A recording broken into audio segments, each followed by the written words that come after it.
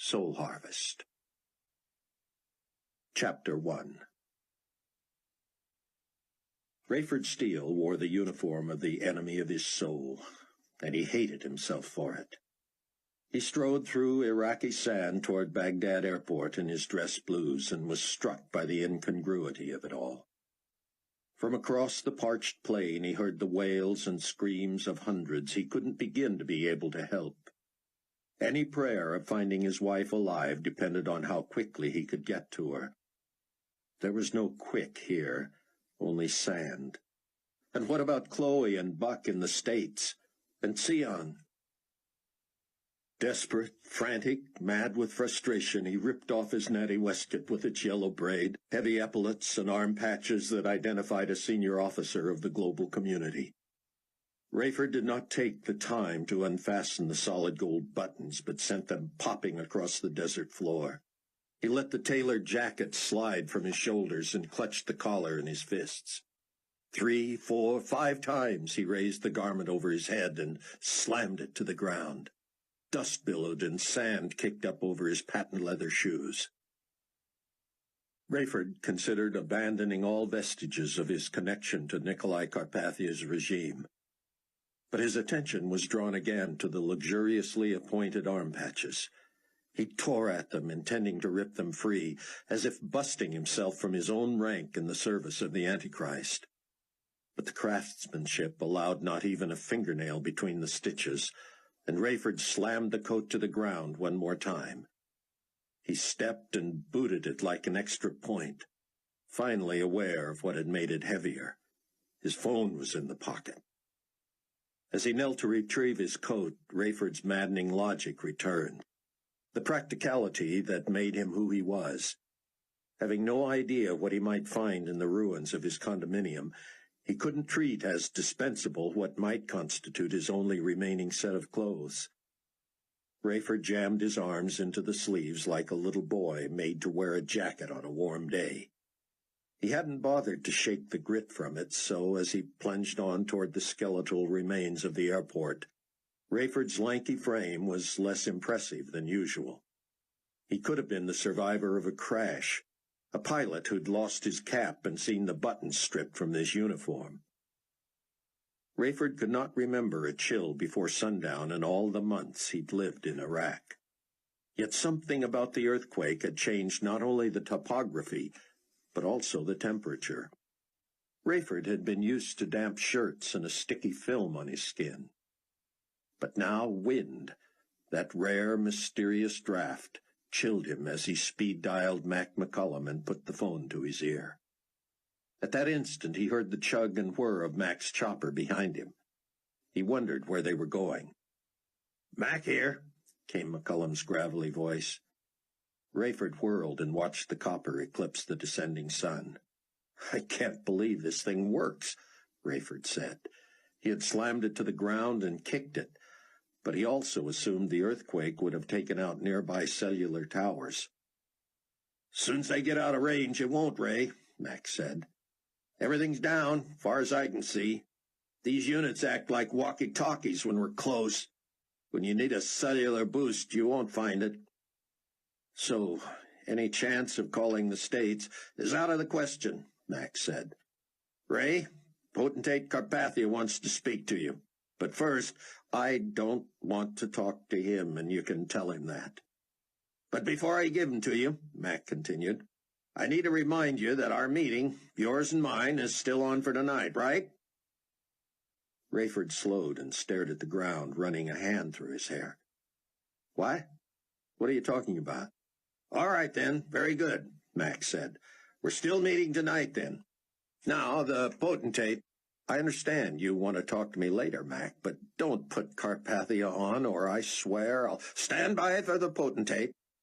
Rayford switched the phone to his right hand, ready to smash it on the ground. But he restrained himself.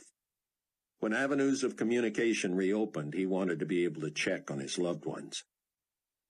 "Captain Steele?" came the emotionless tone of Nikolai Carpathia. "I'm here," Rayford said, allowing his disgust to come through. He assumed God would forgive anything he said to the Antichrist, but he swallowed what he really wanted to say.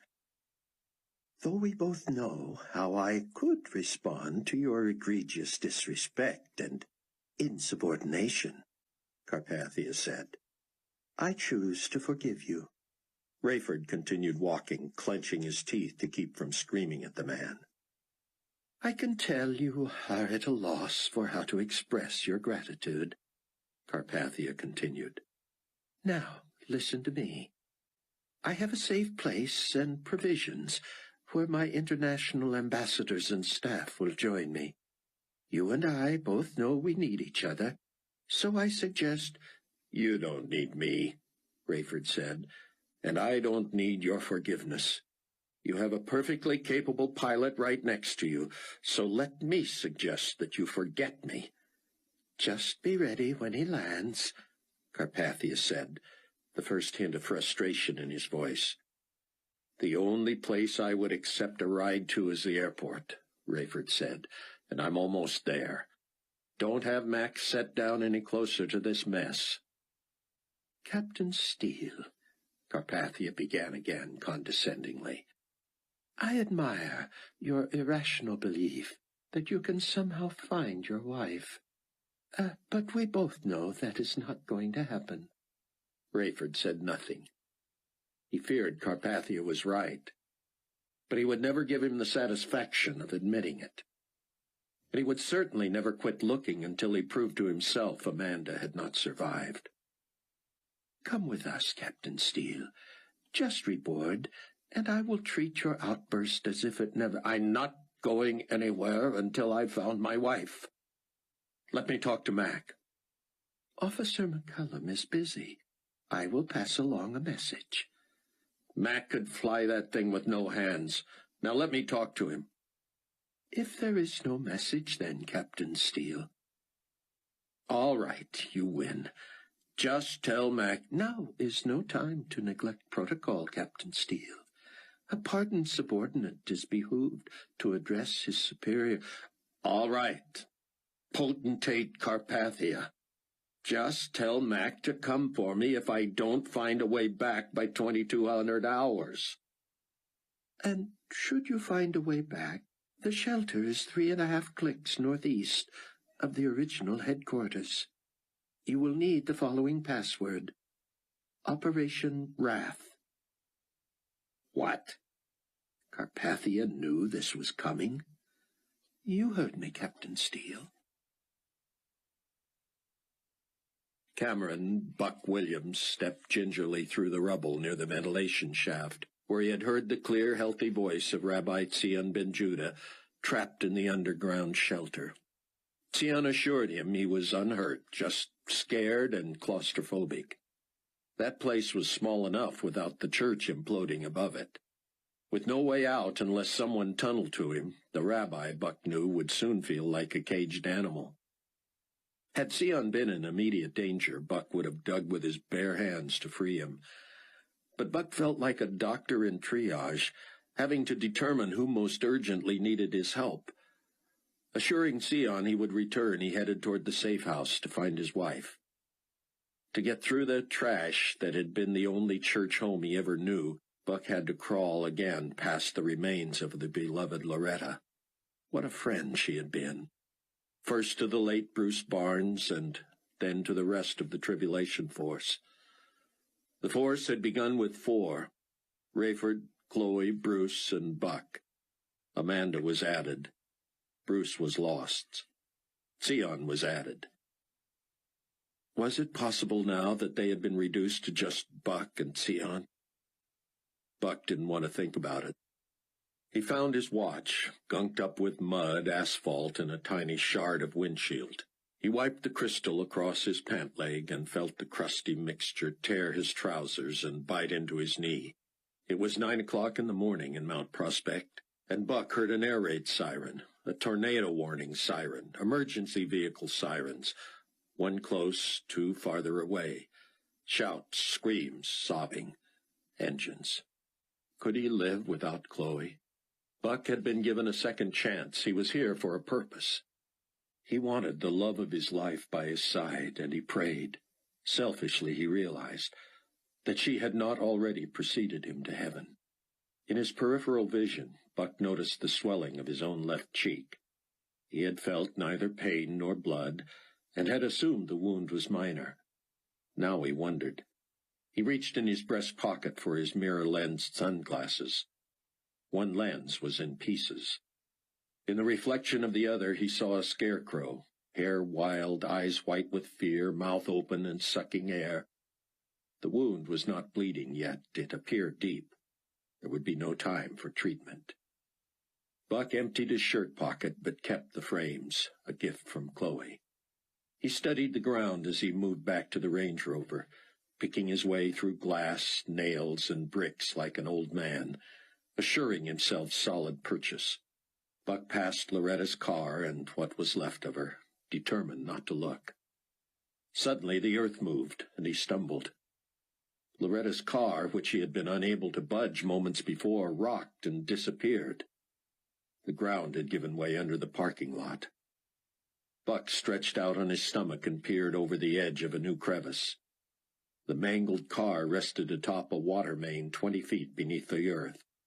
The blown tires pointed up like feet of a bloated roadkill. Curled in a frail ball atop the wreckage was the Raggedy Ann-like body of Loretta, a tribulation saint. There would be more shifting of the earth. Reaching Loretta's body would be impossible. If he was also to find Chloe dead, Buck wished God had let him plunge under the earth with Loretta's car. Buck rose slowly, suddenly aware of what the roller coaster ride through the earthquake had done to his joints and muscles. He surveyed the damage to his vehicle. Though it had rolled and been hit from all sides, it appeared remarkably roadworthy. The driver's side door was jammed, the windshield in gummy pieces throughout the interior, and the rear seat had broken away from the floor on one side. One tire had been slashed to the steel belts, but looked strong and held air. Where were Buck's phone and laptop? He had set them on the front seat. He hoped against hope neither had flown out in the mayhem. Buck opened the passenger door and peered onto the floor of the front seat. Nothing. He looked under the rear seats all the way to the back. In a corner, open and with one screen hinge cracked, was his laptop. Buck found his phone in a door well. He didn't expect to be able to get through to anyone with all the damage to cellular towers and everything else above ground. He switched it on, and it went through a self-test and showed 0 range. Still, he had to try. He dialed Loretta's home. He didn't even get a malfunction message from the phone company. The same happened when he dialed the church, then Sion's shelter. As if playing a cruel joke, the phone made noises as if trying to get through. Then, nothing. Buck's landmarks were gone. He was grateful the Range Rover had a built-in compass. Even the church seemed twisted from its normal perspective on the corner. Poles and lines and traffic lights were down, buildings flattened, trees uprooted, fences strewn about. Buck made sure the Range Rover was in 4-wheel drive. He could barely travel 20 feet before having to punch the car over some rise. He kept his eyes peeled to avoid anything that might further damage the Rover. It might have to last him through the end of the tribulation. The best he could figure, that was still more than 5 years away. As Buck rolled over chunks of asphalt and concrete where the street once lay, he glanced again at the vestiges of New Hope Village Church. Half the building was underground. But that one section of pews, which had once faced west, now faced north and glistened in the sun.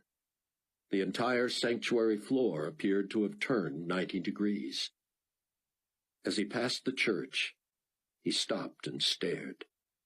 A shaft of light appeared between each pair of pews in the 10-pew section, except in one spot.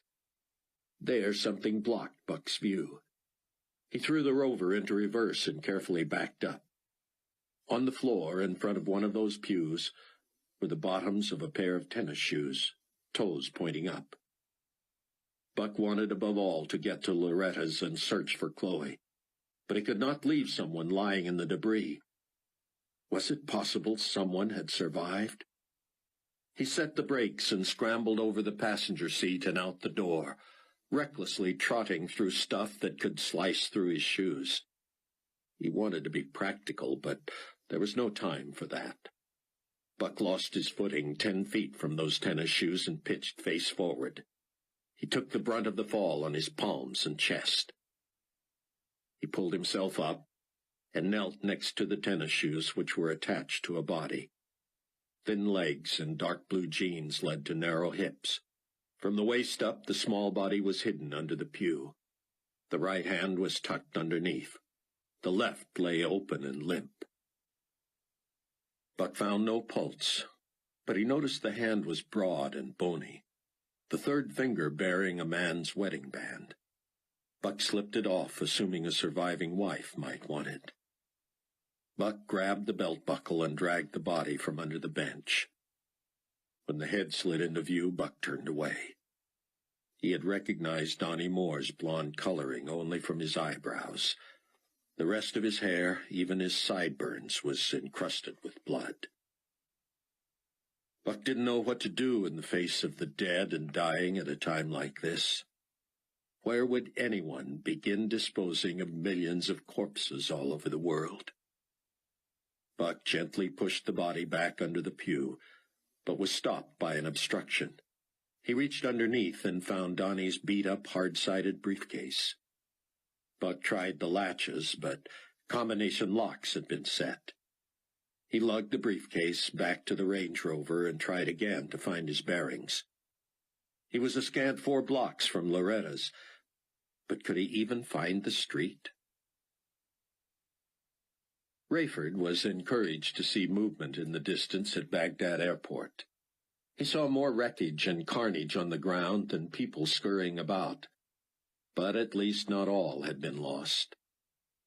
A small, dark figure with a strange gait appeared on the horizon. Rayford watched, fascinated, as the image materialized into a stocky, middle-aged Asian in a business suit. The man walked directly toward Rayford, who waited expectantly, wondering if he could help. But as the man drew near, Rayford realized he was not aware of his surroundings. He wore a wing-tip dress shoe on one foot, with only a sock sliding down the ankle of the other. His suit coat was buttoned, but his tie hung outside it. His left hand dripped blood. His hair was mussed, yet his glasses appeared to have been untouched by whatever he had endured. "Are you all right?" Rayford asked. The man ignored him. "Can I help you?" The man limped past, mumbling in his own tongue. Rayford turned to call him back, and the man became a silhouette in the orange sun. There was nothing in that direction but the Tigris River. "Wait," Rayford called after him. "Come back. Let me help you." The man ignored him, and Rayford dialed Mac again. "Let me talk to Carpathia," he said. "Sure," Mac said. "We're set on that meeting tonight, right?" "Right. Now let me talk to him." "I mean our personal meeting, right?" "Yes, I don't know what you want, but yes, I get the point. Now I need to talk to Carpathia." "Okay, sorry. Here he is." "Change your mind, Captain Steele?" Carpathia said. "Hardly. Listen, do you know Asian languages?" "Some. Why?" "What does this mean?" he asked, repeating what the man had said. "That is easy," Carpathia said. "It means, you cannot help me. Leave me alone." "Bring Mac back around, would you? This man is going to die of exposure." "I thought you were looking for your wife." "I can't leave a man to wander to his death." "Millions are dead and dying. You cannot save all of them." "So you're going to let this man die?" "I do not see him, Captain Steele. If you think you can save him, be my guest. I do not mean to be cold, but I have the whole world at heart just now." Rayford slapped his phone shut and hurried back to the lurching, mumbling man. As he drew near, Rayford was horrified to see why his gait was so strange and why he trailed a river of blood. He had been impaled by a gleaming white chunk of metal, apparently some piece of a fuselage. Why he was still alive, how he survived or climbed out, Rayford couldn't imagine. The shard was embedded from his hip to the back of his head. It had to have missed vital organs by centimeters. Rayford touched the man's shoulder, causing him to wrench away. He sat heavily and, with a huge sigh, toppled slowly in the sand and breathed his last. Rayford checked for a pulse, not surprised to find none. Overcome, he turned his back and knelt in the dirt. Sobs racked his body. Rayford raised his hands to the sky. Why, God, why do I have to see this? Why send someone across my path I can't even help? Spare Chloe and Buck. Please keep Amanda alive for me. I know I don't deserve anything, but I can't go on without her. Usually, Buck drove 2 blocks south and 2 east from the church to Loretta's. But now there were no more blocks. No sidewalks, no streets, no intersections. For as far as Buck could see, every house in every neighborhood had been leveled.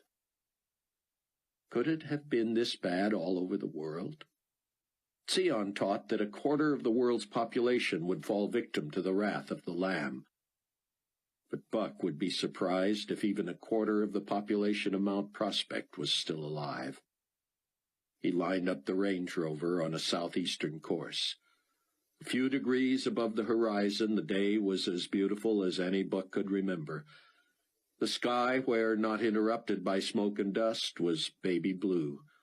No clouds, bright sun. Geysers shot skyward where fire hydrants had ruptured. A woman crawled out from the wreckage of her home, a bloody stump at her shoulder where her arm had been. She screamed at Buck, "Kill me! Kill me!" He shouted, "No!" and leaped from the Rover as she bent and grabbed a chunk of glass from a broken window and dragged it across her neck. Buck continued to yell as he sprinted to her. He only hoped she was too weak to do anything but superficial damage to her neck, and he prayed she would miss her carotid artery. He was within a few feet of her when she stared, startled. The glass broke and tinkled to the ground. She stepped back and tripped, her head smacking loudly on a chunk of concrete. Immediately the blood stopped pumping from her exposed arteries. Her eyes were lifeless as Buck forced her jaw open and covered her mouth with his. Buck blew air into her throat, making her chest rise and her blood trickle, but it was futile. Buck looked around, wondering whether to try to cover her. Across the way, an elderly man stood at the edge of a crater and seemed to will himself to tumble into it. Buck could take no more. Was God preparing him for the likelihood that Chloe had not survived? He wearily climbed back into the Range Rover, deciding he absolutely could not stop and help anyone else who did not appear to really want it. Everywhere he looked, he saw devastation, fire, water, and blood. Against his better judgment, Rayford left the dead man in the desert sand. What would he do when he saw others in various states of demise? How could Carpathia ignore this? Had he not a shred of humanity? Mac would have stayed and helped. Rayford despaired of seeing Amanda alive again. And though he would search with all that was in him, he already wished he had arranged an earlier rendezvous with Mac. He'd seen awful things in his life, but the carnage at this airport was going to top them all. A shelter, even the Antichrists, sounded better than this. Chapter 2. Buck had covered disasters, but as a journalist he had not felt guilty about ignoring the dying. Normally, by the time he arrived on a scene, medical personnel were usually in place. There was nothing he could do but stay out of the way. He had taken pride in not forcing his way into situations that would make things more difficult for emergency workers. But now it was just him. Sounds of sirens told him others were at work somewhere, but surely there were too few rescuers to go around. He could work 24 hours finding barely breathing survivors, but he would not make a dent in the magnitude of this disaster. Someone else might ignore Chloe to get to his own loved one. Those who had somehow escaped with their lives could only hope that they had their own hero fighting the odds to get to them. Buck had never believed in extrasensory perception or telepathy, even before he had become a believer in Christ. Yet now he felt such a deep longing for Chloe, such a desperate grief at even the prospect of losing her, that he felt as if his love oozed from every pore. How could she not know he was thinking of her, praying for her, trying to get to her at all cost?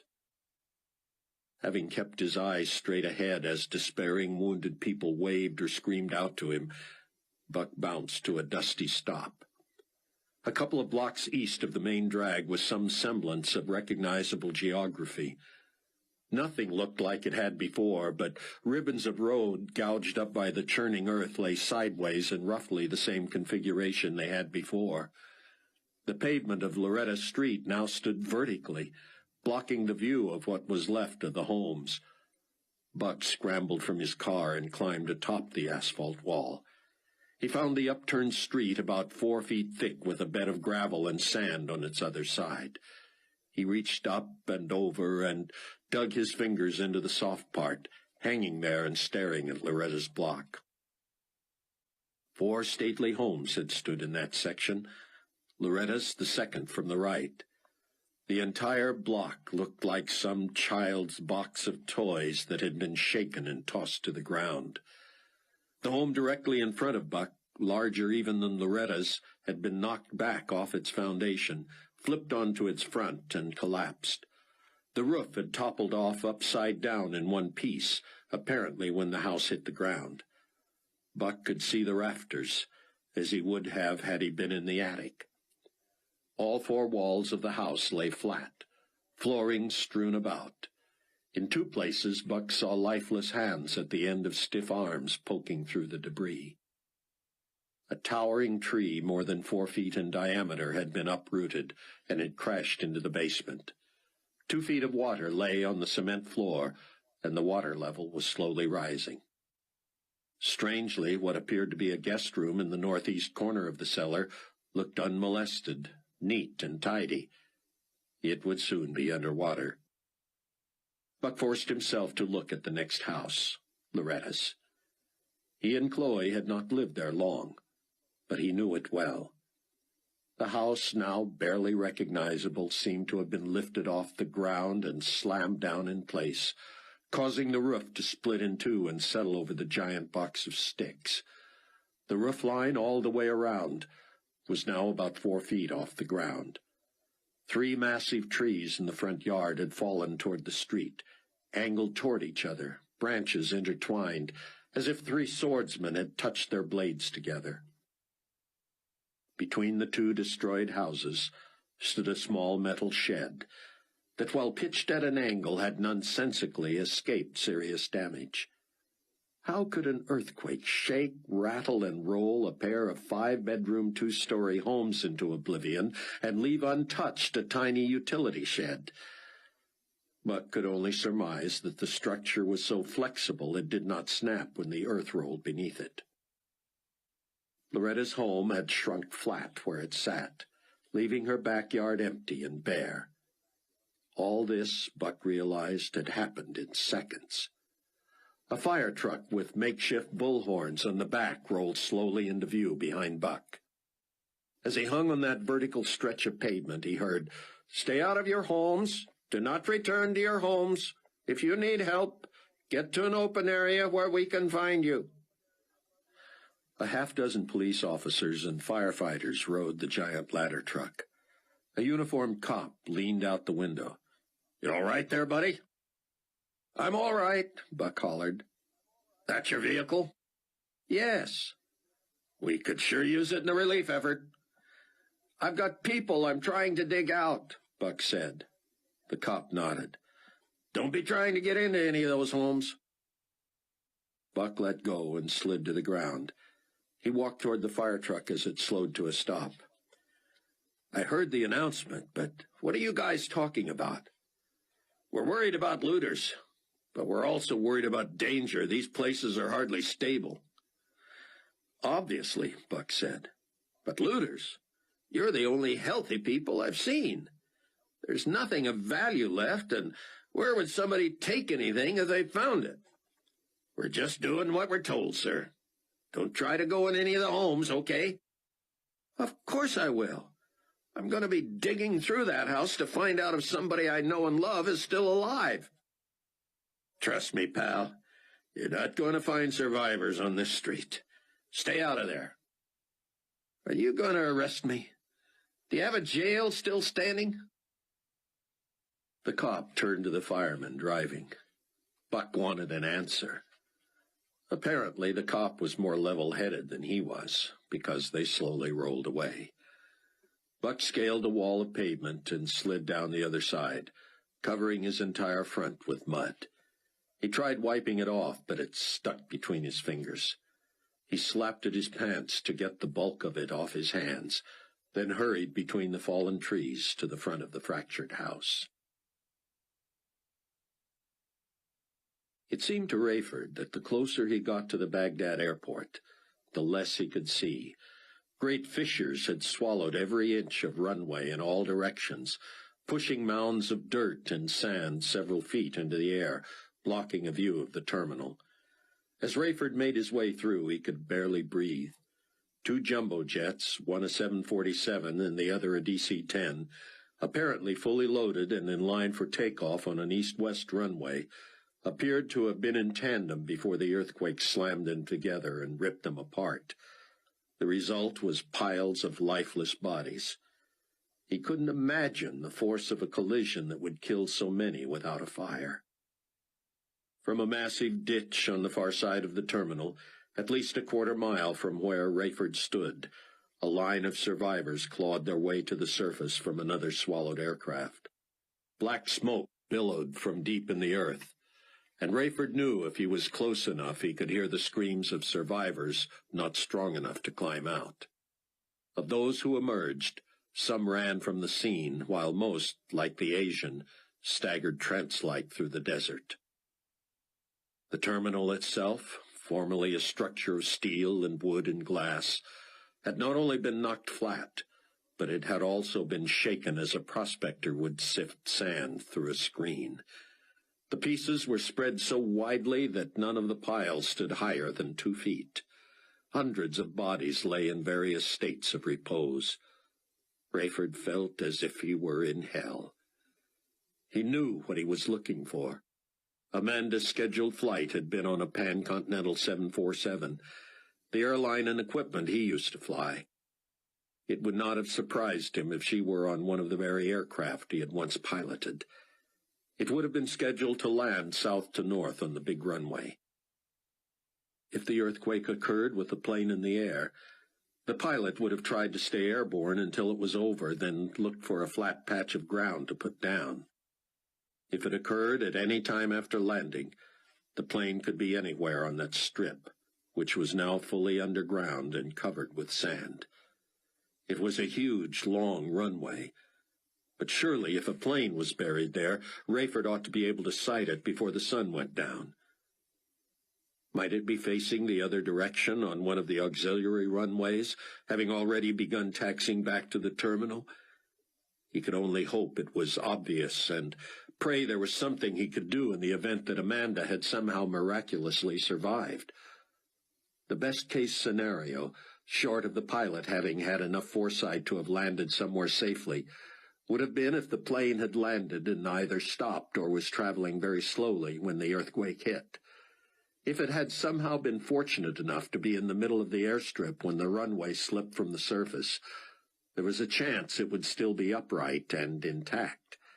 If it was covered with sand, who knew how long the air supply would last? It seemed to Rayford there were at least 10 people dead for every one alive near the terminal. Those who had escaped had to have been outside when the quake hit. It didn't appear anyone inside the terminal had survived. Those few global community uniformed officers who patrolled the area with their high-powered weapons looked as shell-shocked as anyone. Occasionally, one shot Rayford a double take as he moved past, but they backed off and didn't even ask to see identification when they noticed his uniform. With hanging threads where the butt should have been, he knew he looked like just another lucky survivor from the crew of some ill-fated plane. To get to the runway in question, Rayford had to cross paths with a zombied and bleeding queue of fortunates who staggered out of a crater. He was grateful none of them pleaded for help. Most appeared not to even see him, following one another as if trusting that someone somewhere near the front of the line had an idea where he might find help. From deep in that hole, Rayford heard a wailing and moaning he knew he would never be able to forget. If there was anything he could do, he would have done it. Finally, he reached the near end of the long runway. There, directly in the middle, lay the sand-blown but easily recognizable humpback fuselage of a 747. There might have been an hour's worth of sunlight left, but it was fading. As he hurried along the edge of the canyon, the sinking runway had gorged out of the sand. Rayford shook his head and squinted, shading his eyes as he tried to make sense of what he saw. As he came to within 100 feet of the back of the monstrous plane, it became clear what had happened. The plane had been near mid-runway when the pavement simply dropped at least 50 feet beneath it. The weight of that pavement pulled the sand in toward the plane, which now rested on both wingtips, its body hanging precariously over the chasm. Someone had had the presence of mind to get the doors open and the inflatable evacuation chutes deployed, but even the ends of those chutes hung several feet in the air over the collapsed runway. Had the walls of sand at the sides of the plane been any farther apart, no way could the wings have supported the weight of the cabin. The fuselage squeaked and groaned as the weight of the plane threatened to send it plummeting. The plane might be able to drop another 10 feet without seriously injuring anyone, and hundreds could be saved, Rayford believed, if only it could settle gradually.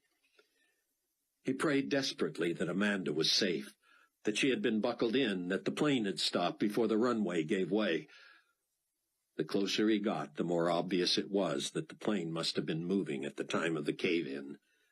The wings were buried several feet in the sand.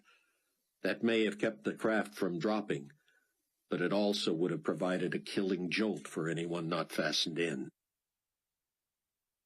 Rayford's heart sank when he drew close enough to see that this was not a PanCon 747 at all, but a British Airways jet. He was struck with such conflicting emotions that he could barely sort them out. What kind of a cold, selfish person is so obsessed with the survival of his own wife that he would be disappointed that hundreds of people might have been saved on this plane? He had to face the ugly truth about himself that he cared mostly for Amanda. Where was her PanCon flight? He spun and scanned the horizon. What a cauldron of death! There was nowhere else to look for the PanCon jet. Until he knew for sure, he would not accept that Amanda was gone. With no other recourse and the inability to call Mac for an earlier pickup, he turned his attention back to the British Airways plane. At one of the open doors, a flight attendant, staring ghost-like from the cabin, helplessly surveyed their precarious position. Rayford cupped his hands and called out to her, "I am a pilot. I have some ideas." "Are we on fire?" she screamed. "No, and you should be very low on fuel. You don't seem to be in danger." "This is very unstable," she shouted. "Should I move everyone to the back so we don't go nose down?" "You won't go nose down anyway. Your wings are stuck in the sand. Get everyone toward the middle and see if you can exit onto the wings without breaking up." "Can we be sure of that?" "No, but you can't wait for heavy equipment to tunnel down there and scaffold up to you. The earthquake was worldwide, and it's unlikely anyone will get to you for days." "These people want out of here now. How sure are you that this will work?" "Not very, but you have no choice. An aftershock could drop the plane all the way." As far as Buck knew, Chloe had been alone at Loretta's. His only hope of finding her was to guess where she might have been in the house when it collapsed. Their bedroom in the southwest corner upstairs was now at ground level. A mass of brick, siding, drywall, glass, framing, trim, floor, studs, wiring, and furniture, covered by half of the split roof. Chloe kept her computer in the basement, now buried under the other 2 floors on that same side of the house. Or she might have been in the kitchen at the front of the house, but also on that same side. That left Buck with no options. He had to get rid of a major section of that roof and start digging. If he didn't find her in the bedroom or the basement, his last hope was the kitchen. He had no boots, no gloves, no work clothes, no goggles, no helmet. All he had were the filthy, flimsy clothes on his back, normal shoes, and his bare hands. It was too late to worry about tetanus. He leaped onto the shifting roof. He edged up the steep incline, trying to see where it might be weak or could fall apart. It felt solid, though unsteady. He slid to the ground and pushed up under the eaves. No way could he do this by himself. Might there be an axe or chainsaw in the metal shed? He couldn't get it open at first. The door was jammed. It seemed such a frail thing, but having shifted in the earthquake, the shed had bent upon itself and was unwilling to budge. Buck lowered his shoulder and rammed it like a football player. It groaned in protest, but snapped back into position. He karate-kicked it 6 times, then lowered his shoulder and barreled into it again. Finally, he backed up 20 feet and raced toward it, but his slick shoes slipped in the grass and sent him sprawling. In a rage, he trotted back farther, started slower, and gradually picked up speed. This time he smashed into the side of the shed so hard that he tore it from its moorings. It flipped over the tools inside, and he went with it, riding it to the ground before bouncing off. A jagged edge of the roof caught his rib cage as he hurtled down, and flesh gave way. He grabbed his side and felt a trickle, but unless he severed an artery, he wouldn't slow down. He dragged shovels and axes to the house and propped long-handled garden implements under the eaves. When Buck leaned against them, the edge of the roof lifted, and something snapped between the few remaining shingles. He attacked that with a shovel, imagining how ridiculous he looked and what his father might say if he saw him using the wrong tool for the wrong job. But what else could he do? Time was of the essence. He was fighting all odds anyway.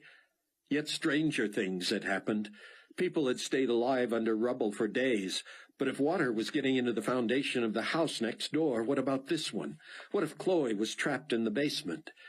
He prayed that if she had to die, it had already happened quickly and painlessly. He did not want her life to ebb slowly away in a horrifying drowning. He also feared electrocution when water met open electric lines. With a chunk of the roof gone, Buck shoveled debris away until he hit bigger pieces that had to be removed by hand. He was in decent shape, but this was beyond his routine. His muscles burned as he tossed aside heavy hunks of wall and flooring. He seemed to make little progress, huffing and puffing and sweating. Buck twisted conduit out of the way and tossed aside ceiling plaster. He finally reached the bed frame, which had been snapped like kindling. He pushed in to where Chloe often sat at a small desk. It took him another half hour to dig through there, calling her name every so often. When he stopped to catch his breath, he fought to listen for the faintest noise. Would he be able to hear a moan, a cry, a sigh? If she made the smallest sound, he would find her. Buck began to despair. This was going too slowly. He hit huge chunks of floor too heavy to move. The distance between the floorboards of the upstairs bedroom and the concrete floor of the basement was simply not that great. Anyone caught between there had surely been smashed flat. But he could not quit. If he couldn't get through this stuff by himself, he would get Sion to help him. Buck dragged the tools out to the front and tossed them over the pavement wall. Getting over from this side was a lot harder than from the other because the mud was slippery. He looked up one way and down the other and couldn't see the end of where the road had been flipped vertical. He dug his feet into the mud and finally got to where he could reach the asphalt on the other side at the top. He pulled himself up and slid over, landing painfully on his elbow.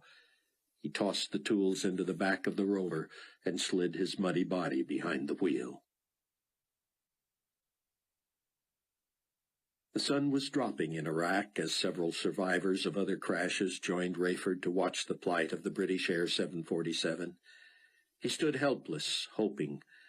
The last thing he wanted was to be responsible for injury or death to anyone, but he was certain that exiting onto the wings was their only hope. He prayed they could then climb the steep banks of sand. Rayford was encouraged at first when he saw the first passengers crawl onto the wings. Apparently, the flight attendant had rallied the people and got them to work together. Rayford's encouragement soon turned to alarm when he saw how much motion they generated and how it strained the fragile support. The plane was going to break up. Then what would happen to the fuselage? If one end or the other tipped too quickly, dozens could be killed. Those not strapped in would be hurtled to one end of the plane or the other, landing atop each other. Rayford wanted to shout, to plead with the people inside to spread out. They needed to go about this with more precision and care. But it was too late, and they would never hear him. The noise inside the plane had to be deafening. The two on the right wing leaped into the sand. The left wing gave way first, but was not totally sheared off. The fuselage rotated left, and it was clear passengers inside fell that way too. The rear of the plane was going down first. Rayford could only hope the right wing would give way in time to even it out. At the last instant, that happened. But though the plane landed nearly perfectly flat on its tires, it had dropped much too far. People had to have been horribly bounced against each other in the plane. When the front tire collapsed, the nose of the plane drove so hard into the pavement that it shook more sand avalanches loose from the sides, which quickly filled the gorge. Rayford stuffed his phone in his pants pocket and tossed his jacket aside. He and others dug with their hands and began burrowing into the plane to allow air and escape passages. Sweat soaked through his clothes. The shine of his shoes would never return, but when might he ever again need dress shoes anyway? When he and his compatriots finally reached the plane, they met passengers digging their way out. Rescuers behind Rayford cleared the area when they heard helicopter blades. Rayford assumed, as everyone probably did, that it was a relief chopper. Then he remembered. If it was Mac, it must be 10 already. Was it because he cared, Rayford wondered, or was he more concerned with their meeting? Rayford phoned Mac from deep in the gorge and told him he wanted to be sure no one had been killed on board the 747. Mac told him he'd be waiting on the other side of the terminal. A few minutes later, relieved that all had survived, Rayford climbed back to the surface. He could not, however, find his jacket. That was just as well. He assumed Carpathia would soon fire him anyway. Rayford picked his way through the flattened terminal and around the back. Mac's helicopter idled 100 yards away. In the darkness, Rayford assumed a clear path to the small craft and began hurrying. Amanda was not here, and this was a place of death. He wanted out of Iraq altogether, but for now he wanted away from Baghdad. He might have to endure Carpathia's shelter, whatever that was, but as soon as he was able, he would put distance between himself and Nikolai. Rayford picked up speed, still in shape in his early 40s. But suddenly he somersaulted into what? Bodies. He had tripped over one and landed atop others. Rayford stood and rubbed a painful knee, fearing he had desecrated these people. He slowed and walked to the chopper. "Let's go, Mac," he said as he climbed aboard. "I don't need to be told that twice," Mac said, throttling up. "I need to talk to you in a bad way." It was afternoon in the Central Standard Time Zone when Buck pulled within sight of the wreckage of the church. He was coming out the passenger door when an aftershock rumbled through. It lifted the truck and propelled Buck into the dirt on his rear. He turned to watch the remains of the church sift, shift, and toss about. The pews that had escaped the ravages of the quake now cracked and flipped. Buck could only imagine what had happened to poor Donnie Moore's body. Perhaps God himself had handled the burial. Buck worried about Sion. What might have broken loose and fallen in his underground shelter? Buck scrambled to the ventilation shaft which had provided Sion's only source of air. "Sion, are you all right?" He heard a faint, breathy voice. "Thank God you have returned, Cameron. I was lying here with my nose next to the vent when I heard the rumble and something clattering its way toward me. I rolled out of the way just in time. There are pieces of brick down here. Was it an aftershock?" "Yes." "Forgive me, Cameron, but I have been brave long enough. Get me out of here." It took Buck more than an hour of grueling digging to reach the entrance to the underground shelter. As soon as he began the tricky procedure to unlock and open the door, Sion began pushing it from the inside. Together they forced it open against the weight of cinder blocks and other trash. Sion squinted against the light and drank in the air. He embraced Buck tightly and asked, "What about Chloe?" "I need your help." "Let us go. Any word from the others?" "It could be days before communication opens to the Middle East. Amanda should be there with Rayford by now, but I have no idea about either of them." "One thing you can be sure of," Sion said in his thick Israeli accent, "is that if Rayford was near Nikolai, he is likely safe. The scriptures are clear that the Antichrist will not meet his demise until a little over a year from now." "I wouldn't mind having a hand in that," Buck said. "God will take care of that, but it is not the due time. Repulsive as it must be for Captain Steele to be in proximity to such evil, at least he should be safe." In the air, Mac McCullum radioed back to the safe shelter and told the radio operator, "We're involved in the rescue here, so we're going to be another hour or two. Over." "Roger that. I'll inform the potentate. Over." Rayford wondered what could be so important that Mac would risk lying to Nikolai Carpathia. Once Rayford's headset was in place, Mac said, "What the blazes is going on? What is Carpathia up to? What's all this about the wrath of the Lamb, and what in the world was I looking at earlier when I thought I was looking at the moon? I've seen a lot of natural disasters, and I've seen some strange atmospheric phenomena, but I swear on my mother's eyes I've never seen anything make a full moon look like it's turned to blood. Why would an earthquake do that?" Man, Rayford thought, this guy is ripe. But Rayford was also puzzled. "I'll tell you what I think, Mac. But first, tell me why you think I would know." "I can tell, that's all. I wouldn't dare cross Carpathia in a million years, even though I can tell he's up to no good. You don't seem to be intimidated by him at all. I about lost my lunch when I saw that red moon, and you acted like you knew it'd be there." Rayford nodded, but didn't expound. "I have a question for you, Mac. You knew why I went to the Baghdad airport. Why didn't you ask me what I found out about my wife or Hattie Durham?" "None of my business, that's all," Mac said. Don't give me that. Unless Carpathia knows more than I do, he would have wanted to know about Hattie's whereabouts as soon as either of us knew anything. No, Rayford, it's like this. See, I just knew. Everybody knows that it wasn't likely either your wife or Miss Durham would have survived a crash at that airport. Mac, you saw yourself that hundreds of people were going to get off that 747. Sure, 9 out of 10 people died in that place, but lots survived, too. Now, if you want answers from me, you'd better start giving me some.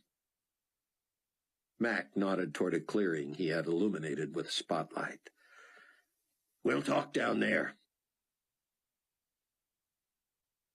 Sion brought only his phone, his laptop, and a few changes of clothes that had been smuggled into him. Buck waited until they parked near the torn-up pavement in front of Loretta's house to tell him about Donnie Moore. It is a tragedy, Sion said.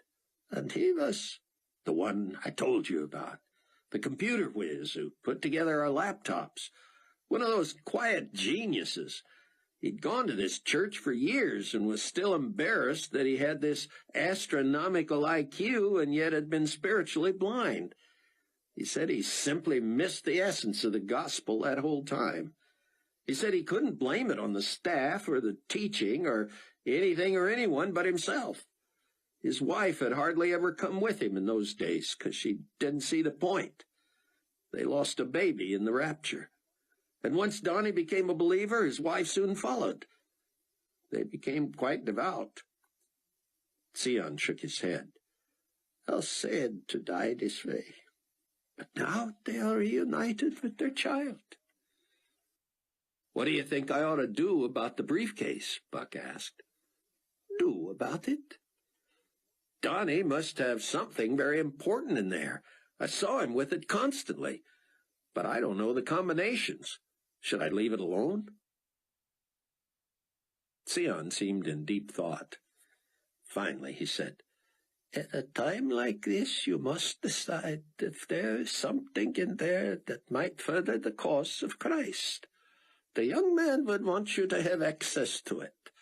Should you break into it and find only personal things, it would be only right to maintain his privacy. Sion and Buck clambered out of the rover. As soon as they had tossed their tools over the wall and climbed over it, Sion said, Buck, there is Chloe's car. Chapter 3. Rayford could not swear to the credibility of Mac McCullum. All he knew was that the freckled, twice-divorced man had just turned 50 and had never had kids. He was a careful and able aviator, facile with various types of aircraft, having flown both militarily and commercially. Mac had proved a friendly, interested listener, earthy in expression. They had not known each other long enough for Rayford to expect him to be more forthcoming. Though he seemed a bright and engaging guy, their limited relationship had involved only surface cordiality. Mac knew Rayford was a believer. Rayford hid that from no one. But Mac had never shown the slightest interest in the matter. Until now. Paramount in Rayford's mind was what not to say. Mac had finally expressed frustration over Carpathia, going so far as to allow that he was up to no good. But what if Mac was a subversive, working for Carpathia as more than a pilot? What a way to entrap Rayford! Dare he both share his faith with Mac and reveal all that he and the Tribulation Force knew about Carpathia? And what of the bugging device built into the Condor 216? Even if Mac expressed an interest in Christ, Rayford would keep that volatile secret until he was sure Mac was not a fake. Mac turned off everything on the chopper except auxiliary power that kept the control panel lights and radio on. All Rayford could see across the expanse of inky desert was moon and stars. If he hadn't known better, he might have been persuaded that the little craft was drifting along on an aircraft carrier in the middle of the ocean. Mac, Rayford said, Tell me about the shelter. What does it look like? And how did Carpathia know he needed it? I don't know, Max said. Maybe it was a security blanket in case one or more of his ambassadors turned on him again. It's deep, it's concrete, and it'll protect him from radiation. And I'll tell you one more thing. It's plenty big enough for the 216. Rayford was dumbfounded. The 216? I left that at the end of the long runway in New Babylon. And I was assigned to move it early this morning. Move it where? Didn't you ask me just the other day about that new utility road Carpathia had built? That single-lane thing that seemed to lead only to the fence at the end of the airstrip? Yeah, well, now there's a gate in the fence where that road ends. So, you open the gate, Rayford said, and you go where? Across desert sand, right? That's what it looks like, Max said. But a huge expanse of that sand has been treated with something. Wouldn't you think a craft as big as the 216 would sink in the sand if it ever got that far? You're telling me you taxied the 216 down that little utility road to a gate in the fence? How big must that gate be? Only big enough for the fuselage. The wings are higher than the fence. So you ferried the Condor off the airstrip and across the sand to where? 3.5 clicks northeast of headquarters, just like Carpathia said. So this shelter isn't in a populated area? Nope. I doubt anyone's ever seen it without Carpathia's knowledge. It's huge, Ray, and it must have taken ages to build. I could have fit 2 aircraft that size in there and only half filled the space. It's about 30 feet below ground with plenty of supplies, plumbing, lodging, cooking areas, you name it. How does something underground withstand the shifting of the earth? Part genius, part luck, I guess, Max said. The whole thing floats, suspended on some sort of a membrane filled with hydraulic fluid and sitting on a platform of springs that serve as mammoth shock absorbers. So, the rest of New Babylon is in ruins, but the Condor and Carpathia's little hideout, or I should say big hideout, escaped damage. That's where the ingenious part comes in, Ray. The place was rocked pretty good, but the technology delivered. The one eventuality they couldn't escape, even though they predicted it, was that the main entrance, the huge opening that allowed the plane to easily slip in there, was completely covered over with rock and sand by the quake. They were able to shelter a couple of other smaller openings on the other side to maintain passage, and Carpathia already has earth movers reopening the original entrance. They're working on it right now. So, what? He's looking to go somewhere? Can't stand the heat? No, not at all. He's expecting company. His kings are on their way? He calls them ambassadors. He and Fortunato have big plans. Rayford shook his head. Fortunato. I saw him in Carpathia's office when the earthquake started. How'd he survive? I was surprised as you, Ray. Unless I missed him, I didn't see him come out that door on the roof. I figured the only people with a prayer surviving the collapse of that place were the few who were on the roof when the thing went down. That's more than a 60-foot drop with concrete crashing all around you. So even that's a long shot. But I've heard stranger. I read about a guy in Korea who was on top of a hotel that collapsed, and he said he felt like he was surfing on a concrete slab till he hit the ground and rolled and wound up with only a broken arm. So what's the story? How did Fortunato get out? You're not going to believe it. I'd believe anything at this point. Here's the story the way I saw it. I take Carpathia back to the shelter, and I put her down near the entrance where I'd parked the Condor.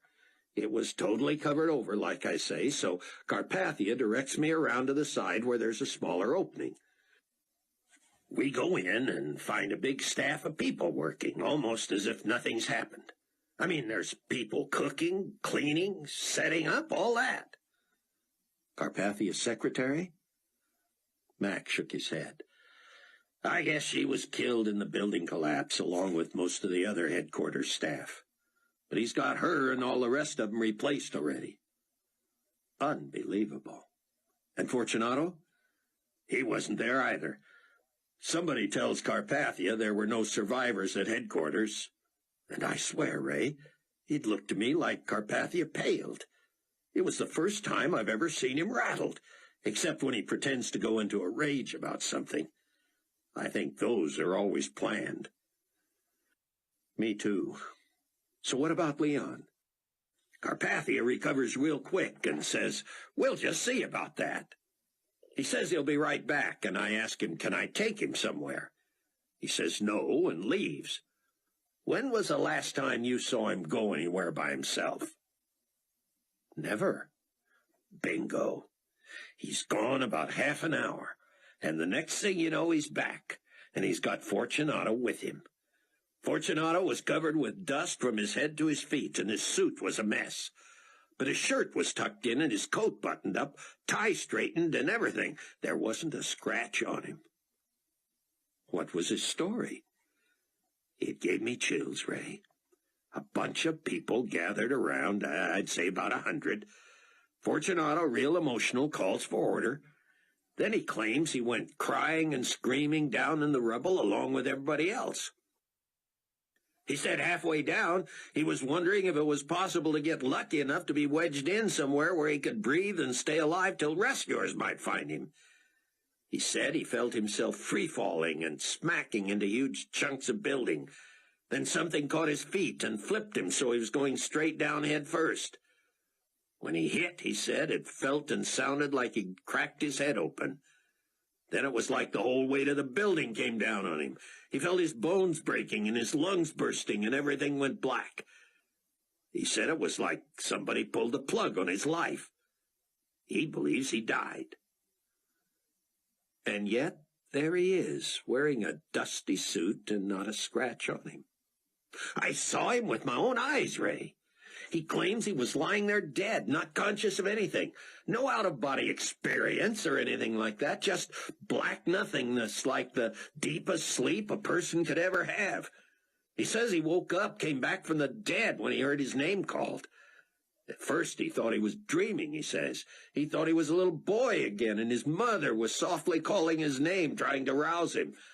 But then he says he heard Nikolai's loud call, "Leonardo, come forth." What? I'm telling you, Ray, it gave me the willies. I was never that religious, but I know that story from the Bible, and it sure sounded like Nikolai was pretending to be Jesus or something. You think the story's a lie? Rayford asked. You know, the Bible also says it's appointed unto man once to die. No second chances. I didn't know that.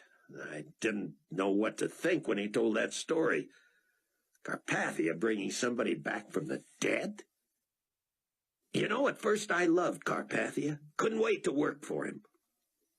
There were times I thought he was a godly man, maybe some kind of deity himself. But it didn't add up. Him making me take off from the top of that building while people were hanging onto the struts and screaming for their lives. Him putting you down because you wanted to help that crash survivor in the desert? What kind of a god-man is that? He's no god-man, Rayford said. He's an anti-god-man.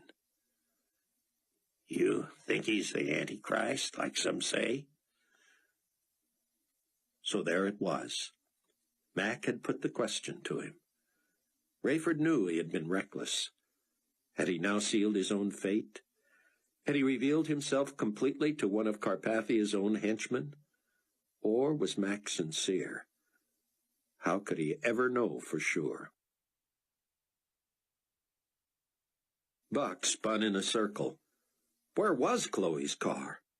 She always parked it in the driveway in front of the garage that contained Loretta's junk. Loretta's own car was usually in the other stall. It wouldn't have made sense for Chloe to move her car into Loretta's stall just because Loretta had driven to the church. It could have been tossed anywhere, Sion, Buck said. Yes, my friend, but not so far away that we could not see it. It could have been swallowed up. We should look, Cameron.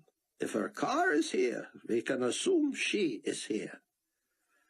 Buck moved up and down the street, looking between wrecked houses and into great holes in the earth. Nothing resembling Chloe's car turned up anywhere.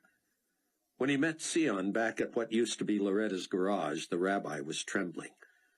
Though only in his middle 40s, Sion suddenly looked old to Buck. He moved with a shaky gait and stumbled, dropping to his knees.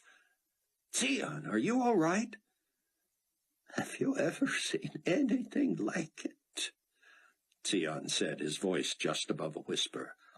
"I have seen devastation and waste, but this is overwhelming. Such widespread death and destruction." Buck put his hand on the man's shoulder and felt sobs rack his body. "Sion, we must not allow the enormity of all this to penetrate our minds. I have to somehow keep it separated from myself. I know it's not a dream. I know exactly what we're going through, but I can't dwell on it. I'm not equipped. If I allow it to overwhelm me, I'll be good to no one. We need each other. Let's be strong." Buck realized his own voice was weak as he pleaded with Sion to be strong. "Yes," Sion said tearfully, trying to collect himself. "Glory of the Lord must be our rear guard. We will rejoice in the Lord always, and he will lift us up." With that, Sion rose and grabbed a shovel. Before Buck could catch up, Sion began digging at the base of the garage. The helicopter's radio crackled to life, giving Rayford time to search himself, to think and silently pray that God would keep him from saying something stupid. He still didn't know whether Amanda was dead or alive. He didn't know whether Chloe or Buck or Sion were still on Earth or in heaven. Finding them, reuniting with them, was his top priority. Was he now risking everything? The dispatcher at the shelter requested Max 1020. Mac glanced ruefully at Rayford. "Better make it sound like we're in the air," he said, cranking the engines. The noise was deafening. "Still working rescue at Baghdad," he said. "Be at least another hour." "Roger that." Mac shut the chopper down. "Bought us some time," he said. Rayford covered his eyes briefly. "God," he prayed silently, "all I can do is trust you and follow my instincts. I believe this man is sincere. If he's not, keep me from saying anything I shouldn't. If he is sincere, I don't want to keep from telling him what he needs to know. You've been so overt, so clear with Buck and Sion. Couldn't you give me a sign? Anything that would assure me I'm doing the right thing?" Rayford looked uncertainly into Mac's eyes, dimly illuminated by the glow from the control panel. For the moment, God seemed silent. He had not made a habit of speaking directly to Rayford, though Rayford had enjoyed his share of answers to prayer. There was no turning back now. While he sensed no divine green light, neither did he sense a red or even a yellow. Knowing the outcome could be a result of his own foolishness, he realized he had nothing to lose. "Mac, I'm going to tell you my whole story, and everything I feel about what's happened, about Nikolai, and about what's to come.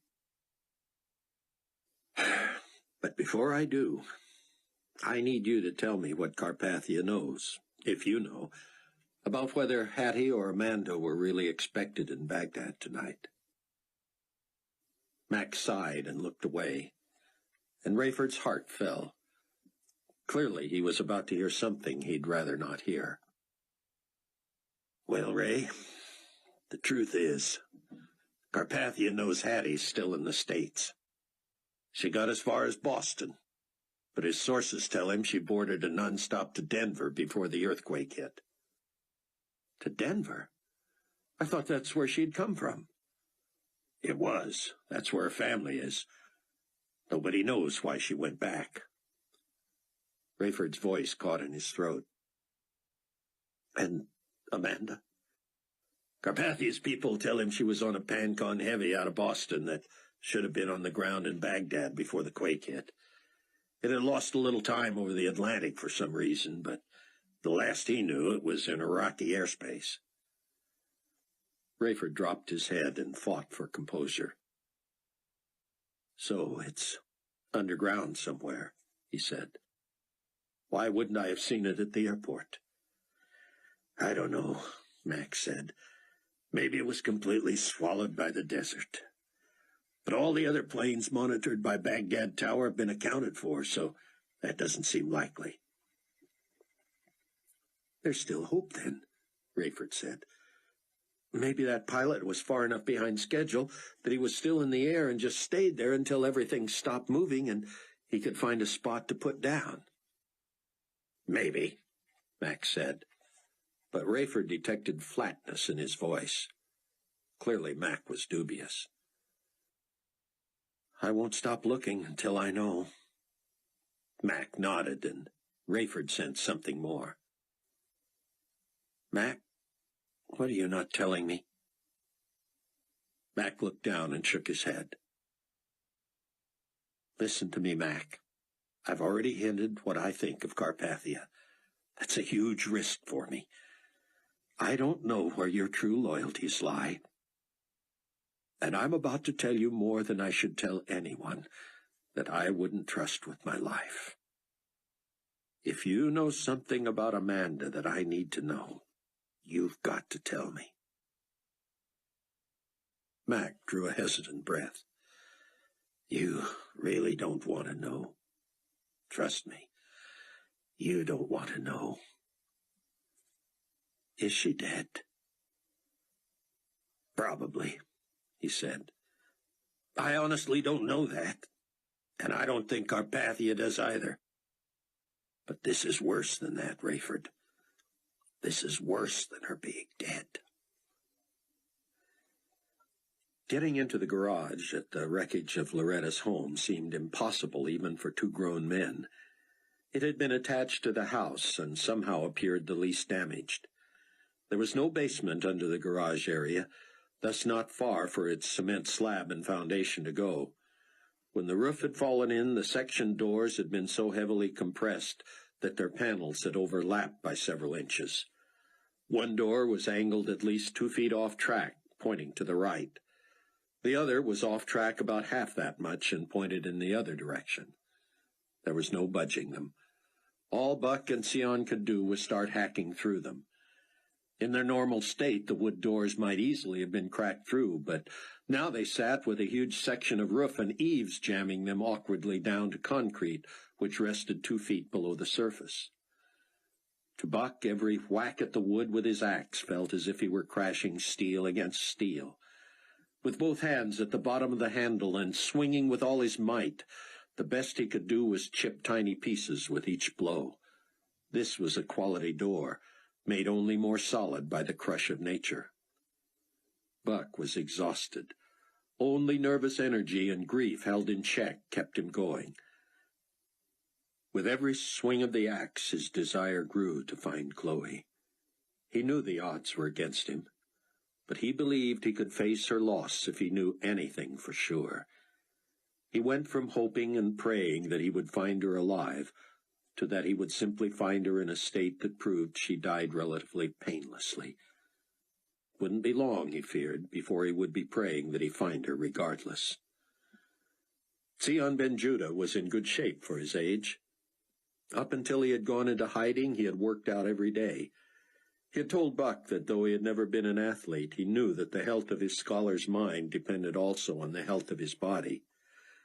Sion was keeping up his end of the task, wailing away at the door in various spots, testing for any weakness that would allow him to drive through it more quickly. He was panting and sweating, yet still he tried to talk while he worked. "Cameron," You did not expect to find Chloe's car in the area, do you? No. And if you do not, from that you will conclude that she somehow escaped. That's my hope. So, this is a process of elimination. That's right. As soon as we have established that her car is not here, Cameron, let us try to salvage whatever we can from the house. Like what? Foodstuffs, your clothes. Did you say you had already cleared your bedroom area? Yes, but I didn't see the closet or its contents. It can't be far. The chest of drawers? Surely you have clothes in there. Good idea, Buck said. Between the two axes and their resounding thwacks against the garage door, Buck heard something else. He stopped swinging and held up a hand to stop Sion. The older man leaned on his axe to catch his breath, and Buck recognized the thump, thump, thump of helicopter blades. It grew so loud and close that Buck assumed it was 2 or 3 choppers. But when he caught sight of the craft, he was astounded to see it was just one, big as a bus. The only other he'd seen like it was in the Holy Land during an air attack years before. But this one, settling down just 100 or so yards away, resembled those old gray and black Israeli transport choppers only in size. This was sparkling white, and appeared to have just come off the assembly line. It carried the huge insignia of the global community. "Do you believe this?" Buck asked. "What do you make of it?" Sion said. "No idea. I just hope they're not looking for you." "Frankly, Cameron, I think I have become a very low priority to the GC all of a sudden, don't you?" "We'll find out soon enough. Come on." They dropped their axes and crept back to the upturned pavement that had served as Loretta's street not that many hours before. Through a gouge in that fortress, they saw the GC copter settle next to a toppled utility pole. A high-tension wire snapped and crackled on the ground, while at least a dozen GC emergency workers piled out of the aircraft. The leader communicated on a walkie-talkie, and within seconds power was cut to the area and the sparking line fell dead. The leader directed a wire cutter to snip the other lines that led to the power pole. 2 uniformed officers carried a large circular metal framework from the helicopter, and technicians quickly jury-rigged a connection that fastened it to one end of the now bare pole. Meanwhile, others used a massive earth drill to dig a new hole for the pole. A water tank and fast-setting concrete mixer dumped a solution in the hole, and a portable pulley was anchored on 4 sides by 2 officers, putting their entire weight on its metal feet at each corner. The rest maneuvered the quickly refashioned pole into position. It was drawn up to a 45-degree angle, and 3 officers bent low to slide its bottom end into the hole. The pulley tightened and straightened the pole, which dropped fast and deep, sending the excess concrete solution shooting up the sides of the pole. Within seconds, everything was reloaded into the helicopter, and the GC team lifted off. In fewer than 5 minutes, a utility pole that had borne both electrical power and telephone lines had been transformed. Buck turned to Sion. "Do you realize what we just saw?" "Unbelievable," Sion said. "It is now a cellular tower, is it not?" "It is. It's lower than it should be, but it'll do the trick. Somebody believes that keeping the cell areas functioning is more important than electricity or telephone wires." Buck pulled his phone from his pocket. It showed full power and full range, at least in the shadow of that new tower. "I wonder," he said, "how long it'll be before enough towers are up to allow us to call anywhere again." Sion had started back toward the garage. Buck caught up with him. "It cannot be long," Sion said. "Carpathia must have crews like this working around the clock all over the world." "We better get heading back soon," Max said. "Oh, sure," Rayford said. I'm going to let you take me back to Carpathia in his safe shelter before you tell me something about my own wife that I'll hate worse than knowing she's dead.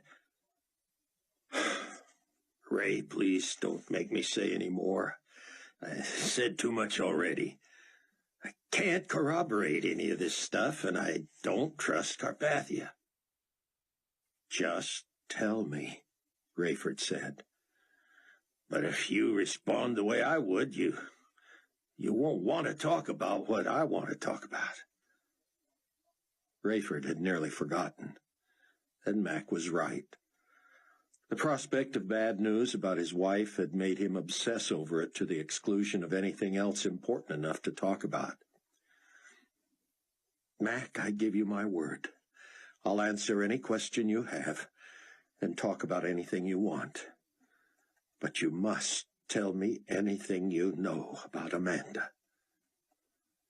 Mac still seemed reluctant. Well, for one thing, I do know that Pancon Heavy would not have had enough fuel to go looking for somewhere else to land. If the quake happened before they touched down and it became obvious to the pilot he couldn't land at Baghdad, he wouldn't have had a whole lot farther to go. So that's good news, Mac. Since I didn't find the plane at Baghdad, it has to be somewhere relatively close by. I'll keep looking. Meanwhile, tell me what you know. All right, Ray. I don't guess we're at any point in history where it makes sense to play games. If this doesn't convince you I'm not one of Carpathia's spies, nothing will. If it gets back that I quoted him to you, I'm a dead man. So regardless of what you think of this, or how you react to it, or what you might want to say to him about it, you can't ever let on. Understand? Yes. Now what? Mac took a breath, but maddeningly said nothing. Rayford was about to explode. I gotta get out of this cockpit, Mac said finally, unbuckling himself. Go on, Ray. Get out. Don't make me climb over you. Mac was out of his seat and standing between his and Rayford's, bent low to keep from knocking his head on the ceiling of the plexiglass bubble. Rayford unstrapped himself and popped the door open, hopping down onto the sand. He was through begging. He simply determined he would not let Mac back in that chopper until he told him whatever it was he needed to know. Mac stood there, hands thrust deep into his pants pockets. Light from the full moon highlighted the reddish-blonde hair, the craggy features, and the freckles on his weathered face. He looked like a man on his way to the gallows. Mac suddenly stepped forward and put both palms on the side of the chopper. His head hung low. Finally, he raised it and turned to face Rayford. All right, here it is. Don't forget you made me tell you. Carpathia talks about Amanda like he knows her. Rayford grimaced and held his hands out, palms up. He shrugged. He does know her, so what? No, I mean, he talks about her as if he really knows her. What's that supposed to mean? An affair? I know better than that. No, Ray. I'm saying he talks about her as if he's known her since before she knew you. Rayford nearly dropped in the sand. You're not saying... I'm telling you that behind closed doors, Carpathia makes comments about Amanda. She's a team player, he says. She's in the right place. She plays a role well, that kind of stuff. What am I supposed to make of that? Rayford could not speak. He didn't believe it. No, of course not. But the very idea, the gall of that man to make such an implication about the character of a woman Rayford knew so well. I hardly know your wife, Ray. I have no idea if it's possible. I'm just telling you, it's not possible, Rayford finally managed. I know you don't know her, but I do. I didn't expect you to believe it, Ray. I'm not even saying it makes me suspicious. You don't have to be suspicious. The man is a liar. He works for the father of lies. He'd say anything about anybody to further his own agenda. I don't know why he needs to besmirch your reputation, but, Ray, I told you, I'm not saying I think he's right or anything, but you have to admit he's getting information from somewhere. Don't even suggest. I'm not suggesting anything. I'm just saying, Mac, I can't say I've known Amanda long in the larger scheme of things. I can't say she bore me children like my first wife did. I can't say we've been together 20 years like I was with Irene. I can say, though, that we are not just husband and wife. We're brother and sister in Christ. If I had shared Irene's faith, she and I would have been true soulmates too, but that was my fault. Amanda and I met after we'd both become believers, and so we shared an almost instantaneous bond. It's a bond no one could break. That woman is no more a liar or a betrayer or a subversive or a turncoat than anyone. No one could be that good. No one could share my bed and hold my gaze and pledge her love and loyalty to me that earnestly and be a liar without my suspecting. No way. That's good enough for me, Cap, Max said. Rayford was furious with Carpathia. If he had not pledged to maintain Mac's confidentiality, it would have been difficult to stop himself from jumping on the radio right then and demanding to talk directly to Nikolai. He wondered how he would face the man. What would he say or do when he saw him later? Why should I expect any different from a man like him? Rayford said. Good question, Max said. Now, we'd better get back, don't you think? Rayford wanted to tell Mac he was still willing to talk about the questions he had raised, but he didn't really feel like talking anymore. If Mac raised it again, Rayford would follow through. But if Mac let him off the hook, he'd be grateful to wait for a better time. Mac, he said as they strapped themselves into the chopper, since we're supposed to be on a rescue mission anyway, would you mind doing a 25-mile circle search? It'd sure be a lot easier during daylight, Max said. You want me to bring you back tomorrow? Yeah, but let's do a cursory look right now anyway. If that plane went down anywhere near Baghdad, the only hope of finding survivors is to find them quick. Rayford saw sympathy on Mac's face. I know, Rayford said. I'm dreaming. But I can't run back to Carpathia and take advantage of shelter and supplies if I don't exhaust every effort to find Amanda. I was just wondering, Max said, if there was anything to Carpathia's claims. There's not, Mac, and I mean it. Now get off of that. I'm just saying if there is. Do you think there might be a chance that he would have had her on another plane? Kept her safe somehow? Oh, I get it, Rayford said. The upside of my wife working for the enemy is that she might still be alive. I wasn't looking at it that way, Max said. What's the point, then? No point. We don't have to talk about it anymore. We sure don't. But as Mac took the chopper in wider and wider concentric circles from the Baghdad terminal, all Rayford saw on the ground was shifting and sinking sand. Now he wanted to find Amanda, not just for himself, but also to prove that she was who he knew her to be. By the time they gave up the search and Mac promised the dispatcher they were finally on their way in, a sliver of doubt had crept into Rayford's mind. He felt guilty for entertaining it at all, but he could not shake it. He feared the damage that sliver could do to his love and reverence for this woman who had completed his life, and he was determined to eradicate it from his mind.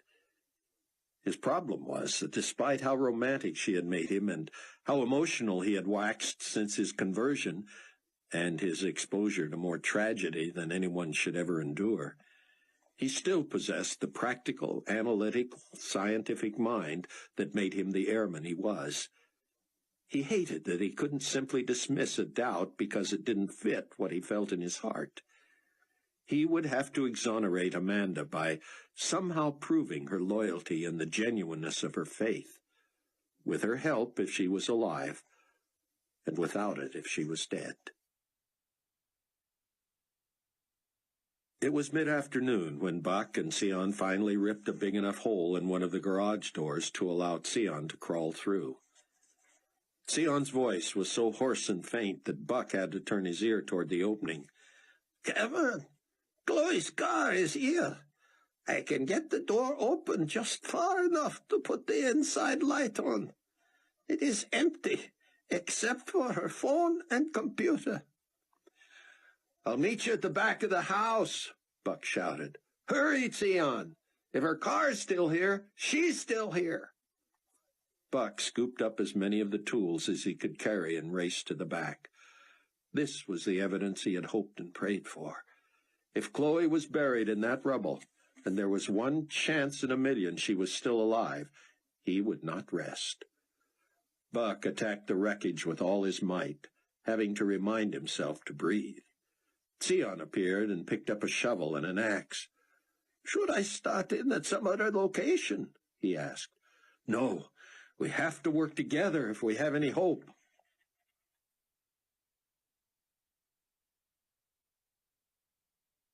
Chapter 4. "So what happened to the dusty clothes?"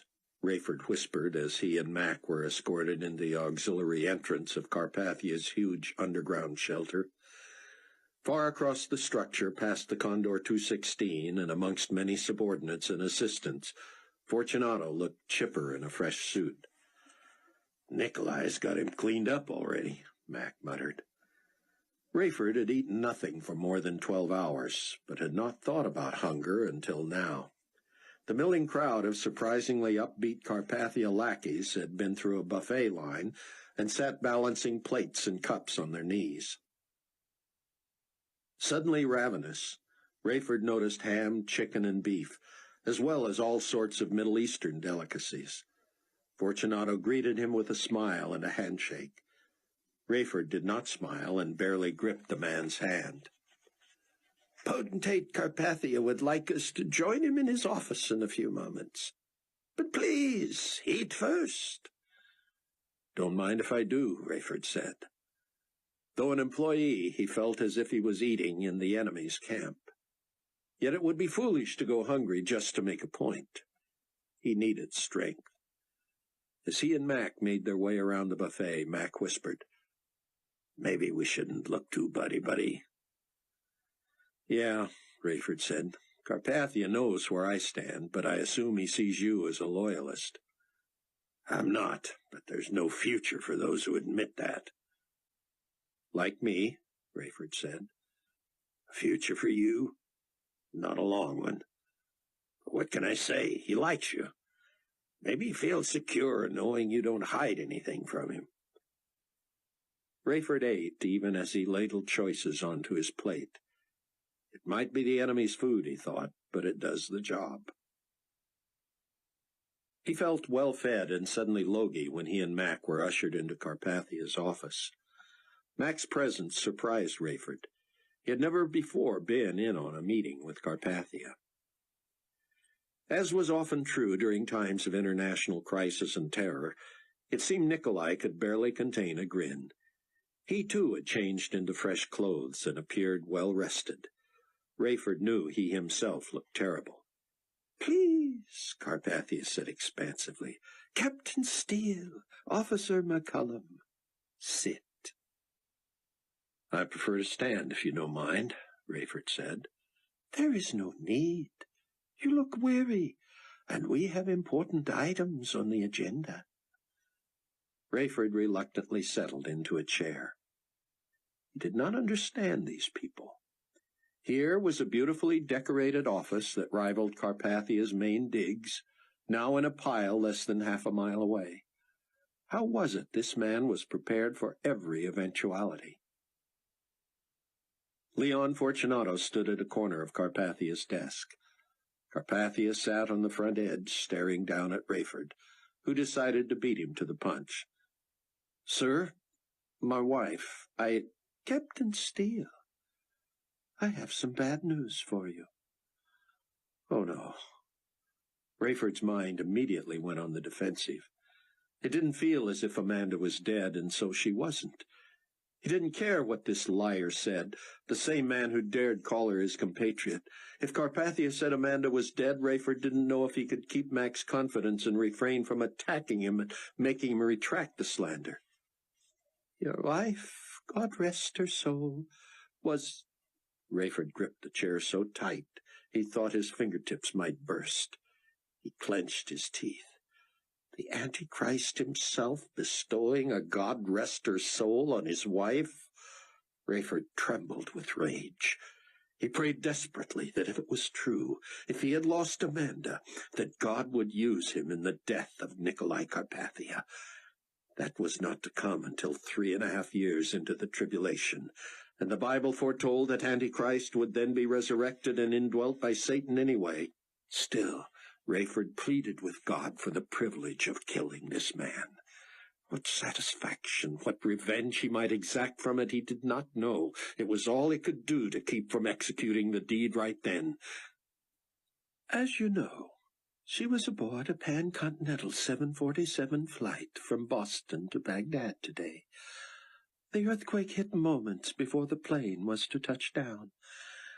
The best our sources can tell is that the pilot apparently saw the chaos, realized he could not land near the airport, pulled up, and turned the plane around." Rayford knew what was coming if the story was true. The pilot would not have had power to regain altitude if he both pulled up and turned around that quickly.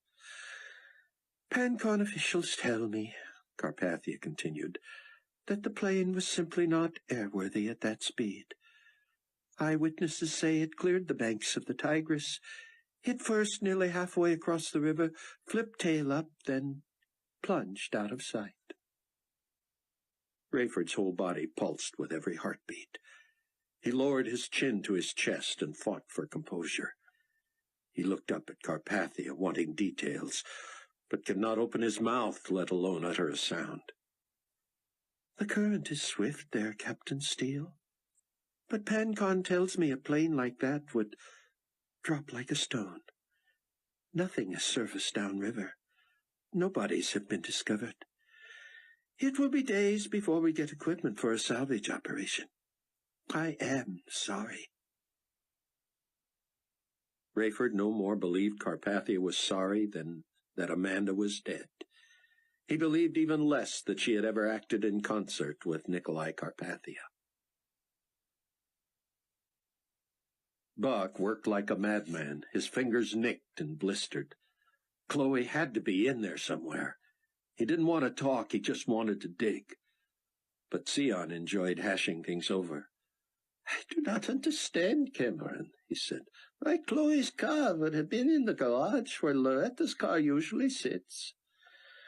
"I don't know," Buck said dismissively. "But it's there, and that means she's here somewhere." "Perhaps the earthquake plunged the car right into the garage," Sion suggested. "Unlikely," Buck said. "I don't really care. I'm still kicking myself for not noticing her car missing when I got here." "What would you have surmised?" "That she had driven away, escaped." "Is that not still possible?" Buck straightened up and pressed his knuckles into his back, trying to stretch sore muscles.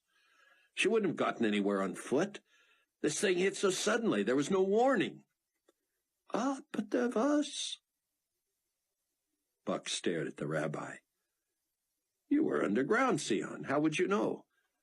"I heard the rumblings a couple of minutes before the shaking began." Buck had been in his Range Rover. He had seen roadkill, dogs barking and running, and other animals not usually seen in the daytime. Before the sky turned black, he had noticed not a leaf moving. Yet stoplights and traffic signs swayed. That was when he knew the earthquake was coming. There had been at least a brief warning. Was it possible Chloe had had an inkling? What would she have done?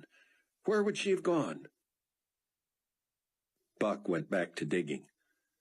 What did you say was in her car, Sion? Just a computer and her phone. Buck stopped digging. Could she be in the garage? I'm afraid not, Cameron. I looked carefully. If she was there when it all came down, Sion said, you would not want to find her anyway. I might not like it, Buck thought, but I have to know. Rayford's body went rigid when Carpathia touched his shoulder. He envisioned leaping from the chair and choking the life out of Carpathia. He sat seething, eyes closed, feeling as if he were about to explode. I can sympathize with your grief, Nikolai said. Perhaps you can understand my own feeling of loss over the many lives this calamity has cost. It was worldwide, every continent suffering severe damage. The only region spared was Israel. Rayford wrenched away from Carpathia's touch and regained his voice. And you don't believe this was the wrath of the Lamb? Rayford, Rayford, Carpathia said, surely you do not lay at the feet of some supreme being an act so spiteful and capricious and deadly as this? Rayford shook his head. What had he been thinking? Was he actually trying to persuade the Antichrist he was wrong? Carpathia moved behind his desk to a high-backed leather chair. Let me tell you what I am going to tell the rest of the staff, so you can skip the meeting and find your quarters and get some rest. I don't mind hearing it along with the rest. Magnanimous, Captain Steele. However, there are as well things I need to say only to you. I hesitate to raise this while your loss is so fresh, but you do understand that I could have you imprisoned. I'm sure you could, Rayford said. But I choose not to do that. Should he feel grateful or disappointed? A stretch in prison didn't sound bad. If he knew his daughter and son-in-law and Sion were all right, he could endure that. Carpathia continued, I understand you better than you know. We will put behind us our encounter, and you will continue to serve me in the manner you have up till now. And if I resign? That is not an option. You will come through this nobly, as you have other crises. Otherwise, I will charge you with insubordination and have you imprisoned. That's putting the encounter behind us? You want someone working for you who would rather not? In time, I will win you over, Carpathia said. You are aware that your living quarters were destroyed? I can't say I'm surprised. Teams will try to salvage anything of use. Meanwhile, we have uniforms and necessities for you. You will find your quarters adequate, though not luxurious. Top priority for my administration is to rebuild New Babylon. It will become the new capital of the world. All banking, commerce, religion, and government will start and end right here. The greatest rebuilding challenge in the rest of the world is in communications. We've already begun rebuilding an international network that communications is more important than people. More than cleaning up areas that might otherwise become diseased? Clearing away bodies, reuniting families? In due time, Captain Steele. Such efforts depend on communications, too. Fortunately, the timing of my most ambitious project could not have been more propitious. global community recently secured sole ownership of all international satellite and cellular communications companies. We will have in place in a few months the first truly global communications network. It is cellular and it is solar-powered. I call it cellular solar. Once the cellular towers have been re-erected and satellites are maneuvered to geosynchronous orbit, anyone will be able to communicate with anyone else, anywhere, at any time. Carpathia appeared to have lost the ability to hide his glee. If this technology worked, it solidifies Carpathia's grip on the Earth. His takeover was complete. He owned and controlled everything and everybody. As soon as you are up to it, you and Officer McCullum are to fly my ambassadors here. A handful of major airports around the world are operational, but with the use of smaller aircraft, we should be able to get my key men to where you can collect them in the Condor 216 and deliver them to me. Rayford could not concentrate. I have a couple of requests, he said. I love when you ask, Carpathia said. I would like information about my family. I will put someone on that right away. And? I need a day or two to be trained by Mac in helicopters. I may be called upon to ferry someone from somewhere only a chopper can go. Whatever you need, Captain, you know that. Rayford glanced at Mac, who looked puzzled. He shouldn't have been surprised. Unless Mac was a closet Carpathia sympathizer, they had serious things to discuss. They wouldn't be able to do that inside, where every room was likely wiretapped. Rayford wanted Mac for the kingdom. He would be a wonderful addition to the Tribulation Force, especially as long as they kept his true loyalties from Carpathia. I am weak from hunger, Cameron, Sion said. They had dug halfway through the rubble, Buck despairing more with every shovelful. There was plenty of evidence Chloe lived in this place, but none that she was still there, dead or alive. I can dig to the basement within the hour, Sion. Start on the kitchen. You might find food there. I'm hungry, too. Even with Sion just around the side of the house, Buck felt overwhelmed with loneliness. His eyes stung with tears as he dug and grabbed and lifted and tossed in what was a likely futile effort to find his wife. Early in the evening, Buck climbed wearily out of the basement at the back corner. He dragged his shovel to the front, willing to help Sion, but hoping the rabbi had found something to eat. Sion lifted a split and crushed secretary desk and flung it at Buck's feet. Oh, Cameron, I did not see you there. Trying to get to the refrigerator? Exactly. The power's been out for hours, but there must be something edible still in there. 2 large beams were lodged in front of the refrigerator door. As Buck tried to help move them, his foot caught the edge of the broken desk, and papers and phone books flopped out onto the ground. One was the membership directory at New Hope Village Church. That might come in handy, he thought. He rolled it up and stuck it in his pants pocket. A few minutes later, Buck and Sion sat back against the refrigerator, munching. That took the edge off his hunger, but Buck felt he could sleep for a week. The last thing he wanted was to finish digging. He dreaded evidence that Chloe had died. He was grateful Sion finally didn't need to converse. Buck needed to think. Where would they spend the night? What would they eat tomorrow? But for now, Buck wanted to just sit, eat, and let memories of Chloe wash over him. How he loved her. Was it possible he had known her less than 2 years? She had seemed much older than 20 when they had met, and she had the bearing of someone 10 or 15 years older now.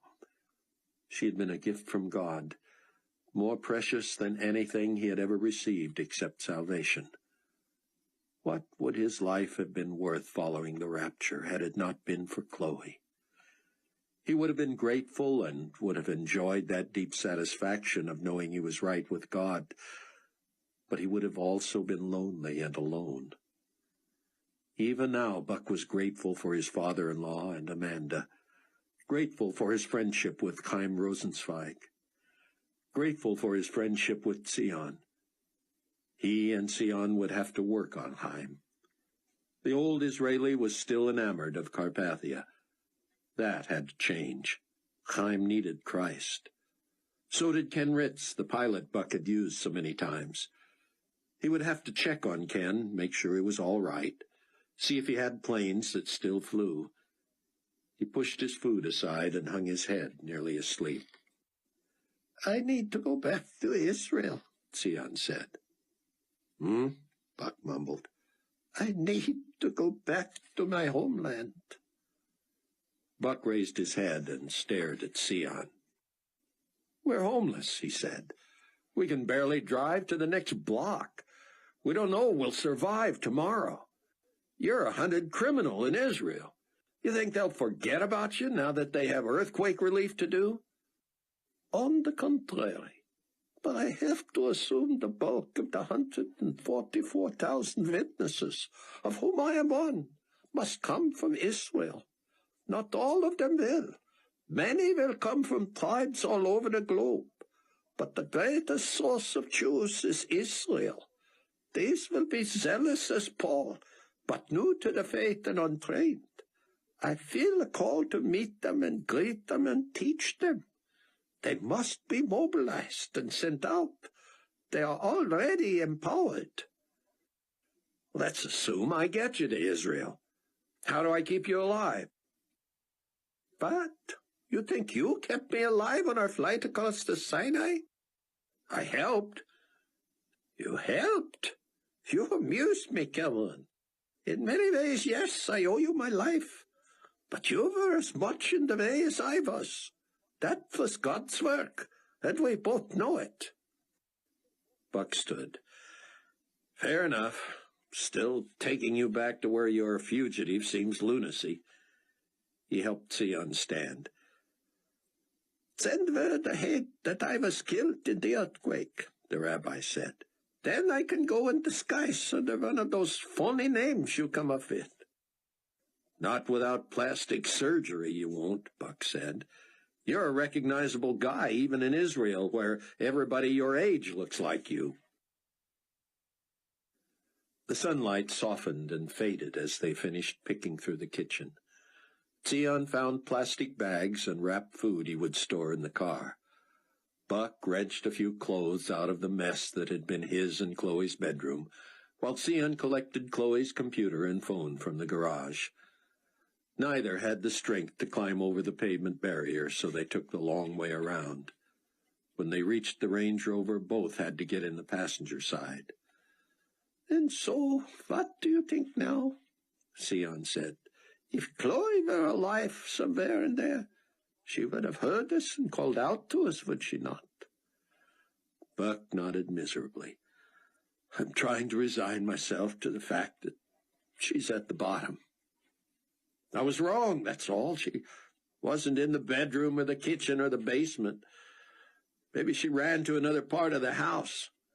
It would take heavy equipment to pull all the trash out of that place and find her. I can't imagine leaving her there, but neither can I think about more digging tonight." Buck drove toward the church. "Should we stay in the shelter tonight?" "I worry it is unstable," Zion said. "Another shift, and it could come down on us." Buck drove on. He was a mile south of the church when he came to a neighborhood twisted and shaken but not broken. Many structures were damaged, but most still stood. A filling station illuminated by butane torches serviced a small line of cars. "They're not the only civilians who survived," Zion said. Buck pulled into line. The man running the station had a shotgun propped up against the pumps. He shouted over a gasoline generator, "Cash only, 20-gallon limit. When it's gone, it's gone." Buck topped off his tank and said, "I'll give you 1,000 cash for the generator. Yeah, I know. Take a number. I could get 10,000 for it by tomorrow." Know where I could get another one? I don't know anything, the man said wearily. My house is gone. I'll be sleeping here tonight. Need some company? Not especially. If you get desperate, come back. I wouldn't turn you away. Buck couldn't blame him. Where would you start and end taking in strangers at a time like this? Cameron, Sion began when Buck got back in the car, I've been thinking. Do we know whether the computer technician's wife knows about her husband? Buck shook his head. I met his wife only one time. I don't remember her name. Wait a minute. He dug into his pocket and pulled out the church directory. Here it is, he said. Sandy. Let me call her. He punched in the numbers, and while he was not surprised the call did not go through, he was encouraged to get as far as a recorded message that all circuits were busy. That was progress, at least. Where do they live? Sion said. It's not likely standing, but we could check.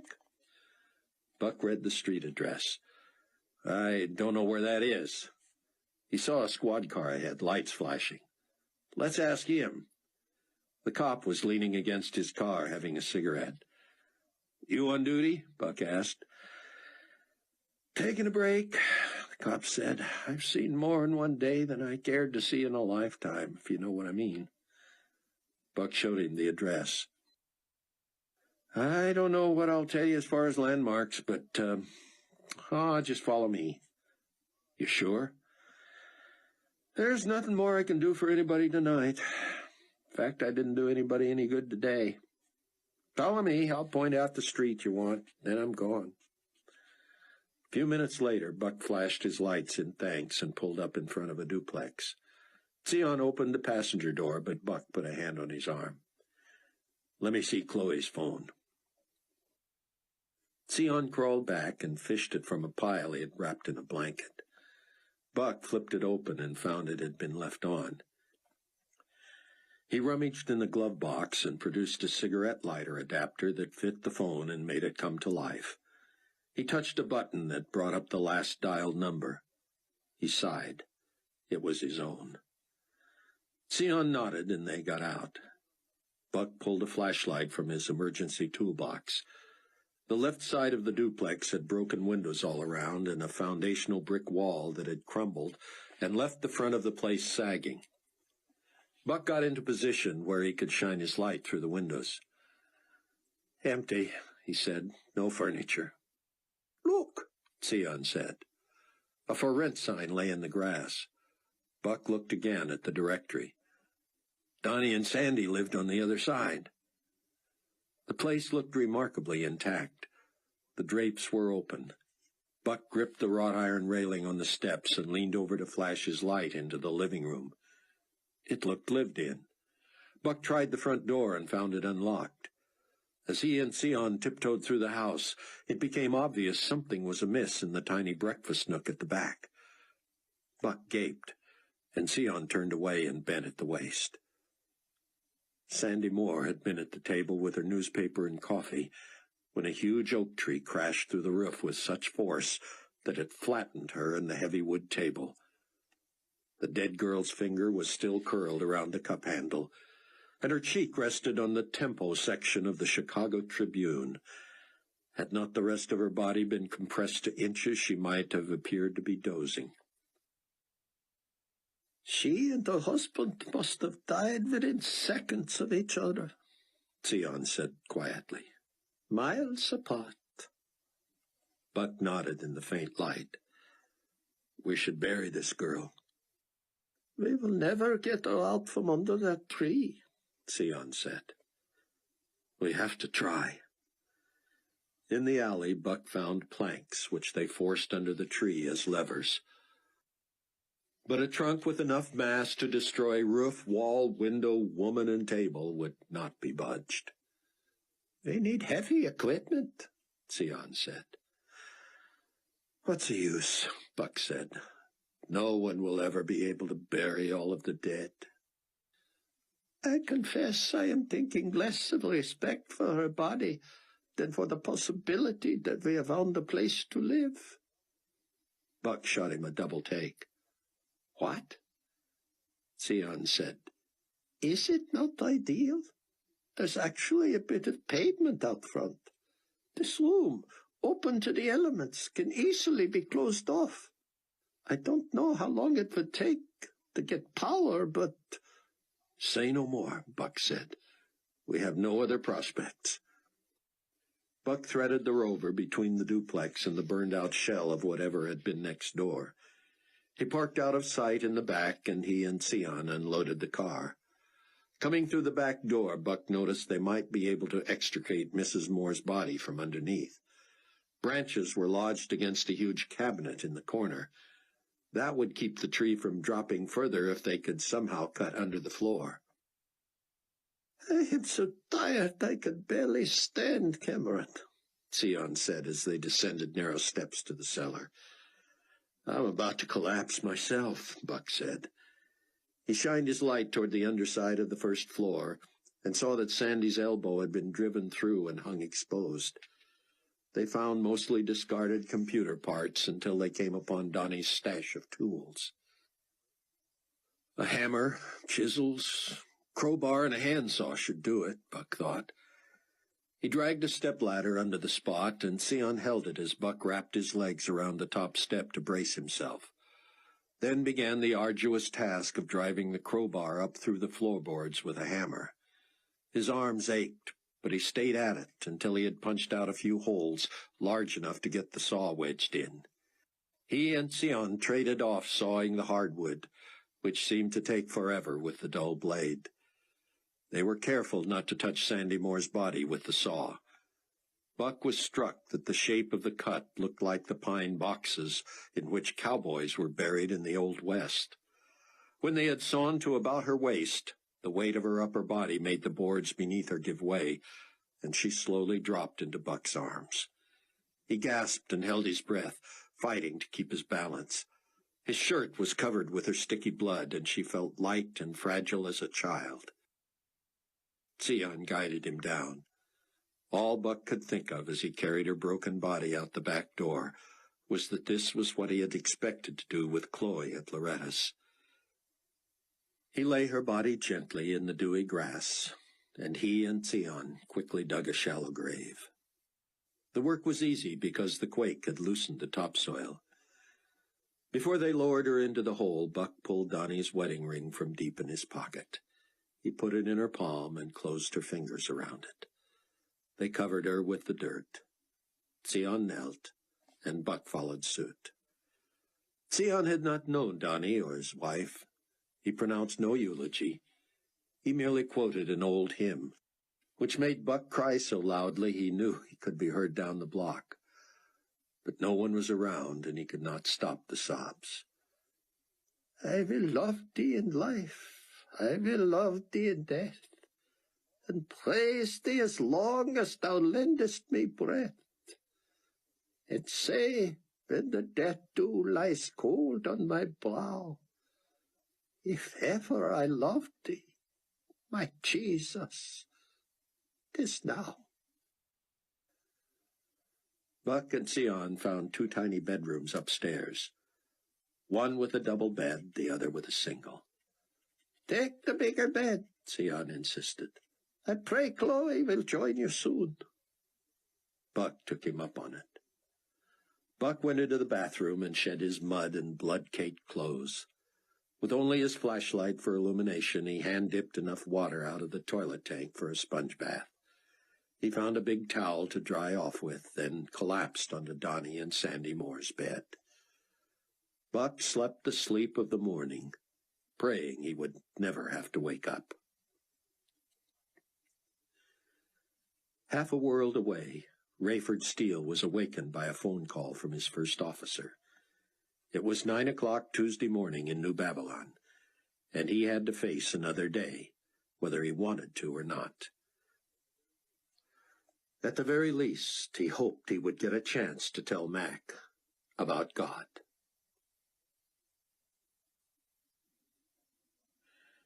Chapter 5. Rayford ate with the stragglers at a bountiful breakfast. Across the way, dozens of aides hunched over maps and charts and crowded phone and radio banks.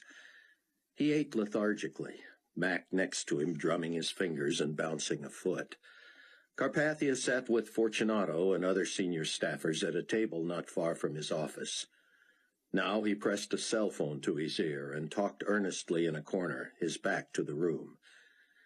Rayford eyed him with disinterest.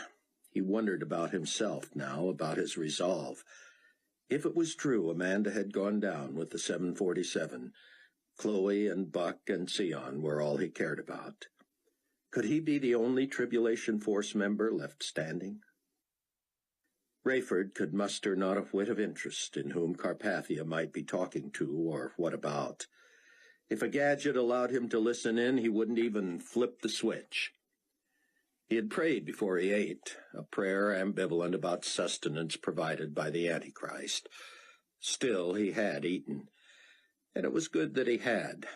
His spirits began to lift. No way could he cogently share his faith with Mac if he stayed in a funk. Mac's fidgeting made him nervous. "Eager to get flying?" Rayford said. "Eager to get talking, but not here. Too many ears. But are you up for this, Rayford?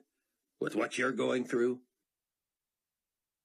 Mac seemed as ready to hear about God as anyone he had ever talked to.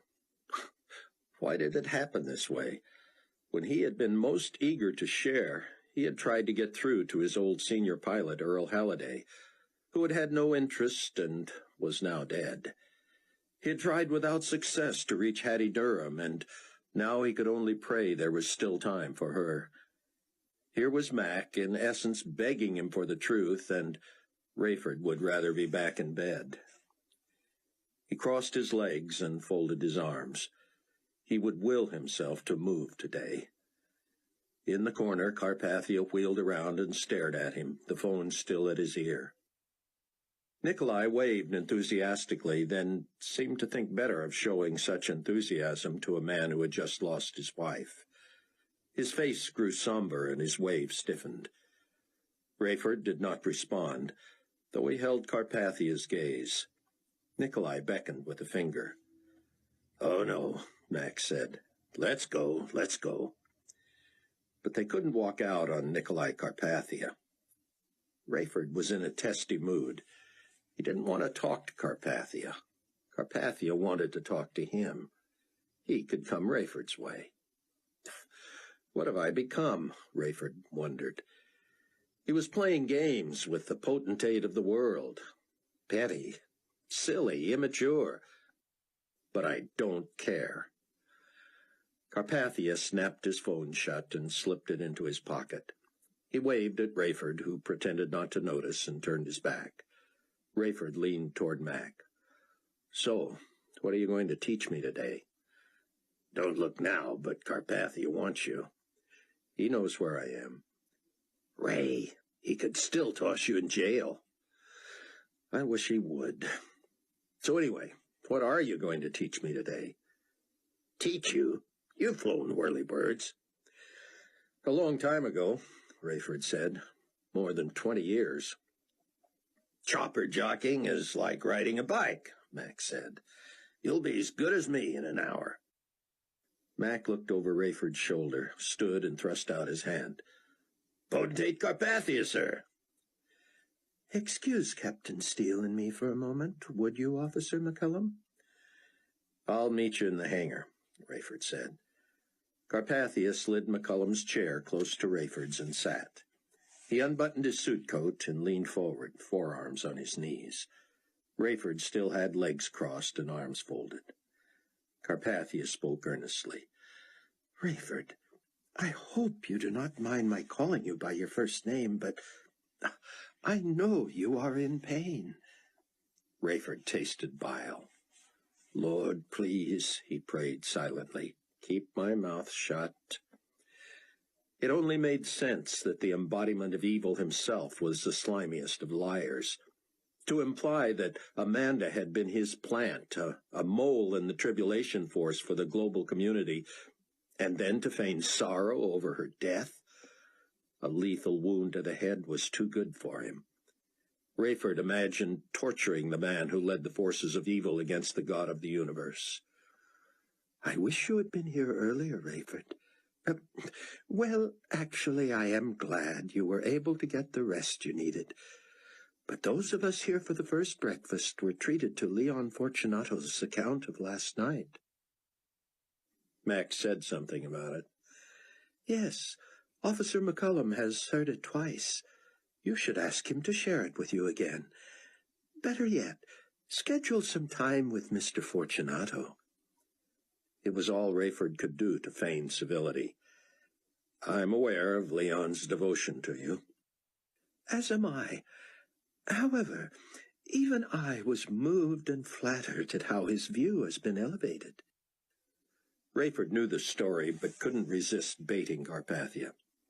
"It doesn't surprise me that Leon is grateful for your rescuing him." Carpathia sat back and looked amused. "McCullum has heard the story twice, and that is his assessment. Have you not heard? I did not rescue Mr. Fortunato at all. I did not even save his life. According to his testimony, I brought him back from the dead." "Indeed." "I do not claim this for myself, Rayford. I am telling you only what Mr. Fortunato says." "You were there. What's your account?"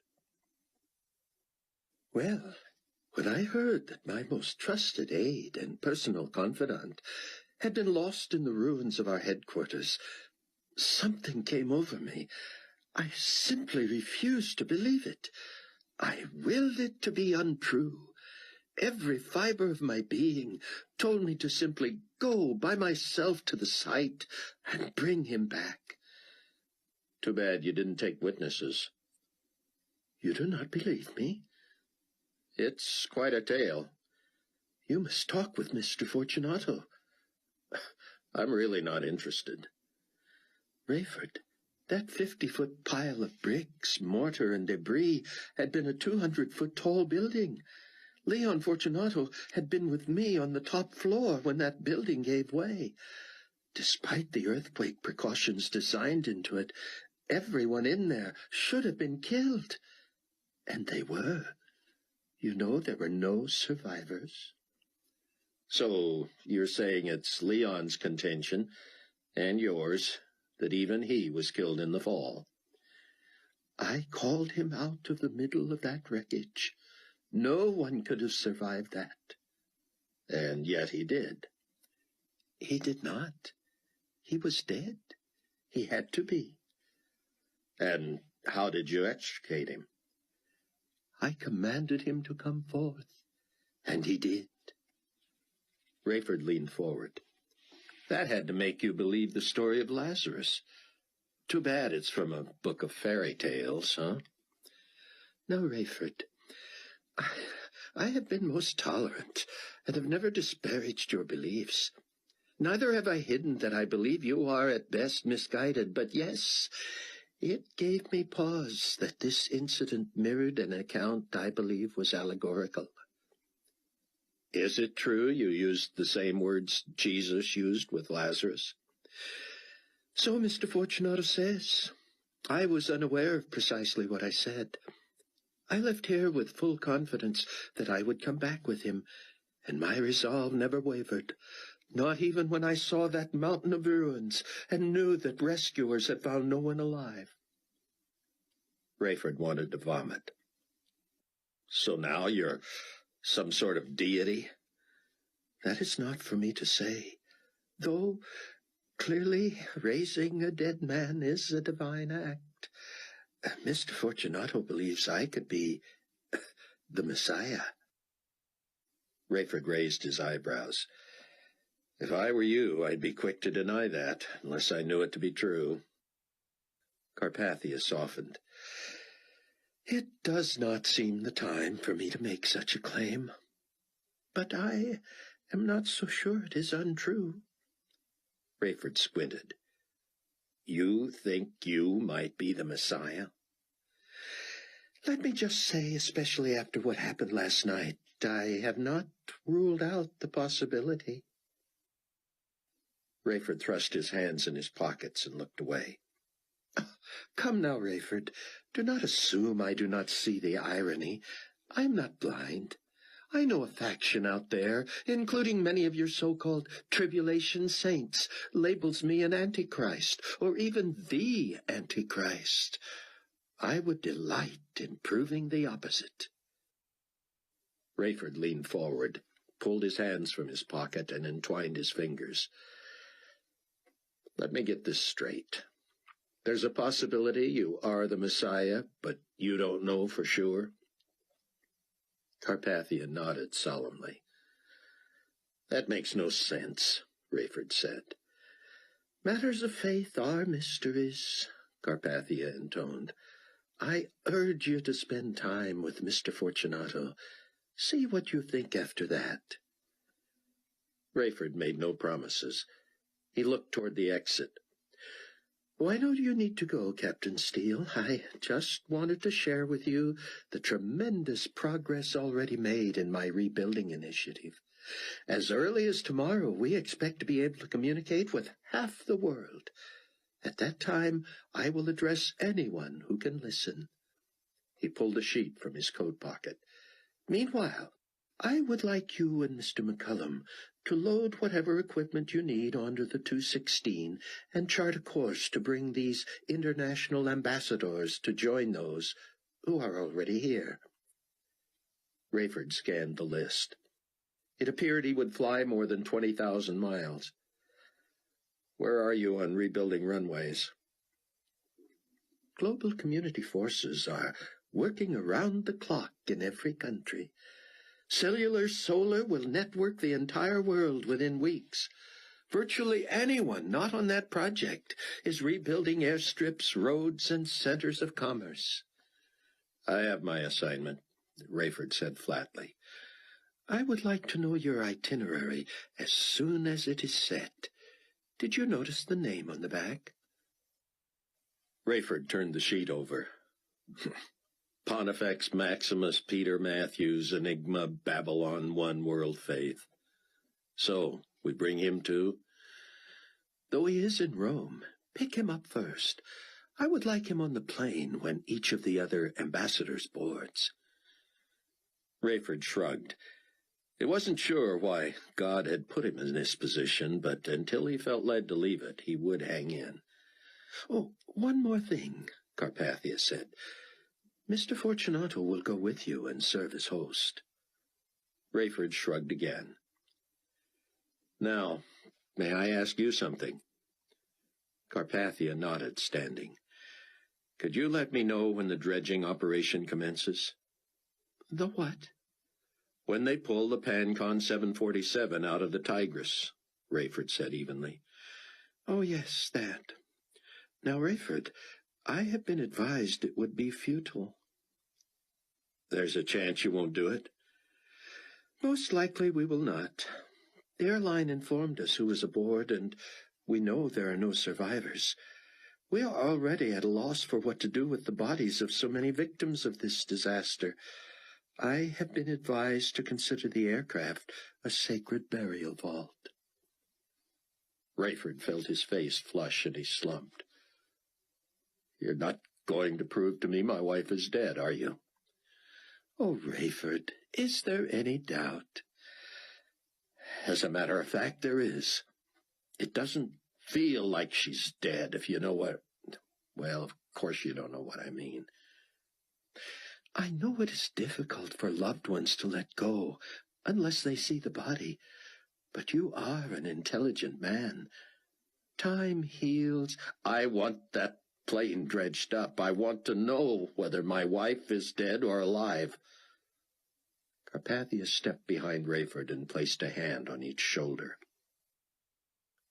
Rayford closed his eyes, wishing he could melt away. Carpathia spoke soothingly. Next, you will be asking me to resurrect her. Rayford spoke through clenched teeth. If you are who you think you are, you ought to be able to pull that off for one of your most trusted employees. Buck had fallen asleep atop the bedspread. Now, well after midnight, He couldn't imagine he had slept more than 2 hours. Sitting up, gathering the covers around him, he didn't want to move. But what had awakened him? Had he seen lights flicker in the hallway? It had to have been a dream. Surely electricity would not be reconnected in Mount Prospect for days, maybe weeks. Buck held his breath. Now he did hear something from the other room, the low, whispering cadence of Tzion ben Judah. Had something awakened him, too? Tzion was praying in his own tongue. Buck wished he understood Hebrew. The prayer grew fainter, and Buck lay back down and rolled onto his side. As he lost consciousness, he reminded himself that in the morning he needed one last look around Loretta's neighborhood, one more desperate attempt to find Chloe. Rayford found Mac in the cockpit of the idle helicopter. He was reading. "Finally let you go, did he?" Mac said. Rayford always ignored obvious questions. He just shook his head. "I don't know how he does it," Mac said. "What's that?" Mac rattled his magazine. "The latest modern avionics. Where would Carpathia get this? And how would he know to stock it in the shelter?" "Who knows?" Rayford said. "Maybe he's the god he thinks he is." "I told you about Leon's diatribe last night." Carpathia told me again." "What, that he agrees with Leon about his own divinity?" "He's not going that far yet," Rayford said. "But he will. The Bible says he will." "Whoa," Max said. "You're going to have to start from the beginning." "Fair enough," Rayford said, unfolding Carpathia's passenger list. "First, let me show you this. After my training, I want you to plot our course to these countries. First, we pick up Matthews in Rome. Then let's go to the States and pick up all the other ambassadors on the way back." Max studied the sheet. Should be easy. Take me a half hour or so to plot it. Are there spots to land in all these places?" "We'll get close enough. We'll put the chopper and a fixed wing in the cargo hold just in case." "So, when do we get to talk?"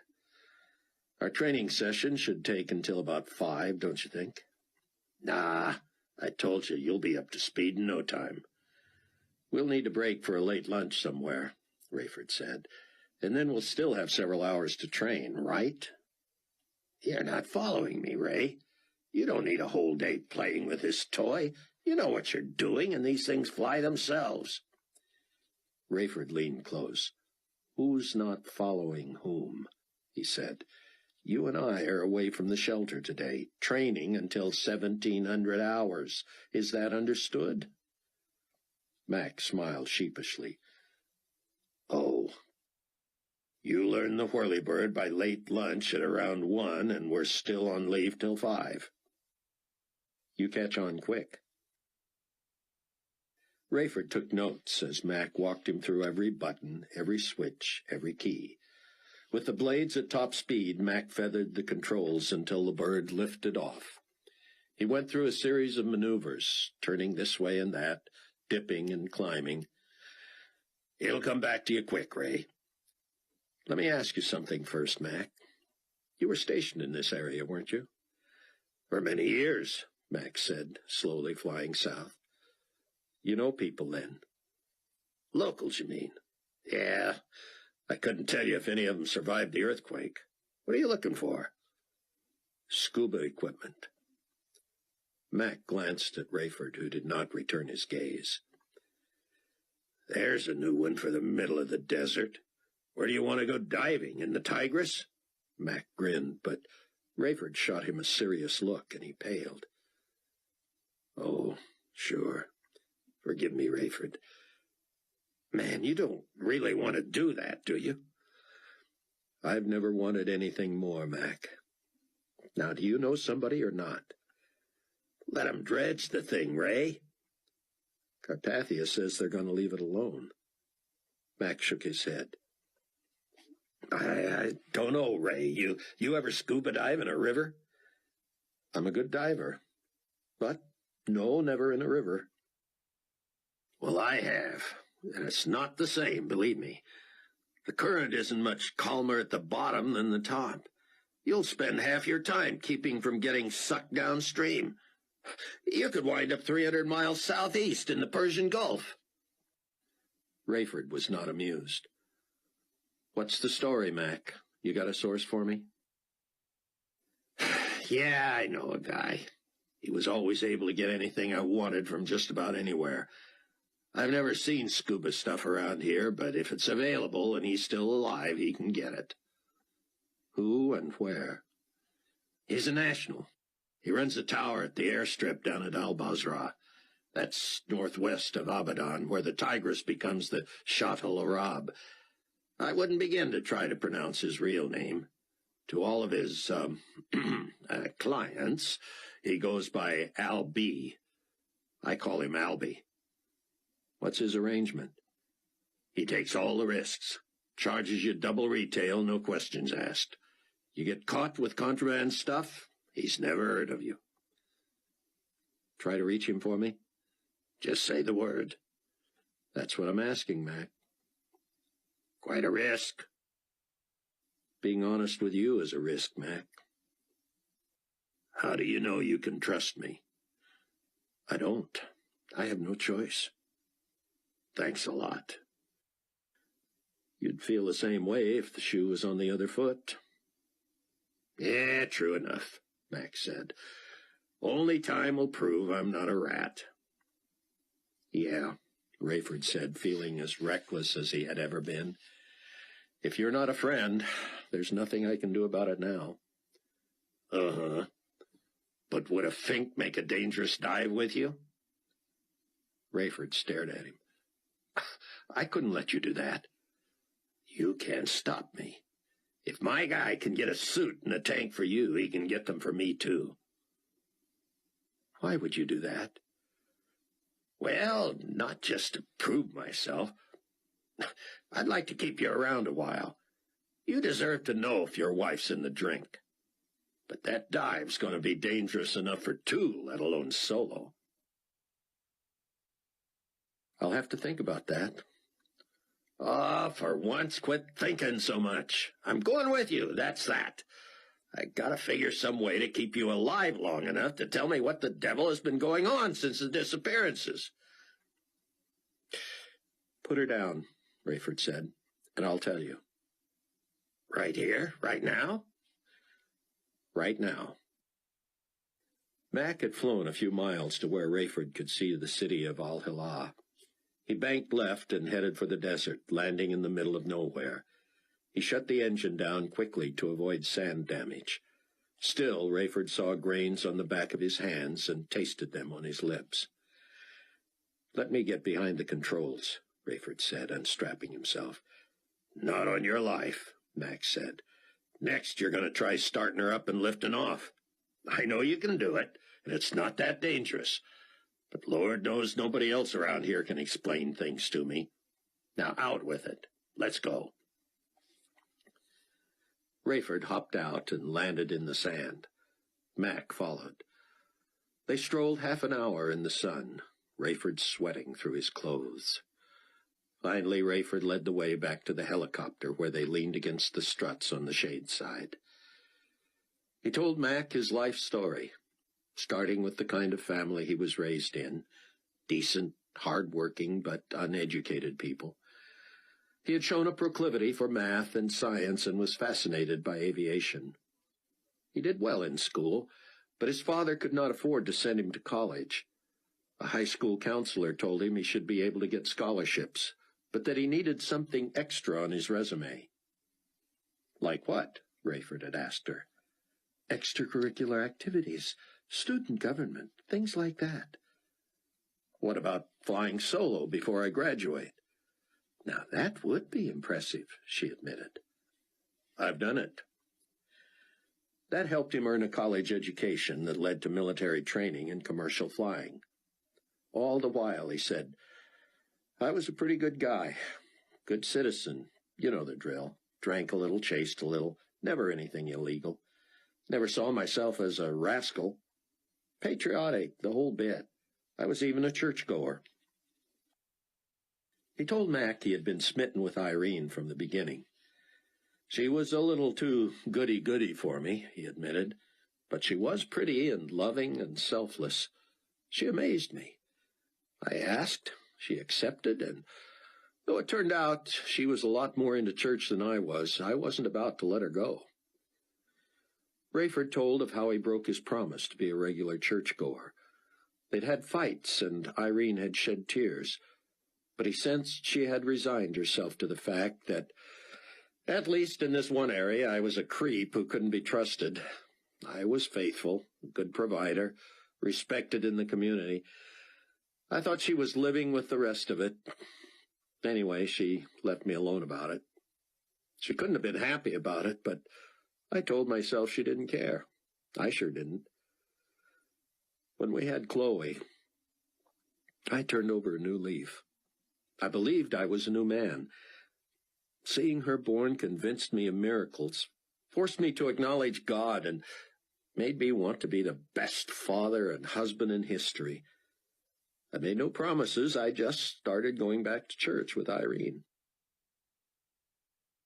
Rayford explained how he realized that church wasn't that bad.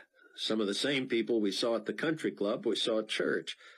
We showed up, gave our money, sang the songs, closed our eyes during the prayers, and listened to the homilies. Every once in a while a sermon or a part of one offended me, but I let it slide. Nobody was checking up on me. The same things offended most of our friends. We called it getting our toes stepped on, but it never happened twice in a row. Rayford said he had never stopped to think about heaven or hell. They didn't talk much about that. Well, never about hell. Any mention of heaven was that everybody winds up there eventually. I didn't want to be embarrassed in heaven by having done too many bad things. I compared myself with other guys and figured if they were going to make it, I was too. The thing is, Mac, I was happy. I know people say they feel some void in their lives, but I didn't. To me, this was life. Funny thing was, Irene talked about feeling empty. I argued with her, sometimes a lot. I reminded her I was back in church, and she hadn't even had to badger me about it. What more did she want? What Irene wanted, Rayford said, was something more, something deeper. She had friends who talked about a personal relationship with God, and it intrigued her. Scared me to death, Rayford said. I repeated the phrase so she could hear how wacky it sounded. Personal relationship with God? She said, of all things, yes, through his Son, Jesus Christ. Rayford shook his head. Well, I mean, you can imagine how that went down with me. Mac nodded. I know what I would have thought. Rayford said, I had just about enough religion to make me feel all right.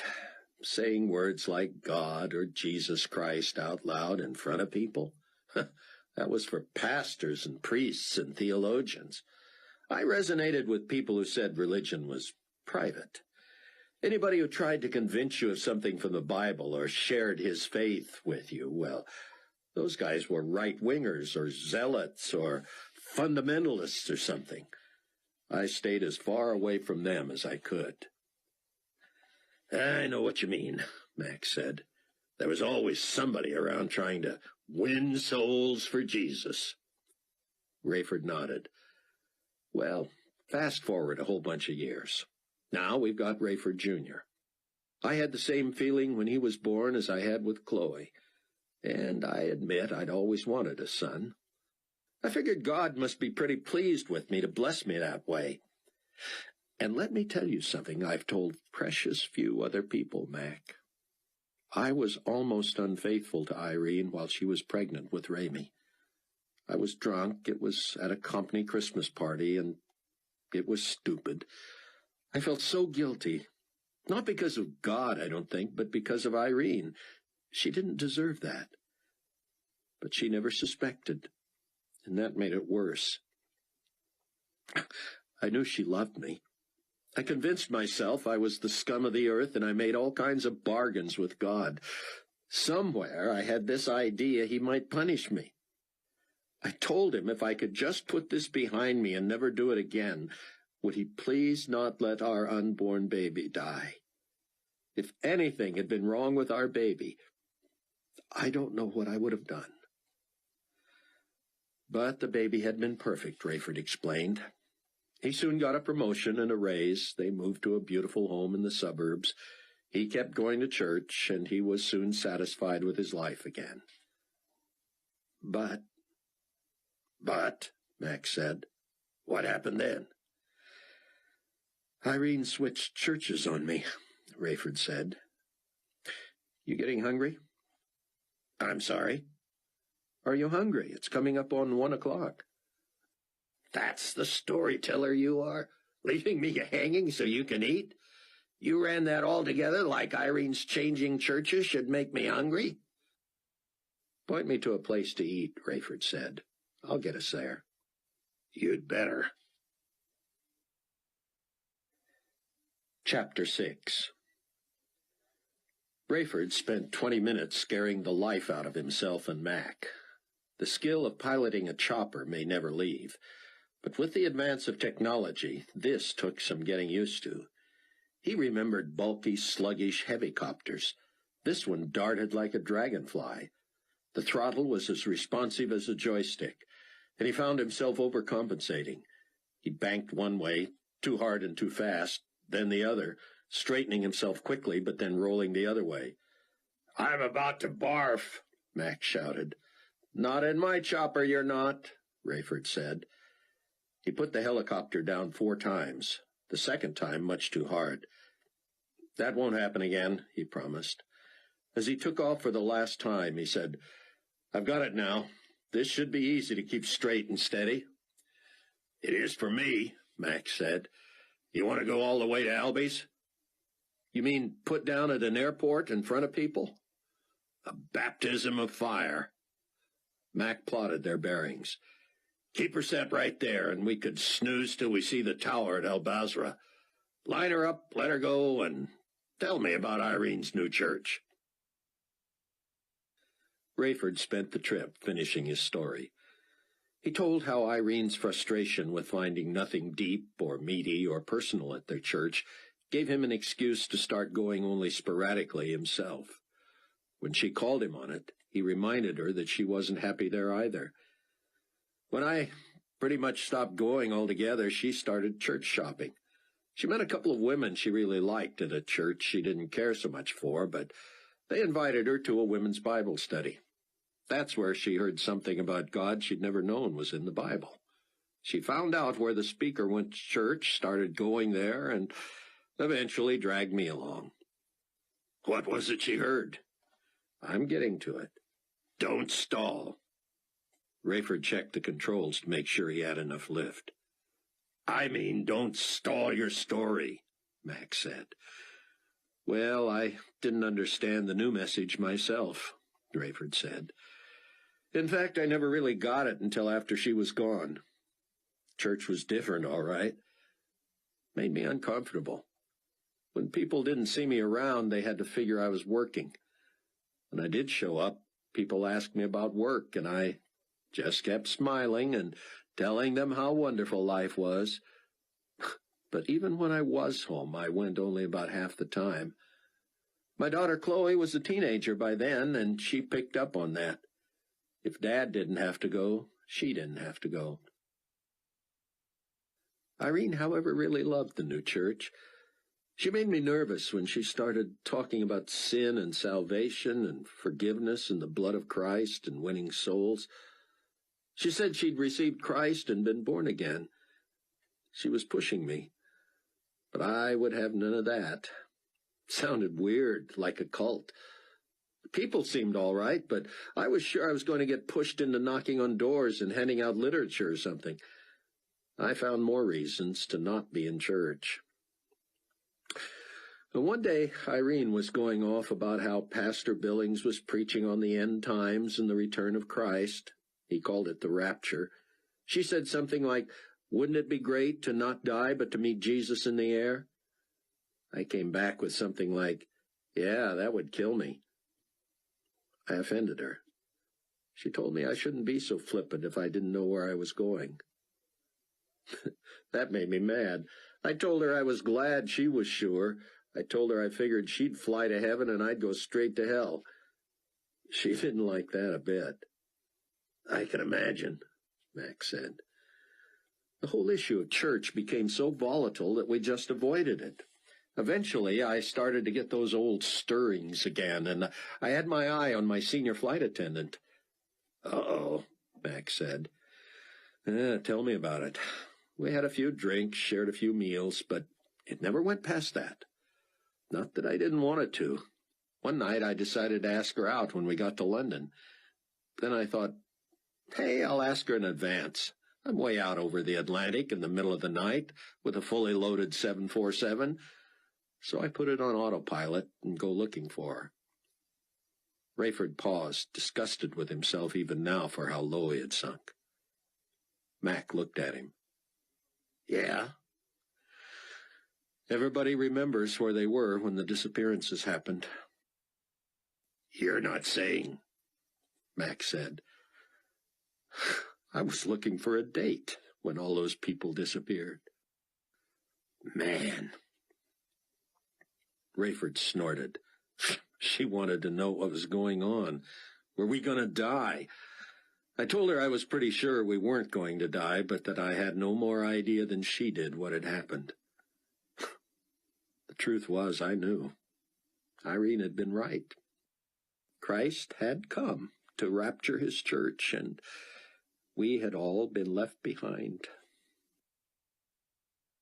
There was a lot more to Rayford's story, of course, but he just wanted that to sink in.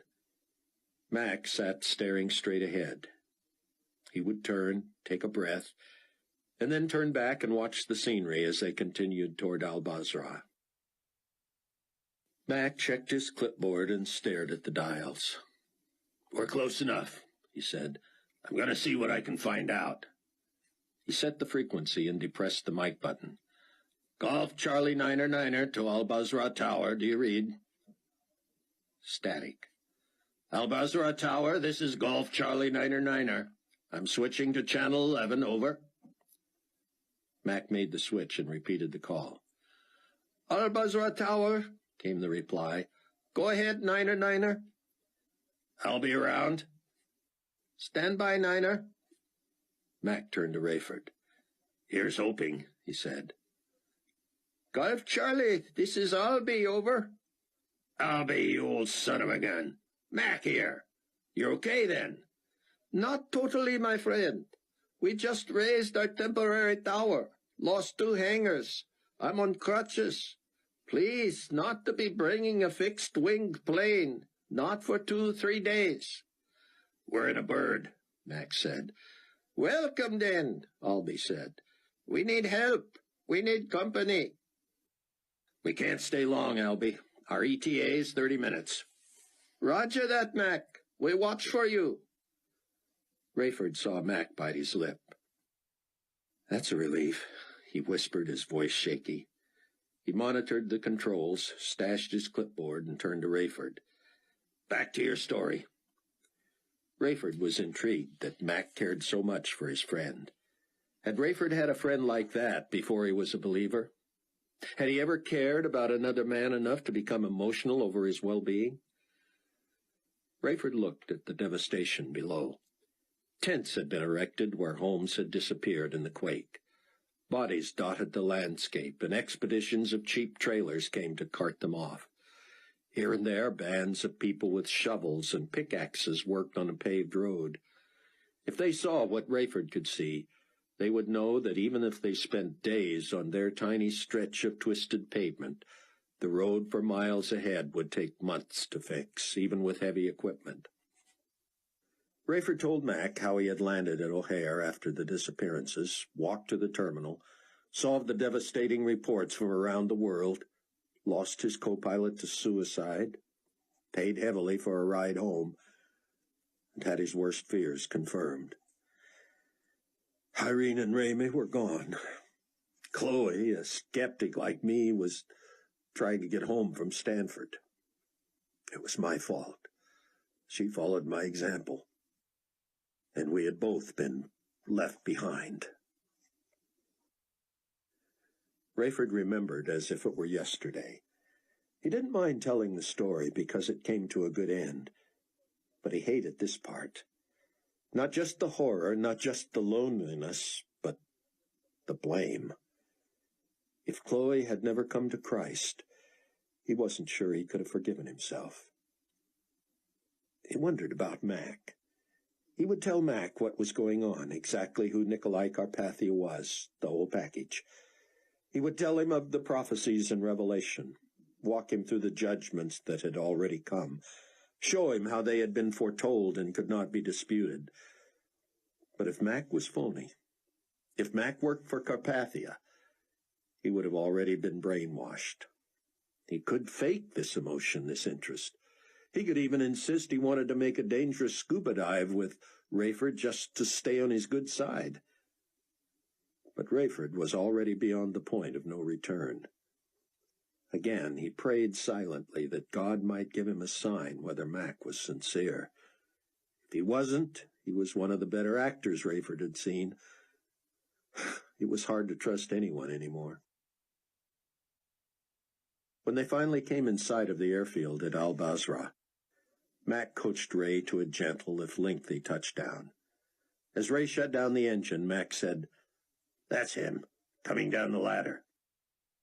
They scrambled out of the chopper as a tiny, dark-faced, long-nosed, turbaned man in bare feet gingerly made his way down from a tower that looked more like a guard station in a prison. He had tossed his crutches down, and when he reached the ground, he hopped to them and deftly used them to rush to Mac. They embraced. "What happened to you?" Mac asked. "I was in the mess hall," Albie said. "When the rumbles began, I knew immediately what it was.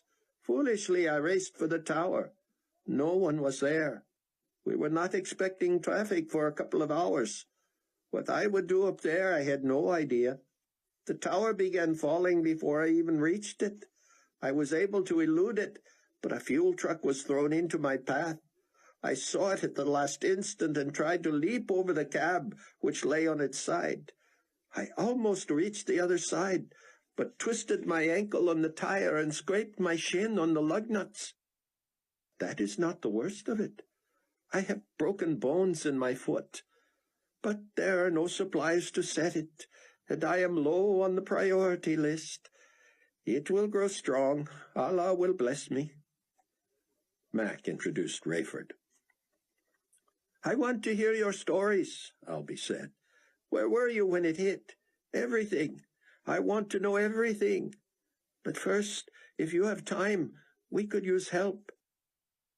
Heavy machinery was already grading a huge area, preparing it for asphalt. "Your boss, the potentate himself, has expressed pleasure at our cooperation. We are trying to get underway as soon as possible to help the global peacekeeping effort. What a tragedy to have thrown in our way after all he has accomplished." Rayford said nothing. Mac said, "Albie, we might be able to help later, but we need to eat." "The mess hall is gone," Albie said. "As for your favorite place in town, I have not heard. Shall we check?"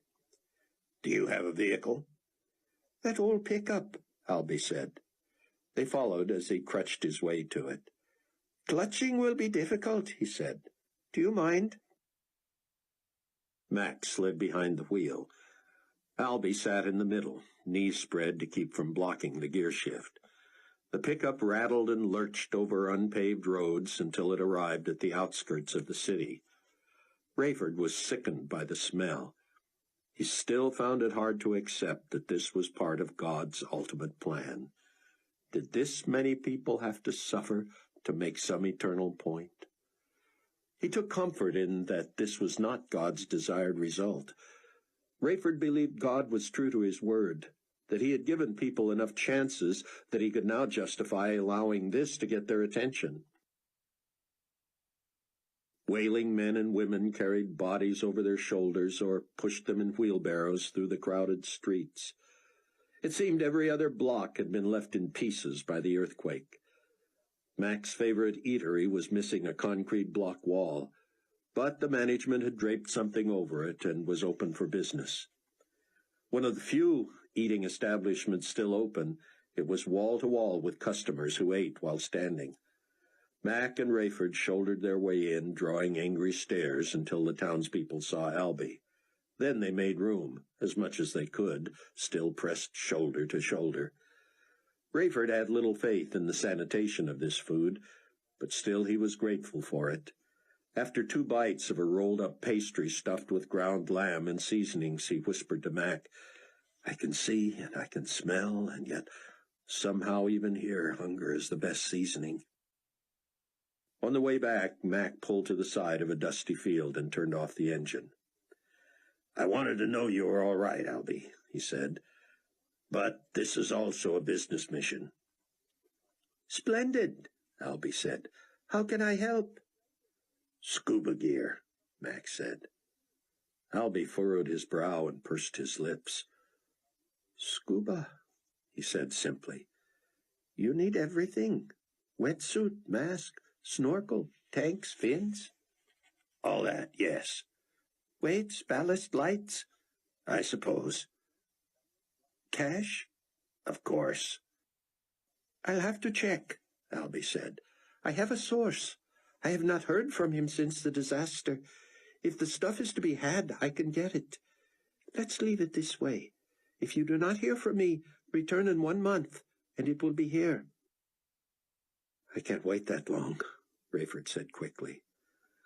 "I cannot guarantee any sooner. Even that long seems very fast to me at a time like this." Rayford couldn't argue with that. "I thought this was for you, Mac," Albie added. "We need 2 sets. "Are you going to make a career of diving?" "Hardly," Mac said. "Why? You think we should rent instead?" "Could we?" Rayford said.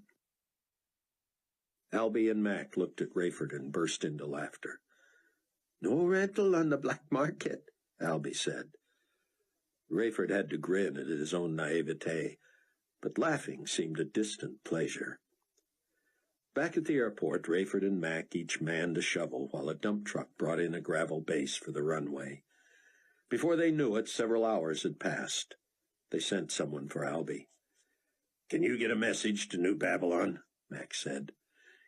"It will require a relay, but both Carr and Wasit have been on the air since this morning, so yes, it's possible." Mac wrote the instructions, asking that a dispatch go to Global Community Radio Base, informing them that Steele and McCullum were engaged in a cooperative volunteer airport rebuilding project and would return by nightfall. It was nearly 9:30 Tuesday morning, Central Standard Time, when Buck was jolted awake. The day was bright and sunny, yet he had slept soundly since that brief dream in the middle of the night. A constant sound had played at the edges of his consciousness. But for how long? As his eyes grew accustomed to the light, he realized the noise had been with him for some time. It seemed to come from the backyard, from beyond the Range Rover. He padded to the window and opened it, pressing his cheek against the screen and looking as far that way as he could. Maybe it was the emergency workers, and he and Sion would have power sooner than they thought. What was that smell? Had a catering truck pulled up for the workmen? He threw on some clothes. The light was on in the hallway. Had it not been a dream, after all? He skipped down the stairs in his bare feet. "Sion, we have power! What's happening?" Sion came from the kitchen with a skillet full of food and began scooping it onto a plate at the table. Sit down, my friend. Are you not proud of me?" "You found food." "I did more than that, Buck. I discovered the generator, and the big one." Buck bowed his head and said a brief prayer. "Did you eat, Sion?" "Yes, go ahead. I could not wait. I could not sleep in the middle of the night, so I tiptoed in and took your flashlight. I did not rouse you, did I?" "No," Buck said, his mouth full. "But later I thought I dreamed I saw lights in the hallway." "It was not a dream, Buck. I lugged that generator out of the cellar and into the backyard myself. It took me forever to fill it with gas and clean the spark plug and get it fired up. But as soon as I hooked it to the cable in the basement, lights came on, the refrigerator came on, everything started happening. I am sorry to have disturbed you. I tiptoed into my bedroom and knelt by my bed, just praising the Lord for our good fortune. I heard you. Oh, forgive me. It was like music, Buck said, and this food is like nectar. You need sustenance. You are going back to Loretta's. I will stay here and see if I can get on the internet. If I cannot, I have much studying to do and messages to write, so they will be ready to go to the faithful when I can get hooked up. Before you leave, however, you will help me get into Donnie's briefcase, no? You've decided that's okay, then? Under other circumstances, no. But we have so few tools for survival now, Cameron. We must take advantage of anything that might be there. Fortunately, Donnie's well remained intact, and somehow, under a steaming shower a few minutes later, Buck's spirits were raised. What was it about creature comforts that made the day look brighter despite the crisis? Buck knew he was in denial. Whenever he felt his realistic, practical journalist side take over, he fought it. He wanted to think Chloe had somehow escaped death, but her car was still at the house. On the other hand, he hadn't found her body. Tons of debris still covered the place, and he had not been able to dig through much of it. Was he up to displacing every piece of trash from the foundation to prove to himself she was or wasn't there? He was willing. He simply hoped there was a better way. On his way out of the house, Buck was intrigued that Sion had not waited for him to get Donnie's briefcase from the rover. The rabbi had it on the table. He wore a shy, impish look. They were about to break into someone's personal belongings, and both had convinced themselves it was what Donnie would have wanted. They were also prepared to close it back up and discard it if what they found was personal. There are all kinds of tools in the basement, Sion said. I could use some care and do this in such a way that it would not threaten the integrity of the structure. What? Buck said. Threaten the integrity of the structure? You mean not hurt this cheap briefcase? How about I just save you the time and effort? Buck turned the 5-inch deep plastic briefcase vertically and held it between his knees as he sat in a kitchen chair. He angled both knees left and drove the heel of his hand into the case, forcing it to fall between his ankles and land on one corner. That caused the latches to separate and the case to spring out of shape and fly open. His legs kept it from opening wide and spilling. With a feeling of accomplishment, he plopped it on the table and spun it around so Sion could open it.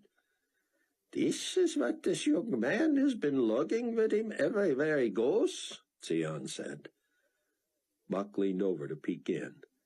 There, in neatly stacked rows, were dozens of small spiral notebooks, each not quite as large as a stenographer's notebook. They were labeled on the front with dates in block handprinting. Sion grabbed a few, and Buck took more. He fanned them in his hands and noticed that each contained approximately 2 months' worth of entries. "This may be his personal diary," Buck said. "Yes," Sion said. "If so, we must not violate his confidence." They looked at each other. Buck wondered which of them was going to look, to determine whether these were private notes that should be discarded, or technical notes that might be of assistance to the Tribulation Force. Sion raised his eyebrows and nodded to Buck. Buck opened one notebook to the middle. It read, "Talk to Bruce B. about underground necessities. He still seems reluctant about suggesting location. I don't need to know. I outlined specifications, electric, water, phone, ventilation, etc." "That is not personal," Sion said. "Let me study these today and see if there's anything we can use. I am amazed how he stacked them. I do not believe he could have fit another one in, and he used every bit of space." "What's this?" Buck said, leafing to the back. "Look at these. He hand-drew these schematics." "That is my shelter," Sion exulted. "That is where I've been staying. So he designed it." "But it looks like Bruce never told him where he was building it." Sion pointed to a passage on the next page. "Putting a duplicate shelter in my backyard has proven more labor-intensive than I expected. Sandy is getting a kick out of it. Bagging the dirt and storing it in her van takes her mind off our loss. She enjoys the clandestine nature of it. We take turns dumping it in various locations. Today we loaded so much that the back tires looked as if they might explode. It was the first time I had seen her smile in months." Buck and Sion looked at each other. "Is it possible?" Sion said. "A shelter in his backyard?" "How did we miss it?" Buck said. "We were digging out there last night." They moved to the back door and gazed out on the lawn. A fence between Donnie's home and the rubble next door had been ripped up and moved by the quake. "Maybe I parked over the entrance," Buck said. He backed the Rover out of the way. "I see nothing here," Sion said. "But the journal indicates this was more than a dream. They were moving dirt." "I'll find some metal rods today," Buck said. "We can poke them through the grass and see if we can find this thing." "Yes, you go. Finish up at Loretta's. I have much work today on the computer." The sun was setting in Iraq. "We'd better head back," Rayford said, breathing hard. "What are they going to do?" Mac said. "Fire us?" "As long as he's got you around, Mac, he could follow through on his threat to put me in jail." "That would be just like him, to think one man can fly that Condor halfway around the world and back. By the way, you ever wonder why he calls that thing the 216? The number on his office was 216 too, even though it was on the top floor of an 18-story building." "Never thought about it," Rayford said. "I can't see a reason to care. Maybe he's got a fetish for that number."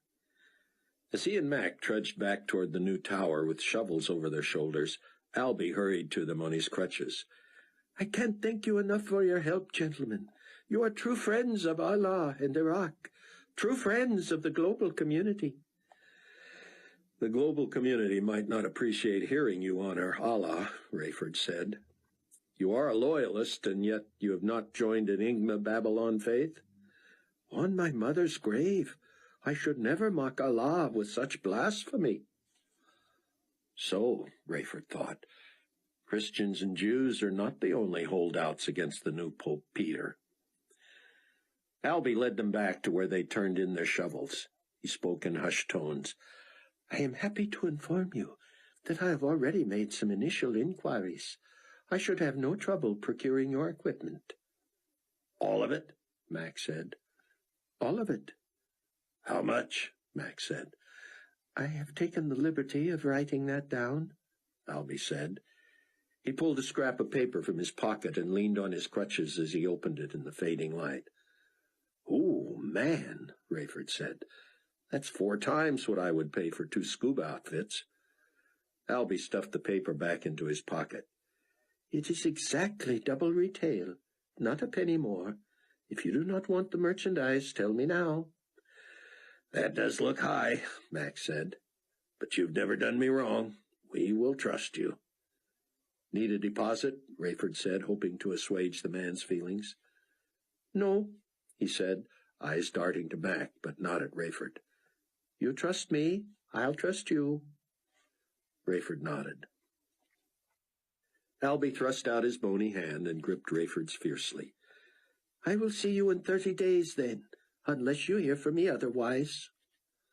Mac took the controls for the flight back. "Got enough energy to finish your story, Ray?" Buck stopped at the ruins of New Hope Village Church on his way to Loretta's and strolled past the crater where the old woman's car rested 20 feet below. Her body was there, too, but he could not bring himself to look.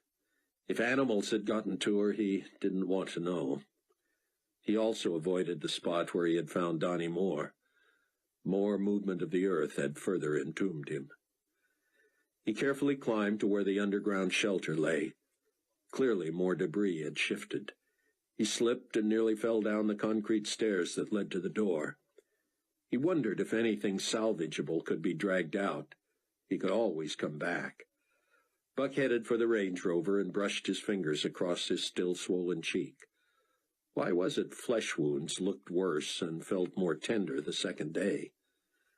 Traffic dotted the area today. Any front-end loader, bulldozer, or dragline that had not sunk out of sight appeared to have been called into service. Buck couldn't park where he had the day before. Road crews rammed the up-twisted pavement in front of Loretta's house. Dump trucks were loaded with the huge chunks. Where they would take it and what they would do with it, Buck had no idea. All he knew was that there was nothing else for anyone to do but start rebuilding. He couldn't imagine this area ever looking like its old self again, but he knew it wouldn't be long before it was rebuilt. Buck drove over a small pile of trash and parked next to one of the felled trees in Loretta's front yard. Workers ignored him as he slowly circled the house, wondering whether to continue picking through what was left of it. A man with a clipboard studied the residue of the house next door. He shot pictures and took notes. Didn't think insurance would cover an act of God like this. Oh, it wouldn't, the man said. I'm not with an insurance company. He turned so Buck could see the ID tag clipped to his collar. It read, Sonny Kuntz, Senior Field Supervisor, Global Community Relief. Buck nodded. What happens next? We fax pictures and stats to headquarters. They send money, we rebuild. GC headquarters is still standing? Nope, they're rebuilding too. Whoever's left there is in an underground shelter with pretty sophisticated technology. You can communicate with New Babylon? Since this morning. My father-in-law works over there. You think I could get through? You ought to be able to. Kuntz glanced at his watch. It's not 9 p.m. there yet. I talked to somebody there about 4 hours ago. I wanted them to know we found at least one survivor from this area. You did? Who? I'm not at liberty to share that information, Mr. Oh, sorry. Buck reached for his own ID, identifying himself as also a GC employee. Ah, press, Kuntz said. He peeled up 2 pages from his clipboard. Name's Kavanaugh. Helen, age 70. She lived here? That's right. Said she ran to the basement when she felt the place rattling. Never heard of an earthquake in this area before, so she thought it was a tornado. She was just flat lucky. Last place you want to be in an earthquake is where everything can fall on you. She survived, though, huh? Kuntz pointed to the foundation about 20 feet east of Loretta's house. See those 2 openings? One up here, the other in back? Buck nodded. That's one long room in the basement. First she ran to the front. When the whole house shifted and the glass blew in from that window, she ran to the other end. The glass was already out of that window, so she just planted herself in the corner and waited it out. If she'd stayed up front, she'd never made it. Wound up in the only corner of the house where she wouldn't have been killed. She told you this? Yep. She didn't say whether she saw anybody next door, did she? Matter of fact, she did. Buck nearly lost his breath. What'd she say? Just as she saw a young woman running out of the house. Just before the window gave way on this end, the woman jumped in her car. But when the road started rising on her, she drove into the garage. Buck trembled, desperate to stay calm until he got the whole story. Then what? Mrs. Kavanaugh said she had to move to the back because of that window, and when that house started to give way, she thought she saw the woman come out the side door of the garage and run through the backyard. Buck lost all objectivity. Sir, that was my wife. Any more details? None I can remember. Where is this Mrs. Kavanaugh? In a shelter about 6 miles due east. A furniture store somehow suffered very little damage. There's probably 200 survivors in there, the least injured. More of a holding station than a hospital. Tell me exactly where this place is. I need to talk to her. Okay, Mr. Williams, but I need to caution you not to get your hopes up about your wife. What are you talking about? I didn't have my hopes up till I found out she ran from this.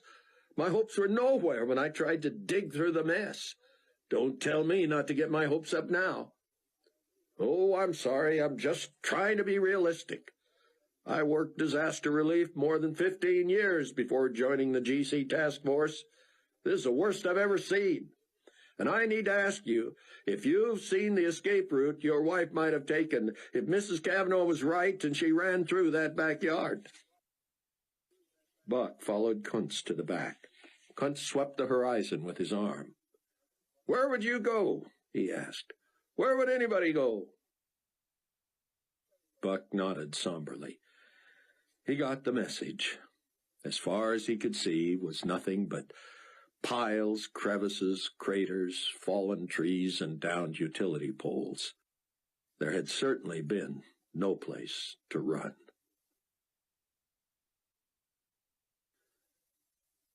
Chapter 7. So, Mac said, your daughter was your real reason for finding out what happened to your wife and son. Right. Did you wonder about your motive? You mean guilt? Maybe, partly. But I was guilty, Mac. I had let down my daughter. I wasn't going to let that happen again. You couldn't force her to believe. No, and for a while I thought she wouldn't. She was tough, analytical, the way I'd been. Well, Ray, we flyboys are all alike. We get off the ground because of aerodynamics. No magic, no miracles. Nothing you can't see, feel, or hear. That was me all the way. So, what happened? What made the difference? The sun dipped below the horizon, and from the helicopter, Rayford and Mac saw the yellow ball flatten and melt in the distance. Rayford was into his story, earnestly trying to persuade Mac of the truth. He was suddenly warm. Though the Iraqi desert cooled quickly after sundown, he had to shed his jacket. No closets here, Ray. I just lay mine behind the seat. Once situated, Rayford continued. Ironically, everything that convinced me of the truth I should have known in time to go with Irene when Christ came back. I'd gone to church for years, and I had even heard the terms virgin birth and atonement and all that. But I never stopped to figure what they meant. I understood that one of the legends said Jesus was born to a woman who had never been with a man. I couldn't have told you whether I believed that or even thought it was important. It seemed just like a religious story, and I thought explained why a lot of people thought sex was dirty. Rayford told Mac of finding Irene's Bible, digging out the phone number of the church she loved so much, reaching Bruce Barnes, and seeing Pastor Billings' videotape prepared for those left behind. He had this whole thing figured out, Mac said. Oh, yes. Just about anybody who was raptured knew it was coming. They didn't know when, but they looked forward to it. That tape really did it for me, Mac. I'd like a look at that. I might be able to track down a copy for you if the church is still standing. Buck got directions to the makeshift shelter from Kuntz and hurried to the Range Rover. He tried calling Sion and was frustrated to get a busy signal. But that was encouraging, too. It wasn't the normal buzz of a malfunctioning phone. It sounded like a true busy signal, as if Sion's phone was engaged. Buck dialed Rayford's private number. If this worked through cellular technology and solar power, they should have been able to connect with each other anywhere on Earth. The problem was, Rayford was not on Earth. The roar of the engine, the thwack-thwack-thwack of the blades, and the static in his headset made a cacophony of chaos. He and Mac heard the phone at the same time. Mac slapped his pocket and yanked out his phone. Not mine, he said. Rayford turned to fish his out of his folded jacket, but by the time he whipped off his headphones, flipped open the phone, and pressed it to his ear, he heard only that empty echo of an open connection. He couldn't imagine cellular towers close enough to relay a signal. He had to have gotten that ring off a satellite. He turned in his seat, angling the phone and its antenna to try to pick up a stronger signal. "Hello, Rayford Steele here. Can you hear me? If you can, call me back. I'm in the air and can hear nothing.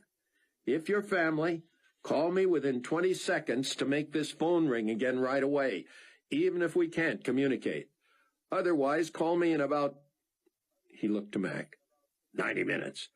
90 minutes from now. We should be on the ground and reachable. Hello? Nothing. Buck had heard Rayford's phone ringing. Then nothing but static.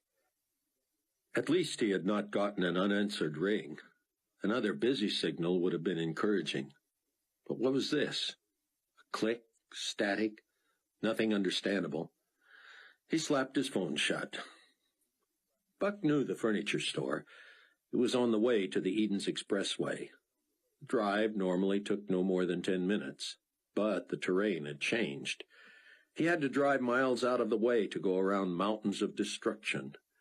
His landmarks were gone or flat. His favorite restaurant was identifiable only by its massive neon sign on the ground. About 40 feet away, the roof peeked from a hole that swallowed the rest of the place. Rescue crews filed in and out of the hole, but they weren't hurrying. Apparently anyone they brought out of there was in a bag. Buck dialed the Chicago bureau office of Global Community Weekly. No answer. He called headquarters in New York City.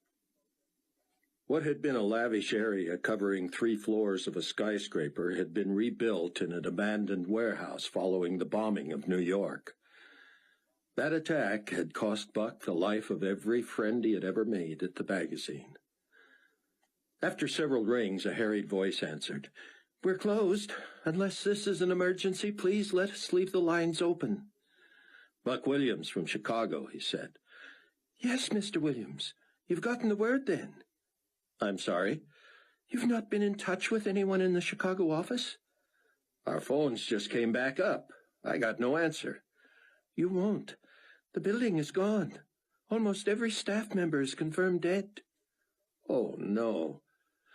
"I'm sorry. A secretary and an intern survived and checked on the staff. They never reached you." "I was not reachable."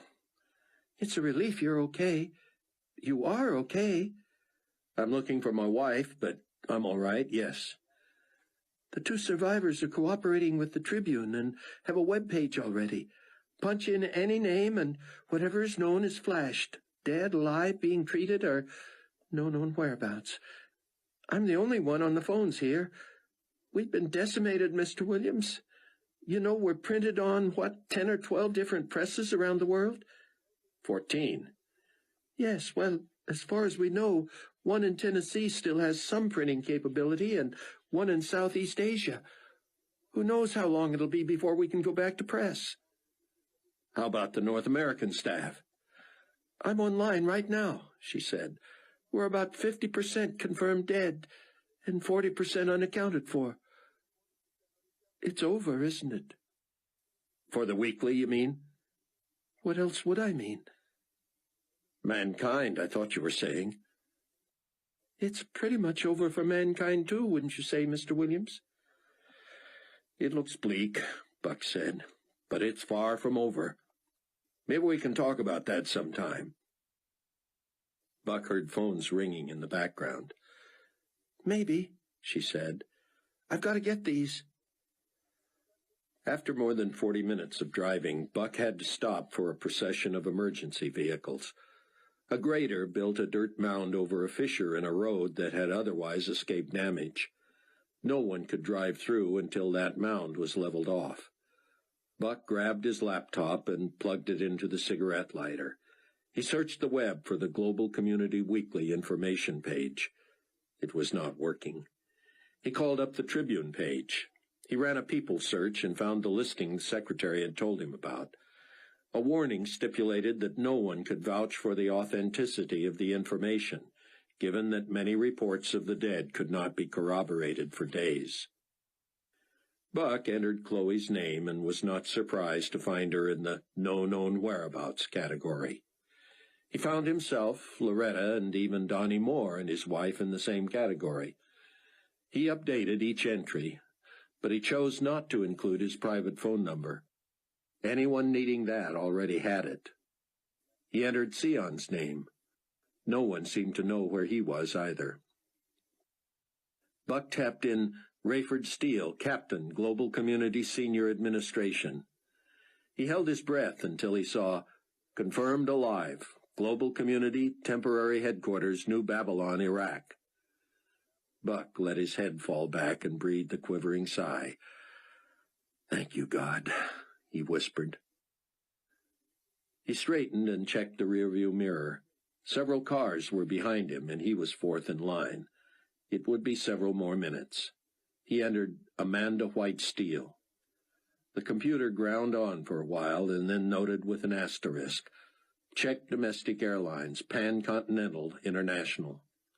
He entered that. Subject confirmed on Boston to New Babylon nonstop, reported crashed and submerged in Tigris River. No survivors. Poor Rayford, Buck thought. Buck had never gotten to know Amanda as well as he'd wanted to, but he knew her to be a sweet person and a true gift to Rayford. Now he wanted all the more to reach his father-in-law. Buck checked on Chaim Rosenzweig, who was confirmed alive and en route from Israel to New Babylon. Good, he thought. He listed his own father and brother, and they came up unaccounted for. No news, he decided, was good news for now. He entered Hattie Durham's name.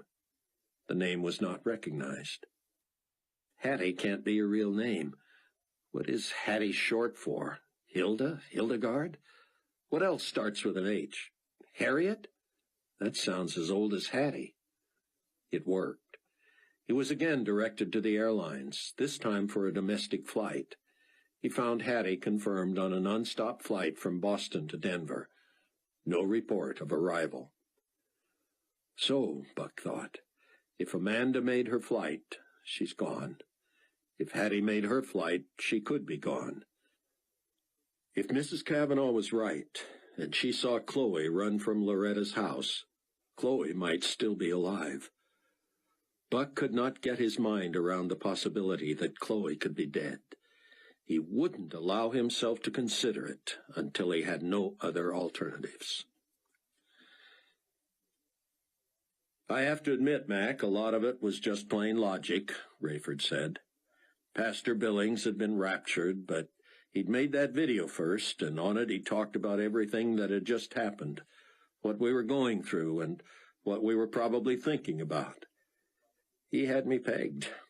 He knew I'd be scared. He knew I'd be grieving. He knew I'd be desperate and searching.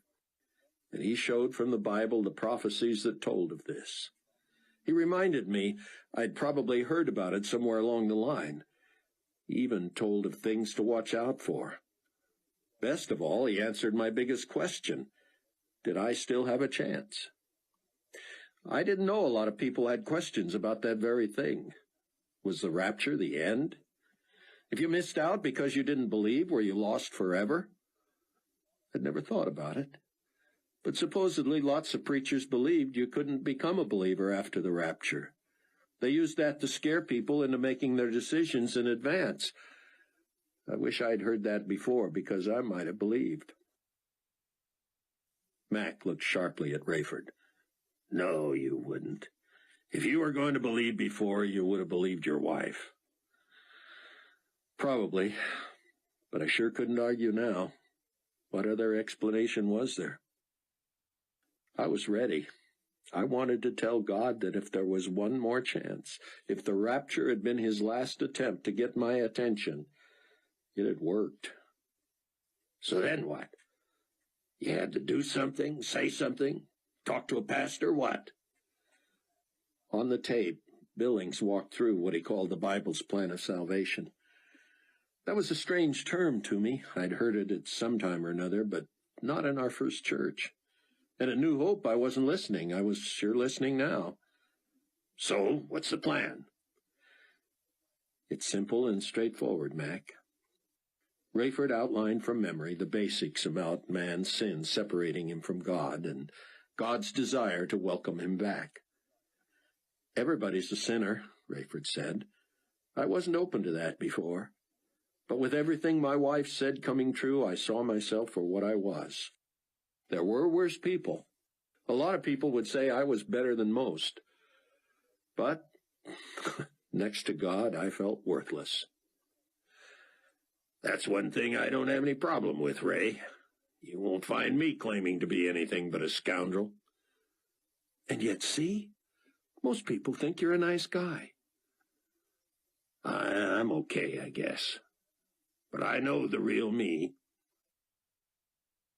Pastor Billings pointed out that the Bible says there is none righteous, no, not one, and that all we like sheep have gone astray, and that all our righteousnesses are like filthy rags. It didn't make me feel better to know I wasn't unique. I was just grateful there was some plan to reconnect me with God.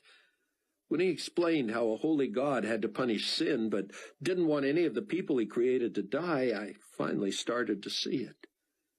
Jesus, the Son of God, the only man who ever lived without sin, died for everybody's sin. All we had to do was believe that, repent of our sins, receive the gift of salvation. We would be forgiven, and what Billings referred to as reconciled to God. So, if I believe that, I'm in, Mac said. You also have to believe that God raised Jesus from the dead. That provided the victory over sin and death, and it also proved Jesus was divine. I believe all that, Ray. So is that it? Am I in? Rayford's blood ran cold. What was troubling him? Whatever made him sure Amanda was alive was also making him wonder whether Mac was sincere. This was too easy. Mac had seen the turmoil of almost 2 years of the tribulation already. But was that enough to persuade him? He seemed sincere, but Rayford didn't really know him, didn't know his background. Mac could be a loyalist, a Carpathia plant. Rayford had already exposed himself to mortal danger if Mac was merely entrapping him. Silently he prayed again. God, how will I know for sure? Bruce Barnes, my first pastor, encouraged us to memorize Scripture. I don't know if I'll find my Bible again, but I remember lots of passages. One of the first I learned was Romans 10:9-10. It says, If you confess with your mouth the Lord Jesus, and believe in your heart that God has raised him from the dead, you will be saved. For with the heart one believes unto righteousness, and with the mouth confession is made unto salvation. Max stared ahead as if concentrating on flying. He was suddenly less animated. He spoke more deliberately. Rayford didn't know what to make of it. Oh, what does it mean to confess with your mouth? Max said. Just what it sounds like. You've got to say it. You've got to tell somebody. In fact, you're supposed to tell lots of people. You think Nikolai Carpathia is the Antichrist? Is there anything in the Bible about telling him? Rayford shook his head. Not that I know of. Not too many people have to make that choice. Carpathia knows where I stand because he has ears everywhere. He knows my son-in-law is a believer, but Buck never told him. He thought it best to keep that to himself so he could be more effective. Rayford was either persuading Mac or burying himself. He wasn't sure which. Mac was silent several minutes. Finally, he sighed. So, how does it work? How did you know when you'd done whatever it was God wanted you to do? Pastor Billings walked the viewers of that tape through a prayer. We were to tell God we knew we were sinners and that we needed his forgiveness. We were to tell him we believed Jesus died for our sins and God raised him from the dead. Then we were to accept his gift of salvation and thank him for it. Seems too easy. Believe me, it might have been easier if I'd done it before. But this isn't what I call easy. For another long stretch, Mac said nothing. Every time that happened, Rayford felt gloomier. Was he handing himself to the enemy? Mac, this is something you can do on your own, or I could pray with you, or... No. This is definitely something a person should do on his own. You were alone, weren't you? I was, Rayford said. Mac seemed nervous, distracted. He didn't look at Rayford. Rayford didn't want to push, and yet he hadn't decided yet whether Mac was a live prospect or just playing him. If the former was true, he didn't want to let Mac off the hook by being too polite. So, what do you think, Mac? What are you going to do about this? Rayford's heart sank when Mac not only did not respond, but also looked the other way. Rayford wished he was clairvoyant. He would have liked to know whether he had come on too strong or had exposed Mac for the phony he was. Mac took a deep breath and held it. Finally he exhaled and shook his head. Ray, I appreciate your telling me this. Quite a story. Very impressive. I'm moved. I can see why you believe, and no doubt it works for you. So that was it, Rayford thought. Mac was going to blow it off by using the glad it works for you routine. But it's personal and private, isn't it? Mac continued. I want to be careful not to pretend or rush into it in an emotional moment. I understand, Rayford said, desperately wishing he knew Mac's heart. So you won't take it personally if I sleep on this? Not at all, Rayford said. I hope there's no aftershock or attack that might get you killed before you're assured of heaven, but I have to think God knows how close I am and wouldn't allow that. I don't claim to know the mind of God, Rayford said. Just let me say I wouldn't push my luck. Are you pressuring me? Sorry, you're right. No one can be badgered into it. Rayford feared he had offended Mac. That or Mac's attitude was a stalling technique. On the other hand, if Mac was a subversive, he wouldn't be above faking a salvation experience to ingratiate himself to Rayford. He wondered when he would ever be sure of Mac's credibility. When Buck finally reached the furniture store, he found jerry-built construction. No semblance of streets or roads existed, so emergency vehicles staked out their spots with no thought to conserving space or leaving paths open to the doors. Global community peacekeeping emergency forces traipsed in and out with supplies, as well as new patients. Buck got in only because of the security clearance level on his global community identification tag. He asked for Mrs. Cavanaugh, and was pointed to a row of a dozen wooden canvas cots lining a wall in one corner. They were so close, no one could walk between them. Buck smelled freshly cut wood, and was surprised to see new 2x4s nailed together for railings throughout. The rear of the building had sunk about 3 feet, causing the concrete floor to split in the middle. When he got to the crack, he had to hang on to the 2x4s because the pitch was so steep. Wood blocks anchored to the floor kept the cots from sliding. Emergency personnel took tiny steps, shoulders back, to keep from tumbling forward. Each cot had a strip of paper stapled to the foot end, with either a hand-printed or computer-generated name. When Buck walked through, most of the conscious patients rolled up on their elbows, as if to see if he was their loved one. They reclined again when they didn't recognize him. The paper on the third cot from the wall read, Cavanaugh, Helen. She was asleep. Men were on either side of her. One, who appeared homeless, sat with his back to the wall. He seemed to protect a paper bag full of clothes. He eyed Buck warily and pulled out a department store catalog, which he pretended to read with great interest. On Helen Cavanaugh's other side was a thin young man who appeared in his early 20s. His eyes darted, and he ran his hands through his hair. "I need a smoke," he said. "Got any cigarettes?" Buck shook his head. The man rolled onto his side, pulled his knees up to his chest, and lay rocking. Buck would not have been surprised to find the man's thumb in his mouth. Time was of the essence. But who knew what trauma Mrs. Cavanaugh was sleeping off? She had very nearly been killed, and she had no doubt seen the remains of her house when she was carted away. Buck grabbed a plastic chair and sat at the foot of her cot. He wouldn't wake her, but he would talk to her at the first sign of consciousness.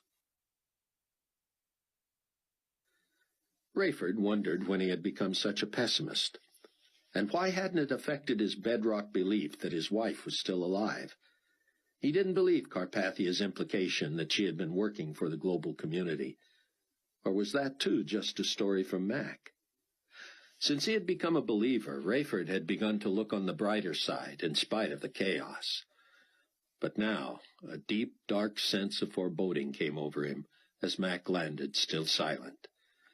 They secured the helicopter and completed post-flight procedures.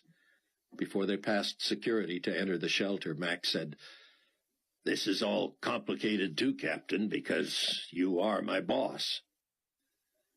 That had not seemed to affect anything else that day. They had flown more as buddies than as boss and subordinate. Rayford would have no trouble maintaining decorum, but it sounded as if Mac might. Rayford wanted to leave their conversation concrete, but he didn't want to give Mac an ultimatum or tell him to report back. "I'll see you tomorrow," he said. Mac nodded, but as they headed for their own quarters, a uniformed orderly approached. "Captain Steele, Officer McCullum, you are requested in the Central Command area." He handed each a card. Rayford read silently. "My office, ASAP, Leonardo Fortunato." Since when had Leon been using his entire first name? Wonder what Leon wants at this time of the night. Mac peeked at Rayford's card. "Leon, I've got a meeting with Carpathia." He showed Rayford his card. Was that really a surprise to Mac, or was this all one big setup? He and Mac had not gotten into why Rayford and the rest of the Tribulation Force believed Carpathia fit the bill of the Antichrist. Still, Mac had enough information on Rayford to bury him, and apparently he had the right audience. Buck was fidgety. Mrs. Cavanaugh looked healthy, but she lay so still he was hardly able to detect the rise and fall of her chest. He was tempted to cross his legs and kick her cot in the process. But who knew how an old woman would respond to that? It might push her over the edge. Antsy, Buck dialed Sion. He finally got through, and Buck gushed that he had reason to believe Chloe was alive. "Wonderful, Cameron. I am doing well here, too. I have been able to get on the net, and I have more reason than ever to get back to Israel." "We'll have to talk about that," Buck said. "I still think it's too dangerous, and I don't know how we would get you there." "Cameron, there's news all over the Internet that one of Carpathia's top priorities is rebuilding transportation networks." Buck spoke louder than he needed to, hoping to rouse Mrs. Cavanaugh. "I'll be back as soon as I can, and I plan to have Chloe with me." "I will pray," Sion said. Buck hit the speed dial for Rayford's phone. Rayford was amazed that Leon's office was only slightly smaller and every bit as exquisitely appointed as Nikolai's. Everything in the shelter was state-of-the-art, but the opulence began and ended in those two offices. Fortunato had a glow. He shook Rayford's hand, bowed at the waist, motioned to a chair, then sat behind his desk. Rayford had always found him curious, a dark, swarthy man, short and stocky, with black hair and dark eyes. He didn't unbutton his suit jacket when he sat, so it bowed comically at the chest, spoiling whatever formality he was trying to engender. "Captain Steele," Fortunato began. But before he could say anything, Rayford's phone chirped. Fortunato raised a hand and let it fall, as if he couldn't believe Rayford would take a call at a time like this. "Excuse me, Leon, but this could be family." "You can't take calls in here," Leon said. "Well, I'm going to," Rayford said. "I have no information about my daughter and son-in-law." "I mean you're technically not able to receive phone calls in here," Leon said. All Rayford heard was static. "We're way underground and surrounded by concrete. Think, man." Rayford knew the trunk lines from the center led to solar panels and satellite dishes on the surface. Of course his cell phone would not work here. Still, he was hopeful. Few people knew his number, and the ones who did he cared about most in the world. "You have my full attention, Leon." "Not willingly, I surmise." Rayford shrugged. "I have more than one reason for asking to see you," Leon said. Rayford wondered when these people slept. "We have information on your family. At least part of it." "You do," Rayford said, leaning forward. "What? Who? My daughter?" "No, I'm sorry. Your daughter is unaccounted for. However, your son-in-law has been spotted in a Chicago suburb." "Unharmed?" "To the best of our knowledge." "And what is the state of communications between here and there?" Fortunato smiled condescendingly. "I believe those lines are open," he said, "but of course not from down here, unless you use our equipment." Chalk went up for Fortunato, Rayford thought. "I'd like to call him as soon as possible to check on my daughter." "Of course. Just a few more items. Salvage teams are working around the clock in the compound where you lived. In the unlikely event they are able to find anything of value, you should submit a detailed inventory. Anything of value not pre-identified will be confiscated." "That makes no sense," Rayford said. "Nevertheless," Fortunato said dismissively. "Anything else?" Rayford said, as if he wanted to leave. "Yes," Fortunato said slowly. Rayford had the idea Fortunato was stalling to make him squirm before calling Buck. "One of His Excellency's most trusted international advisors has arrived from Israel. I'm sure you know of Dr. Chaim Rosenzweig." "Of course," Rayford said. "But His Excellency? At first I thought you were referring to Matthews." "Captain Steele, I've been meaning to talk to you about protocol. You inappropriately refer to me by my first name. Sometimes you even refer to the potentate by his first name. We are aware that you do not sympathize with the beliefs of Pontifex Maximus Peter. However, it is most disrespectful for you to refer to him only by his last name." "And yet you are using a title that has for generations been limited to religious leaders and royalty for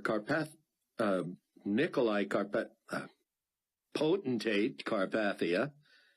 "Yes, and I believe the time has come to refer to him in that manner.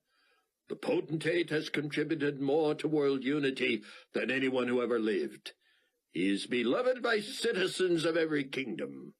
And now that he has demonstrated supernatural power, excellency is hardly too lofty a title." "Demonstrated these powers to whom?"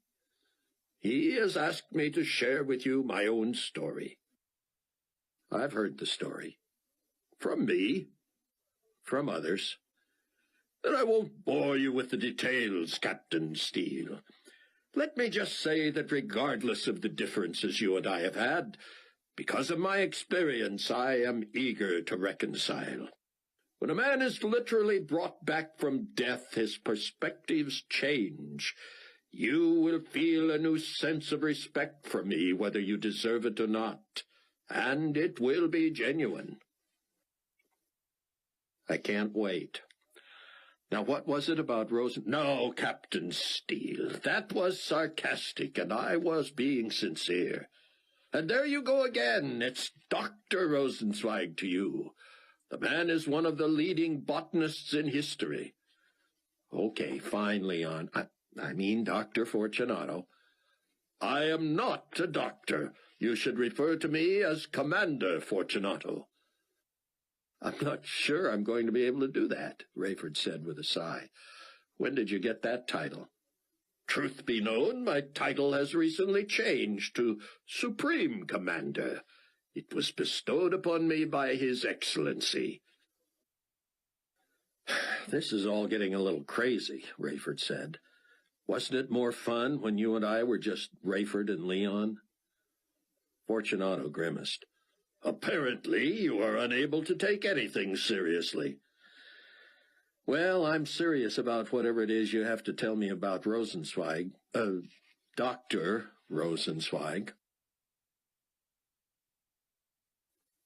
Chapter 8. While he waited for Mrs. Cavanaugh, Buck thought about heading to the Range Rover so he could look up Ken Ritz's number on his computer. If Ken could get him and Sion to Israel, he was taking Chloe. He never wanted her out of his sight again. He was about to step out when Mrs. Cavanaugh finally stirred. He didn't want to startle her. He just watched her. When her eyes opened, he smiled. She looked puzzled, then sat up and pointed at him. You were gone, young man, weren't you? Gone? You and your wife. You lived with Loretta, didn't you? Yes, ma'am. But you weren't there yesterday morning. No. And your wife, I saw her. Is she all right? That's what I want to talk about, Mrs. Cavanaugh. Are you up to it? Oh, I'm all right. I just have nowhere to stay. I got the dickens scared out of me, and I don't care to see the remains of my house, but I'm all right. Want to take a walk? There's nothing I'd like more. But I'm not going anywhere with a man unless I know his name. Buck apologized and introduced himself. I knew that, she said. I never met you, but I saw you around, and Loretta told me about you. I met your wife, Corky. Chloe. Oh, of course. I should remember because I liked that name so much. Well, come on, help me up. Thumbsucker hadn't budged except to keep rocking. Homeless looked wary and held his bag tighter. Buck considered yanking one of their cots so he could get in and help Mrs. Cavanaugh off of hers. But he didn't want a scene. He just stood at the end of her cot and reached for her. As she stepped off the end of the flimsy thing, the other end went straight up. Buck saw it coming at him over her head. He blocked it with his hand, and it slammed back down with such a thunderous resound that Homeless cried out and Thumbsucker jumped 2 feet. He split the canvas cot when he came back down. It slowly separated, and he dropped out of sight. Homeless lowered his face into his sack, and Buck couldn't tell if he was laughing or crying. Thumbsucker reappeared, looking as if he thought Buck might have done that on purpose. Mrs. Cavanaugh, who missed it all, slipped her hand through Buck's elbow, and they walked to where they could talk with more privacy. I already told this to one young man with disaster relief or some such, but anyway, I thought all the racket was a tornado. Who ever heard of an earthquake in the Midwest? You hear about a little rattling and shaking downstate once in a while, but an honest-to-goodness earthquake that knocks over buildings and kills people? I thought I was smart, but I was a fool. I ran to the basement. Of course, ran is relative. It just means I didn't go a step at a time as usual. I went down those stairs like a little girl. The only pain now is in my knees. I went to the window to see if there was a funnel. It was bright and sunny, but the noise was getting louder and the house banged all around me, so I still figured I knew what it was. That's when I saw your wife. Where exactly? That window is too high for me to see out. All I could see was the sky and the trees. They were really moving. My late husband kept a stepladder down there. I climbed just high enough so I could see the ground. That's when your wife Chloe came running out. She was carrying something. Whatever it was more important than putting something on her feet. She was barefoot. And she ran where? To your car. It's stupid, but I hollered at her. She was holding her stuff in one arm and trying to unlock the car with the other, and I was yelling, "You don't want to be outside, girl!" I was hoping she'd put that stuff down and get in the car quick enough to outrun the funnel. But she wasn't even looking up. She finally got it open and started the car, and that's when everything broke loose. I swear one of my basement walls actually moved. I've never seen anything like that in my life. That car started to move, and the biggest tree in Loretta's yard tore itself right from the ground, roots and all. It took half Loretta's yard with it, and it sounded like a bomb dropping in the street, right in front of her car. She backed up, and the tree on the other side of Loretta's yard started to give way. I was still yelling at that girl like she could hear me inside the car. I was sure that second tree would land right on her. She jerked left, and the whole road twisted up right in front of her. If she had pulled onto that pavement a split second earlier, that street flipping up would have tipped her over. She must have been scared to death. One tree lying in front of her, one threatening to fall on her, and the street sticking straight up. She whipped around that first tree and raced right up the driveway into the garage. I was cheering for her. I hoped she'd have enough sense to get to the basement. I couldn't believe a tornado could do that much damage without me seeing it.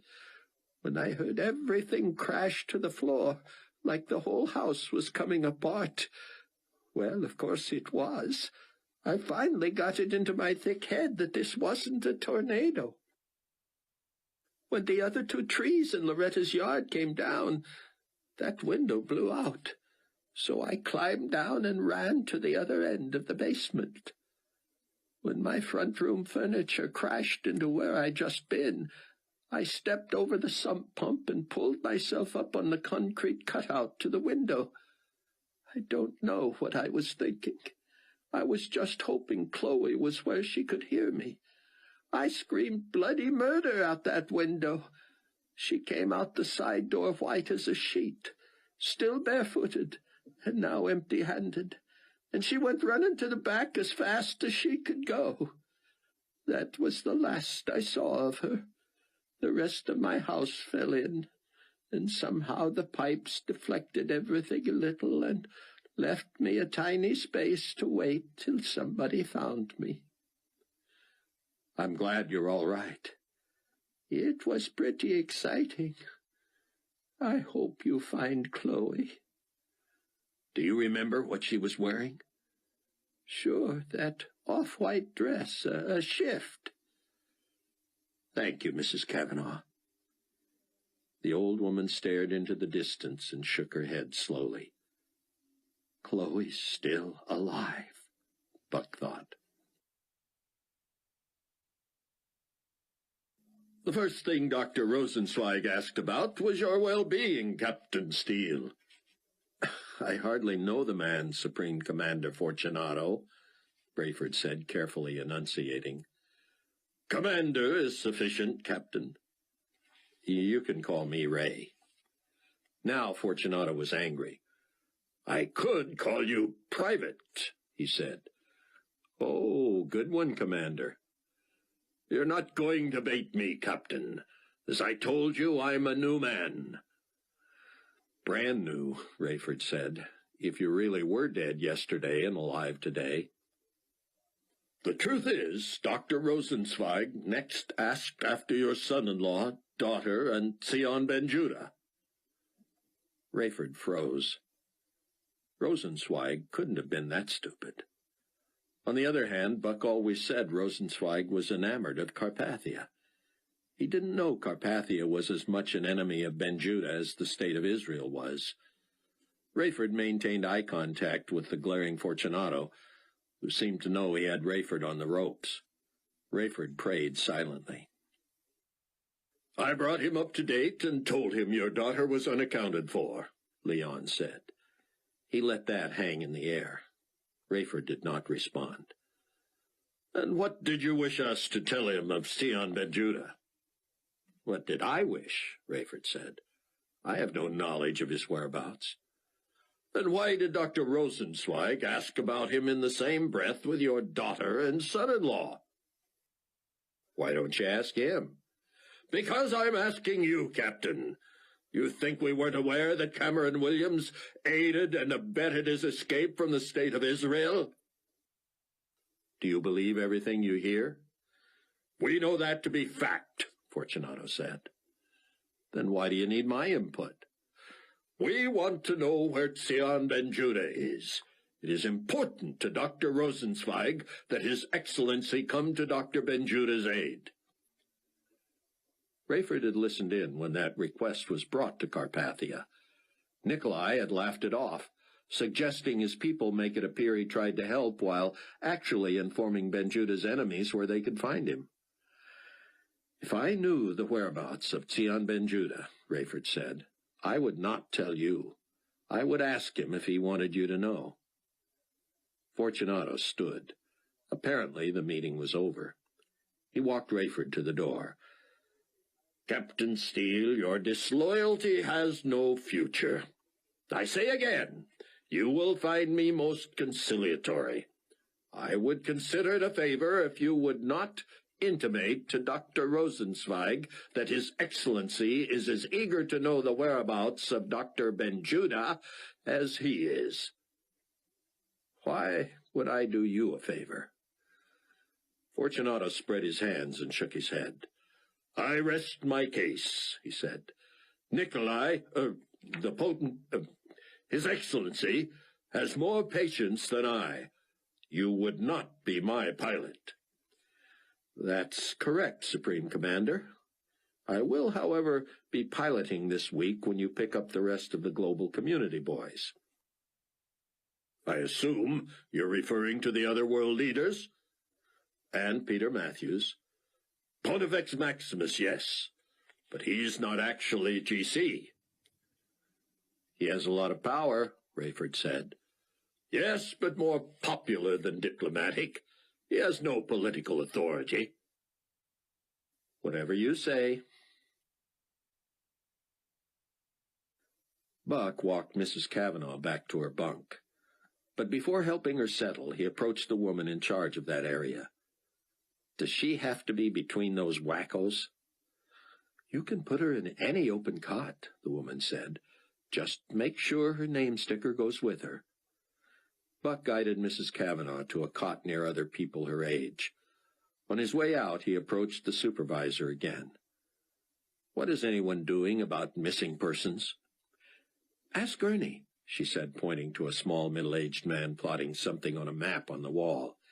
"He's with GC, and he's in charge of the transfer of patients between shelters." Ernie proved formal and distracted. "Missing persons," he repeated, not looking at Buck, but still working on his map. "First off, most of them are going to wind up dead. There are so many, we don't know where to start." Buck pulled a photo of Chloe from his wallet. "Start here," he said. He finally had Ernie's attention. He studied the picture, turning it toward the battery-powered lights. "Wow," he said. "Your daughter?" "She's 22. To be her dad, I'd have to be at least 40. "So?" "I'm 32, he said, astounded at his vanity at a time like this. "This is my wife, and I was told she escaped from our house before the quake leveled it." "Show me," Ernie said, turning toward his map. Buck pointed to Loretta's block. Not good. This was a worldwide quake, but GC has pinpointed several epicenters. That part about Prospect was close to the epicenter for northern Illinois. So it's worse here? It's not much better anywhere else, but this is pretty much the worst of it in this state. Ernie pointed to a mile stretch from behind Loretta's block, in direct line with where they were. Major devastation. She would not have been able to get through there. Where might she have gone? Can't help you there.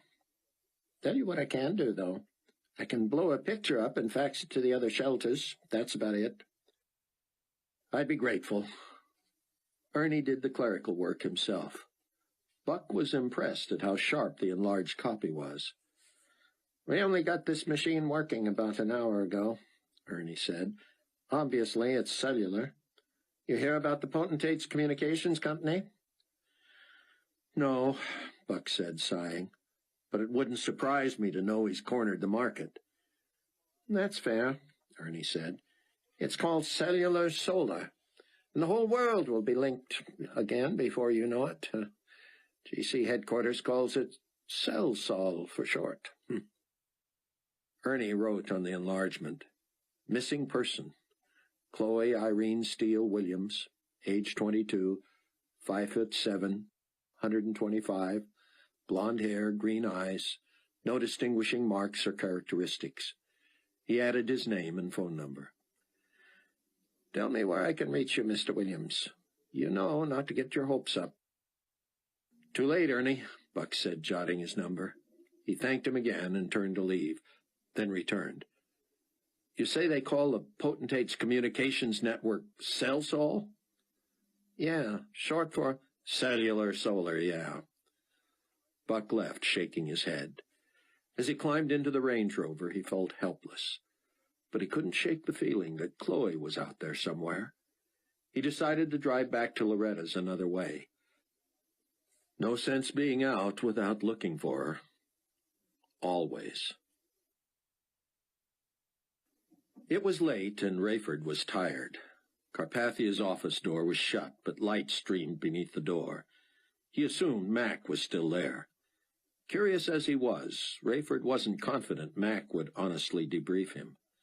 For all he knew, Mac was spilling his guts about everything Rayford had said that day. His top priority before sleep was to try to get through to Buck. At the communications command post, he was told he had to have permission from a superior to use a secure outside line. Rayford was surprised. "Look up my level of clearance," he said. "Sorry, sir. Those are my orders." "How long will you be here?" Rayford asked. "Another 20 minutes, sir." Rayford was tempted to interrupt Carpathia's meeting with Mac. He knew Nikolai would give him permission to use the phone, and by barging in he would show he was not afraid of His Excellency, the Potentate, meeting with his own subordinate. But he thought better of it when he saw Fortunato had turned the light off in his office and was locking his door. Rayford walked briskly to him. Without a trace of sarcasm, he said, "Commander Fortunato, sir, a request." "Certainly, Captain Steele." "I need permission from a superior to use an outside line." "And you're calling?" "My son-in-law in the States." Fortunato backed up against the wall, spread his feet, and crossed his arms. "This is interesting, Captain Steele. Let me ask you, would the Leonardo Fortunato of last week have acceded to this request?" "I don't know. Probably not." "Would my permitting it, despite how cavalierly you treated me this evening, prove to you I have changed?" "Well, it would show me something." "Feel free to use the phone, Captain. Take all the time you need, and best wishes on finding everything okay at home." "Thank you," Rayford said. Buck prayed for Chloe as he drove, imagining Chloe had found her way to safety and simply needed to hear from him. He called to give Tsian an update, but didn't stay on the phone long. Tsian seemed down, distracted. Something was on his mind, but Buck didn't want to pursue it while trying to keep the phone open. Buck flipped open his laptop and looked up Ken Ritz's number. A minute later, Ritz's answering machine said, "I'm either flying, eating, sleeping, or on the other line. Leave a message." Short beeps indicating messages Ritz already had waiting seemed to go on forever. Buck grew impatient, not wanting to tie up his phone. Finally, he heard the long beep. "Ken," he said. "Buck Williams. The two of us you flew out of Israel might need a return trip soon. Call me." Rayford couldn't believe Buck's phone was busy. He slammed the phone down and waited a few minutes before redialing. Busy again. Rayford smacked his hand on the table. The young communications supervisor said, "We've got a gadget that'll keep dialing that number and leave a message." "I can tell him to call me here and you'll wake me?" Unfortunately, no, sir, but you could ask that he call you at 0700 hours when we open." Buck wondered about Ritz's answering machine. How would anyone know if he had been killed in the earthquake? He lived alone, and that machine would just run until it filled. Buck was about half an hour from Donnie and Sandy Moore's house when his phone rang. "God, let it be Ernie," he pleaded. "This is Buck." "Buck, this is a recorded message from Rayford. I'm sorry I couldn't reach you. Please call me at the following number at 7 o'clock in the morning, my time. That's going to be 10 p.m. if you're in the Central Standard Time Zone. Praying Chloe's all right. You and our friend, too, of course. I want to hear everything. I'm still looking for Amanda. I feel in my soul she's still alive. Call me." Buck looked at his watch. Why couldn't he call Rayford right then? Buck was tempted to call Ernie, but he didn't want to bug him. He wended his way back to Sion. As soon as he came into the house, Buck knew something was wrong. Sion would not look him in the eye. Buck said, "I didn't find any rods to poke in the backyard. Did you find the shelter?" "Yes," Sion said flatly. "It is a duplicate of where I lived at the church. You want to see it?" "What's wrong, Sion?" "We need to talk. Did you want to see the shelter?" "That can wait. I just want to know how you get to it." "You will not believe how close we were last night when we were doing our unpleasant business. The door that appears to lead to a storage area actually opens into a larger door. Through that door is the shelter. Let us pray we never have to use it." "Here's thanking God it's there if we do need it," Buck said. "Now what's up? We've been through too much for you to keep anything from me." "I am not keeping it from you for my sake," Sion said. "I would not want to hear if I were you." Buck slumped in a chair. "Sion, tell me you didn't get word about Chloe." No, I'm sorry, Cameron. It is not that. I am still praying for the best there. It is just that for all the treasures in Donnie's briefcase, the Germans also led me where I wish I had not gone." Sion sat too, and he looked as bad as he had when his family had been massacred. Buck laid a hand on the rabbi's forearm. "Sion, what is it?" Sion stood and looked out the window over the sink, then turned to face Buck. With his hands deep in his pockets, he moved to the doors that separated the kitchen from the breakfast nook. Buck hoped he wouldn't open them. He didn't need to be reminded of cutting Sandy Moore's body from under the tree. Sion opened the door and walked to the edge of the cutout. Buck was struck by the weirdness of where he was and what he was looking at. How had it come to this? He had been Ivy League educated, New York headquartered, at the top of his profession. Now here he sat in a tiny duplex in a Chicago suburb, having moved into the home of a dead couple he barely knew. In less than 2 years he had seen millions disappear from all over the globe, become a believer in Christ, met and worked for the Antichrist, fallen in love and married, befriended a great biblical scholar, and survived an earthquake. Sion slid the door shut and trudged back. He sat wearily, elbows on the table, his troubled face in his hands. Finally he spoke. "It should come as no surprise, Cameron, that Donnie Moore was a genius. I was intrigued by his journals. I have not had time to get through all of them, but after discovering his shelter, I went in to see it. Impressive.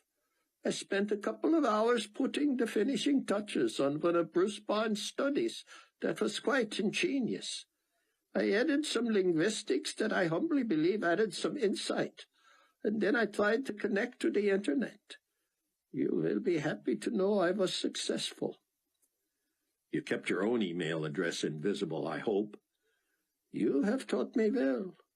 I posted the teaching on the central bulletin board.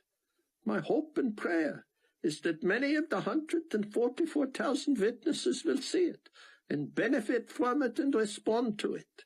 I'll check tomorrow. Much bad teaching is going out on the net, Cameron. I am jealous that believers not be swayed. Buck nodded.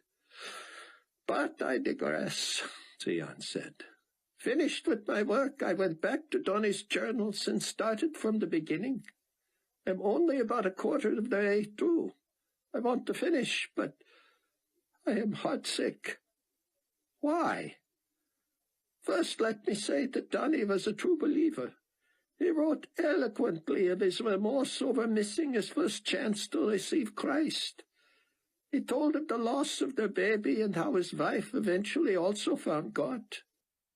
It is a very sad, poignant account of how they found some joy and anticipation of being reunited with their child. Praise the Lord, that has now been realized. Theon's voice began to quaver.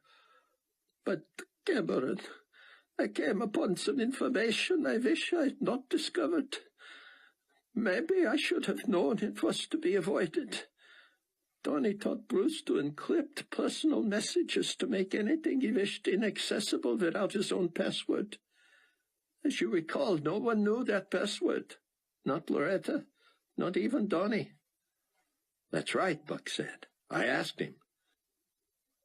Donnie must have been protecting Bruce's privacy when he told you that. Donnie knew Bruce's password?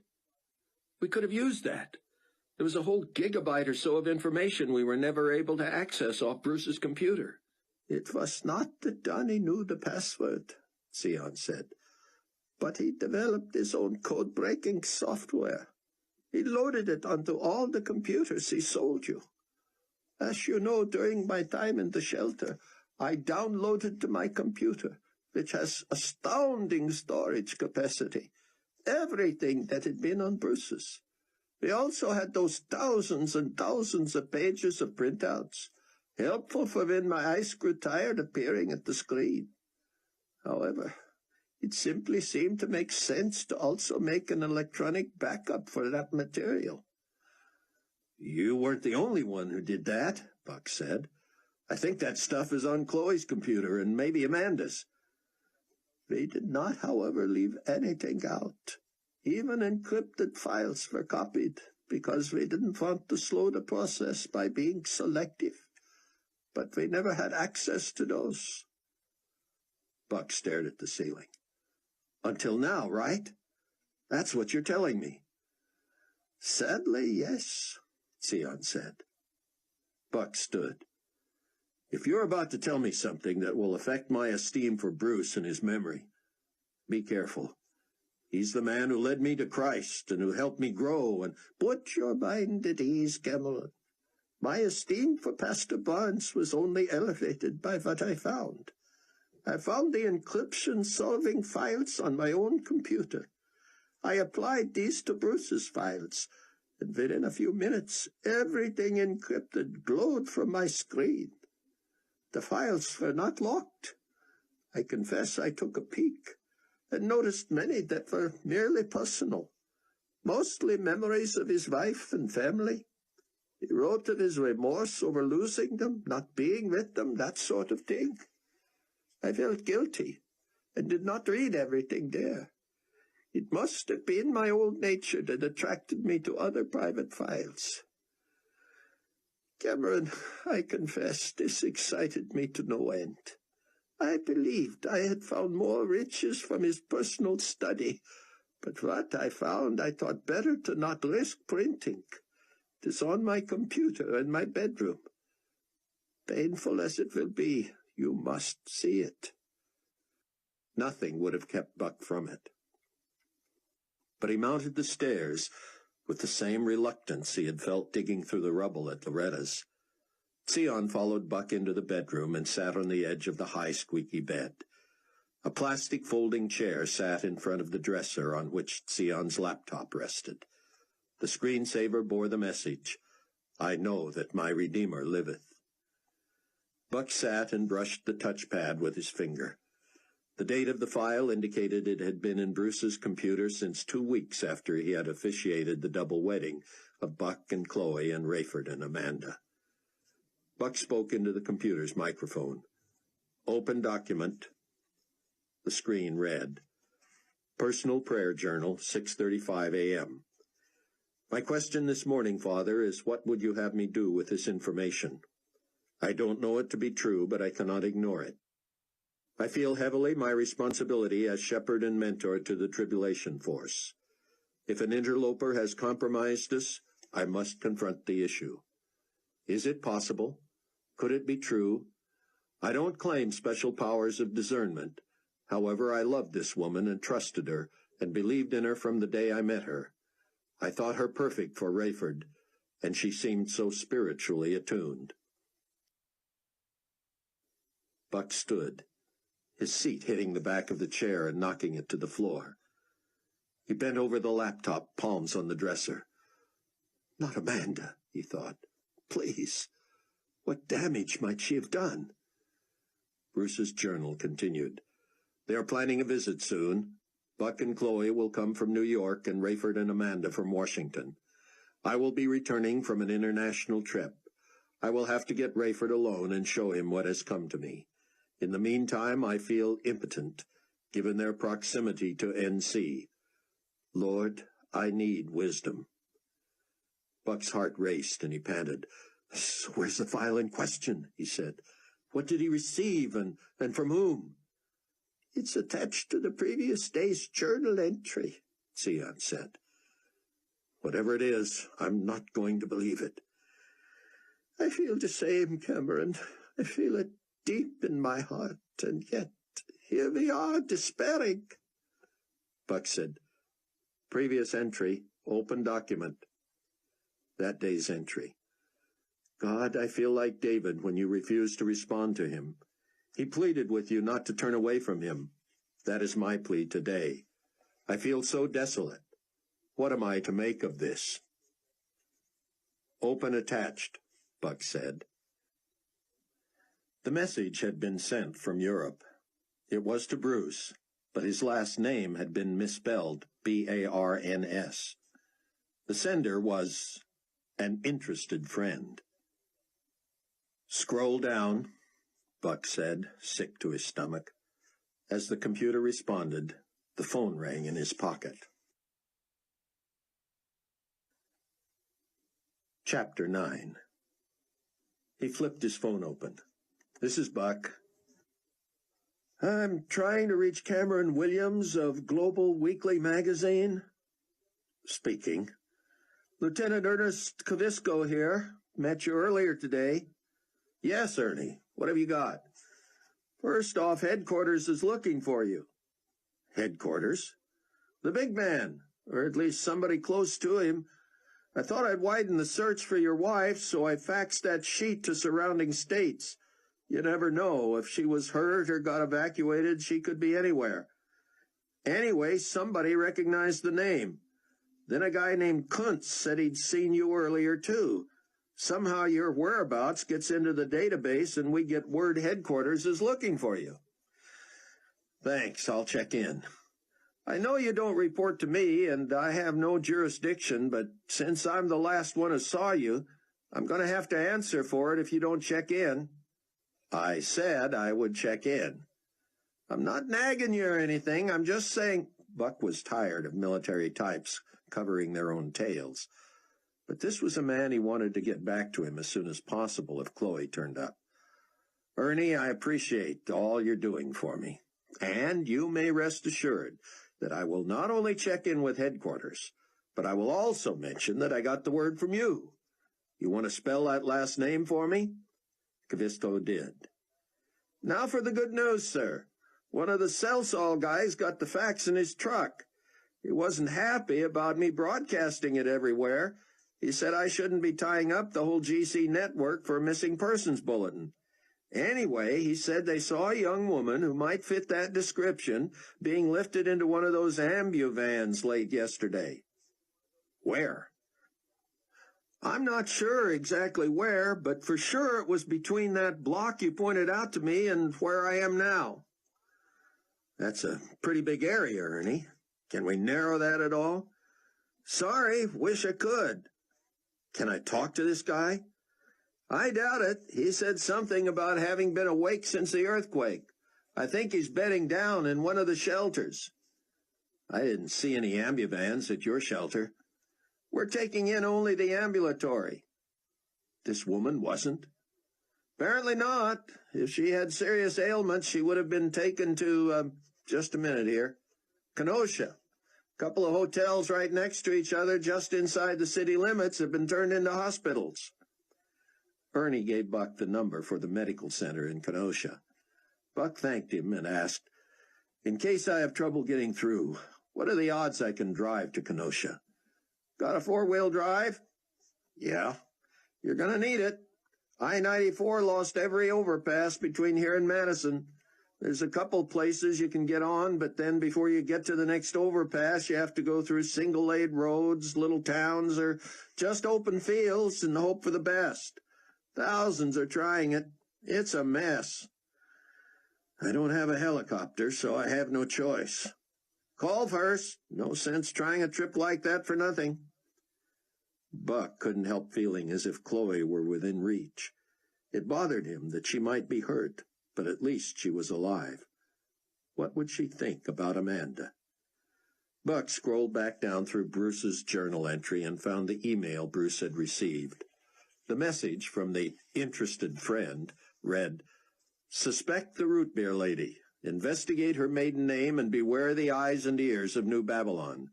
Special forces are only as strong as their weakest links. Insurrection begins in the home. Battles are lost in the field, but wars are lost from within. Buck turned to face Sion. What did you deduce from that? Someone was warning Bruce about somebody within the Tribulation Force. We have only 2 women. The one with the maiden name Bruce might not know would have been Amanda. I still do not know why he or she referred to her as the root beer lady. Her initials. A.W., Sion said, as if to himself, as he righted Buck's chair. I do not follow. A and W is an old brand of root beer in this country, Buck said. How is she supposed to be the ears and eyes of, what, Carpathia? Is that what we're supposed to get out of New Babylon? It is all in the maiden name, Sion said. I was going to look it up, but you will see Bruce has already done the work. Amanda's maiden name was Ricus, which meant nothing to Bruce and stalled him for a while. It means nothing to me either, Buck said. Bruce dug deeper. Apparently, Amanda's mother's maiden name before she married Ricus was Fortunato. Buck blanched and dropped into the chair again. Bruce must have had the same reaction, Sion said. He writes in there, please God, don't let it be true. What is the significance of that name? Buck sighed. Nikolai Carpathia's right-hand man. A total sycophant. Is named Leonardo Fortunato. Buck turned back to Sion's computer. Close files. Re-encrypt. Open search engine. Find Chicago Tribune. Open name search. Ken or Kenneth Ritz, Illinois, USA. Our pilot, Sion said. You're going to get me home after all. I only want to see if the guy's still alive, just in case. Ritz was listed among patients in stable condition, Arthur Young Memorial Hospital, Palatine, Illinois. How come all the good news is about someone else? Buck dialed the number Ernie had given him for Kenosha. It was busy. Again and again for 15 minutes. We can keep trying while we're on the road. The road? Sion said. In a manner of speaking, Buck said. He looked at his watch. It was after 7 in the evening, Tuesday. 2 hours later, he and Sion were still in Illinois. The rover bounced slowly along with hundreds of other cars snaking their way north. Just as many were coming the other way, 50 to 100 feet from where I-94 once propelled cars at 80-plus miles an hour in both directions. While Buck looked for alternate routes or some way to pass pokey vehicles, Sion manned the phone.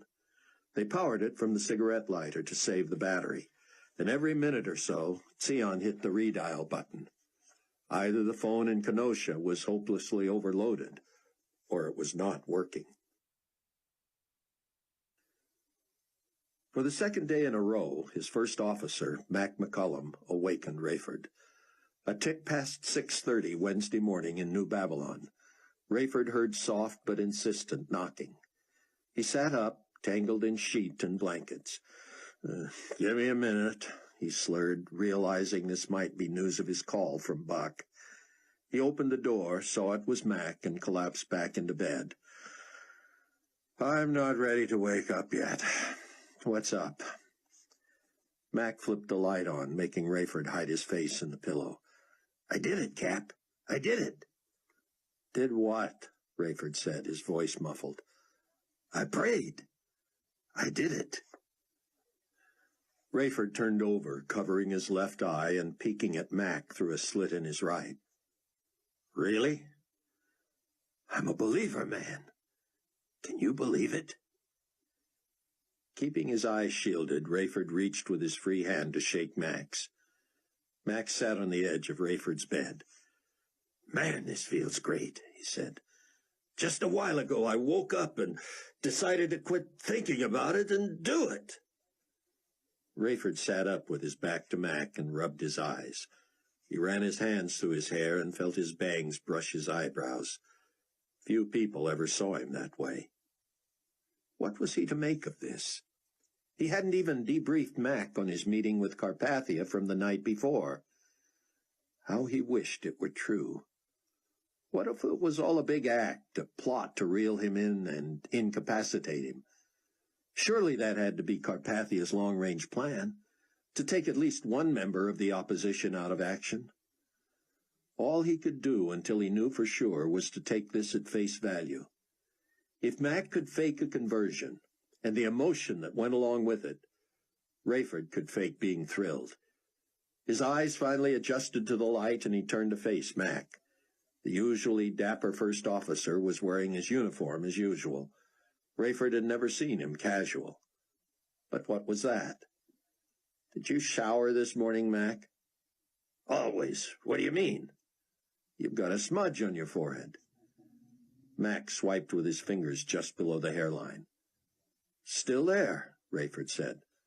Looks like what Catholics used to get on Ash Wednesday. Mac stood and moved to the mirror attached to Rayford's wall. He leaned close, turning this way and that.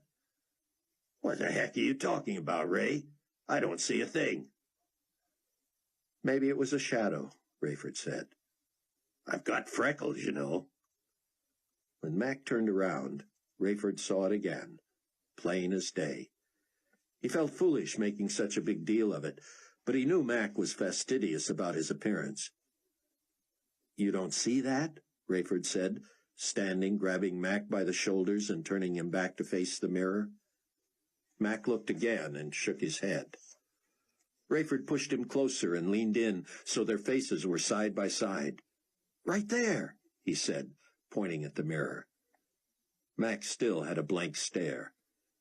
Rayford turned Mac's face toward him, put a finger directly on his forehead, and turned him back toward the mirror. Right there, that charcoal-looking smudge about the size of a thumbprint. Mac's shoulders slumped, and he shook his head. "Either you're seeing things or I'm blind," he said. "Wait just a doggone minute," Rayford said slowly. Chills ran up his spine. "Let me look at that again."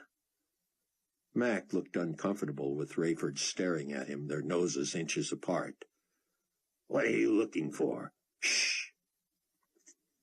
Rayford held Mac by the shoulders. "Mac," he said solemnly, "you know those 3D images that look like a complicated pattern until you stare at it?" "Yeah, and you can make out some sort of a picture." "Yes, there it is. I can see it." "What?" "It's a cross. Oh, my word. It's a cross, Mac." Mac wrenched away and looked in the mirror again. He leaned to within inches of the glass and held his hair back from his forehead. "Why can't I see it?" Rayford leaned into the mirror and held his own hair away from his forehead. "Wait, do I have one too?" "Nope, I don't see one." Mac paled. "You do," he said. "Let me look at that." Rayford could barely breathe as Mac stared. "Unbelievable," Mac said. "It is a cross. I can see yours, and you can see mine, but we can't see our own." Buck's neck and shoulders were stiff and sore. "I don't suppose you've driven a vehicle like this one, Sion," he said. "No, brother, but I am willing." "No, I'm all right." He glanced at his watch. "Less than half an hour before I'm supposed to call Rayford." The caravan to nowhere finally crossed into Wisconsin, and the traffic weaved west of the expressway. Thousands began to blaze new trails. 30 to 35 miles an hour was top speed, but there were always nuts in all-terrain vehicles who took advantage of the fact that there were no rules anymore. When Buck got inside the city limits of Kenosha, he asked a member of the Global Community Peacekeeping Force for directions. "You're going to go east about 5 miles, the young woman said, "and it's not going to look like a hospital. It's 2 hotels, yeah, I heard." Traffic into Kenosha was lighter than that heading north, but that soon changed too. Buck could not get within a mile of the hospital. GC forces detoured vehicles until it became obvious that anyone getting to those hotels had to do it on foot. Buck parked the Range Rover, and they set off toward the east. By the time their destination came into view, it was time to call Rayford. "Mac," Rayford said, fighting tears, "I can hardly believe this. I prayed for a sign, and God answered. I needed a sign. How can I know who to trust these days?" "I wondered," Mac said. "I was hungry for God and knew you had what I needed, but I was afraid you'd be suspicious." "I was, but I'd already said way too much if you were working against me for Carpathia." Mac was gazing into the mirror, and Rayford was dressing, when he heard a brief knock and the door flew open. A young assistant from the communications center said, "Excuse me, sirs, but whichever one of you is Captain Steele has a phone call." "Be right there," Rayford said. "By the way, have I got a smudge on my forehead? Right here?" The young man looked. "No, sir, don't think so." Rayford caught Mac's eye. Then he tucked in his undershirt and slid off down the hall in his stocking feet. Somebody like Fortunato, or worse, Carpathia, could court-martial him for appearing in front of subordinates half-dressed. He knew he couldn't be in the employ of the Antichrist much longer anyway. Buck stood silently in the Wisconsin wasteland with the phone pressed to his ear. When Rayford finally came on, he said quickly, "Buck, just answer yes or no. Are you there?" "Yes." "This is not a secure phone, so tell me how everyone is without using names, please." "I'm fine," Buck said. "Mentor is safe and okay. She escaped, we believe. Close to reconnecting now." "Others?" "Secretary is gone. Computer techie and wife are gone. That hurts. Yeah, I know. You? They tell me Amanda went down with a Pan-Con flight into the Tigris, Rayford said. She's listed on the manifest, if you can believe what's on the internet. But you're not buying it? Not until I see her with my own eyes. I understand. Boy, it's good to hear your voice. Yours too. Your own family? Unaccounted for, but that's true of most everyone. How are the buildings? Both gone. You have accommodations? Rayford asked. I'm fine, keeping a low profile. They agreed to email each other and disconnected. Buck turned to Sion. She couldn't be a double-crosser. He's too perceptive, too aware. He could have been blinded by love, Sion said. Buck looked sharply at him. Cameron, I no more want to believe this than you do, but it appears Bruce strongly suspected. Buck shook his head. You'd better stay out here in the shadows, Sion. Aye, I'm the least of anyone's worries here now. Maybe, but GC Communications makes this a small world. They know I'm bound to show up sooner or later if Chloe is here. If they're still looking for you and Verna, Z broke our agreement and ratted on me to Carpathia, they might expect to find you with me. You have a creative mind, Buck. Paranoid, too. Maybe, but let's not take chances. If I'm being followed when I come out, hopefully with Chloe, keep your distance. I'll pick you up about 200 yards west of where I'm parked. Buck walked into chaos. Not only was the place a madhouse of equipment and patients and officials competing to prove who had authority, but there was also a lot of yelling. Things had to happen fast, and no one had time for cordiality. It took Buck a long time to get the attention of a woman at the front desk. She appeared to be doing the work of reception and admittance and also a bit of triage. After getting out of the way of 2 stretchers, each bearing bloody bodies Buck bet were dead, he pushed up to the counter. Excuse me, ma'am. I'm looking for this woman. He held up a copy of the fax Ernie had broadcast. If she looks like that, she wouldn't be here, the woman barked. Does she have a name? The name's on the picture, Buck said. You need me to read it to you? What I don't need is your sarcasm, pal. As a matter of fact, I do need you to read it to me. Buck did. I don't recognize the name, but I processed hundreds today. How many without names? About a quarter. We found most of these people in or under their homes, so we cross-checked addresses. Anybody away from home mostly carried ID. Well, let's say she was away from home, but had no ID, and she's not in a position to tell you who she is. Then your guess is as good as mine. We don't have a special ward for unidentifieds. Mind if I look around? What are you going to do, check every patient? If I have to. Not unless you're a GC employee, and I am, Buck said, flashing his ID. Make sure you stay out of the way. Buck traipsed through the first hotel, pausing at any bed that had a patient with no name card. He ignored several huge bodies and didn't waste time on people with gray or white hair. If anyone looked small or thin or feminine enough to be Chloe, he took a good look. He was on his way to the second hotel when a tall black man backed out of a room, locking the door. Buck nodded and kept moving, but the man apparently noticed his fax. Looking for someone? My wife. Buck held up the page. Haven't seen her, but you might want to check in here. More patients? This is our morgue, sir. You don't have to if you don't want to, but I got the key. Buck pursed his lips. Guess I'd better. Buck stepped behind the man as he unlocked the door. When he pushed, however, the door stuck a bit, and Buck bumped into him. Buck apologized, and the man turned and said, No problem. He stopped and stared at Buck's face. Are you all right, sir? I'm a doctor. Oh, the cheek's all right. I just fell. It looks okay, doesn't it? The doctor cocked his head to look more closely. Oh, that looks superficial. I thought I noticed a bruise on your forehead just under the hairline. Nope, didn't get banged there as far as I know. Bumps there can cause subcutaneous bleeding. It's not dangerous, but you could look like a raccoon in a day or two. Mind if I take a peek? Buck shrugged.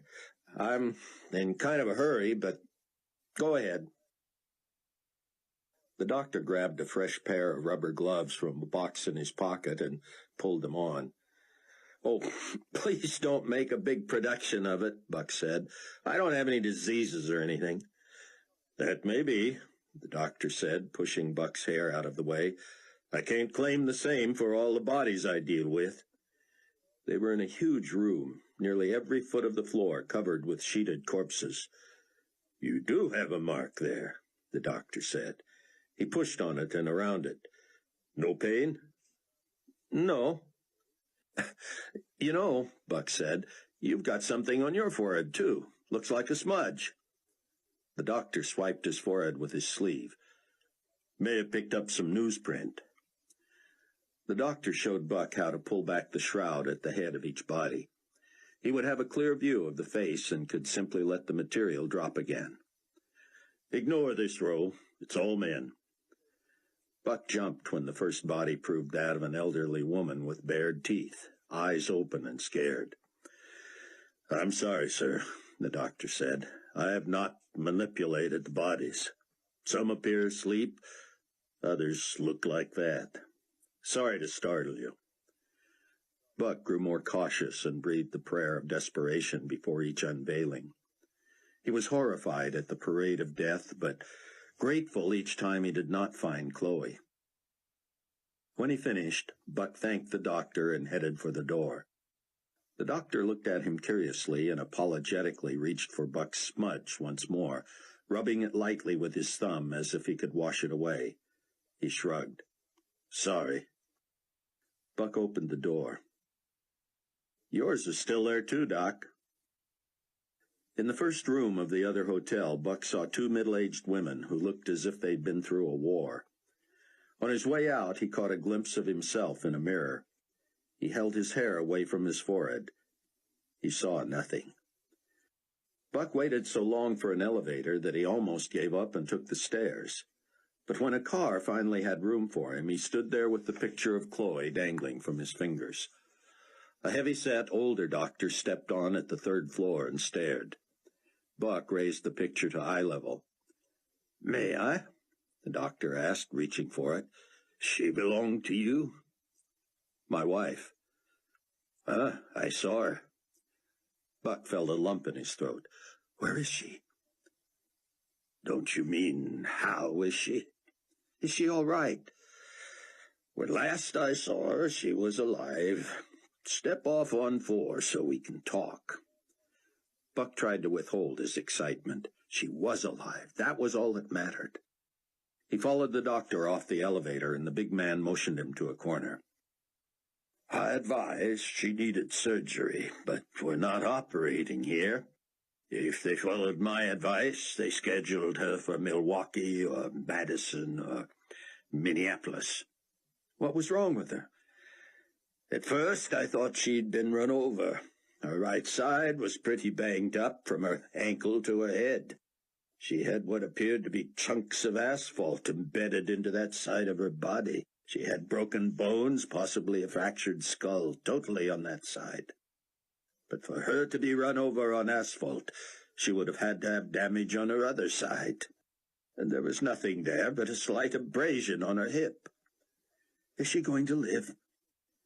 I don't know. We couldn't do X-rays or MRIs here. I have no idea about the extent of damage to bones or to internal organs. I did, however, finally come to some hypothesis of what might have happened to her. I believe she was struck by a section of roofing. It probably knocked her to the ground, causing that abrasion. She was brought here by Amuvan. I understand she was unconscious, and they had no idea how long she'd been lying there. Did she regain consciousness? Yes, but she was unable to communicate. She couldn't speak? No. And she did not squeeze my hand or blink or nod or shake her head. You're sure she's not here? I'd be disappointed if she was still here, sir. We're sending all the acute cases to one of the 3 M's, as I told you. Who would know where she was sent? The doctor pointed down the hall.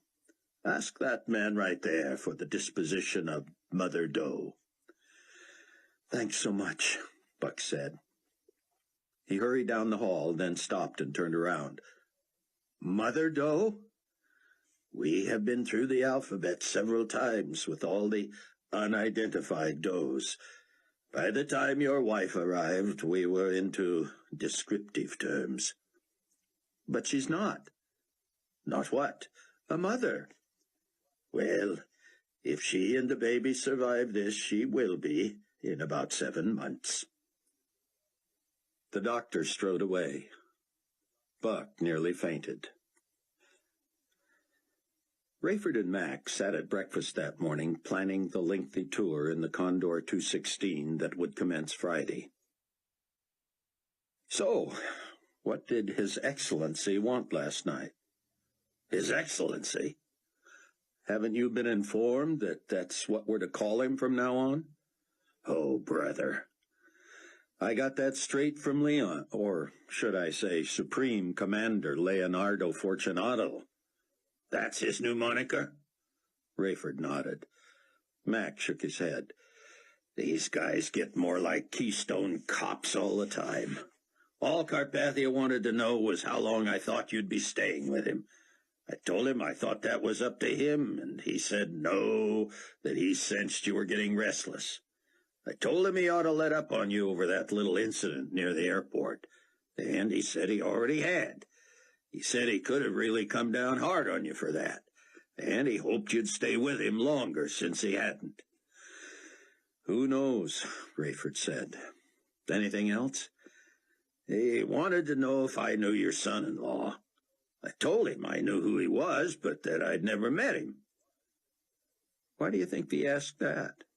I don't know. He was trying to get in good with me for some reason. Maybe he's going to be checking up on you. He told me he thought it strange that he'd gotten an intelligent report that Mr. Williams, as he likes to call him, had survived but not checked in. He told me Mr. Williams was publisher of Global Community Weekly, as if I wouldn't know that. Buck called this morning. I'm sure they have that logged, probably even recorded. If they wanted to talk to him so bad, why didn't they break in and do it then? Maybe they're trying to let him hang himself. How long do you think Carpathia will trust a believer in a position like that? That honeymoon is already over. You have to do what you have to do, Mac. But if I were you, I wouldn't be quick to declare myself as a new believer. Obviously, nobody but fellow believers can see these marks. Yeah, but what about that verse about confessing with your mouth? I have no idea. Do the rules still stand at a time like this? Are you supposed to confess your faith to the Antichrist? I just don't know. Well, I already confessed it to you. I don't know whether that counts, but meanwhile, you're right. I'll be more help to you this way. What they don't know won't hurt them, and it can only help us. With a lump in his throat, Buck prayed silently as he approached the doctor at the other end of the hall. Lord, keep her alive. I don't care where she is as long as you take care of her and our baby. A moment later, he was saying, Minneapolis, that's got to be over 300 miles from here. I drove it last week in 6 hours, the doctor said. But I understand the foothills that make that western edge of Wisconsin so beautiful around Toma were turned into mini mountains in the quake. Chapter 10. Rayford and Mac were on their way to board the Condor 216 and confirmed she was flight-worthy. Rayford threw an arm around Mac's shoulder and drew him close. There's also something I need to show you on board, he whispered. installed just for me by an old friend, no longer with us. Rayford heard footsteps behind him. It was a uniformed young woman with a message. It read, "Captain Steele, please meet briefly with Dr. Chaim Rosenzweig of Israel and me in my office immediately. I shall not keep you long. Signed, Supreme Commander Leonardo Fortunato." "Thank you, officer," Rayford said. "Tell them I'm on my way." He turned back to Mac and shrugged. "Any chance I can drive to Minnesota?" Buck said. "Sure, but it'll take you forever," the doctor said. "What would be my chance of catching a ride with one of the medevac planes?" Out of the question." Buck showed him his ID. "I work for the global community." "Doesn't just about everybody?" "How do I find out if she made it up there?" "We'd know if she didn't. She's there. And if she took a turn for the worse, or if she, we're informed of that too, sir. It'll be on the computer so everyone is up to date." Buck ran down 4 flights of stairs and emerged at the far end of the second hotel. He looked across the parking lot and saw Ben Judah where he had left him. 2 uniformed GC officers were talking with him. Buck held his breath. Somehow the conversation did not look like a confrontation. It appeared friendly banter. Zion turned and began walking away, turning again after a few steps to proffer a shy wave. They both waved, and he kept walking. Buck wondered where he was going. Would he go straight to the Range Rover or to the prearranged meeting spot? Buck stayed in the shadows as Ben Judah steadily made his way past the front of the hotels and into a rocky area gouged by the earthquake. When he was nearly out of sight, the GC men began following. Buck sighed. He prayed Sion would have the wisdom to not lead them to the Range Rover. "Just go to the spot, friend," he thought, "and stay a couple of 100 yards ahead of these yokels." Buck did a couple of jumping jacks to loosen up and get the blood pumping. He jogged around the back of the second hotel, continued around the back of the first hotel, and emerged into the parking lot. He made a wide arc 50 yards to the left of the GC pair and maintained a leisurely pace as he jogged into the night. If the GC men noticed him, they didn't let on. They concentrated on the smaller, older man. Buck hoped that if Sion noticed them, he wouldn't call out or follow. It had been a long time since Buck had jogged more than a mile, especially scared to death. He huffed and puffed as he reached the area where he had left the Range Rover. A new section of cars had parked beyond his, so he had to search to find it. Sion plodded along, making his own trail over a difficult course. The GC men were still 100 to 150 yards behind him. Buck guessed Sion knew he was being followed. He was not heading for the Rover, but toward their spot. When Buck started the engine and turned on the headlights, Sion touched a hand to his nose and increased his tempo. Buck raced over the open spaces, bouncing and banging, but on pace to intersect with Sion. The rabbi began trotting, and the GC men now sprinted. Buck was doing about 30 miles an hour, much too fast for the uneven ground. As he flopped in the seat, corralled only by his seat belt, he leaned over and lifted the handle on the passenger door. When he slid to a stop in front of Sion, the door flew open. Sion grabbed the inside handle, and Buck floored the accelerator. The door swung back and smacked Sion in the rear, sending him across the seat and nearly into Buck's lap. Sion laughed hysterically. Buck looked at him, bemused, and jerked the wheel left. He put such distance between himself and the GC men that they would not have been able to see even the color of the vehicle, let alone the license number. "What is so funny?" he asked Sion, who cackled through his tears. I am Joe Baker," Sion said in a ridiculously labored American accent. "I run a bakery shop and bake the rolls for you because I am Joe Baker." He laughed and laughed, covering his face and letting the tears come. "Have you lost your mind?" Buck asked. "What is this about?"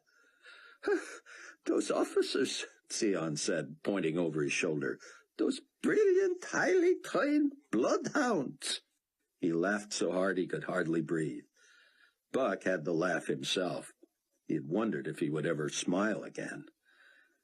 Sion kept one hand over his eyes and raised the other as if to inform Buck that if he could just calm himself, he would be able to tell the story.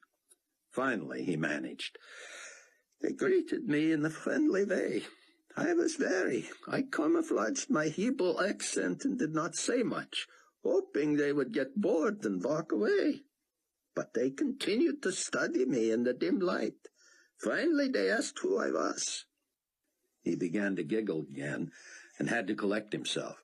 That is what I told them. I said, "My name is Joe Baker, and I am a baker. I have a bakery." "You didn't," Buck roared.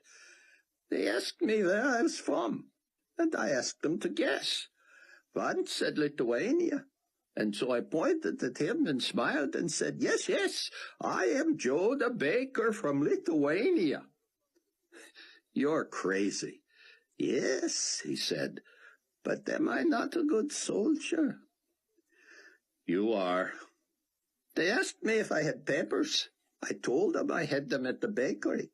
I had just come out for a stroll to see the damage. My bakery survived, you know. "I'd heard that," Buck said. "I told them to come by sometime for free donuts. They said they might do that, and asked where Joe's bakery was located. I told them to head west to the only establishment on Route 50 still standing. I said God must like donuts, and they laughed. When I left, I waved at them, but soon enough they began to follow. I knew you would know where to look for me if I was not where I was supposed to be, but I worried that if you stayed in the hotels much longer, they would overtake me. God was watching over us, as usual." "You are acquainted with Dr. Rosenzweig, I'm sure," Fortunato said. "I am indeed, Commander," Rayford said, shaking Haim's hand. Rosenzweig was his usual enthusiastic self, an elf-like septuagenarian with broad features, a deeply lined face, and wisps of curly white hair independent of his control. "Captain Steele," he said, "it's such an honor to see you again. I came to ask after your son-in-law, Cameron." "I spoke with him this morning. He's fine."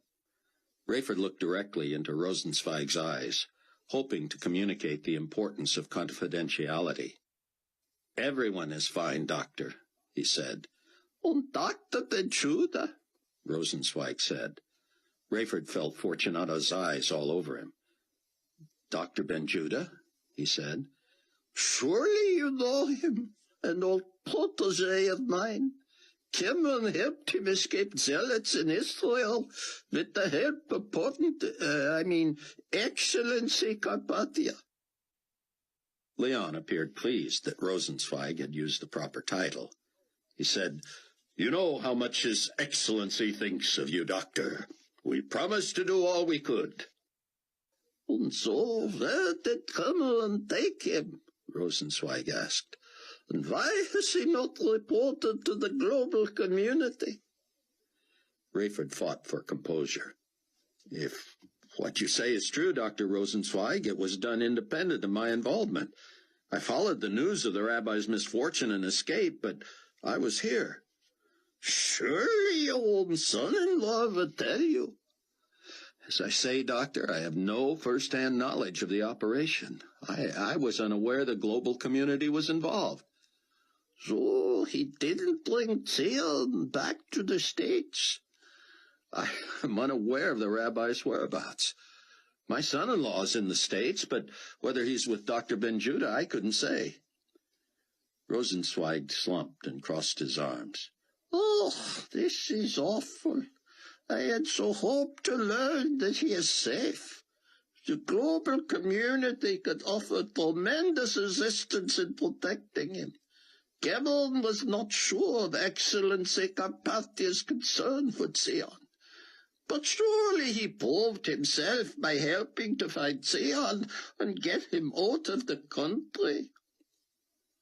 What had Fortunato and Carpathia fed Dr. Rosenzweig? Fortunato spoke up. As I told you, Doctor, we provided manpower and equipment that escorted Mr. Williams and Rabbi Ben-Judah as far as the Israeli-Egyptian border. Past that they fled, apparently by plane, out of Al-Arish on the Mediterranean. Naturally, we hope to be brought up to speed, if for no other reason than that we expected some modicum of gratitude. If Mr. Williams feels Dr. Ben-Judah is safe, wherever he has hidden him, that's fine with us. We simply want to be of assistance until you feel it is no longer necessary. Rosenzweig leaned forward and gestured broadly. That is the point. I hate to leave it in Cameron's hands. He is a busy man, important to the global community. I know that when His Excellency pledges support, he follows through. And with the personal story you just told me, Commander Fortunato, well, there is clearly much, much more to my young friend Nikolai, oh, pardon the familiar reference, than meets the eye. It was after midnight in the Midwest. Buck had brought Sion up to speed on Chloe. Now he was on the phone to the Arthur Young Memorial Hospital in Palatine. I understand that, Buck said. Tell him it's his old friend, Buck. Sir, the patient is stable but sleeping. I will not be telling him anything tonight. It's urgent that I talk to him. You've said that, sir. Please try again tomorrow. Just listen. Click.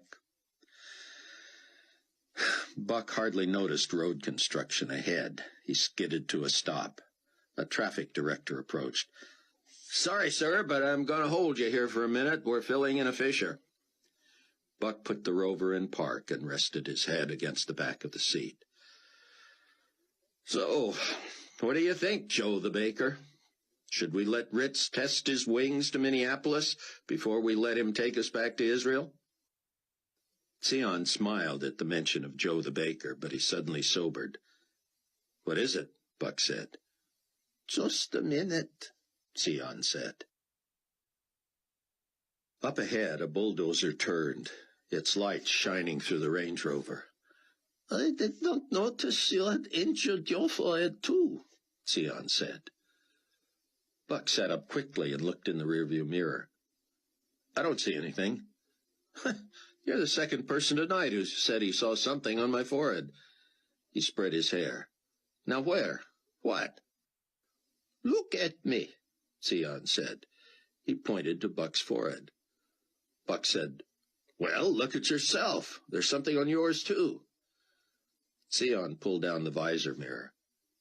Nothing, he muttered. Now you are teasing me. All right, Buck said, frustrated. Let me look again. Okay, yours is still there. Is mine still there? Sion nodded. Yours looks like some kind of a 3D thing. What does mine look like? The same, like a shadow, a bruise, or what do you call it, a relief? Yes, Buck said. Hey, this is like one of those puzzles that looks like a bunch of sticks until you sort of reverse it in your mind and see the background as the foreground and vice versa. That's a cross on your forehead. Sion seemed to stare desperately at Buck. Suddenly he said, Yes, Kevin, we have the seal, visible to only other believers. What are you talking about? The 7th chapter of Revelation tells of the servants of our God being sealed on their foreheads. That has to be what this is. Buck didn't notice the flagman waving him through. The man approached the car. What's up with you two? Let's go. Buck and Sion looked at each other, grinning stupidly. They laughed, and Buck drove on. Suddenly he slammed on the brakes. What? Sion said. I met another believer back there. There, at the hospital. A black doctor in charge of the morgue had the same sign. He saw mine and I saw his, but neither of us knew what we were looking at. I've got to call him. Sion dug out the number. He will be most encouraged, Cameron. If I can get through, I may have to drive back and find him. No! What if those GC men figured out who I was? Even if they think I'm Joe the Baker, they're going to want to know why I ran away. It's ringing. GC Hospital, Kenosha. Hello. Yes, I need the doctor in charge of the morgue. He has his own cell phone, sir. Here's that number. Buck wrote it down and punched it in. Morgue, this is Floyd Charles. Dr. Charles, are you the one who let me into the morgue to look for my wife tonight? Yes, any luck? Yes, I think I know where she is, but... Wonderful. I'm happy for... But that's not why I'm calling. Remember that mark on my forehead? Yes, Dr. Charles said slowly. That's the sign of the sealed servants of God. You have one too, so I know you're a believer, right? Praise God, the doctor said. I am, but I don't think I have the mark. We can't see our own, only others. Wow. Oh, hey, listen. Your wife isn't Mother Doe, is she? Buck recoiled. Yes, why? Then I know who you are, too, and so do they. You're driving to Minneapolis. That gives them time to get your wife out of there. Why do they want to do that? Because you've got something or somebody they want. Are you still there, sir? I'm here. Listen, brother to brother, tell me what you know. When will they move her, and where would they take her? I don't know, but I heard something about flying someone out of Glenview Naval Air Station. You know, the old shut-down base that I know. Late tomorrow. Are you sure? That's what I heard. Let me give you my private number, Doctor. If you hear any more, please let me know. And if you ever, and I mean ever, need anything, you let me know. Thank you, Mr. Doe. Rayford showed Mac McCullum the bugging device that connected the pilot's headphone to the cabin. McCullum whistled through his teeth. Ray, when they discover this and put you away for the rest of your life, I'm going to deny any knowledge. It's a deal, but in case anything happens to me before they find out, you know where it is. No, I don't, Mac said, smiling. Invent something to get us outside. I need to talk to Buck on my own phone. I could use some help with the skyhooks on that chopper, Mac said. With the what? The skyhooks. The ones I attached to the sky that let me pull a helicopter off the ground and work underneath it. Oh, those skyhooks. Yes, let's check on those. It was well after midnight when Buck and Sion dragged themselves into the house. I don't know what I'm going to run into in Minneapolis, Buck said, but I have to go there in better shape than I'm in right now. Pray that Ken Ritz is up to this. I don't know if I should even hope for that. We don't hope, Sion said. We play. Then pray for this. 1, that Ritz is healthy enough. 2, that he's got a plane that works. 3, that it's at an airport he can take off from. Buck was at the top of the stairs when his phone rang. Rayford. Rayford quickly filled Buck in on the fiasco with Rosenzweig. I love that old buzzard, Buck said, but he sure is naive. I told him not to trust Carpathia. He loves the guy. He more than loves him, Buck. He believes he's divine. Oh, no. Rayford and Buck debriefed each other on everything that had happened that day. I can't wait to meet Mac, Buck said. If you're in as much trouble as it appears, Buck, you may never meet him. Well, maybe not this side of heaven. Rayford brought up Amanda. Would you believe Carpathia tried to make Mac think she was working for him? Buck didn't know what to say. Working for Carpathia? He said lamely. Think of it. I know her like I know myself. And I'll tell you something else. I'm convinced she's alive. I'm praying you can get to Chloe before the GC does. You pray I find Amanda. She wasn't on the plane that went down? That's all I can believe, Rayford said. If she was on it, she's gone. But I'm going to check that out, too. How? I'll tell you later. I don't want to know where Zion is, but just tell me, you're not taking him to Minnesota, are you? If something goes wrong, there's no way you want to be forced to trade him for Chloe. Oh, of course not. He thinks he's going, but he'll understand. I don't think anybody knows where we are, and there is that shelter I told you about. Perfect. Wednesday morning, Buck had to talk Zion out of coming with him even to Palatine. The rabbi understood the danger of going to Minnesota, but he insisted he could help Buck get Ken Ritz out of the hospital. If you need a distraction, I could be Joe the Baker again. Much as I would enjoy seeing that, Zion, we just don't know who's on to us. I don't even know whether anyone ever found out it was Ken who flew me to Israel and you and me back. Who knows whether they've got that hospital staked out? Ken might not even be there. It could all be a setup. Cameron, don't we have enough real worries without you inventing more? Zion reluctantly stayed. Buck urged him to prepare the shelter in the event things went haywire in Minneapolis and global community forces began to track him in earnest. Zion would be broadcasting his teachings and encouragement to the 144,000 witnesses and any other clandestine believers all over the world via the Internet. That would irritate Carpathia, not to mention Peter Matthews, and no one knew when the technology might be advanced enough to trace such messages. The normally short jaunt from Mount Prospect to Palatine was now an arduous 2-hour journey. Arthur Young Memorial Hospital had somehow escaped serious damage, though with only a few exceptions the rest of Palatine had been wasted. It looked nearly as bad as Mount Prospect. Buck parked near fallen trees about 50 yards from the entrance.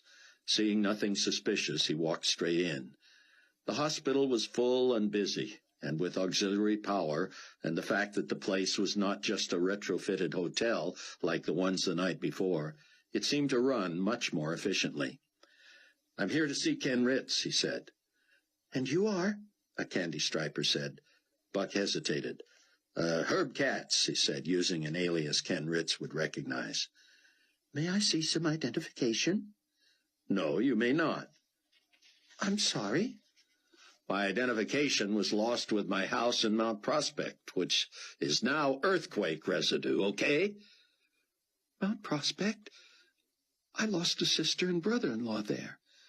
I understand it was the hardest hit." "Palatine doesn't look much better." "We're short-staffed, but several of us were lucky, knock on wood." "So, how about it? Can I see Ken?" "I'll try, but my supervisor's tougher than me. She hasn't let anyone in without ID, but I'll tell her your situation." The girl left the desk and poked her head through a door behind her.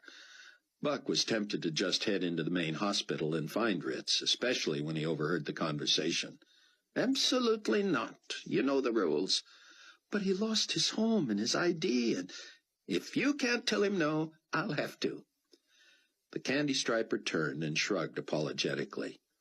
She sat as her supervisor, a striking dark-haired woman in her late 20s, stepped into view.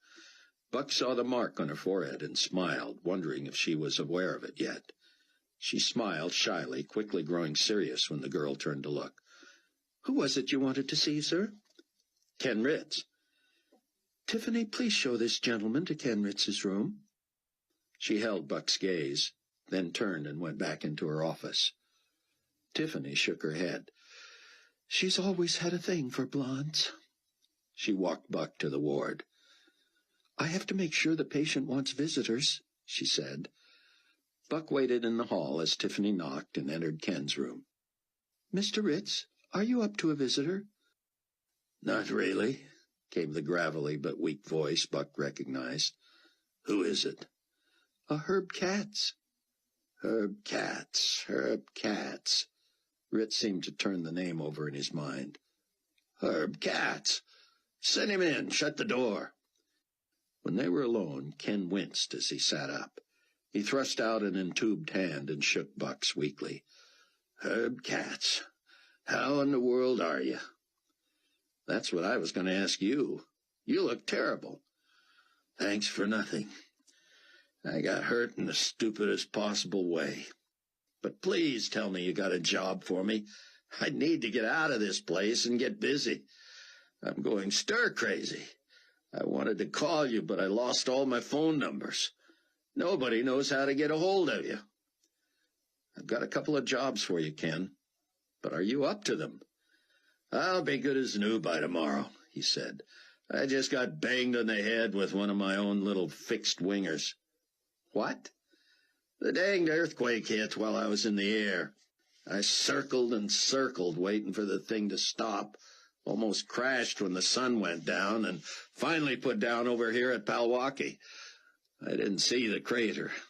In fact, I don't think it was there until after I hit the ground. Anyway, I was almost stopped, just rolling a couple miles an hour, and the plane fell right down into that thing. Worst of it is, I was okay, but the plane wasn't anchored like I thought it was.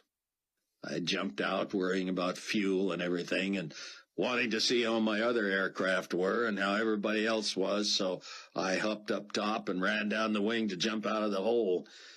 Just before I took my last step, my weight flipped that little piper right over, and the other wing conked me on the back of the head. I was hanging there on the edge of the hole trying to get all the way up, and I knew I'd been sliced pretty deep. I reached back there with one hand and feel this big flap of scalp hanging down, and then I start getting dizzy. Lost my grip, slid down underneath that plane. I was scared I was going to make it fall on me again, so I just stayed put till somebody pulled me out. Dang near bled to death. You look a little pale. Aren't you full of encouragement today? Sorry. You want to see it?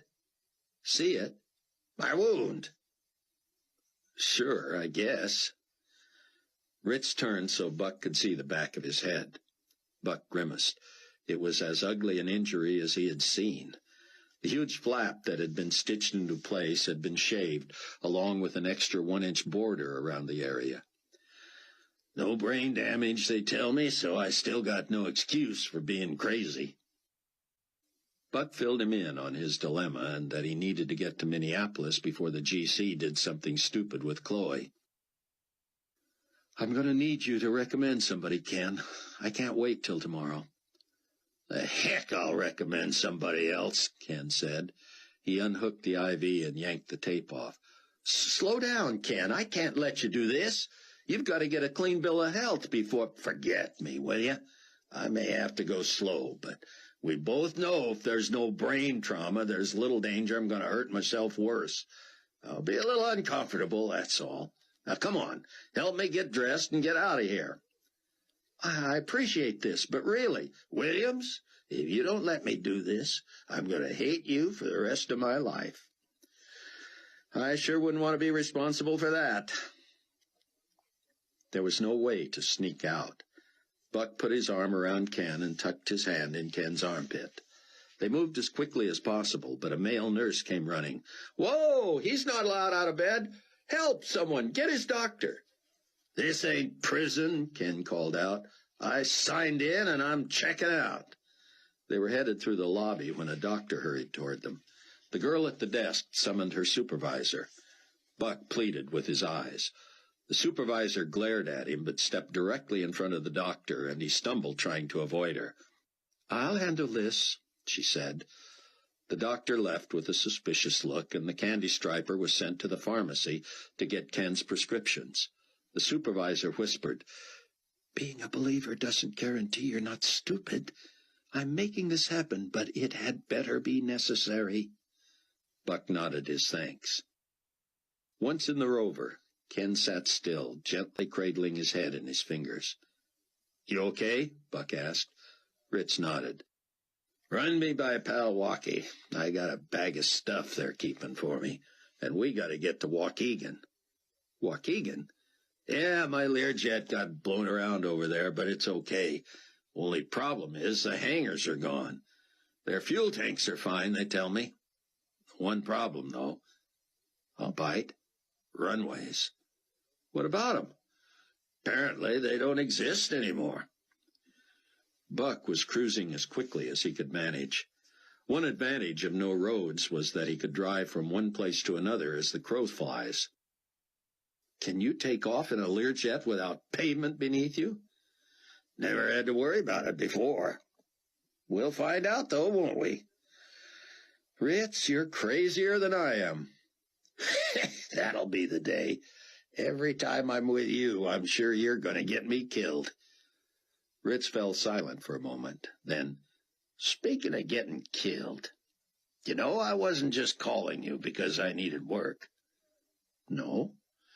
I read your article, that Wrath of the Lamb thing in your magazine. What did you think? Wrong question. It isn't what I thought when I read it, which frankly wasn't much. I mean, I've always been impressed with your writing. I didn't know that. So sue me. I didn't want you to get the big head. Anyway, I didn't like any of the theories you came up with. And no, I didn't believe we were going to suffer the wrath of the Lamb. But what you ought to be asking is, what do I think about it now? All right, shoot. Well, a guy would have to be a fool to think the first worldwide earthquake in the history of mankind was a coincidence after you predicted it in your article. Hey, I didn't predict it. I was totally objective. I know. But you and I talked about this stuff before, so I knew where you were coming from. You made it look like all those Bible scholar guys were just giving more opinions to stack up against the space aliens and the conspiracy nuts. Then, wham, bang, my head split open, and all of a sudden, the only guy I know crazier than me is the one that had the thing figured out. So, you wanted to get hold of me. Here I am. Good. 'Cause I figure if what the globe just went through was the wrath of the Lamb, I better make friends with that lamb. Buck always thought Ritz was too smart to miss all the signs. I can help you there, he said. I kind of thought you might. It was close to noon by the time Buck came out of the ditch where Green Bay Road used to be, and drove slowly over the flattened fence and around the crumpled landing lights at the Waukegan airport. The runways had not just sunk or twisted. They lay in huge chunks from end to end. There, in one of the few open spaces, was Ken Ritz's Learjet, apparently none the worse for wear. Ritz moved slowly, but he was able to gingerly taxi the thing between hazards to the fuel pump. She'll take us to Minneapolis and back more than once with a full tank, he said. The question is how fast, Buck said. Less than an hour. Buck looked at his watch. Where are you going to take off from? It's sloped, but from the cockpit I saw one patch across Wadsworth on the golf course that looks like our best bet. How are you going to get across the road and through those thickets? Oh, we'll do it. But it's going to take longer than flying to Minneapolis. You're going to be doing most of the work. I'll steer the jet, and you'll clear the way. It's not going to be easy. I'll hack my way to Minneapolis if I have to, Buck said. Chapter 11. Rayford was learning joy in the midst of sorrow. His heart told him Amanda was alive. His mind told him she was dead. As for her betrayal of him, of the Tribulation Force, and ultimately of God himself, neither Rayford's head nor heart accepted that. Yet with his conflicting emotions and turmoil of spirit, Rayford was as grateful for Mac's conversion as he had been for his own, for Chloe's, and for Buck's. And the timing of God's choosing to put his mark on his own, Rayford would be eager to get Sion Ben Judah's input on that. It was late Wednesday evening in New Babylon. Rayford and Mac had been working side by side all day. Rayford had told him the whole story of the Tribulation Force, and each of their accounts of their own conversions. Mac seemed especially intrigued that God had provided them a pastor, teacher, mentor from the beginning in Bruce Barnes. And then following Bruce's death, God sent a new spiritual leader with even more biblical expertise. God has proven personal to us, Mac, Rayford said. He doesn't always answer our prayers the way we think he will, but we've learned he knows best, and we have to be careful not to think that everything we feel deeply is necessarily true. I don't follow, Mac said. For instance, I can't shake the feeling that Amanda is still alive, but I can't swear that's from God. Rayford hesitated, suddenly overcome. I want to be sure that if it turns out I'm wrong, I don't hold it against God. Mac nodded. I can't imagine holding anything against God, but I see what you mean. Rayford was thrilled by Mac's hunger to learn. Rayford showed him where to search on the internet for Zion's teachings, his sermons, his commentaries on Bruce Barnes's messages, and especially his end times chart that plotted where he believed the church was in the sequence of the 7-year tribulation. Mac was fascinated by evidence that pointed to Nikolai Carpathia as the Antichrist. But this wrath of the Lamb and the moon turning to blood, man, if nothing else convinced me, that sure did. Once their route plans were finished, Rayford emailed Buck his itinerary. After picking up Peter Matthews in Rome, he and Mac were to fly him and Leon to Dallas to pick up a former Texas senator. He was the newly installed ambassador to the global community from the United States of North America.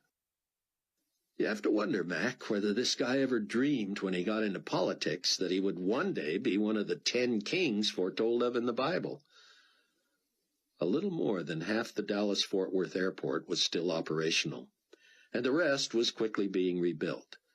To Rayford, reconstruction around the world already clipped along at a staggering pace.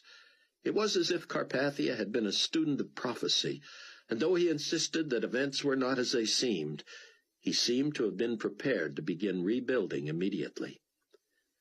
Rayford knew Carpathia was mortal. Still, he wondered if the man ever slept. He saw Nikolai around the compound at all hours, always in suit and tie, shoes polished, face shaved, hair trimmed. He was amazing.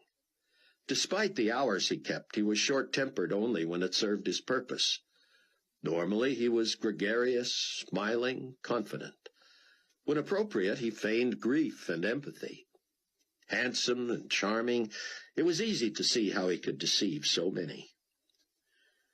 Earlier that evening, Carpathia had broadcast a live global television and radio address.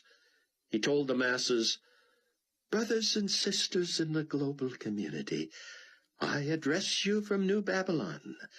Like you, I lost many loved ones, dear friends, and loyal associates in the tragedy.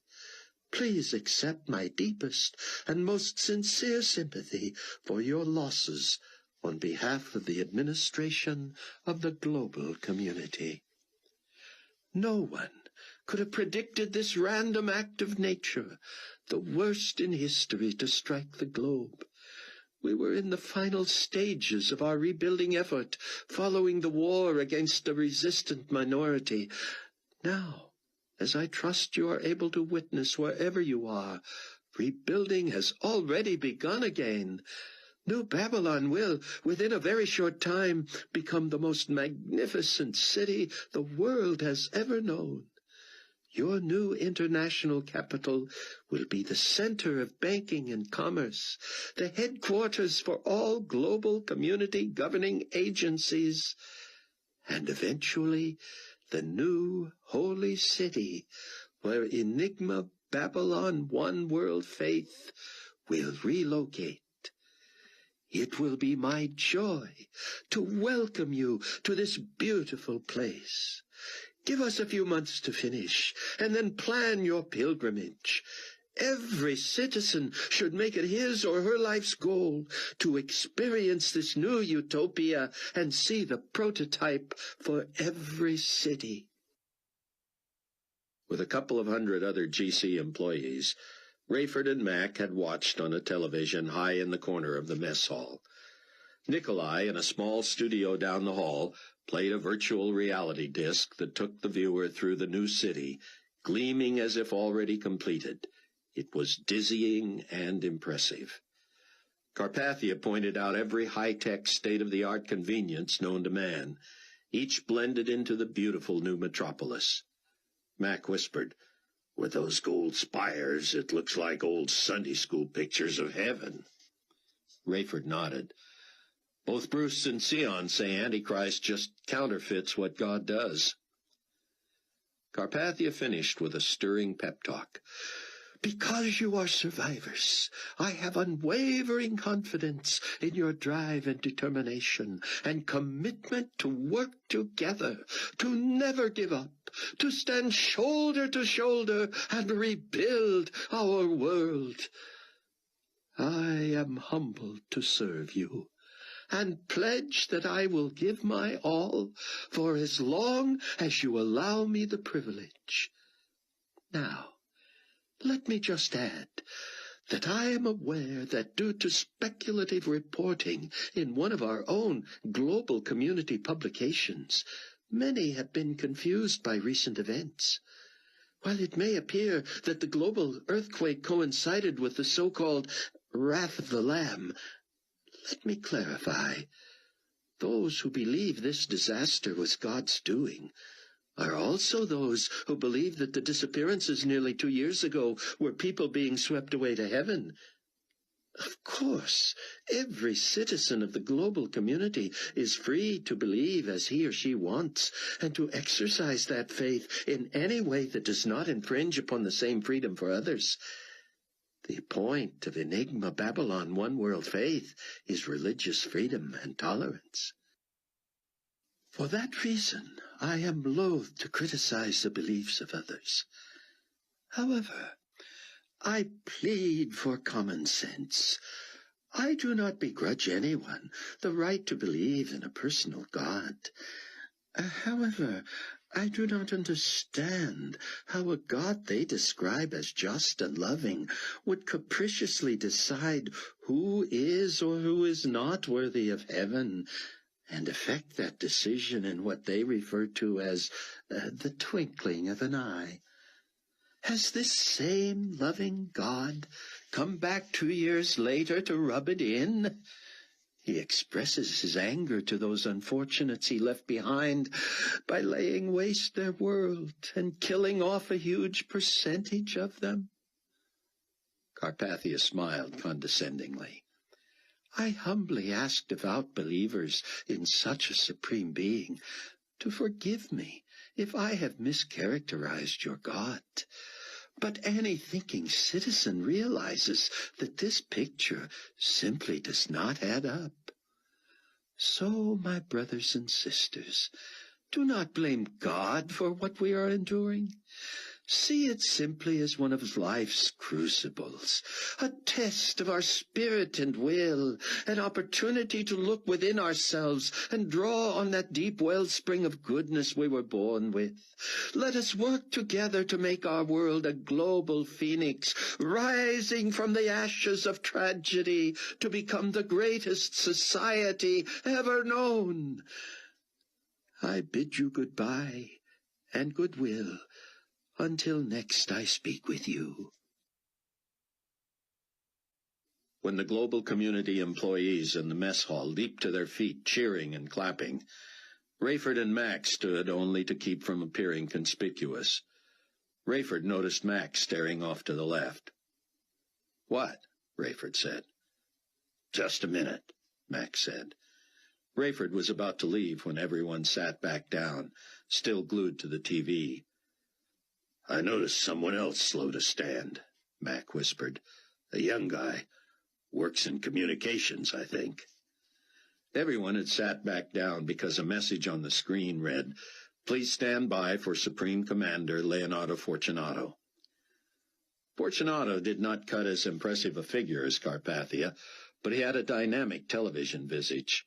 He came across friendly and approachable, humble yet direct, seeming to look the viewer in the eye. He told the story of his death in the earthquake and subsequent resurrection by Nikolai. "My only regret," he added, "was that there were no witnesses. But I know what I experienced, and believe with all my heart that this gift our supreme potentate possesses will be used in public in the future. A man bestowed with this power is worthy of a new title. I am suggesting that he hereafter be referred to as His Excellency Nikolai Carpathia. I have already instituted this policy within the global community government, and urge all citizens who respect and love our leader to follow suit. As you may know, His Excellency would never require or even request such a title. Though reluctantly thrust into leadership, he has expressed a willingness to give his life for his fellow citizens. Though he will never insist upon appropriate deference, I urge it on your part. I have not consulted His Excellency on what I am about to tell you, and I only hope he accepts it in the spirit in which I offer it, and is not embarrassed. Most of you could not know that he is going through intense personal pain." "I do not believe where this is going," Rayford muttered. "Our leader and his fiancée, the love of his life, joyfully anticipate the birth of their child within the next several months. But the soon-to-be Mrs. Carpathia is currently unaccounted for. She was about to return from the United States of North America after a visit to her family when the earthquake made international travel impossible. If anyone knows the whereabouts of Miss Hattie Durham, please forward that information to your local global community representative as soon as possible. Thank you." Mac made a beeline to the young man he had been watching. Rayford headed back toward the Condor 216, and was near the steps when Mac caught up with him. "Rayford, that kid had the mark on his forehead. When I said I knew he was a believer, he turned white. I showed him my mark, told him about you and me, and he almost cried. His name is David Hasid. He's a Jew from Eastern Europe who joined GC because he was impressed with Carpathia. He's been surfing the net for 6 months, and get this, he considers Zion Ben Judah his spiritual mentor." "When did he become a believer?" "Just a few weeks ago, but he's not ready to make it known. He was convinced he was the only one here. He says Zion put something on the net called the Romans' Road to Salvation. I guess all the verses come from Romans. Anyway, he wants to meet you. He can't believe you know Ben Judah personally." "Shoot, I can probably get the kid an autograph." Getting Ken Ritz's Learjet across the ravaged Waukegan Airport to the mess formerly known as Wadsworth Road was easy. Buck rode next to Ken as he slowly taxied until a pile of rubbish or chunk of concrete or gouge in the earth had to be moved, broken up, or filled in. The tools Buck had found were not intended for what he was doing, but his aching muscles and calloused hands told him he was making progress. The tricky part was getting across Wadsworth Road to the golf course. First there was the ditch. "It's not the best thing to do to a Lear," Ken said, "but I think I can roll in there and up and out. It's going to take just the right momentum, and I have to stop within a few feet." The pavement had been bowed at least 8 feet, so steep that a car would not have the right angle to get over it. "Where do we go from there?" Buck asked. "Every action has a reaction, right?" Ritz said cryptically. "Where there's a bow, there's got to be a dip somewhere. How far east do we have to go till we can cross?" Buck jogged about 200 yards before seeing a huge split in the pavement. If Ritz could get the plane that far, keeping his left wing from touching the bowed pavement, and his right wheel from the ditch, he could turn left across the road. After guiding Ken in and out of the ditch on that side, Buck would have to clear a fence and shrubbery that blocked the golf course. Ritz negotiated the first ditch easily, but being careful to stop before the outcropping of pavement, he rolled back down. At the nadir of the ditch, he couldn't back out and had a trickier time going forward. He finally made it, but jumped out to find he had bent the front landing gear.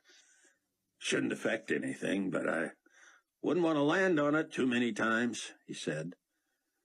Buck was not reassured. He walked ahead as Ritz taxied east down the shoulder. Ken kept an eye on the left wing, keeping it inches from the bulge of the road, while Buck watched the right tire and made sure it didn't slip into the ditch. Once across the road, it was down into and up out of the other ditch, Ken jamming the brakes again to miss the fence. He began helping Buck move stuff out of the way, but when they started yanking shrubbery, he had to sit down. "Save your strength," Buck said. "I can do this." Ritz looked at his watch. "You'd better hurry.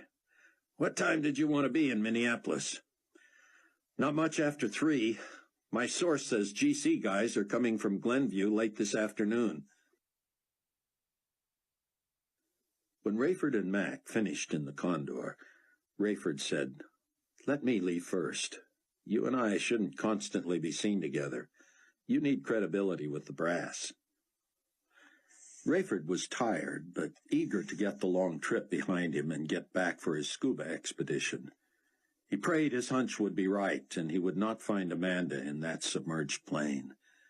Then he would demand to know what Carpathia had done with her. As long as she was alive and he could get to her, he didn't worry about the ridiculous claims of her being a plant.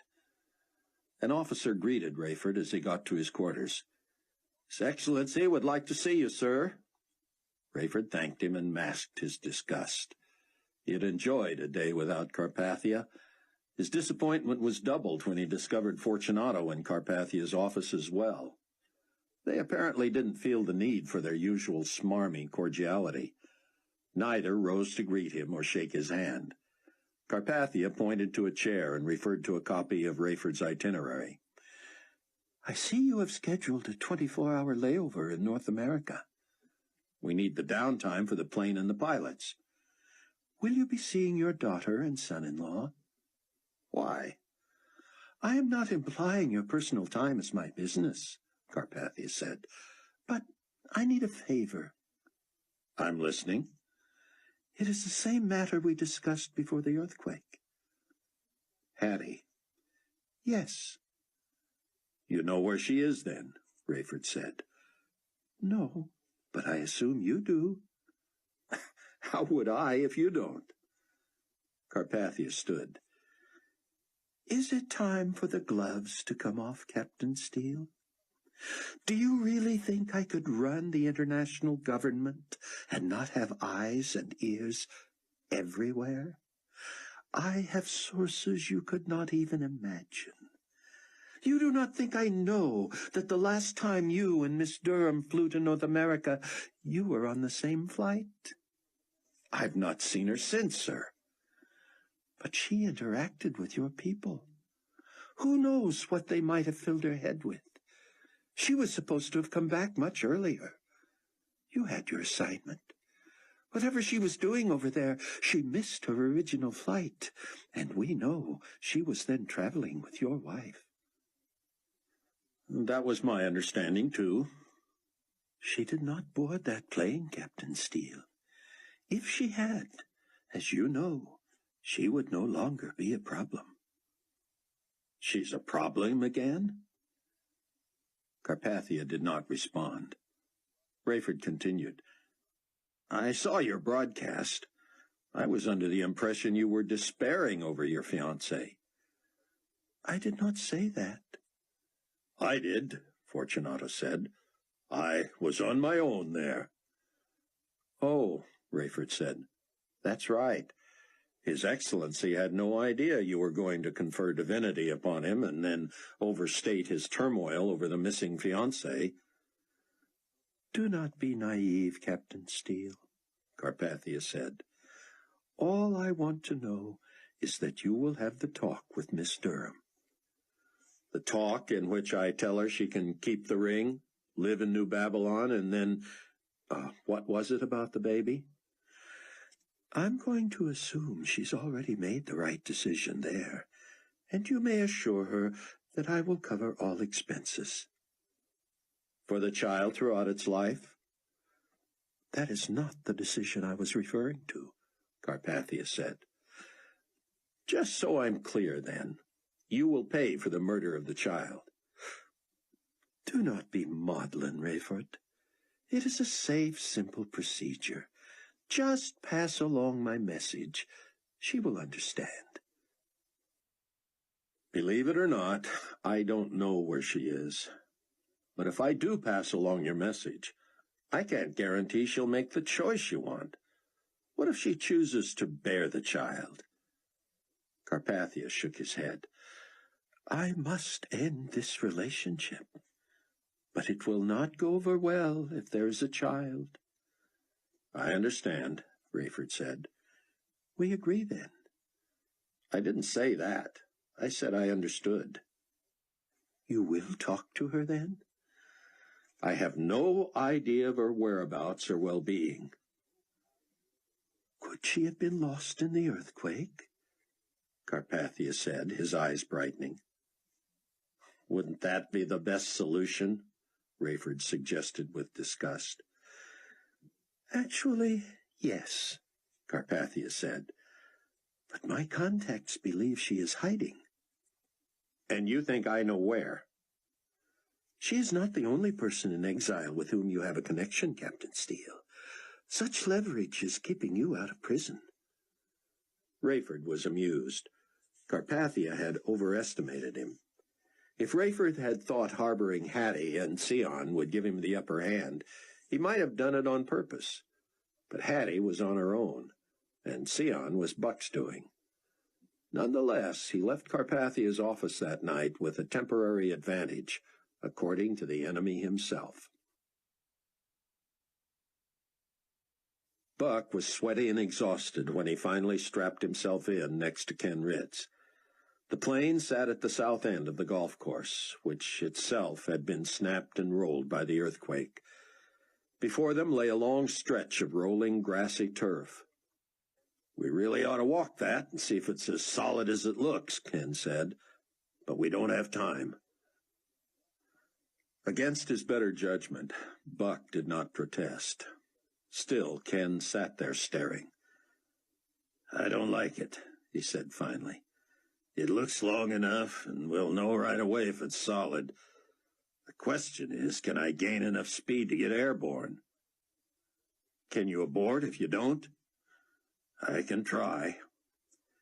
Ken Ritz trying was better than anyone else promising. Buck said, Let's do it. Ritz throttled up and gradually increased the speed. Buck felt his pulse race as they roller-coastered the hills of the fairway, engines screaming. Ken hit the flat stretch and throttled up all the way. The force pressed Buck to his seat, but as he braced for liftoff, Ritz throttled back. Ritz shook his head.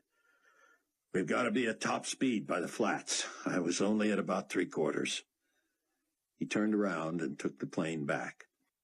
Just have to start faster, he said. It's like popping the clutch. If you spin, you don't accelerate fast. If you feather it for the right purchase, you've got a chance. The rolling start was slow again, but this time Ken throttled up as quickly as possible. They nearly left the ground as they skimmed dips and skipped mounds. They reached the flat area at what seemed twice the speed as before. Ken shouted over the din, Now we're talking, baby! The Learjet took off like a shot, and Ken maneuvered it so it felt as if they were going straight up. Buck was plastered against the back of his seat, unable to move. He could barely catch his breath, but when he did, he let out a yelp, and Ritz laughed. If I don't die of this headache, I'm going to get you to the church on time. Buck's phone was chirping. He had to will his hand to pull it out, so strong were the G-forces. This is Buck, he hollered. It was Sion. You're still on the plane, he said. Just took off, but we're going to make good time. Buck told Sion about Ken's injury and getting him out of the hospital. "He is amazing," Sion said. "Listen, Cameron, I just received an email from Rayford. He and his co-pilot have discovered that one of the Jewish witnesses works right there at the shelter. A young man. I will be emailing him personally. I have just put onto a central bulletin board the result of several days of study and writing. Check it when you get the chance. I call it the Coming Soul Harvest, and it concerns the 144,000 witnesses. They're winning many millions to Christ, the visible seal, and what we can expect in the way of judgments over the next year or so." "What can we expect?" "Read it on the net when you get back. And please talk to Ken about getting us to Israel." "That seems impossible now," Buck said. "Didn't Rayford tell you Carpathia's people are claiming to have helped you escape so they can be reunited with you?" "Cameron, God will not let anything happen to me for a while. I feel a huge responsibility to the rest of the witnesses. Get me to Israel and leave my safety in the Lord's hands." "You have more faith than I do, Sion," Buck said. "Then start working on yours, my brother." "Pray for Chloe," Buck said. "Constantly," Sion said. "For all of you." Less than an hour later, Ritz radioed Minneapolis for landing instructions and asked to be put through to a rental car agency. With the shortage of staff and vehicles, prices had been doubled. However, cars were available, and he was given directions to the Global Community Hospital. Buck had no idea what he might encounter there. He couldn't imagine easy access or the ability to get Chloe out. GC officials weren't expected to take custody of her until late that afternoon, but surely she was already under guard. He wished he had some clue to her health. Was it wise to move her? Should he kidnap her even if he could? "Ken, if you're up to it, I might use you and your crazy head wound as a distraction. They might be looking for me, hopefully not this soon, but I don't think anyone's ever put you together with us anyway." "I hope you're serious, Buck," Ken said, "because I love to act. Plus, you're one of the good guys. Somebody's watching out for you and your friends." Just outside Minneapolis, Ritz was informed that air traffic was heavier than expected, and he would be in a landing pattern for another 10 minutes. "Roger that," he said. "I do have a bit of an emergency here. It's not life or death, but one passenger on this plane has a serious head wound." "Roger, Lear. We'll see if we can move you up a couple of slots. Let us know if your situation changes." "Pretty crafty," Buck said. When Ritz was finally cleared to bring in the Learjet, he banked and swooped over the terminal, apparently the target of major quake damage. Rebuilding had begun, but the entire operation, from ticket counters to rental car agencies, was now housed in mobile units. Buck was stunned at the amount of activity at an airport where only 2 runways functioned. The harried ground control manager apologized for having nowhere to hangar the Learjet. He accepted Ken's pledge that he would not leave the plane longer than 24 hours. "I hope not," Buck whispered. Ritz taxied near one of the old runways where heavy equipment was moving massive amounts of earth. He parked the Lear in line with everything from single-engine Piper Cubs to Boeing 727s. They couldn't have stopped farther from the car rental agencies and still have been on airport property. Ken, wincing, gasping, and moving slowly, urged Buck to hurry ahead. But Buck was afraid Ken might collapse. "Don't go into your wounded old coot act yet," Buck teased. "At least wait till we get to the hospital." "If you know me," Ritz said, "you know this is no act."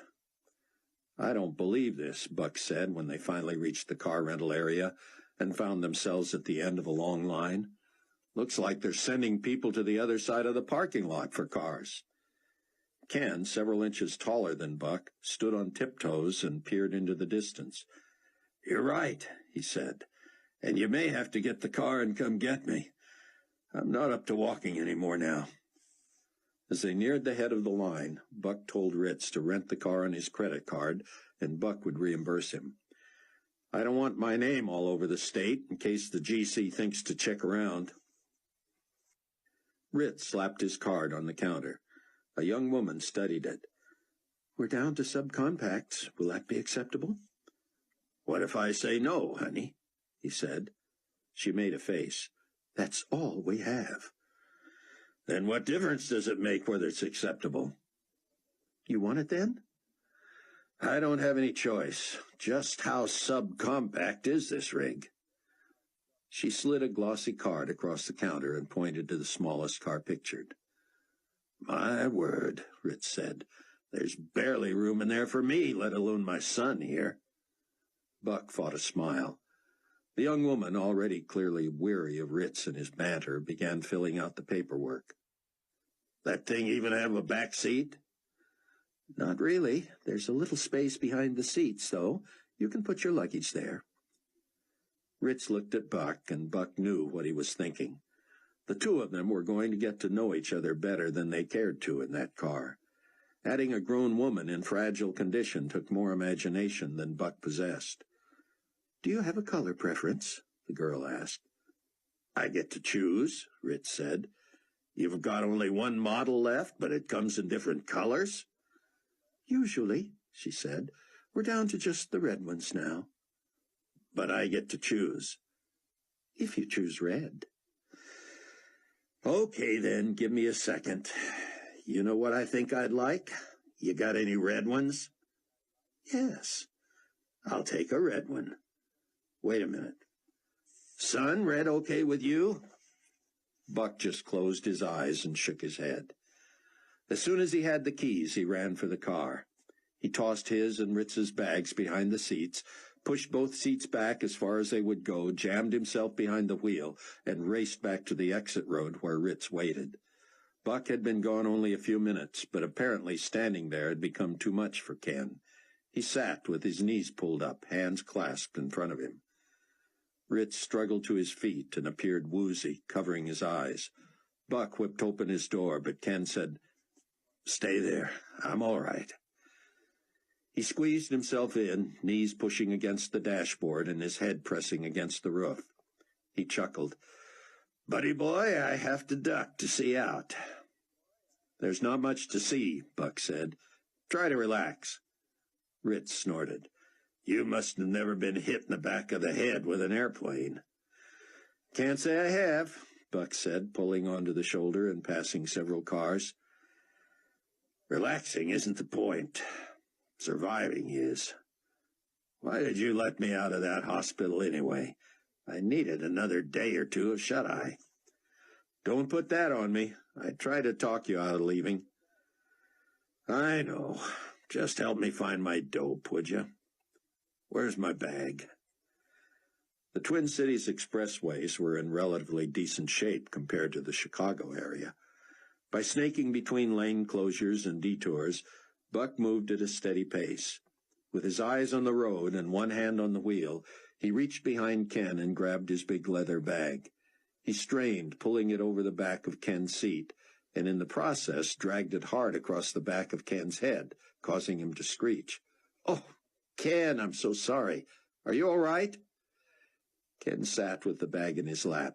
Tears streamed, and he grimaced so hard his teeth showed.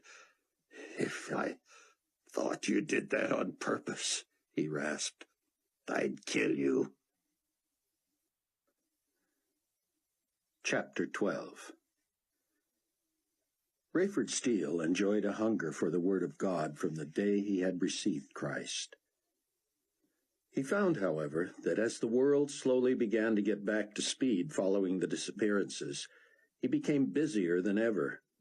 It became increasingly difficult to spend the time he wanted to in the Bible. His first pastor, the late Bruce Barnes, had impressed upon the Tribulation Force how important it was that they search the Scriptures daily. Rayford tried to get himself in that groove, but for weeks he was frustrated. He tried getting up earlier, but found himself involved in so many late-night discussions and activities that it wasn't practical. He tried reading his Bible during breaks on his flights, but that caused tension between him and his various co-pilots and first officers. Finally, he hit upon a solution. No matter where he was in the world, regardless of what he had done during the day or evening, sometime he would be going to bed. Regardless of the location or situation, before he turned out the light, he would get his daily Bible study in. Bruce had at first been skeptical, urging him to give God the first few minutes of the day rather than the last. "You have to get up in the morning, too," Bruce had said. "Wouldn't you rather give God your freshest and most energetic moments?" Rayford saw the wisdom of that, but when it didn't seem to work, he went back to his own plan. Yes, he had at times fallen asleep while reading or praying, but usually he was able to stay alert, and God always showed him something. Since losing his Bible in the earthquake, Rayford had been frustrated. Now, in the wee hours, he wanted to get onto the internet, download a Bible, and see if Zion Ben Judah had posted anything. Rayford was grateful he had kept his laptop in his flight bag. If only he had kept his Bible there, he would still have that, too. In his undershirt, trousers, and socks, Rayford lugged his laptop to the communications center. Answering machines were engaged, but no personnel were around. He found an open phone jack, attached the cord, and sat where he could see his own door down the hall. As information began appearing on his screen, he was distracted by footsteps. He lowered the screen and stared down the hall. A young, dark-haired man stopped at Rayford's door and knocked quietly. When there was no answer, he tried the knob. Rayford wondered if someone had been assigned to rob him or look for clues to the whereabouts of Hattie Durham or Zion Ben Judah. The young man knocked again. His shoulders slumped, and he turned away. Then it hit Rayford. Could it be Hasid? He gave a loud "Psst." The young man stopped and looked toward the sound. Rayford was in the dark, so he raised his computer screen.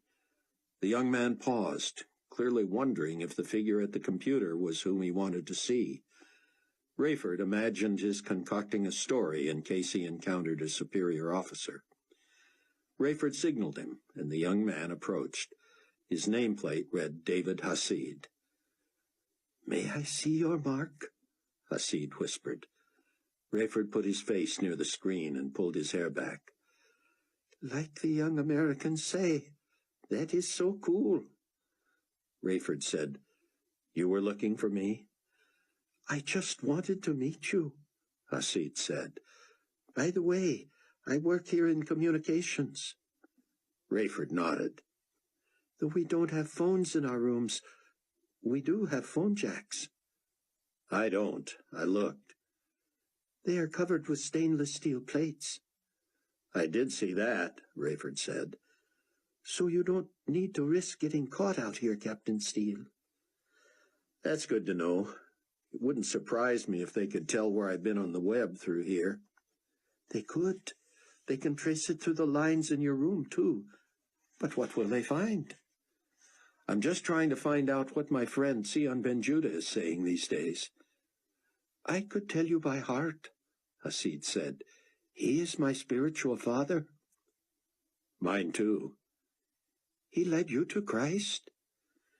"Well, no," Rayford admitted. "That was his predecessor. But I still see the rabbi as my pastor and mentor." "Let me write down for you the address of the central bulletin board where I found his message for today.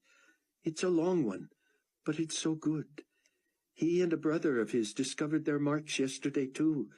It's so exciting. Do you know that I am probably one of the 144,000 witnesses?" "Well, that would be right, wouldn't it?" Rayford said. "I can't wait to find out my assignment. I feel so new to this, so ignorant of the truth. I know the gospel, but it seems I need to know so much more if I'm going to be a bold evangelist, preaching like the Apostle Paul." "We're all new at this, David, if you think about it." "But I'm newer than most. Wait till you see all the messages on the bulletin board. Thousands and thousands of believers have already responded. I don't know how Dr. Ben Judah will have time to read them all. They're pleading with him to come to their countries and to teach them and train them face to face. I would give everything I own for that privilege. You know, of course, that Dr. Ben-Judah is a fugitive. Yes, but he believes he is one of the 144,000 as well. He's teaching that we are sealed, at least for a time, and that the forces of evil cannot come against us. Really? Yes, that protection is not for everyone who has the mark, apparently, but it is for the converted Jewish evangelists. In other words, I could be in danger, but you couldn't, at least for a while.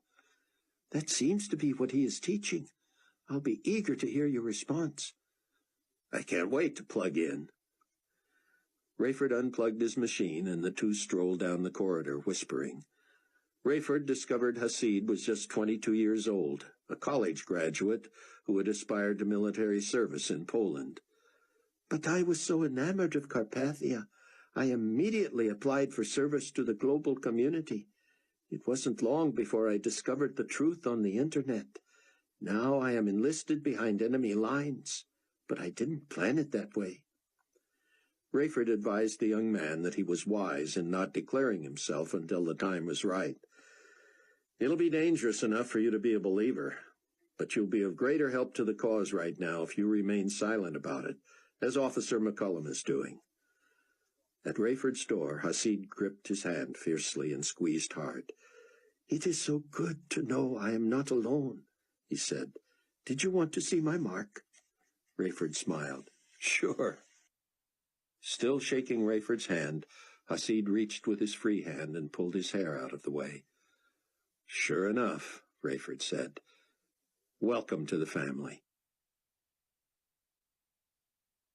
Buck found parking at the hospital similar to what it had been at the airport. The original pavement had sunk, and a turnaround had been scraped from the dirt at the front. But people had created their own parking places, and the only spot Buck could find was several hundred yards from the entrance. He dropped Ken off in front with his bag and told him to wait. "If you promise not to smack me in the head again," Ken said. "Man, getting out of this car is like being born." Buck parked in a haphazard line of other vehicles and grabbed a few toiletries from his own bag. As he headed toward the hospital, he tucked in his shirt, brushed himself down, combed his hair, and applied a few sprays of deodorant. When he got near the entrance, he saw Ken on the ground, using his bag as a pillow. He wondered if pressing him into service had been a good idea. A few people stared at him. Ken appeared comatose. "Oh, no," Buck thought. He knelt by Ken. "Are you all right?" he whispered. "Let me get you up." Ken spoke without opening his eyes. "Oh, man. Buck, I did something royally stupid." "What?" "Remember when you got me my medicine?" Ken's words were slurred. "I popped them in my mouth without water, right?" "I offered to get you something to drink." "That's not the point. I was supposed to take one from one bottle and 3 from the other every 4 hours. I missed my last dose, so I took 2 of one and 6 of the other." "Yeah?" "But I mixed up the bottles." "What are they?" Rich shrugged, and his breathing became deep and regular. "Don't fall asleep on me, Ken. I gotta get you inside." Buck pawed through Ken's bag and found the bottles. The larger recommended dose was for local pain. The smaller appeared to be a combination of morphine, Demerol, and Prozac. "You took 6 of these?" Come on, Ken, get up, right now." "Oh, Buck, let me sleep." "No way. Right now we have to go." Buck didn't think Ken was in danger or had to have his stomach pumped. But if he didn't get him inside, he'd be a dead weight and worthless. Worse, he would probably be hauled away. Buck lifted one of Ken's hands and stuck his own head under Ken's arm. When he tried to straighten, Ken was no help and too heavy. "Come on, man, you gotta help me." Ken just mumbled. Buck held Ken's head gently and pulled the bag out from under him. "Let's go, let's go." You... Buck feared Ken's head was the only place still sensitive, and that might be dulled soon, too. Rather than risk contaminating the wound, Buck looked for inflammation other than at the opening. Below, where Ken had been gouged, the hairline was fiery red. Buck spread his feet and braced himself, then pressed directly on the spot. Ritz leaped to his feet as if he'd been shot from a gun. He swung at Buck, who ducked, wrapped one arm around Ken's back, scooped up the bag with the other, and marched him to the entrance. Ken looked and sounded like the deliriously injured man that he was. People moved out of the way. Inside the hospital, things were worse. It was all Buck could do to hold Ken up. The lines at the front desk were 5 deep. Buck dragged Ken to the waiting area where every chair was filled and several people were standing. Buck looked for someone who might give up his seat, and finally a stocky middle-aged woman stood. Buck thanked her and lowered Ken into the chair. Ken curled sideways, lifted his knees, drew his hands to his cheek, and rested on the shoulder of an old man next to him. The man caught sight of the wound, recoiled, then apparently resigned himself to serving as Ken's pillow. Buck stuffed Ken's bag under his chair, apologized to the old man, and promised to be back as soon as he could. When he tried to move to the front at the receptionist's desk, people in 2 lines rebuffed him. He called out, "I'm sorry, but I have an emergency here." "We all do," one shouted back. He stood in line for several minutes, worrying more about Chloe than Ken. Ken would sleep this off. The only problem was, Buck was still stuck. Unless... Buck stepped out of line and hurried into a public washroom. He washed his face, watered down, and slicked back his hair, and made sure his clothes were as neat as possible. He pulled his identification card from his pocket and clipped it to his shirt, turning it around so his picture and name were hidden. He popped the remaining lens out of his broken sunglasses, but the frames looked so phony that he pulled them up into his hair. He looked in the mirror and affected a grim expression, telling himself, "You are a doctor. A no-nonsense, big-ego, all-action doctor." He burst from the bathroom as if he knew where he was going. He needed a pigeon. The first 2 doctors he passed looked too old and mature for his ruse. But here came a thin young doctor, looking wide-eyed and out of place. Buck stepped in front of him. "Doctor, did I not tell you to check on that trauma and emergency too?" The young physician was speechless. "Well?" Buck demanded. No, doctor. That must have been someone else." "All right, then. Listen, I need a stethoscope. A sterile one this time. A large, freshly laundered smock and the chart on Mother Doe. You got that?" The intern closed his eyes and repeated, "Stethoscope, smock, chart." Buck continued barking. "Sterile, big, Mother Doe." "Right away, doctor." "I'll be at the elevators." "Yes, sir." The intern turned and walked away. Buck called after him, "Sometime today, doctor." The intern ran. Now Buck had to find the elevators. He slipped back into the reception area to find Ken still snoozing in the same position, the old man next to him looking as intimidated as ever. He asked a Hispanic woman if she knew where the elevators were. She pointed down the hall. As he hurried that way, he saw his intern behind the counter hassling the receptionists. "Just do it," he was saying. A few minutes later, the young doctor rushed to him with everything he had asked for. He held the smock open, and Buck hastily slipped into it, draped the stethoscope around his neck, and grabbed the chart. "Thank you, doctor. Where are you from?" "Right here," the intern said. "This hospital." "Oh, well then, good. Very good. I'm from..." Buck hesitated a second. "Young Memorial. Thanks for your help." The intern looked puzzled, as if trying to think where Young Memorial was. Any time," he said. Buck left the elevators and hurried to the washroom. He locked himself in a stall and flipped open Chloe's chart. The photographs made him burst into tears. Buck set the clipboard on the floor and doubled over. "God," he prayed silently, "how could you have let this happen?" He clenched his teeth and shuddered, willing himself to calm down. He didn't want to be heard. After about a minute, he opened the chart again. Staring at him from the photographs was the almost unrecognizable face of his young wife. Had she looked that swollen when she was brought to Kenosha, no doctor would have recognized her from Buck's picture. As the doctor in Kenosha had told him, the right side of her body had apparently been slammed full force by a section of roofing. Her normally smooth, pale skin was now blotched red and yellow and invaded by pitch, tar, and bits of shingling. Worse, her right foot looked as if someone had tried to fold it. A bone protruded from her shin. Bruising began on the outside of her knee and ran to the kneecap, which looked severely damaged. From the position of her body, it appeared her right hip had been knocked out of joint. Bruises and bumps in her midsection evidenced broken ribs. Her elbow had been laid open, and her right shoulder appeared dislocated. Her right collarbone pressed against the skin. The right side of her face appeared flatter, and there was damage to her jaw, teeth, cheekbone, and eye. Her face was so misshapen that Buck could hardly bear to look. The eye was swollen huge and shut. The only abrasion on her left side was a raspberry near her hip, so the doctor had probably correctly deduced that she had been knocked off her feet by a blow to her right side. Buck determined he would not recoil when he saw her in person. Of course he wanted her to survive. But was that best for her? Could she communicate? Would she recognize him? He flipped through the rest of the chart, trying to interpret the notations. It appeared she had escaped injury to her internal organs. She suffered several fractures, including 3 in her foot, 1 in her ankle, her kneecap, her elbow, and 2 ribs. She had dislocated both hip and shoulder.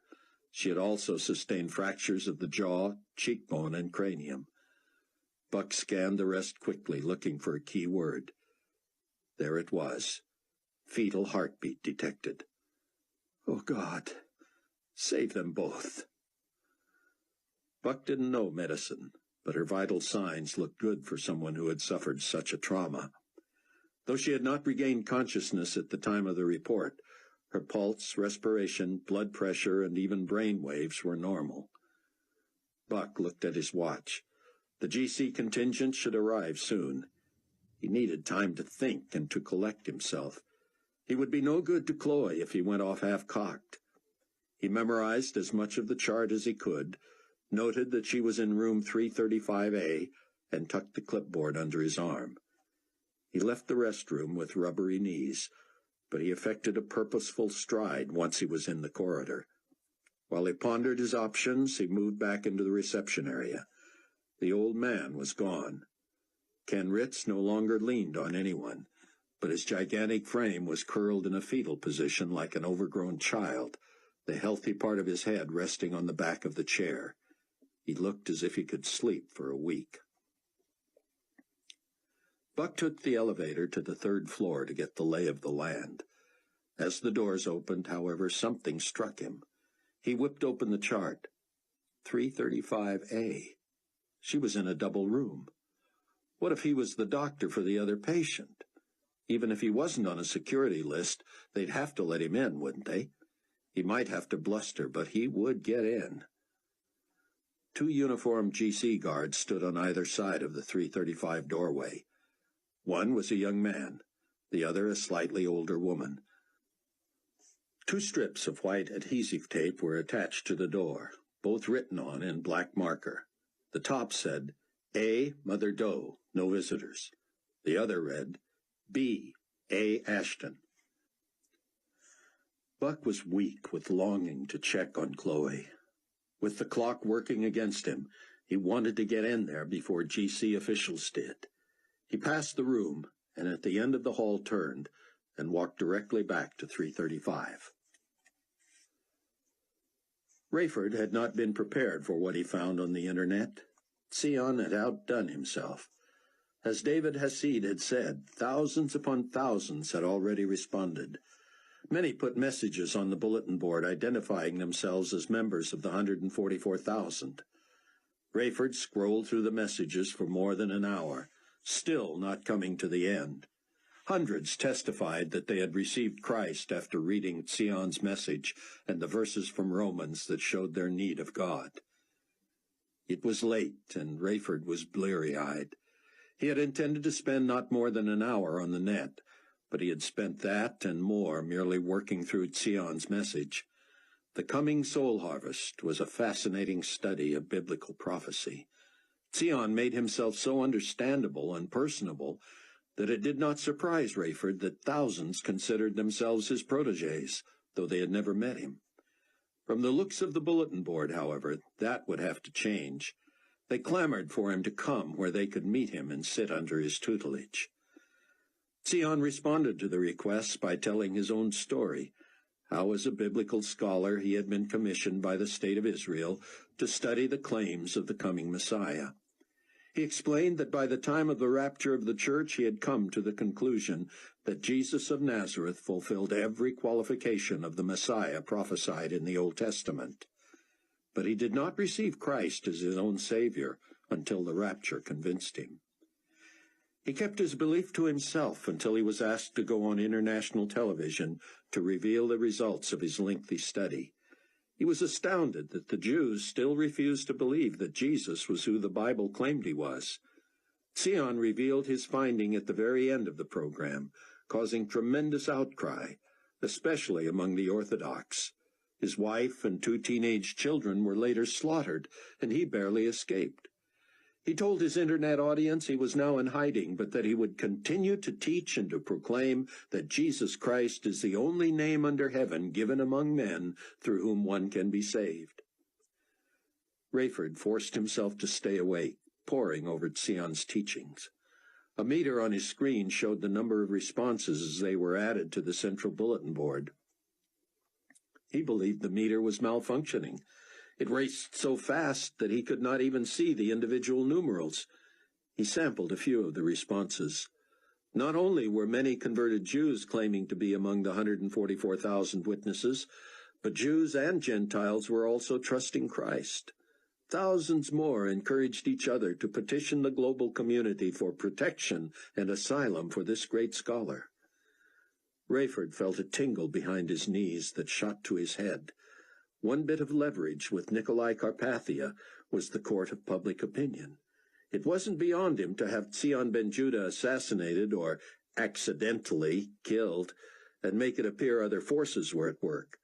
But with thousands all over the globe appealing to Nikolai on Zion's behalf, he would be forced to prove he could deliver. Rayford wished there was some way to make him do the right thing by Hattie Durham as well. Zion's main message for the day was based on Revelation 8 and 9. Those chapters supported his contention that the earthquake, the foretold wrath of the Lamb, ushered in the second 21 months of the tribulation. There are 7 years or 84 months in all, so my dear friends, you can see that we are now 1/4 of the way through.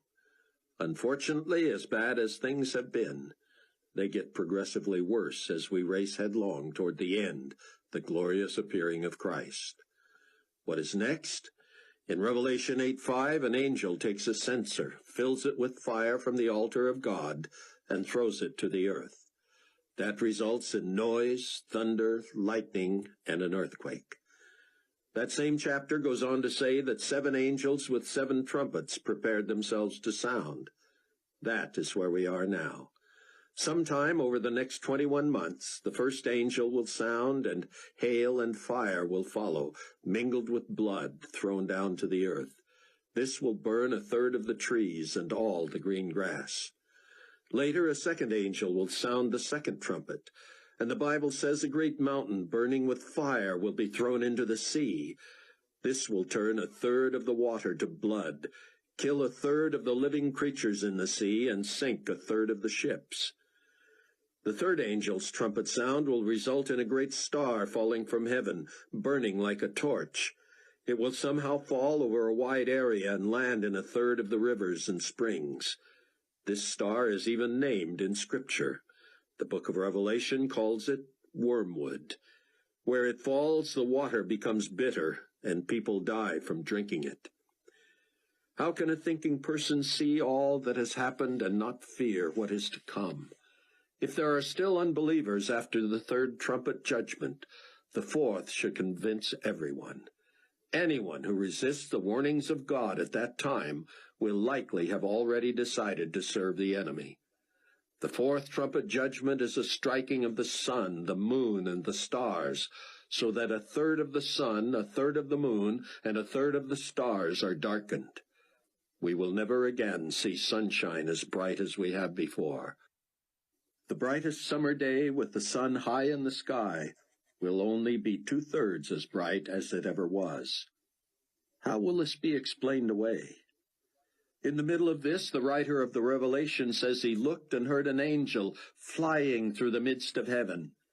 It was saying with a loud voice, "Woe, woe, woe to the inhabitants of the earth, because of the remaining blasts of the trumpet of the 3 angels who are about to sound." In my next lesson, I will cover those last 3 trumpet judgments of the second 21 months of the tribulation. But, my beloved brothers and sisters in Christ, victory is also coming. Let me remind you with a few choice passages of Scripture that the outcome has already been determined. We win. But we must share the truth and expose the darkness and bring as many as possible to Christ in these last days. I want to show you why I believe there is a great soul harvest coming. But first, consider these statements and promises. In the Old Testament book of Joel 2:28-32, God is speaking. He says, "And it shall come to pass afterward that I will pour out my Spirit on all flesh. Your sons and your daughters shall prophesy, your old men shall dream dreams, your young men shall see visions.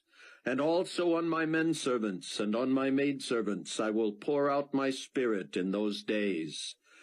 And I will show wonders in the heavens and in the earth, blood and fire and pillars of smoke. The sun shall be turned into darkness and the moon into blood before the coming of the great and awesome day of the Lord. And it shall come to pass that whoever calls on the name of the Lord shall be saved. For in Mount Zion and in Jerusalem there shall be deliverance, as the Lord has said, among the remnant whom the Lord calls." Is that not a wonderful and most blessed promise? Revelation 7 indicates that the trumpet judgments I just mentioned will not come until the servants of God have been sealed on their foreheads. There will be no longer any question who the true believers are.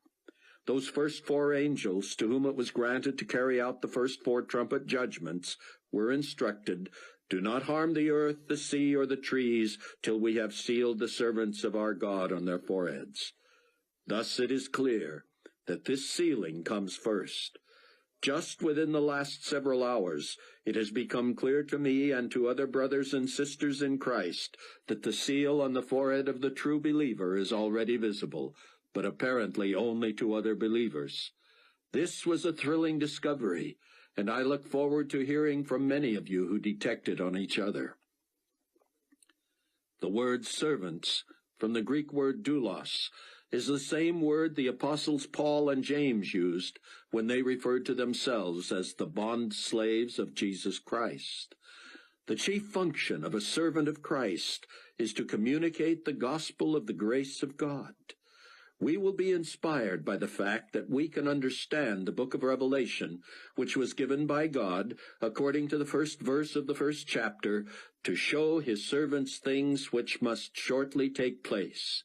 The 3rd verse says, "Blessed is he who reads and those who hear the words of this prophecy, and keep those things which are written in it, for the time is near." Although we will go through great persecution, we can comfort ourselves that during the tribulation we look forward to astounding events outlined in Revelation, the last book in God's revealed plan for man. Now, indulge me for one more verse from Revelation 7, and I will conclude with why I anticipate this great harvest of souls. Revelation 7:9 quotes John the Revelator, "After these things I looked, and behold, a great multitude, which no one could number, of all nations, tribes, peoples, and tongues, standing before the throne and before the Lamb, clothed with white robes, with palm branches in their hands. These are the tribulation saints. Now, follow me carefully. In a later verse, Revelation 9:16, the writer numbers the army of horsemen in a battle at 200 million. If such a vast army can be numbered, what might the Scriptures mean when they refer to the tribulation saints, those who come to Christ during this period, as a great multitude which no one could number? Do you see why I believe we are justified in trusting God for more than 1 billion souls during this period? Let us pray for that great harvest. All who name Christ as their Redeemer can have a part in this, the greatest task ever assigned to mankind. I look forward to interacting with you again soon. With love, in the matchless name of the Lord Jesus Christ, our Savior, Zion ben Judah. Rayford could barely keep his eyes open, but he was thrilled with Zion's boundless enthusiasm and insightful teaching. He returned to the bulletin board and blinked. The number at the top of the screen was in the tens of thousands and rising. Rayford wanted to add to the avalanche, but he was exhausted. Nikolai Carpathia had addressed the globe on radio and television. No doubt the response would be monumental. But would it rival the reaction to this converted rabbi, communicating from exile to a new growing family? Buck reminded himself that for the moment he was not just a doctor, but also an egomaniac. He strode to room 335 without so much as a nod to the 2 global community guards.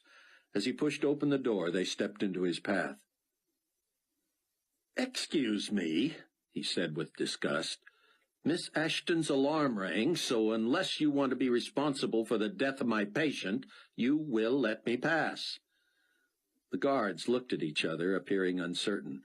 The woman reached for Buck's ID tag. He pushed her hand away and entered the room, locking the door. He hesitated before turning around, prepared to respond if they began banging. They didn't.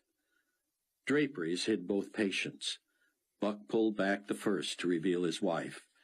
He held his breath as his eyes traveled over the sheet from feet to neck. It felt as if his heart was literally breaking.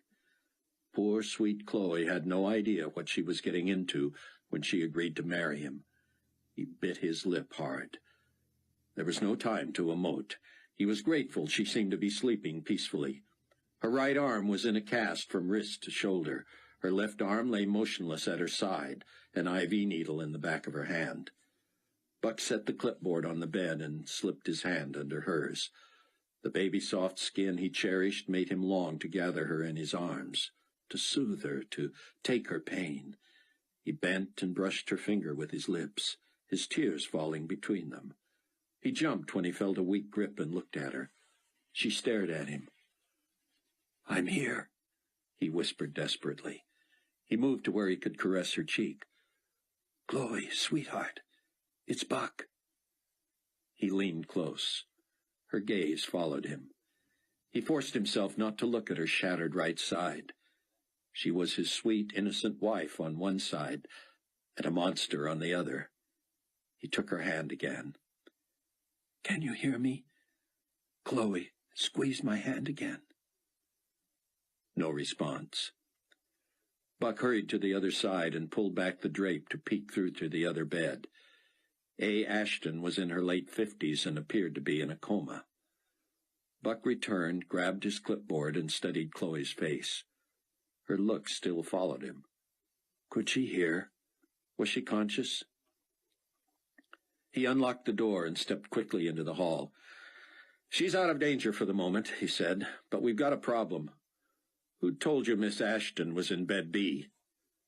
"Excuse me, Doctor," the woman guard said, "but we have nothing to do with the patients. Our responsibility is the door." "So you're not responsible for this screw-up?" "Absolutely not," the woman said. Buck pulled the adhesive strips from the door and reversed them. "Ma'am, can you handle this post yourself while this young man finds me a marker?" "Certainly, sir. Craig, get him a marker." Chapter 13. Buck slipped back into Chloe's room, desperate to let her know he was there and she was safe. He could hardly bear to look at her black and purple face with the eyes so swollen. He gently took her hand and leaned close. "Chloe, I'm here, and I won't let anything happen to you. But I need your help. Squeeze my hand. Blink. Let me know you're with me." No response. Buck lay his cheek on her pillow, his lips inches from her ear. "Oh, God," he prayed, "why couldn't you have let this happen to me? Why her? Help me get her out of here. God, please." Her hand felt like a feather, and she seemed fragile as a newborn. What a contrast to the strong woman he had loved and come to know. She was not only fearless, but she was also smart. How he wished she was up to being his ally in this. Chloe's breathing accelerated, and Buck opened his eyes as a tear slid past her ear. He looked her in the face. She blinked furiously, and he wondered if she was trying to communicate. "I'm here," he said over and over. "Chloe, it's Buck." The GC guard had been gone too long. Buck prayed he was out there waiting with the marker, but too intimidated to knock. Otherwise, who knew whom he might bring with him, and what might quash any chance Buck had to protect Chloe. He spoke quickly.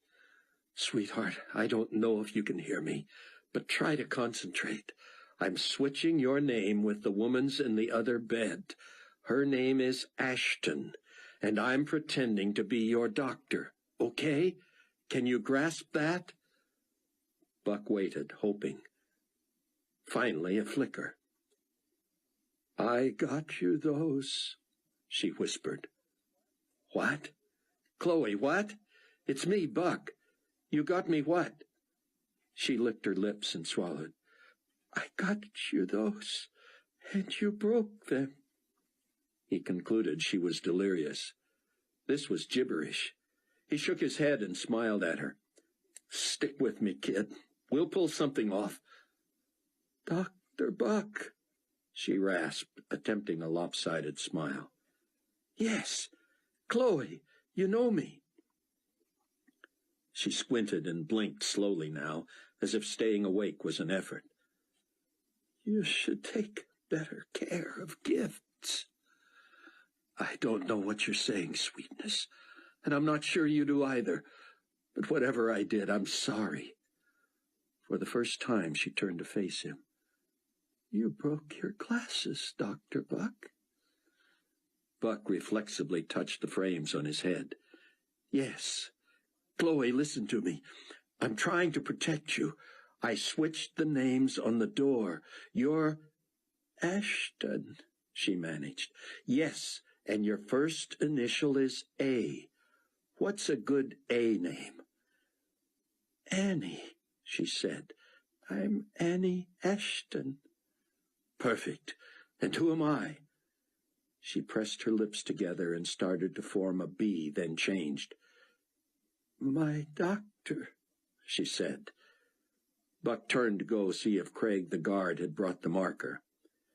"Doctor," Chloe called out. "Wristbands." She was thinking. How could he forget that someone could easily check their hospital ID bracelets? He yanked hers apart, careful not to dislodge the IV. He slipped behind A. Ashton's curtain. She still appeared sound asleep. He carefully removed her bracelet, noticing she did not appear even to be breathing. He put his ear close to her nose, but heard and felt nothing. He could find no pulse. He switched the wristbands. Buck knew this only bought him time. It wouldn't be long before someone discovered that this postmenopausal dead woman was not a pregnant 22-year-old, but for the time being she was Mother Doe. When Buck emerged, the guards were talking to an older doctor. Craig, black marker in hand, was saying, "We weren't sure what to do." The doctor, tall, bespectacled and gray, carried 3 charts. He scowled at Buck. Buck sneaked a peek at the name sewn on his breast pocket. "Dr. Lloyd," he exulted, thrusting out his hand. The doctor reluctantly shook it. Do I? Why, I haven't seen you since that The symposium? Right, the one at the Bemidji? Yeah, you were brilliant. The doctor looked flustered, as if trying to remember Buck, yet the praise had not been lost on him. Well, and one of your kids was up to something. What was it? Oh, I may have mentioned my son, who just got his internship. Right. How's he doing, anyway? Wonderfully. We're very proud of him. Now, Doctor, Buck interrupted, I'll bet you are. Listen, he said, pulling Ken Ritz's pill bottles from his pocket. I wonder if you could advise me. I'll certainly try. Thank you, Dr. Lloyd. He held up the tranquilizer bottle. I prescribed this to a patient with a severe head wound, and he inadvertently exceeded the dosage. What's the best antidote? Dr. Lloyd studied the bottle. Oh, it's not that serious. You'll be very sleepy for a few hours, but it'll wear off. Head trauma, you say? Yes, that's why I'd rather he not sleep. Of course. You'll most safely counteract this with an injection of Benzedrine. Not being on staff here, Buck said, I can't get anything from the pharmacy. Dr. Lloyd scribbled him a prescription. If you'll excuse me, Dr. Cameron, Buck said before thinking. Of course, Dr. Cameron. Great to see you again. You too, Dr. Lloyd, and thanks. Buck accepted the marker from the chagrined Craig and changed the strips on the door from B and A to A and B. I'll be back soon, Craig, he said, slapping the marker into the guard's palm. Buck hurried off, pretending to know where he was going, but scanning directories and following signs as he went. Dr. Lloyd's prescription was like gold at the pharmacy, and he was soon on the way back to the lobby for Ken Ritz. On the way, he appropriated a wheelchair. He found Ken leaning forward, elbows on his knees, chin in his hands, snoring. Grateful for his training, taking his turn giving his mother insulin injections, Buck deftly opened the package, raised Ken's sleeve without toppling him, swabbed the area, and pulled the cap off the hypodermic needle with his teeth. As he drove the point into Ken's biceps, the cap popped from his mouth and rattled to the floor. Someone muttered, "Shouldn't he be wearing gloves?" Buck found the cap, replaced it, and put everything in his pocket. Facing Ken, he thrust his wrists into the big man's armpits and pulled him from the chair. He turned him 45 degrees and lowered him into the wheelchair, having forgotten to set the brake. When Ken hit the chair, it began rolling backwards, and Buck had no leverage to remove his hands. Straddling Ritz's long legs, his face in Ken's chest, Buck stumbled across the waiting room as onlookers dived out of the way. As the chair picked up speed, Buck's only option was to drag his feet. He wound up sprawled across the lanky pilot, who roused briefly and called out, "Charlie Bravo Alpha to base." Buck extracted himself, lowered the footrests, and lifted Ritz's knees to set his feet in place. Then they were off to find a gurney. His hope was that Ritz would respond quickly enough to the Benzedrine to be able to help him take Miss Ashton's body with Mother Doe's wristband to the morgue. If he could temporarily convince the global community delegation that their potential hostage had expired, he could buy time. As Buck wheeled him toward the elevators, Ken's arms kept flopping out of the chair and acting as brakes on the wheels. Buck would grab them and tuck them back in, only to find himself veering into traffic. Buck finally secured Ken's arms by the time they backed into an elevator, but Ritz chose that moment to let his chin drop to his chest, exposing his scalp wound to everyone aboard. When Ritz seemed to begin coming out of his fog, Buck was able to get him out of the chair and onto a gurney he had absconded with. The sudden rise, however, had made Ken dizzy. He flopped onto his back, and his head wound brushed the sheet. "Okay," he hollered like a drunk. "All right." He rolled to his side, and Buck covered him to the neck, then wheeled him next to the wall, where he waited for him to fully awaken. Twice, as lots of traffic walked by, Ken spontaneously sat up, looked around, and lay back down. When he finally came to and was able to sit and then stand without dizziness, he was still disoriented. "Man, that was some good sleep. I could use more of that." Buck explained that he wanted to find Ken a smock and have him play an orderly, helping Dr. Cameron. Buck went over it several times until Ken convinced him he was awake and understood.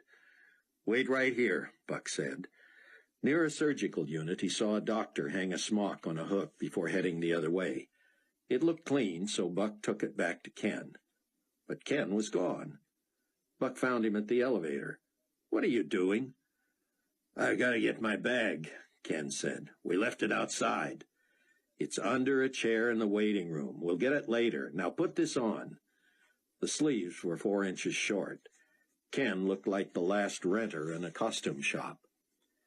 Pushing the gurney, they hurried to 335 as fast as Ken could go.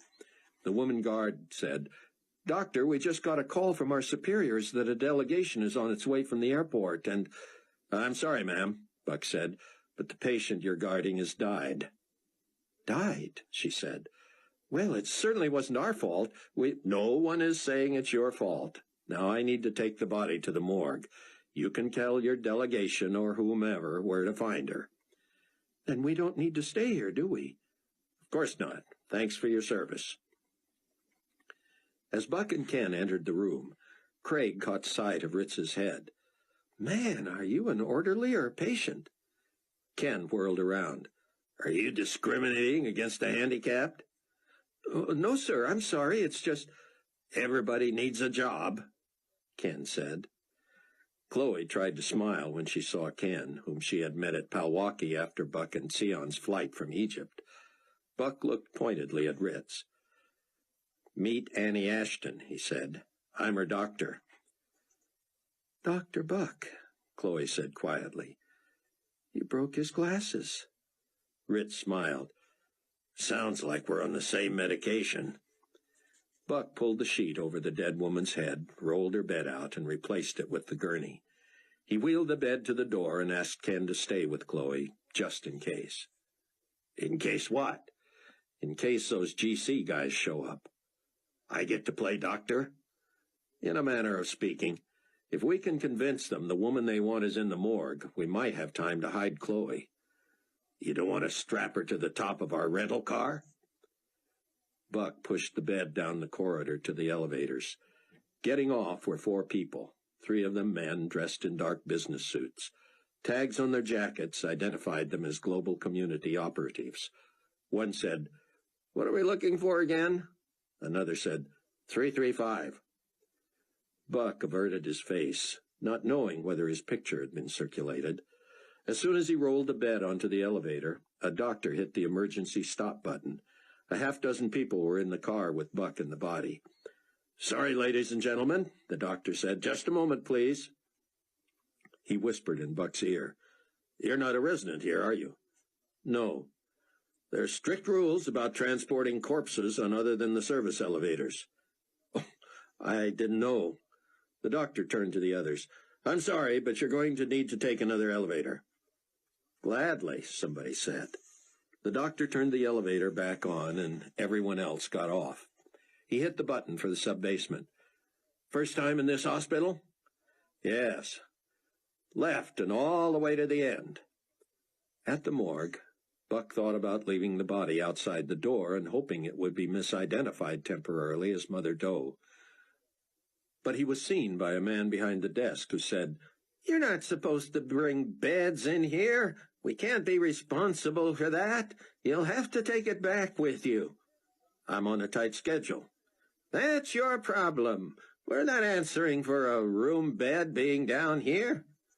2 orderlies lifted the body to a gurney, and the man said, "Papers?" "I'm sorry?" "Papers, death certificate, doctor's sign-off." Buck said, "Wristband says Mother Doe. I was told to bring her down here. That's all I know." "Who's her doctor?" "I have no idea." "What room?" 335. "We'll look it up. Now get this bed out of here." Buck hurried back to the elevator, praying the ruse had worked and that the GC contingent was on its way to the morgue to make sure about Mother Doe. He did not cross paths with them, however, on the way back. He was almost at room 335 when they emerged. He looked the other way and kept walking.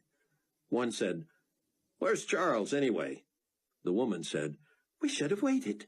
He was parking the car. How's he supposed to find us now?" He can't be far. When he gets here, we'll get to the bottom of this." When they were out of sight, Buck pushed the bed back into 335. "It's just me," he said as he passed Chloe's curtain. He found Chloe even paler and now trembling. Ken sat next to the bed, hands resting lightly atop his head. "Are you cold, hon?" Buck asked. Chloe shook her head. Her discoloration had spread. The ugly streaks caused by bleeding under the skin nearly reached her temple. "She's a little shook, that's all," Ritz said. "Me too, though I deserve an Oscar." "Dr. Airplane," Chloe said, and Ritz laughed. "That's what she said. That's all they could get out of her except her name." "Annie Ashton," she whispered. "Screwed up those guys' heads something awful.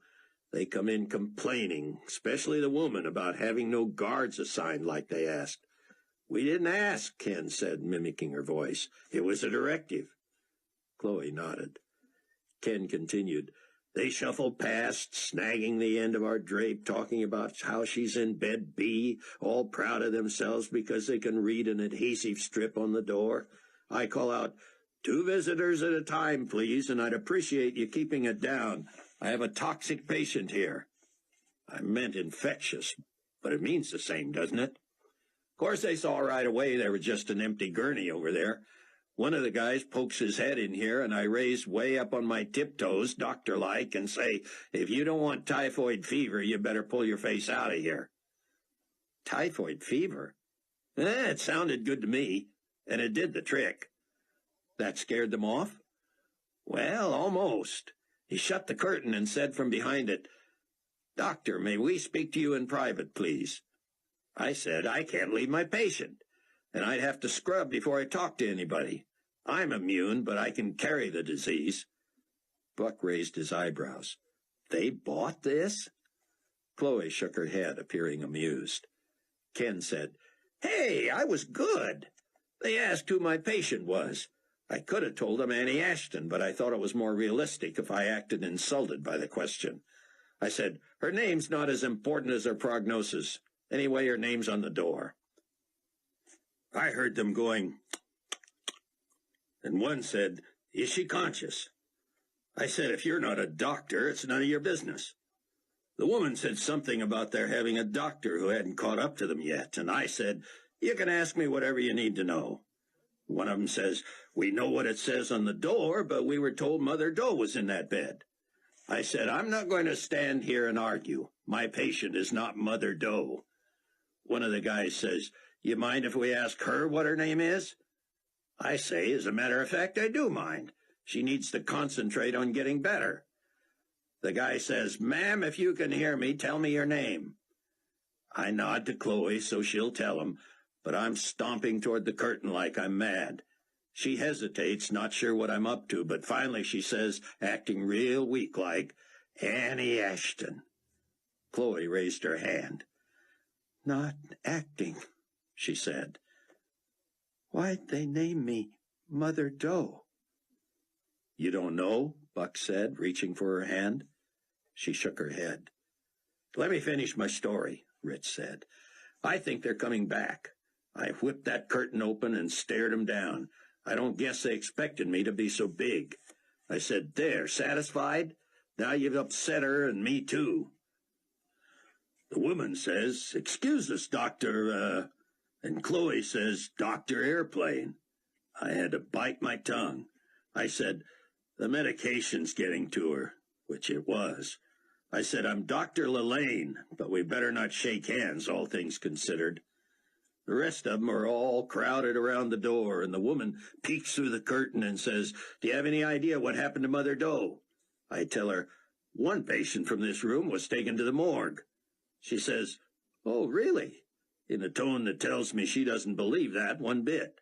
She says, 'What caused this young lady's injuries? Typhoid?'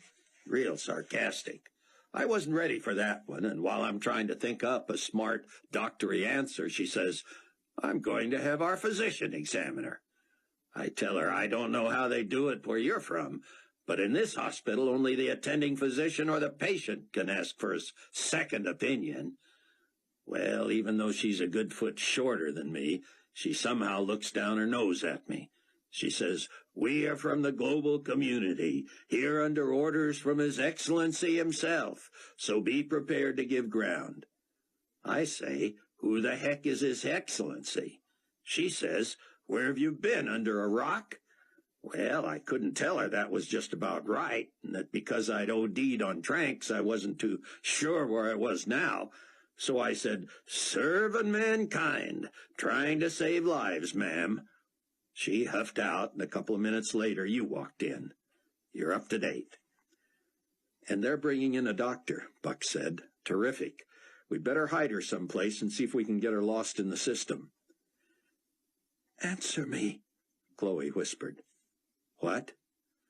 "Buck, am I pregnant?" "Yes." "Is the baby okay?" "So far." "How about me?" "You're pretty banged up, but you're not in danger."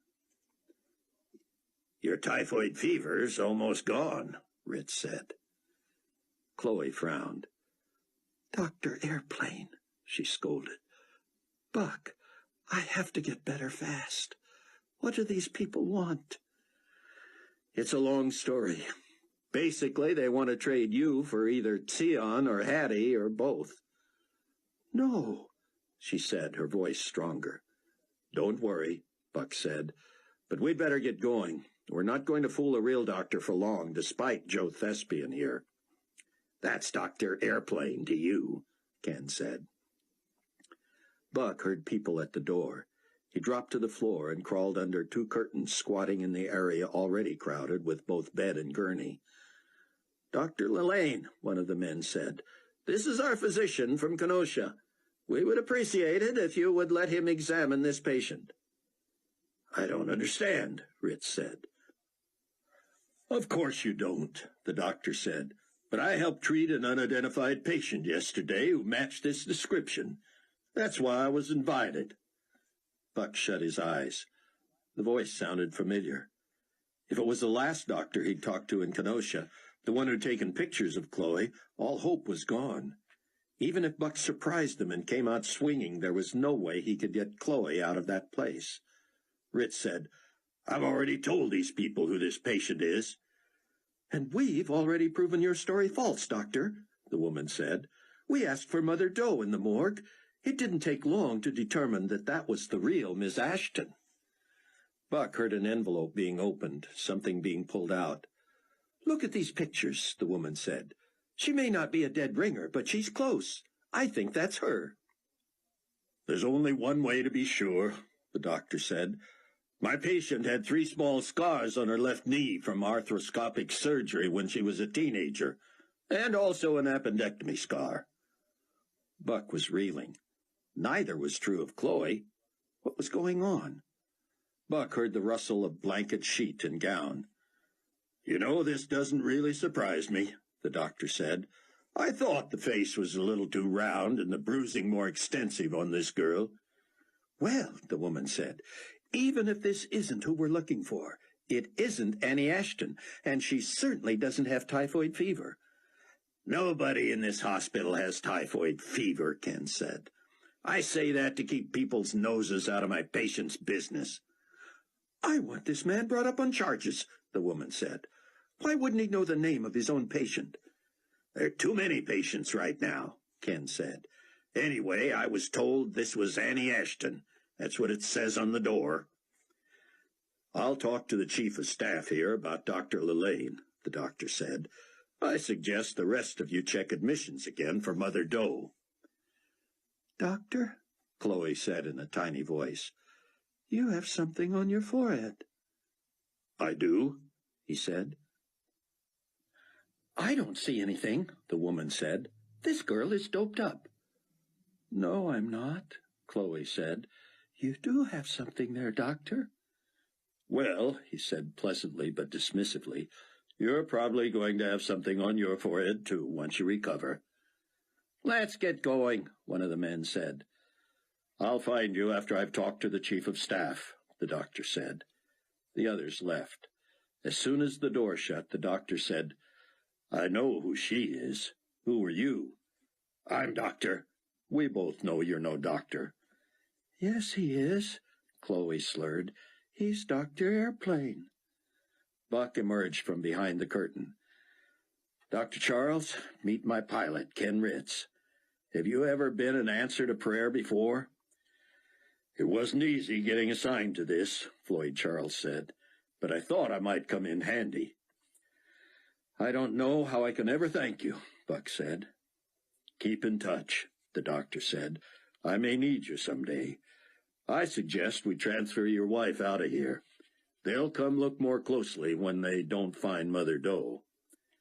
Can you arrange transportation to the airport and everything we'll need to take care of her? Buck asked. Sure. As soon as I get Dr. Airplane's medical license suspended. Ken whipped off his smock. I've had enough of doctoring anyway, he said. I'm going back to sky jockeying. Will I be able to take care of her at home? Buck asked. She'll be in a lot of pain for a long time and may never feel like she used to. But there's nothing life-threatening here. The baby's fine, too, as far as we know. I didn't know until today, Chloe said. I suspected, but I didn't know. You almost gave me away with that forehead remark, Dr. Charles said. Yeah, Ken said. What was that all about? I'll tell you both on the plane, Buck said. Early Thursday morning in New Babylon, Nikolai Carpathia and Leon Fortunato met with Rayford. We have communicated your itinerary to the dignitaries, Carpathia said. They have arranged for appropriate accommodations for the Supreme Commander, but you and your first officer should make your own arrangements. Rayford nodded. This meeting, as with so many, was unnecessary. Now, on a personal note, Carpathia added, while I understand your position, it has been decided not to dredge the wreckage of the Pan-Con flight from the Tigris. I am sorry, but it has been confirmed your wife was on board. We should consider that her final resting place, along with the other passengers. Rayford believed in his gut Carpathia was lying. Amanda was alive, and she was certainly no traitor to the cause of Christ. He and Mac had scuba deer coming, and while he had no idea where Amanda was, he would start by proving she was not on board that submerged 747. 2 hours before flight time Friday, Mac told Rayford he had replaced the fixed-wing aircraft in the cargo hold. We're already taking the chopper, he said. That little 2-engine job is redundant. I replaced it with the Challenger 3. Where'd you find that? The Challenger was about the size of a Learjet, but nearly twice as fast. It had been developed during the last 6 months. I thought we lost everything but the chopper, the fixed wing, and the Condor. But beyond the rise, in the middle of the airstrip, I found the Challenger. I had to install a new antenna and a new tail rudder system, but she's good as new. I wish I knew how to fly it, Rayford said. Maybe I could see my family while Fortunato's laying over in Texas. They found your daughter? Just got the word. She's banged up, but she's fine. And I'm going to be a grandpa. That's great, Ray, Max said, patting Rayford on the shoulder. I'll teach you the Challenger. You'll know how to drive it in no time. I've got to finish packing and get an email to Buck, Rayford said. You're not sending or receiving through the system here, are you? No, I got a coded email from Buck informing me when my private phone would be ringing. I made sure I was outside at that time. We've got to talk to Hasid about how secure the internet is in here. You and he and I have all been on the net keeping track of your friend Sion. I'm worried that the brass can tell who's been on. Carpathia's got to be furious about Sion. We could all be in trouble. David told me that if we stay with the bulletin boards, we're not traceable. He'd like to be going with us, you know, Max said. David? I know, but we need him right where he is. Chapter 14. The flight to Waukegan had been difficult for Chloe. The drive from Waukegan to Palatine to drop off Ken Ritz, and then on to Mount Prospect, was worse.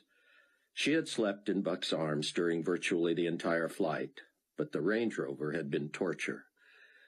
The best Buck could do was let her lie across the back seat, but one of the fasteners connecting the seat to the floor had broken loose during the earthquake, so he had to drive even slower than normal. Still, Chloe seemed to bounce the whole way. Finally, Ken knelt, facing the back, and tried to brace the seat with his hands. When they got to Palwaukee Airport, Buck walked Ken to the Quonset hut where he had been given a corner to move into. "Always an adventure," Ken said wearily. "One of these days you're going to get me killed." "It was stupid to ask you to fly so soon after surgery, Ken. But you were a lifesaver. I'll send you a check." "You always do. But I also want to know more about where all you guys are. You know, with your beliefs and everything." "Ken, we've been through this before. It's becoming pretty clear now, wouldn't you say? This whole period of history, this is it. Just a little more than 5 more years, and it's all over. I can see why people might not have understood what was happening before the rapture. I was one of them. But it's come to one giant countdown. The whole deal now is which side you're on. You're either serving God or you're serving the Antichrist. You've been a supplier for the good guys. It's time you joined our team." "I know, Buck. I have never seen anything like how you people take care of each other. It'd be good for me if I could see it all one more time in black and white, you know, like on one sheet of paper, pros and cons. That's how I am. Figure it out and make my decision." "I can get you a Bible." "Oh, I've got a Bible somewhere. Are there like 1 or 2 pages that have the whole deal spelled out?" "Read John, and then Romans. You'll see the stuff we've talked about. We're sinners. We're separated from God. He wants us back. He's provided the way." Ken looked uncomfortable. Buck knew he was lightheaded and in pain. "Have you got a computer?" "Yeah, even an email address." "Let me have it. I'll write down a news group for you. The guy you brought back from Egypt with me is the hottest thing on the internet. Talk about putting everything on one page for you. He does it." "So, once I join up, I get the secret mark on my forehead?" "You sure do." Buck reclined the front passenger seat and moved Chloe there. But it wasn't flat enough, and she soon retreated again to the back. When Buck finally pulled into the backyard at Donnie's, Sion rushed out to greet Chloe. As soon as he saw her, he burst into tears. "Oh, you poor child. Welcome to your new home. You are safe." Sion helped Buck remove her from the back seat and opened the door, so Buck could carry her inside. Buck headed for the stairs, but Sion stopped him. "Right here, Cameron. See?"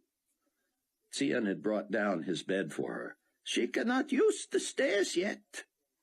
Buck shook his head. "I suppose next comes the chicken soup." Sion smiled and pushed a button on the microwave. "Give me 60 seconds." But Chloe did not eat. She slept through the night and off and on the next day. "You need a goal," Sion told her. "Where would you like to go on your first day out?" "I want to see the church and Loretta's house." "Will not that be—" "It will be painful, but Buck says if I hadn't run, I never would have survived. I need to see why, and I want to see where Loretta and Donnie died." When she hobbled to the kitchen table and sat by herself, she asked only for her computer. It pained Buck to watch her peck away with one hand. When he tried to help, she rebuffed him. He must have looked hurt. "Honey, I know you want to help," she said. "You searched for me until you found me, and nobody can ask for more than that. But please, don't do anything for me unless I ask." "You never ask." "I'm not a dependent person, Buck. I don't want to be waited on. This is war, and there aren't enough days left to waste. As soon as I get this hand working, I'm going to take some of the load off Sion. He's on the computer day and night." Buck got his own laptop and wrote to Ken Ritz about the possibility of going to Israel. He couldn't imagine it ever being safe for Sion there, but Tion was so determined to go, Buck was afraid there would be no choice. His ulterior motive with Ken, of course, was to see if he had come to a spiritual decision. As he was transmitting the message, Chloe called out from the kitchen, "Oh, my word! Buck, you've got to see this." He hurried to peer over her shoulder. The message on the screen was several days old. It was from Hattie Durham. Rayford was afraid Leon Fortunato would be bored on the trip to Rome and might pester him and Mac in the cockpit. But every time Rayford clicked on the secret intercom to monitor the cabin, Leon was whistling, humming, singing, talking on the phone, or noisily moving about. Once Rayford had Mac take over while he found an excuse to wander into the cabin. Leon was arranging the mahogany table where he and Pontifex Maximus Peter Matthews and the 10 Kings would meet prior to seeing Carpathia. Leon looked excited enough to burst. "You will remain in the cockpit as soon as our guests join us, will you not?" "Sure," Rayford said. It was clear Leon needed no company. Rayford didn't expect any secrets listening in on Leon and Matthews, but he loved the entertainment possibilities. Fortunato was such a Carpathia groupie, and Matthews so condescending and independent that the two were like oil and water. Matthews was used to being treated like royalty. Fortunato treated Carpathia like the king of the world that he was, but was slow to serve anyone else and often curt with those who served him. When Matthews boarded in Rome, he immediately treated Fortunato as one of his valets, and he already had 2. A young man and woman carried his things aboard and stood chatting with him. As Rayford listened in, he was exposed again to Matthews' gall. Every time Fortunato suggested it was time to get underway, Matthews interrupted. "Could I get a cold drink, Leon?" Matthews said. There was a long pause. "Certainly," Fortunato said flatly. Then with sarcasm, "And your staff?" "Yes, something for them as well." "Fine, Pontiff Matthews. And then I think we should really be... and something to munch." "Thank you, Leon." After 2 such encounters, Fortunato's silence was deafening. Finally, Leon said, "Pontiff Matthews, I really think it's time—" "How long are we going to sit here, Leon? What do you say we get this show on the road?" "We cannot move with unauthorized personnel on the plane."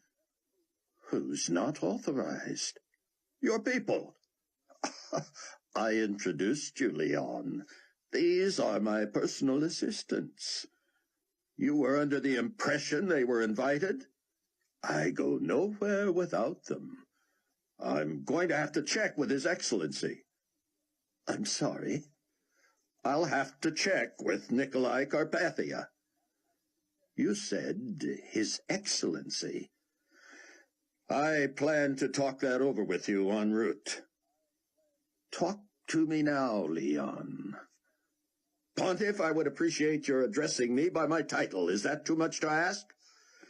"Titles are what we're talking about. Where does Carpathia get off using Excellency?" "It was not his choice. Yes, and I suppose Potentate wasn't his choice either. Secretary General just never did it for him, did it?" "As I said, I want to discuss the new title with you during the trip." "Then let's get going." "I'm not authorized to transport uninvited guests." "Mr. Fortunato, these are invited guests. I invited them." "My title is not Mr." "Oh, so the potentate is now His Excellency, and you're what? Potentate?" "No. Let me guess. You're Supreme something or other. Am I right?" "I need to check this with His Excellency." "Well, hurry, and tell His Excellency that Pontifex Maximus thinks it's nervy to switch from a royal title, already an overstatement, to a sacred one. Rayford heard only Fortunato's end of the conversation with Nikolai, of course, but Leon had to eat crow. "Pontiff," he said finally, "His Excellency has asked me to express his welcome and his assurance that anyone you feel necessary to make your flight comfortable is an honor for him to have on board." "Really?" Matthew said. "Then I insist on a cabin crew." Fortunato laughed. "Oh, I'm serious, Leon. Or I mean, what is your title, man?" "I serve at the rank of commander." "Commander? Tell me the truth now, Commander. Is it actually Supreme Commander?" Fortunato did not respond, but Matthews must have detected something in his face. "It is, isn't it? Well, even if it isn't, I insist. If I am to call you Commander, it shall be Supreme Commander. Is that acceptable?" Fortunato sighed loudly. "The actual title is Supreme Commander, yes. You may call me either." "Oh, no, I may not. Supreme Commander it is. Now, Supreme Commander Fortunato, I am deadly serious about cabin service on a long flight like this, and I'm shocked at your lack of foresight in not providing it. We have all the amenities, Pontiff. We've felt it more necessary to have a full complement of service personnel when the regional ambassadors begin to join us." "You were wrong. I wish not to leave the ground until this plane is properly staffed. If you have to check that with His Excellency, feel free." There was a long silence, and Rayford assumed the two were staring each other down. "You're serious about this?" Fortunato said. "Serious as an earthquake." The call button sounded in the cockpit. "Flight deck," Max said. "Go ahead." "Gentlemen, I have decided to employ a cabin crew between here and Dallas. I shall be contracting with one of the airlines here. Please communicate with the tower that we could be delayed for as long as 2 or 3 hours. Thank you." "Begging your pardon, sir," Max said, "but our delay here has already cost us 4 places in line for takeoff. They're being flexible because of who we are, but did you misunderstand something?" Leon said. Not at all, sir. Roger that delay." Hattie's email message read, "Dear CW, I didn't know who else to turn to. Well, actually I did, but I got no response from AS at the private number she gave me. She said she carries her phone all the time, so I'm worried what happened to her. I need your help. I lied to my former boss and told him my people were from Denver. When I changed my flight from Boston to go west instead of east, I was hoping he would think I was going to see my family. Actually, they live in Santa Monica. I'm in Denver for a whole other reason. I'm at a reproductive clinic here. Now don't overreact. Yes, they do abortions, and they're pushing me that direction. In fact, that's mostly what they do. But they do also ask every mother if she's considered her options. And every once in a while a baby is carried to term. Some are put up for adoption. Some are raised by the mother. Others are raised by the clinic. This place also serves as a safe house, and I am here anonymously. I cut my hair short and dyed it black, and I wear colored contact lenses. I'm sure no one recognizes me. They give us access to these computers a few hours every week. At other times, we write things and draw pictures and exercise. They also encourage us to write to friends and loved ones and make amends. Sometimes they urge us to write to the fathers of our children. I couldn't do that. But I do need to talk to you. I have a private cell phone. Do you have a number like AS does? I'm scared. I'm confused. Some days, abortion seems the easiest solution. But I'm already growing attached to this child. I might be able to give it up, but I don't think I could end its life. I told a counselor I felt guilty about becoming pregnant when I wasn't married. She had never heard anything like that in her life. She said I ought to stop obsessing about right and wrong and start thinking about what was best for me. I feel more guilty about considering abortion than I do about what you would call immorality. I don't want to make a mistake, and I don't want to keep living like this. I envy you and your close friends. I sure hope you all survived the earthquake. I suppose your dad and your husband believe it was the wrath of the Lamb. Maybe it was. I wouldn't be surprised. If I don't hear from you, I'm going to assume the worst, so please get back to me if you can. Say hi to everybody. My love to L.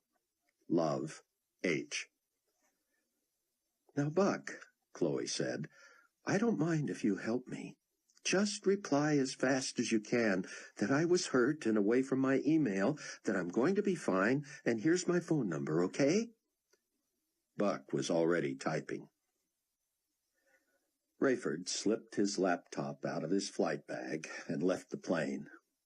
On the way, he passed the two bored young people, a red-faced and sweating Leon on the phone, and Matthews. The Supreme Pontiff of Enigma Babylon glanced at Rayford and looked away. So much for pastoral interest, Rayford thought. Pilots were just props on this guy's stage. Rayford sat near a window in the terminal. With his amazing computer, powered by the sun and connected by cellular zones, he could communicate from anywhere. He checked the bulletin board where Sion kept in touch with his growing church. In just a few days, hundreds of thousands of people had responded to his messages. Open messages to Nikolai Carpathia pleaded for amnesty for Sion Ben Judah. One poignantly summarized the consensus. Surely a lover of peace like yourself, Potentate Carpathia, who aided in Rabbi Ben Judah's escape from Orthodox zealots in his homeland, has the power to return him safely to Israel, where he can communicate with so many of us who love him. We're counting on you. Rayford smiled. Many were so new in the faith that they did not know Carpathia's true identity. When, he wondered, might Sion himself have to blatantly expose Carpathia? When he downloaded his mail, Rayford was dumbfounded to learn of the contact from Hattie. He had strangely mixed emotions. He was glad she and her baby were safe, but he so badly wanted a message from Amanda that he found himself jealous. He resented that Chloe had heard from Hattie before he heard from Amanda. God forgive me, he prayed silently. Several hours later, the Condor 216 finally took off from Rome with a full cabin crew, compliments of Alitalia Airlines. When Rayford wasn't planning the Tigris River dive, he eavesdropped on the cabin. Now, this is more like it, Supreme Commander Fortunato, Matthews was saying. Isn't this better than the buffet line you had planned? Admit it. Everyone appreciates being served, Fortunato allowed. Now, there are some issues His Excellency has asked me to brief you on. Quit calling him that. It drives me nuts. I was going to save this news, but I might as well let you know. Response to my leadership has been so overwhelming that my staff has planned a week-long festival next month to celebrate my installation. Though I no longer serve the Catholic Church, which has been blended into our much bigger faith, it seemed appropriate to some that my title change as well. I believe it will have more immediate impact and be more easily understood by the masses if I simply go by Peter II. That sounds like a pope's title, Fortunato said. Of course it is. Though some would call my position a papacy, I frankly see it as much larger. You prefer Peter II over Supreme Pontiff or even Pontifex Maximus? Less is more. It has a ring to it, doesn't it? We'll have to see how his potentate Carpathia feels about it. What does the global community potentate have to do with the one-world faith? Oh, he feels responsible for the idea and for your elevation to this post. He needs to remember that democracy wasn't all bad. At least they had separation between church and state. Pontiff, you asked what His Excellency has to do with you. I must ask, where would Enigma Babylon be without financing from the global community? I could ask the reverse. People need something to believe in. They need faith. They need tolerance. We need to stand together and rid the world of the hate-mongers. The vanishings took care of narrow-minded fundamentalists and intolerant zealots. Have you seen what's happening on the internet? That rabbi who blasphemed his own religion in his own country is now developing a huge following. It falls to me to compete with that. I have a request here. Rayford heard rustling papers. For increased financial support from the global community. His Excellency was afraid of that. Bull! I've never known Carpathia to be afraid of anything. He knows we have tremendous expenses. We are living up to our name. We're a one-world faith. We influence every continent for peace and unity and tolerance. Every ambassador ought to be mandated to increase his share of contributions to Enigma Babylon. Pontiff, no one has ever faced the fiscal problems His Excellency faces now. The balance of power has shifted to the Middle East. New Babylon is the capital of the world. Everything will be centralized. The rebuilding of that city alone has caused the potentate to propose significant tax increases across the board. But he's also rebuilding the whole world. Global community forces are at work on every continent, re-establishing communications and transportation and engaging in cleanup, rescue, relief, sanitation, you name it. Every region leader will be asked to call his subjects to sacrifice. And you get that dirty work, don't you, Supreme Commander? I do not consider it dirty work, Pontiff. It is my honor to facilitate His Excellency's vision. There you go again with that excellency business. Allow me to tell you a personal story I will share with each ambassador during this trip. Indulge me. Then you'll see that the potentate is a deeply spiritual man with a spark of the divine. This I have to hear, Matthews said, chuckling. Carpathia as clergy. Now there's a picture. I pledge that every word is true. It will change forever the way you see our potentate. Rayford turned off the surveillance switch. Leon's telling Matthews his Lazarus story, he muttered. Oh, boy, Max said. The Condor was over the Atlantic in the middle of the night, and Rayford was dozing. The intercom roused him. When convenient, Captain Steele, Fortunato said, I would appreciate a moment. I hate to cater, Rayford told Mac, but I'd just as soon get it out of the way. He depressed the button. Is now okay? Fortunato met him mid-plane and beckoned him to the rear, far from where Matthews and his two young charges were sleeping. His Excellency has asked me to approach you on a delicate matter. It is becoming increasingly embarrassing to not be able to produce Rabbi Zion ben Judah of Israel for his followers. Oh, His Excellency knows you to be a man of your word. When you tell us you do not know where Ben Judah is, we take this at face value. The question then becomes, do you have access to someone who does know where he is? Why? His Excellency is prepared to personally ensure the rabbi's safety. He will make any threat to the safety of Ben Judah simply not worth the consequences. So, why not put that word out and see if Ben Judah comes to you? Too risky. You may think you know how His Excellency views you. However, as the one who knows him best, I know he trusts you. He admires your integrity. And he's convinced I have access to Ben Judah. Let's not play games, Captain Steele. The global community is far-reaching now. We know from more sources than just the talkative Dr. Rosenzweig that your son-in-law helped the rabbi escape.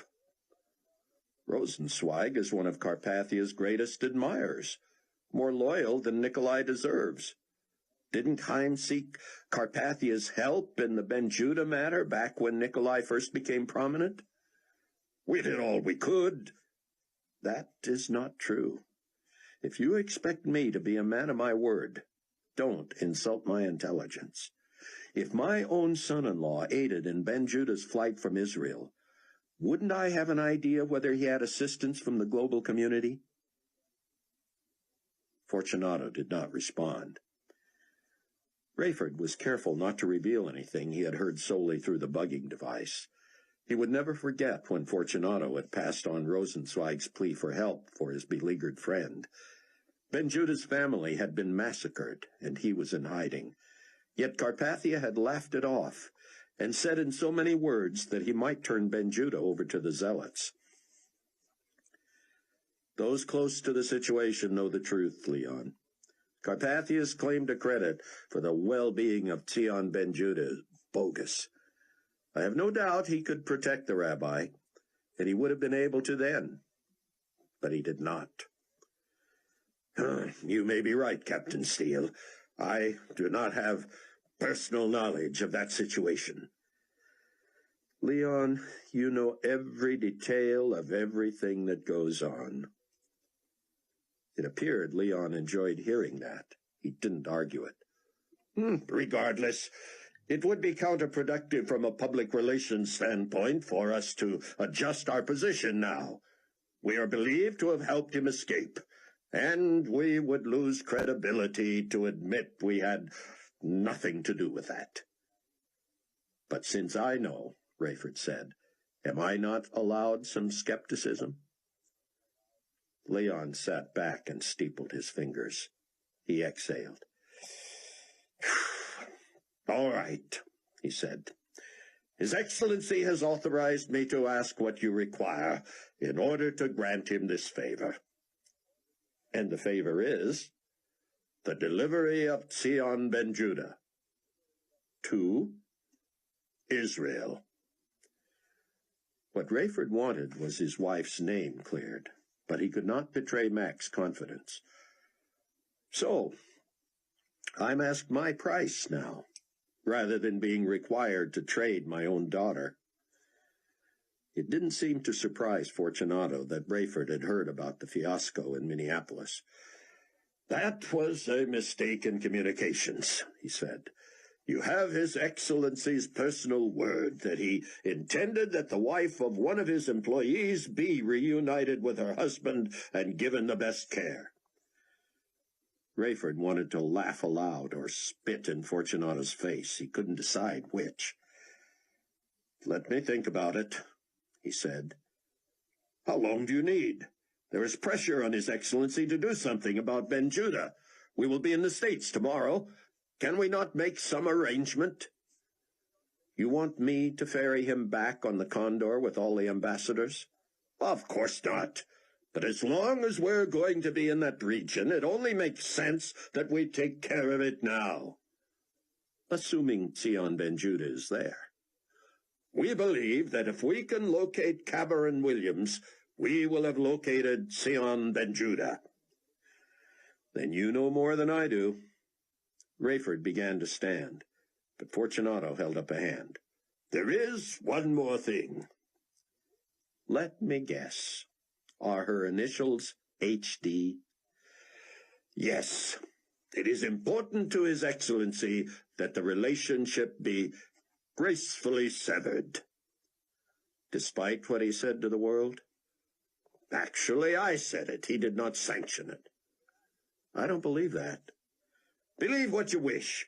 You are aware of the exigencies of public perception.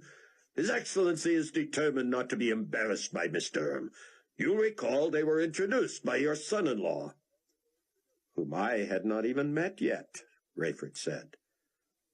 Granted, the disappearance was a nuisance. It made His Excellency appear incapable of controlling his own household. The earthquake provided a logical explanation for their separation. It is crucial that while out on her own, Miss Durham not do or say anything embarrassing. And so you want me to do what? Tell her to behave? Frankly, Captain, you would not be overstating it to inform her that accidents happen. She cannot remain invisible long. If it becomes necessary to eliminate the risk, we have the ability to effect this with expediency, and in a manner that would not reflect on His Excellency, but would allow him to gain sympathy. May I tell you what I just heard you say, so we're clear? Certainly. You want me to tell Hattie Durham to keep her mouth shut, or you'll kill her and deny it. Fortunato appeared stricken. Then he softened and stared at the ceiling. We are communicating, he said. Rest assured that if I make contact with Miss Durham, I will pass along your threat. I assume you will remind her that repeating that message would constitute cause. Oh, I got it. It's a blanket threat. You'll handle both assignments, then? You don't see the irony? I'm to pass along a death threat to Miss Durham, yet trust you with protecting Sion Ben Judah? Right. Well, it may be correct, but it's not right. Rayford trudged to the cockpit, where he was met with Mac's knowing look. You hear that? I heard, Mac said. I wish I'd taped it. Who would you play it for? Fellow believers. You'd be preaching to the choir. In the old days, you could take a tape like that to the authorities. But these are the authorities. What's your price going to be, Ray? What do you mean? Ben Judah belongs in Israel, and Carpathia has to ensure his safety, doesn't he? You heard Fortunato. They can cause an accident and wind up with sympathy. But if he pledges a personal guarantee, Ray, he'll keep Sion safe. Don't forget what Sion wants to do in Israel. He's not just going to chat with the two witnesses or look up old friends. He'll be training as many of the 144,000 evangelists as can get there. He'll be Nikolai's worst nightmare. Like I said, what's your price? What's the difference? You expect the Antichrist to stand by a deal? I wouldn't give a nickel for Hattie Durham's future, whether she toes the line or not. Maybe if I string this out long enough, I can learn something from Fortunato about Amanda. I'm telling you, Mac, she's alive somewhere. If she's alive, Ray, why no contact? I don't want to offend you, but is it possible she's what they say she is? Chapter 15. Buck was awakened a little after midnight by the chirping of Chloe's phone downstairs. Though she kept it within arm's length, it kept ringing. Buck sat up, wondering. He decided her medication must have kicked in, so he hurried down. Only people most crucial to the Tribulation Force knew the members' private cell phone numbers. Every incoming call was potentially momentous. Buck couldn't see the phone in the darkness, and he didn't want to turn on the light. He followed the sound to the ledge above Chloe. He put a knee carefully on the mattress, trying not to wake her, grabbed the phone, and settled in a chair next to her bed. "Chloe's phone," he whispered. All he heard was crying. "Hattie?"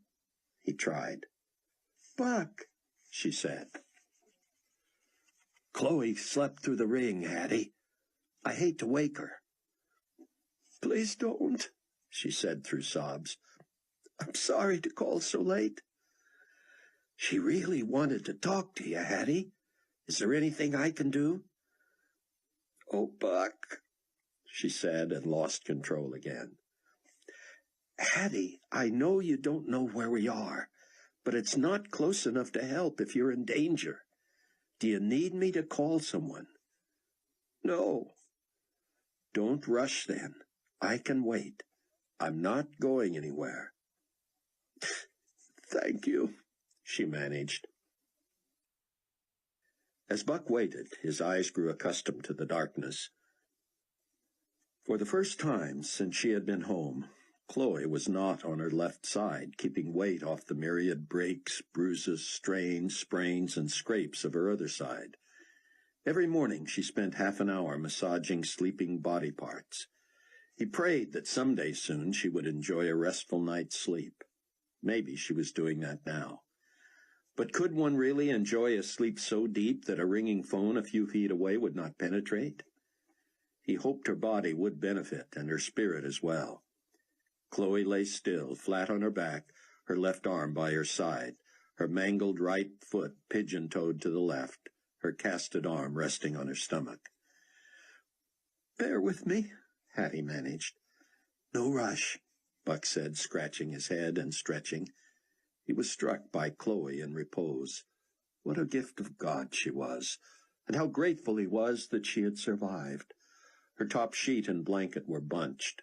She often fell asleep uncovered and curled under blankets later. Buck pressed the back of his hand to her cheek. She felt cool. Still listening for Hattie, Buck pulled the sheet and blanket up to Chloe's neck, worrying that he might have dragged it across her foot, her most sensitive injury. But she did not move. "Hattie, are you there?" "Buck, I got word tonight that I lost my mother and my sisters in the earthquake." "Oh, Hattie, I'm so sorry." "It's such a waste," she said. "When L.A. and San Francisco were bombed, Nikolai and I were still close. He warned me they should leave the area and swore me to secrecy. His intelligence people feared a militia attack, and he was right." Buck said nothing. Rayford had told him he had heard Carpathia himself through the Condor 216's bugging device give the order for the bombing of San Francisco and Los Angeles. "Hattie, where are you calling from?" "I told you in the email," she said. "I know, but you're not using their phones, are you?" "No, that's why I'm calling so late. I had to wait until I could sneak outside." "And the news about your family? How did that get to you?" "I had to let the authorities in Santa Monica know where they could reach me. I gave them my private number and the number of the clinic here." "I'm sorry to say this at such a difficult time for you, Hattie, but that was not a good idea." "I didn't have a choice. It took a long time to get through to Santa Monica, and when I finally did, my family was unaccounted for. I had to leave numbers. I've been worried sick." "You've probably led the GC right to you." "I don't care anymore." "Don't say that." "I don't want to go back to Nikolai, but I want him to take responsibility for our child. I have no job, no income, and now no family." "We care about you and love you, Hattie. Don't forget that." She broke down again. "Hattie, have you considered that the news about your family may be untrue?" What? I wouldn't put it past the GC. Once they knew where you were, they may have just wanted to give you a reason to stay there. If you think your family is gone, there's no reason for you to go to California. But I told Nikolai my family had moved here after the bombings out there. It wouldn't have taken him long to discover that was untrue. Why would he want me to stay here? Maybe he assumes that the longer you're there, the more likely you are to have an abortion. That's true. Don't say that. I don't see any options, Buck. I can't raise a child in a world like this with my prospects. I don't want to make you feel worse, Hattie, but I don't think you're safe there. What are you saying? Buck wished Chloe would rouse and help him talk to Hattie. He had an idea, but he'd rather consult her first. Hattie, I know these people. They would much rather have you out of the picture than deal with you. I'm nobody from nowhere. I can't hurt him. Something happening to you could engender tremendous sympathy for him. More than anything, he wants attention, and he doesn't care whether that comes as fear, respect, admiration, or pity. I'll tell you one thing. I'll have an abortion before I'll let him hurt me or my child. You're not making sense. You would kill your child so he can't? You sound like Rayford now. We happen to agree on this, Buck said. Please don't do that. At the very least, get somewhere where you're not in danger and can think this through. I have nowhere to go. If I came and got you, would you come here with us? Silence. Chloe needs you. We could use help with her. And she could be good for you during your pregnancy. She's pregnant, too. Really? Oh, Buck, I couldn't burden you. I'd feel so obliged, so in the way. Hey, this was my idea. I don't see how it would work. Hattie, tell me where you are. I'll come and get you by noon tomorrow. You mean noon today? Buck looked at the clock. I guess I do. Shouldn't you run this by Chloe?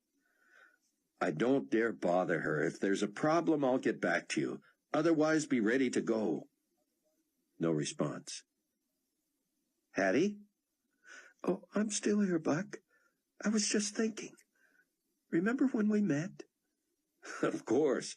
It was a rather momentous day. On Rayford 747, the night of the disappearances. The rapture, Buck said. If you say so. Look what we've been through since then. I'll call you when we're within an hour of you, Buck said. I'll never be able to repay you. Who said anything about that? Buck put the phone away, straightened Chloe's covers, and knelt to kiss her. She still seemed cold. He went to get her a blanket, but stopped mid-stride. Was she too still? Was she breathing? He rushed back and put his ear to her nose. He couldn't tell. He ran his thumb and forefinger under her jaw to check her pulse. Before he could detect anything, she pulled away. She was alive. He slipped to his knees. Oh, thank you, God. Chloe mumbled something. He took her hand in both of his. What, sweetie? What do you need? She appeared to be trying to open her eyes. Buck, she said. It's me. What's wrong? I just got off the phone with Hattie. Go back to sleep. I'm cold. I'll get you a blanket. I wanted to talk to Hattie. What did she say? I'll tell you tomorrow. Buck found a coverlet and spread it over her. Okay, he said. She did not respond. When he began to tiptoe away, she said something. He turned back. What, hon? Hattie. In the morning, he said. Hattie has my bunny. Buck smiled. Your bunny? My blanket. Okay. Thanks for my blanket. Buck wondered if she would remember any of this. Mac was in the cockpit and Rayford asleep in his quarters when his personal phone rang. It was Buck. Rayford sat up. What time is it where you are? If I tell you that, anyone listening will know what time zone I'm in. Donnie assured us these phones were secure. That was last month, Buck said. These phones are almost obsolete already. They filled in each other on the latest. You're right about getting Hattie away from there. After what I told you Leon said, don't you agree she's in danger? No question, Buck said. And is Sion willing to go to Israel? Willing? I have to sit on him to keep him from starting to walk there now. He's going to be suspicious, though, if the big man wants to take credit for getting him there. I don't see how he could go otherwise, Buck. His life would be worthless. He takes comfort in the prophecies that he and the rest of the 144,000 witnesses are sealed and protected, at least for now. He feels he could walk into the enemy's lair and come out unharmed. He's the expert. I want to go with him. Being in the same country as the two witnesses at the Wailing Wall would make this soul harvest he's been predicting just explode. Buck, have you checked in with headquarters? All I hear from the top is that you're on dangerous ground. You have no secrets anymore. Funny you should ask. I just transmitted a long message to the big boss. Is it going to do you any good? You seem to have survived by being straightforward, Rayford. I'm doing the same. I told him I've been too busy rescuing friends and burying others to worry about my publication. Besides, 90% of the staff is gone and virtually all the production capabilities. I'm proposing continuing the magazine on the net until Carpathia decides whether to rebuild printing plants and all that. Ingenious. Yeah, well, the fact is there might be 2 simultaneous magazines coming out on the internet at the same time, if you know what I mean. There are already dozens. I mean, there might be 2 coming out simultaneously, edited by the same guy. But only one of them financed and sanctioned by the king of the world. Right. The other wouldn't be funded at all. It would tell the truth. And no one would know where it's coming from. I like your mind, Buck. I'm glad you're part of my family. It hasn't been dull, I can say that. So, what should I tell Leon I'll do about Hattie and Sion? Tell him you'll get the message to the lady. As for Sion, negotiate whatever you want. We'll get him to Israel inside a month. You think there's that kind of patience in the East? It's important to stretch it out. Make it a huge event. Keep control of the timing. That'll drive Sion crazy, too, but it will give us time to rally everyone on the internet so they can show up. Like I said, I like your mind. You ought to be a magazine publisher. Before long, we'll all be just fugitives. Buck was right. In the morning, Chloe recalled nothing from the night before. I woke up toasty and knew somebody had brought me a blanket, she said. It doesn't surprise me it was one of the guys upstairs. She grabbed her phone and used a cane to get to the table. She punched the buttons with her bloated right hand. I'm going to call her right now, she said. I'm going to tell her I can't wait to have some female companionship around here. Chloe sat with the phone to her ear for several moments. No answer, Buck said. You'd better hang up, hon. If she's where she can't talk, she probably turned it off at the first ring. You can try her later, but don't jeopardize her. A chortle came from Sion upstairs. You two are not going to believe this, he hollered, and Buck heard his footsteps overhead. Chloe closed her phone and looked up expectantly. He's so easily entertained, she said. What a joy. I learn something from him every day. Buck nodded, and Sion emerged from the stairs. He sat at the table, eagerness on his face. I'm reading to some of the thousands of messages left for me on the bulletin board. I do not know how many I miss for every few I read. I'm guessing. I have seen only about 10% of the total, because the total keeps growing. I feel bad I cannot answer them individually, but you see the impossibility. Anyway, I got an anonymous message this morning from one who knows. Of course, I cannot be sure he actually is one who knows, but he may be. Who can know? It is an interesting conundrum, is it not? Anonymous correspondence could be phony. Someone could claim to be me and engage in false teaching. I must come up with something that proves my authenticity, no? Zion, Chloe said, what did one who knows write that amused you so? Oh, yes, that is why I came down here, right? Forgive me. I printed it out. He looked at the table, then patted his shirt pocket. Oh, he said, checking his pants pockets, it is still in my printer. Do not go away. Zion, Chloe called after him, I just wanted to tell you I'll be here when you get back. He looked puzzled. Oh, well, yes, of course. He's going to be thrilled he's going home, Buck said. And you're going with him?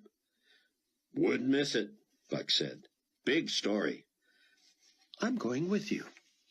Oh, no, you're not, Buck said. But Zion was back. He spread the sheet on the table and read, Rabbi, it is only fair to tell you that one person who has been assigned to carefully monitor all your transmissions is the top military advisor for the global community. That may not mean much to you, but he is particularly interested in your interpretation of the prophecies about things falling to the earth and causing great damage in the upcoming months. The fact that you take these prophecies literally has him working on nuclear defenses against such catastrophes. Signed, One Who Knows. Zion looked up, bright-eyed. It is so funny, because it must be true. Carpathia, who continually tries to explain as natural phenomenon anything that supports biblical prophecy, has his senior military advisor planning to, what? Shoot the burning mountain from the sky? This is like a gnat shaking his tiny fist in the elephant's eye. Anyway, is this not a private admission on his part that there may be something to these prophecies? Buck wondered if One Who Knows was Rayford's and Mac's new brother inside GC headquarters. Intriguing, Buck said. Now, are you ready for some good news? Zion put a hand on Chloe's shoulder. The daily improvement in this precious little one is good news enough for me. Unless you are talking about Israel. Chloe said, I'll forgive that condescending remark, Zion, because I'm sure no insult was intended. Zion looked puzzled. Forgive her, Buck said. She's going through a 22-year-old's bout with political correctness. Chloe leveled her eyes at Buck. Excuse me for saying this in front of Zion, Cameron, but that truly offended me. Okay, Buck said quickly. Guilty. I'm sorry.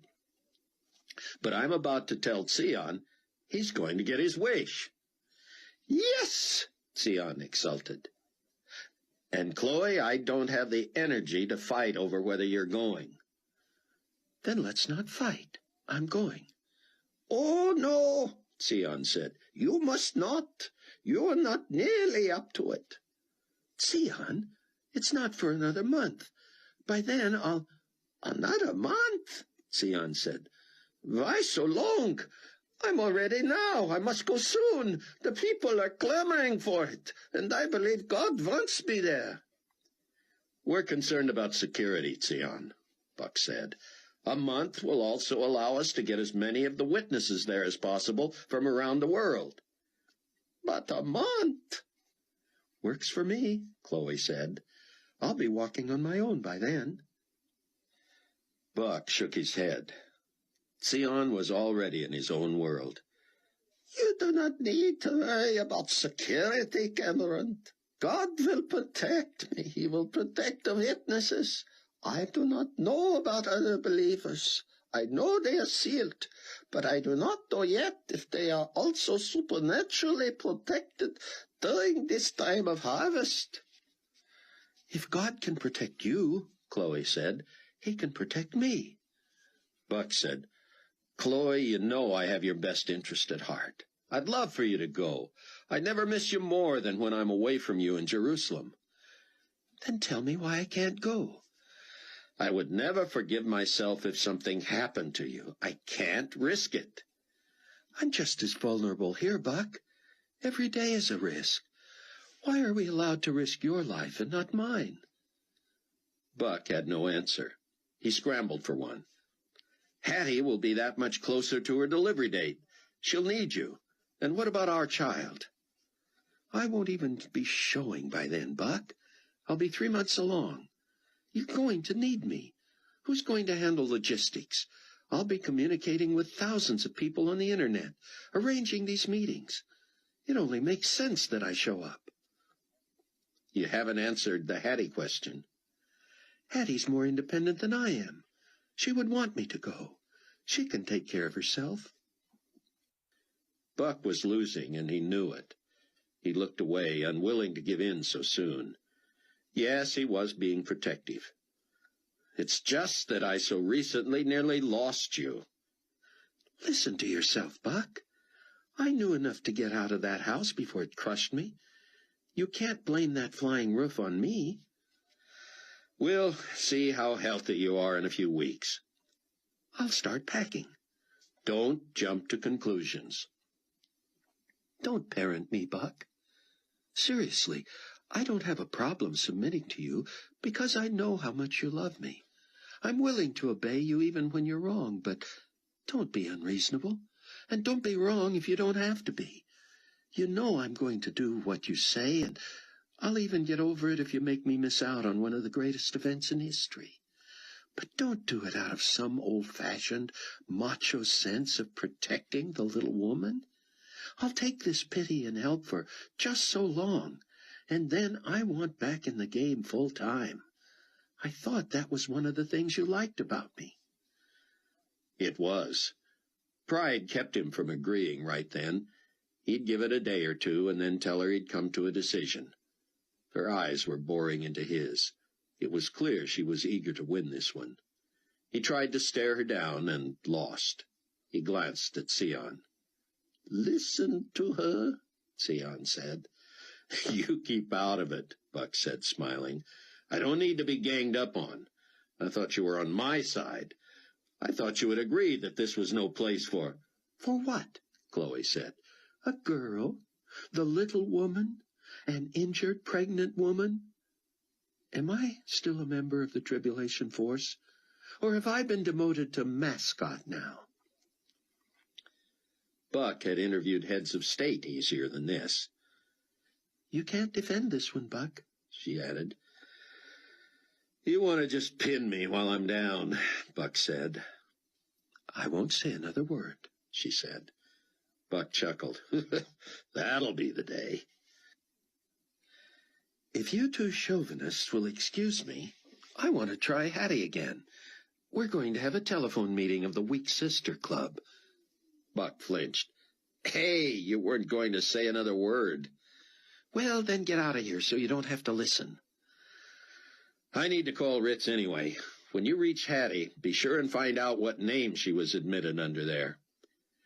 Buck went to follow Sion up the stairs, but Chloe called out to him. Come here a minute, big guy. He turned to face her. She beckoned him closer. Come on, she said. She lifted her arm, the one with the cast from shoulder to wrist, and hooked him with it behind the neck. She pulled his face to hers and kissed him long and hard. He pulled back and smiled shyly. You're so easy, she whispered.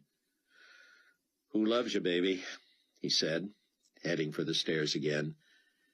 Hey, she said, if you see my husband up there, tell him I'm tired of sleeping alone. Rayford listened through the bugging device as Peter Matthews and Leon Fortunato spent the last hour and a half of the flight arguing over protocol for their arrival in Dallas. Matthews, of course, prevailed on nearly every point. The regional ambassador, the former U.S. Senator from Texas, had arranged for limousines, a red carpet, an official welcome and greeting, and even a marching band. Fortunato spent half an hour on the phone with the ambassador's people, slowly reading the official announcement and presentation of honored guests that was to be read as he and Matthews disembarked. Though Rayford could hear only Fortunato's end of the conversation, it was clear the ambassador's people were barely tolerating this presumption. After Fortunato and Matthews had showered and changed for the occasion, Leon buzzed the cockpit. "I would like you gentlemen to assist the ground crew with the exit stairs as soon as we have come to a stop." "Before post-flight checks?" Mac said, giving Rayford a look, as if this was one of the dumbest things he had ever heard. Rayford shrugged. "Yes, before post-flight checks," Fortunato said. "Be sure everything is in order.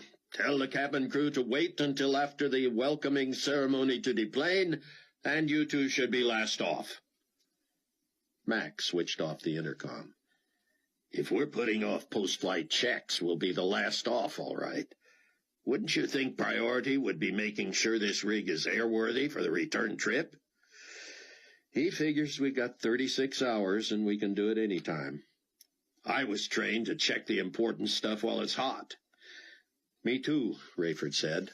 "But we'll do what we're told when we're told, and you know why."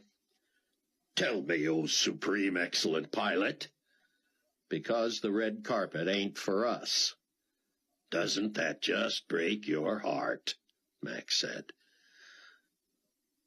Rayford updated ground control as Mac followed the signalman's directions to the tarmac and a small grandstand area where the public, the band, and dignitaries waited. Rayford peered out at the ragtag musicians. "Wonder where they got this bunch," he said, "and how many they had with them before the quake." The signalman directed Mac to the edge of the carpet and crossed his cone flashlights to signify a slow stop. "Watch this," Mac said. "Careful, you rascal," Rayford said. At the last instant, Mac rolled over the end of the red carpet. "Did I do that?" he asked. "You're bad." Once the stairs were in place, the band was finished, and the dignitaries were situated, the global community ambassador stepped to the microphone.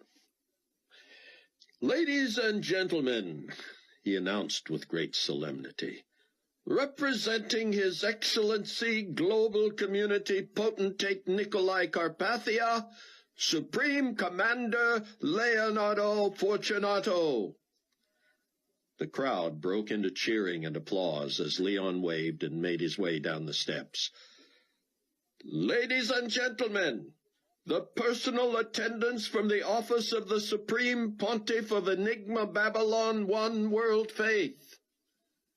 The reaction was subdued, as the crowd seemed to wonder if these two young people had names, and if so, why they were not mentioned. After a pause long enough to make people wonder if anyone else was aboard, Matthews stepped near the door but stayed out of sight. Rayford stood by the cockpit, waiting to start the post-flight check when the falderall was over. "I'm waiting," Matthews sing-songed to himself. "I'm not stepping out until I'm announced." Rayford was tempted to poke his head out and say, "Announce Pete." He restrained himself. Finally, Fortunato trotted back up the steps. He didn't come far enough to see Matthews just beyond the edge of the door. He stopped when he saw Rayford and mouthed, "Is he ready?" Rayford nodded. Leon skipped back down the steps and whispered to the ambassador. "Ladies and gentlemen, from Enigma Babylon One World Faith, Pontifex Maximus Peter II." The band struck up, the crowd erupted, and Matthews stepped to the doorway, waiting for several beats and looking humbled at the generous response. He solemnly descended, waving a blessing as he went. As the welcoming speeches droned, Rayford grabbed his clipboard and settled into the cockpit. Mac said, "Ladies and gentlemen, First Officer of the Condor 216, with a lifetime batting average of—" Rayford smacked him on the shoulder with his clipboard. "Knock it off, you idiot." "How are you feeling, Ken?" Buck asked over the phone. "I've been better. There are days that hospital looks pretty good. But I'm a far sight better than I was last time I saw you. I'm supposed to get the stitches out Monday. I've got another job for you, if you're up to it." "I'm always game. Where are we going?" "Denver." The old airport's open there, they tell me. The new one will probably never be open again. We pick up an hour going, and I told my client I'd pick her up by noon." "Another damsel in distress?" "As a matter of fact, yes. You got wheels?" "Yep." "I need you to pick me up on the way this time. Need to leave a vehicle here." "I'd like to check in on Chloe anyway," Ken said. "How's she doing?" "Come see for yourself." "I better get going if you're going to keep your commitment. You never schedule a lot of playtime, do you?" "Sorry." "Hey, Ken, did you check out that website I told you about?" "Yeah, I've spent a good bit of time there." "Come to any conclusions?" "I need to talk to you about that." "We'll have time in the air." "I appreciate your giving me so much flying time on this trip," Max said as he and Rayford left the plane. "I had an ulterior motive. I know the FAA rules are out the window now that Carpathia is a law unto himself, but I still follow the maximum flying hours rules." "So do I. You going somewhere?"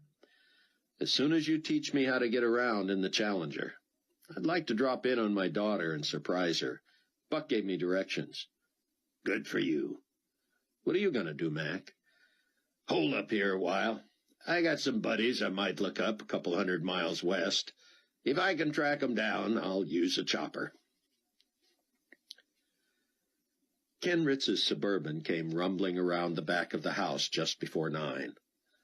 "Somebody wants to see you when you're halfway conscious," Buck said. "Find out if he wants to arm wrestle," Chloe said. "Aren't you getting frisky?" Sion was on his way down the stairs when Buck met Ken at the back door. Ken wore cowboy boots, blue jeans, a long-sleeved khaki shirt, and a cowboy hat. "I know we're in a hurry," he said, "but where's the patient?" "Right here, Dr. Airplane," Chloe said. She hobbled to the kitchen door. Ken tipped his hat. "You can do better than that, cowboy," she said, extending her good arm for a hug. He hurried to her.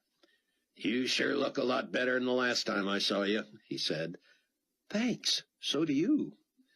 He laughed. "I am a lot better. Notice anything different about me?" "A little better color, I think," Buck said. "And you might have gained a pound in the last day or two." "Never shows on this frame," Ritz said. "It has been a long time, Mr. Ritz," Sion said. Ritz shook the rabbi's hand. "Hey, we all look healthier than last time, don't we?" "We really need to get going," Buck said. "So nobody notices anything different about me, huh?" Ken said. "You can't see it in my face? It doesn't show?" "What?" Chloe said. "Are you pregnant, too?" As the others laughed, Ken took off his hat and ran a hand through his hair. "First day I've been able to get a hat on this sore head." "So that's what's different," Buck said. "That and this." Ken ran his hand through his hair again, and this time left it atop his head with his hair pulled out of the way. "Maybe it shows on my forehead. I can see yours. Can you see mine?" Chapter 16. Rayford made the approach for yet another landing in the Challenger 3. "They're getting tired of me hogging this runway. If I can't get it right, you may have to fly me to Illinois." "Dallas Tower to Charlie Tango, over." Rayford raised an eyebrow. "See what I mean?" "I'll get it," Max said. "This is Charlie Tango, over." Tango X-ray message for Condor 216, Captain, over. Go ahead with the X message tower, over. Subject is to call Supreme Commander at the following number. Mac wrote it down. What now? Rayford wondered aloud. He put the screaming jet down for his smoothest landing of the morning. Why don't you take her back up? Mac said. Then I'll take over while you call Captain Kangaroo. That's Supreme Commander Kangaroo to you, pal, Rayford said. He lined up the Challenger and hurtled down the runway at 300 miles an hour. Once he was in the air and leveled off, Mac took the controls. Rayford reached Fortunato at the ambassador's residence. I expected an immediate call, Leon said. I'm in the middle of a training maneuver. I have an assignment for you. I have plans today, sir. Do I have a choice? This is straight from the top. My question remains. No, you have no choice. If this delays our return, we will inform the respective ambassadors. His Excellency requests that you fly to Denver today. Denver? I'm not ready to fly this thing solo yet, Rayford said. Is this something my first officer can handle? Intelligence sources have located the subject we asked you to communicate with. Follow? I follow. His Excellency would appreciate his message being delivered as soon as possible in person. What's the rush? The subject is at a global community facility that can assist in determining the consequences of the response. She's at an abortion clinic? Captain Steele, this is an unsecured transmission. I may have to fly commercial. Just get there today. GC personnel are stalling the subject. Before you go, Cameron, Sion said, we must thank the Lord for our new brother. Buck, Chloe, Sion, and Ken huddled in the kitchen. Sion put a hand on Ken's back and looked up. Lord God Almighty, your word tells us the angels rejoice with us over Kenlets. We believe the prophecy of a great soul harvest, and we thank you that Ken is merely one of the first of many millions who will be swept into your kingdom over the next few years. We know many will suffer and die at the hands of Antichrist, but their eternal fate is sealed. We pray especially that our new brother develops a hunger for your word, that he possesses the boldness of Christ in the face of persecution, and that he be used to bring others into the family. And now may the God of peace himself sanctify us completely, and may our spirits, souls, and bodies be preserved blameless at the coming of our Lord Jesus Christ. We believe that he who called us is faithful, who will also do it. We pray in the matchless name of Jesus, the Messiah and our Redeemer. Ken brushed tears from his cheeks, put his hat on, and pulled it down over his eyes. Oh, boy, that's what I call some praying. Sion trotted upstairs and returned with a dog-eared paperback book called How to Begin the Christian Life. He handed it to Ken, who looked thrilled. Will you sign it? Oh, no, Sion said. I did not write it. It was smuggled to me from Pastor Bruce Barnes' library at the church. I knew he would want you to have it. I must clarify that the scriptures do not refer to us who become believers after the rapture as Christians. We are referred to as tribulation saints, but the truths of this book still apply. Ken held it in both hands as if it were a treasure. Sion, nearly a foot shorter than Ken, put an arm around his waist. As the new elder of this little band, allow me to welcome you to the Tribulation Force. We now number 6, and 1/3 of us are pilots. Ritz went out to start the Suburban. Sion wished Buck Godspeed and headed back upstairs. Buck drew Chloe to him and enveloped her like a fragile china doll. "Did you ever get a hold of Hattie? Do we know her alias?" "No, I'll keep trying." "Keep following Dr. Sion's orders, too. You hear?" She nodded. "I know you're coming right back, Buck, but I don't like saying goodbye.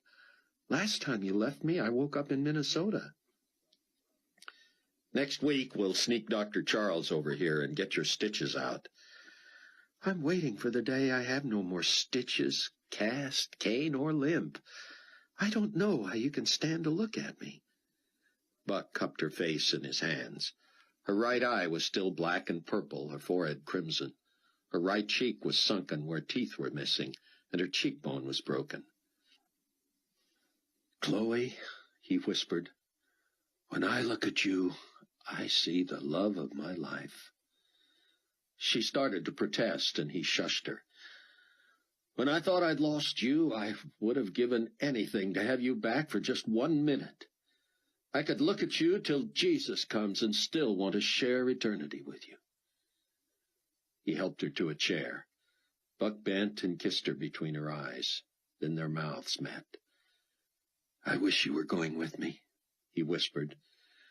"When I get healthy, you're going to wish I'd stay home once in a while."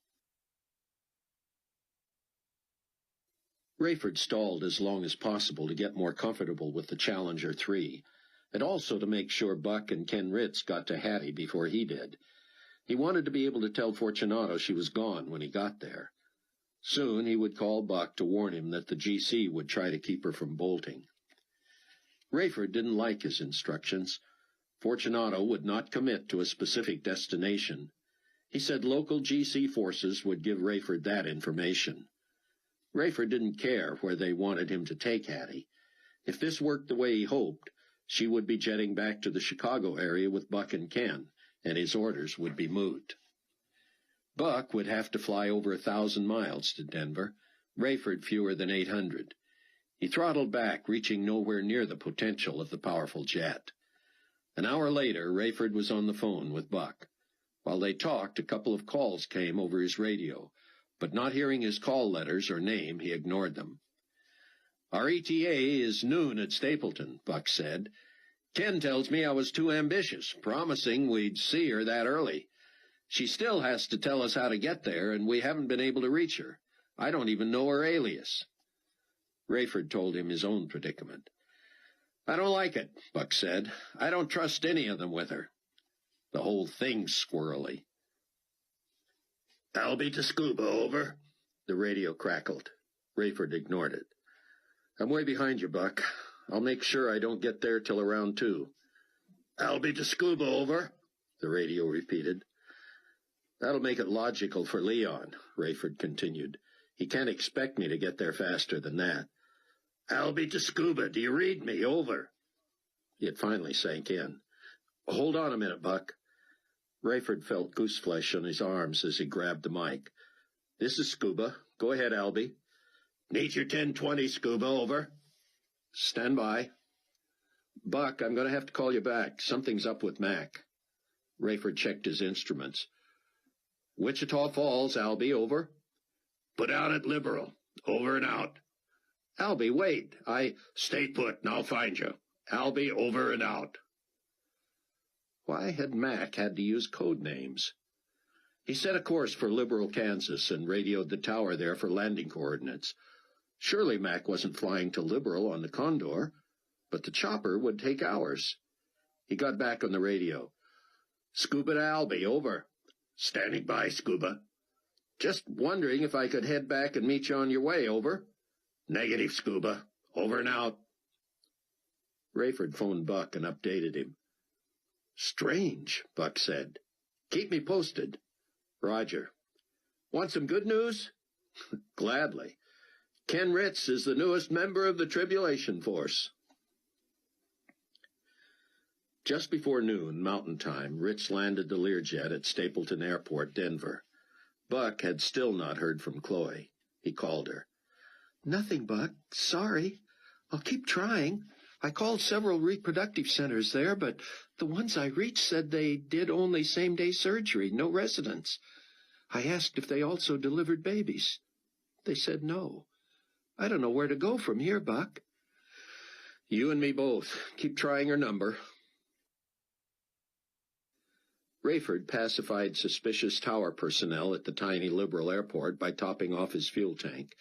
They were surprised how little he needed. He set his laptop near the cockpit window and sat on the tarmac surfing the internet. He found Sion's bulletin board, which had become the talk of the globe. Hundreds of thousands of responses were added every day. Sion continued to direct the attention of his growing flock to God himself.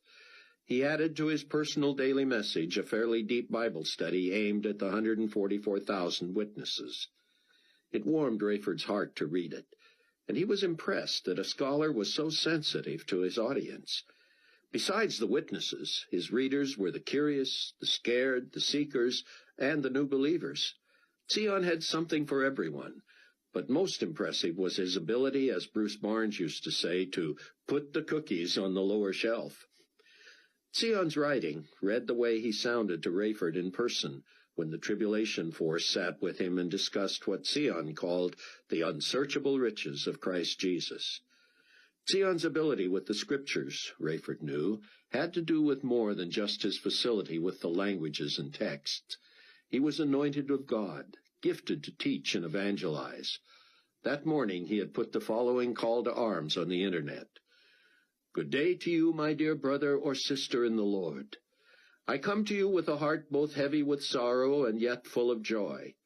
I sorrow personally over the loss of my precious wife and teenagers. I mourn for so many who have died since the coming of Christ to rapture his church. I mourn for mothers all over the globe who lost their children, and I weep for a world that has lost an entire generation. How strange to not see the smiling faces or hear the laughter of children. As much as we enjoyed them, we could not have known how much they taught us and how much they added to our lives until they were gone. I am also melancholy this morning because of the results of the wrath of the Lamb. It should be clear to any thinking person, even the non-believer, that prophecy was fulfilled. The great earthquake appears to have snuffed out 25% of the remaining population. For generations, people have called natural disasters acts of God. This has been a misnomer. Eons ago, God the Father conceded control of earth's weather to Satan himself, the prince and power of the air. God allowed destruction and death by natural phenomena, yes, because of the fall of man. And no doubt God at times intervened against such actions by the evil one because of the fervent prayers of his people. But this recent earthquake was indeed an act of God. It was sadly necessary, and I choose to discuss this today because of one thing that happened where I am hiding in exile. A most bizarre and impressive occurrence that can be credited to the incredible organizational, motivational, and industrial capabilities of the global community. I have never hidden that I believe the very idea of a one-world government, or currency, or especially faith, or I should say non-faith, is from the pit of hell. That is not to say that everything resulting from these unholy alliances will be obviously evil. Today, in my secret part of the world, I learned via radio that the astounding cellular solar network had made it possible already for television to be returned to certain areas. A friend and I, curious, turned on the television set. We were astounded. I expected an all-news network, or perhaps also a local emergency station. But, as I am sure you know by now, where television has returned, it is back full force. Our television accesses hundreds of channels from all over the world, beamed to it by satellite. Every picture on every channel representing every station and network available is transmitted into our homes in images so crisp and clear you feel you could reach inside the screen and touch them. What a marvel of technology. But this does not thrill me. I admit I was never an avid TV watcher. I bored others with my insistence on watching educational or news programs, and otherwise criticizing what was offered. I expressed fresh shock every month or so at how much worse television had become. I shall no longer apologize for my horror at what has become of this entertainment medium. Today, as my friend and I sampled the hundreds of stations, I was unable to even pause at most offerings, they were so overtly evil. Stopping even to criticize them would have subjected my brain to poison. I concede that approximately 5% was something as inoffensive as the news. Of course, even the news is owned and controlled by the global community and carries its unique spin. But at least I was not subjected to vile language or lascivious images. On virtually every other channel, however, I saw, in that split second before the signal changed, final proof that society has reached rock bottom. I am neither naive nor prudish, but I saw things today I never thought I would see. All restraint, all boundaries, all limits have been eradicated. It was a microcosm of the reason for the wrath of the Lamb. Sexuality and sensuality and nudity have been part of the industry for many years. But even those who used to justify these on the basis of freedom of expression or a stand against censorship at the very least made them available only to people who knew what they were choosing. Perhaps it is the very loss of the children that has caused us not to forget God, but to acknowledge him in the worst possible way, by sticking out our tongues, raising our fists, and spitting in his face. To see not just simulated perversion, but actual portrayals of every deadly sin listed in the Scriptures left us feeling unclean. My friend left the room. I wept. It is no surprise to me that many have turned against God. But to be exposed to the depths of the result of this abandonment of the Creator is a depressing and sorrowful thing.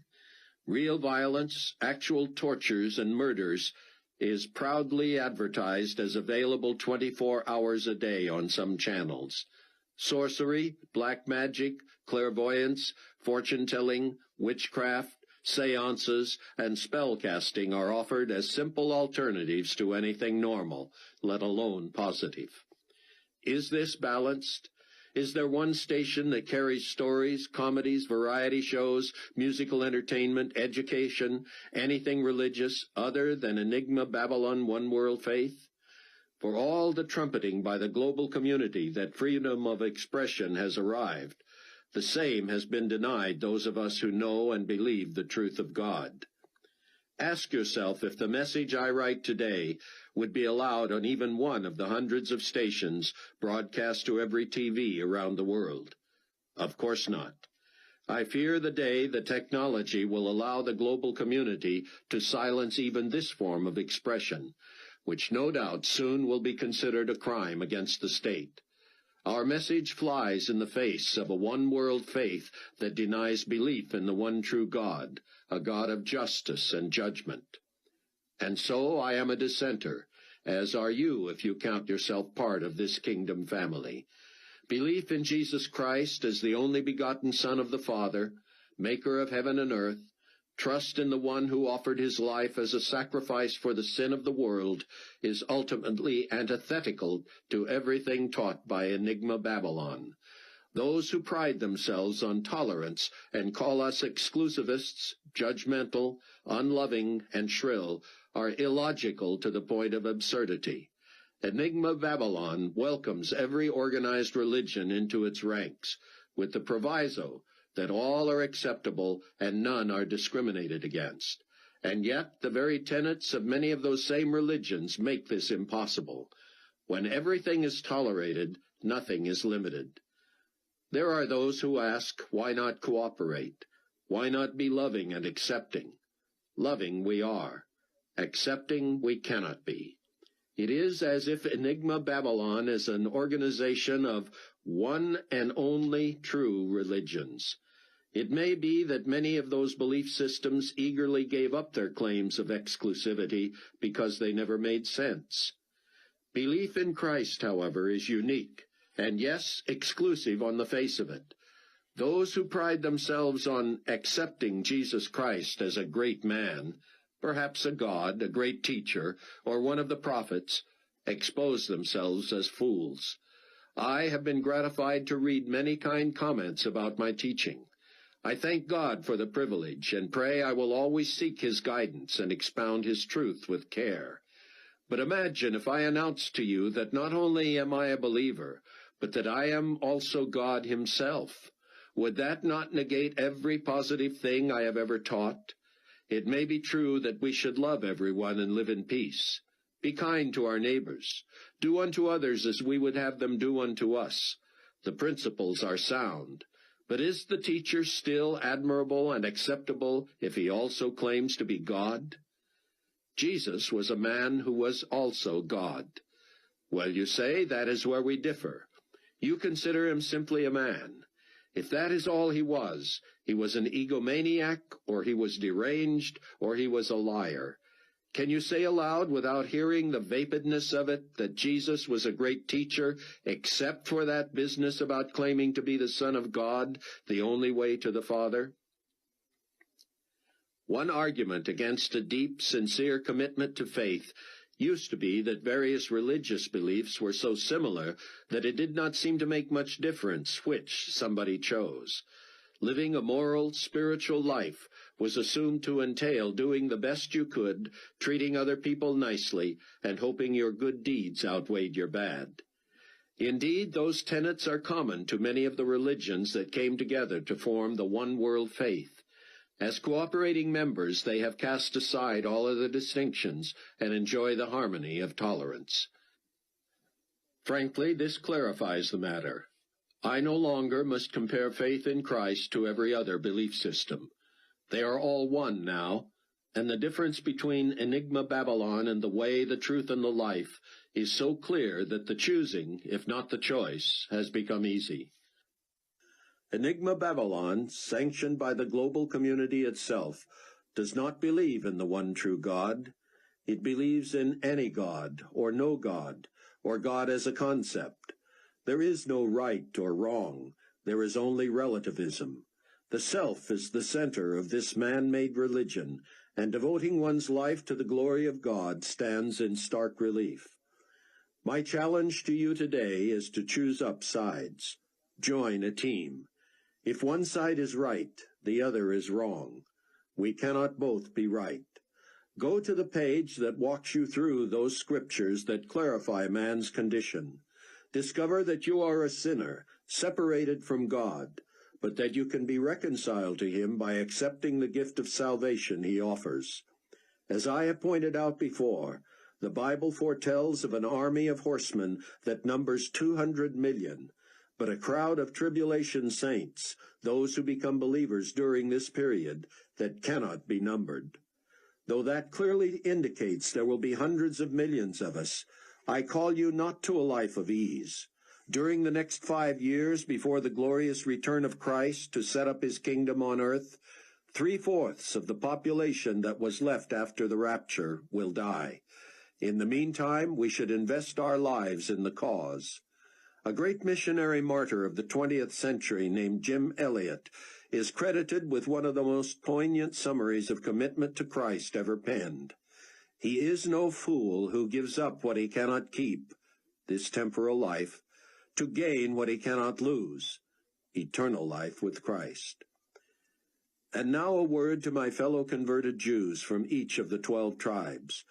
Plan on rallying in Jerusalem a month from today for fellowship and teaching and unction to evangelize with the fervor of the Apostle Paul and reap the great soul harvest that is ours to gather.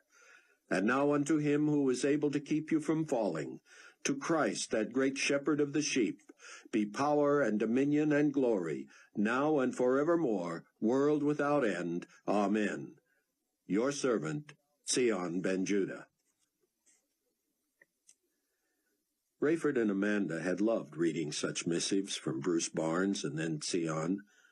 Was it possible she was in hiding somewhere, able to access this very thing? Could it be they were reading it at the same time? Would a message from Amanda someday appear on Rayford's screen? Each day with no news made it harder for him to believe she was still alive, and yet he could not accept that she was gone. He would not stop looking. He couldn't wait to get back to the equipment that would allow him to dive and prove Amanda was not on that plane. "Albie to Scuba, over." "This is Scuba, go," Rayford said. "ETA 3 minutes. Sit tight. Over and out." Buck and Chloe agreed that he would keep trying Hattie's number while she continued to call medical facilities in Denver. Buck got a taste of Chloe's frustration when he began hitting the redial button for Hattie's phone every minute or so. Even a busy signal would have been encouraging. "I can't stand just sitting here," Buck said. "I feel like heading off on foot and searching for her." "Got your laptop with you?" Ritz said. "Always," Buck said. Ken had been riveted to his for some time. "Sion's on the net, rallying the troops. He's got to be getting under Carpathia's skin. I know there's a lot more people who still love Carpathia than there are like us who finally saw the light, but look at this." Ritz turned his computer so Buck could watch the numbers whiz by, indicating how many responses hit the bulletin board every minute. With a fresh message out there, the total was multiplying again. Ritz was right, of course, Buck thought. Carpathia had to be enraged by the response to Sion. No wonder he wanted credit for Sion's escape and also for eventually bringing him back to the public. But how long would that satisfy Carpathia? How long before his jealousy got the best of him? "If it's true, Buck, that the global community would like to sponsor Sion's return to Israel, they ought to look at what he's saying about Enigma Babylon." "Carpathia's got Matthews in charge of Enigma Babylon right now," Buck said, "and he regrets it.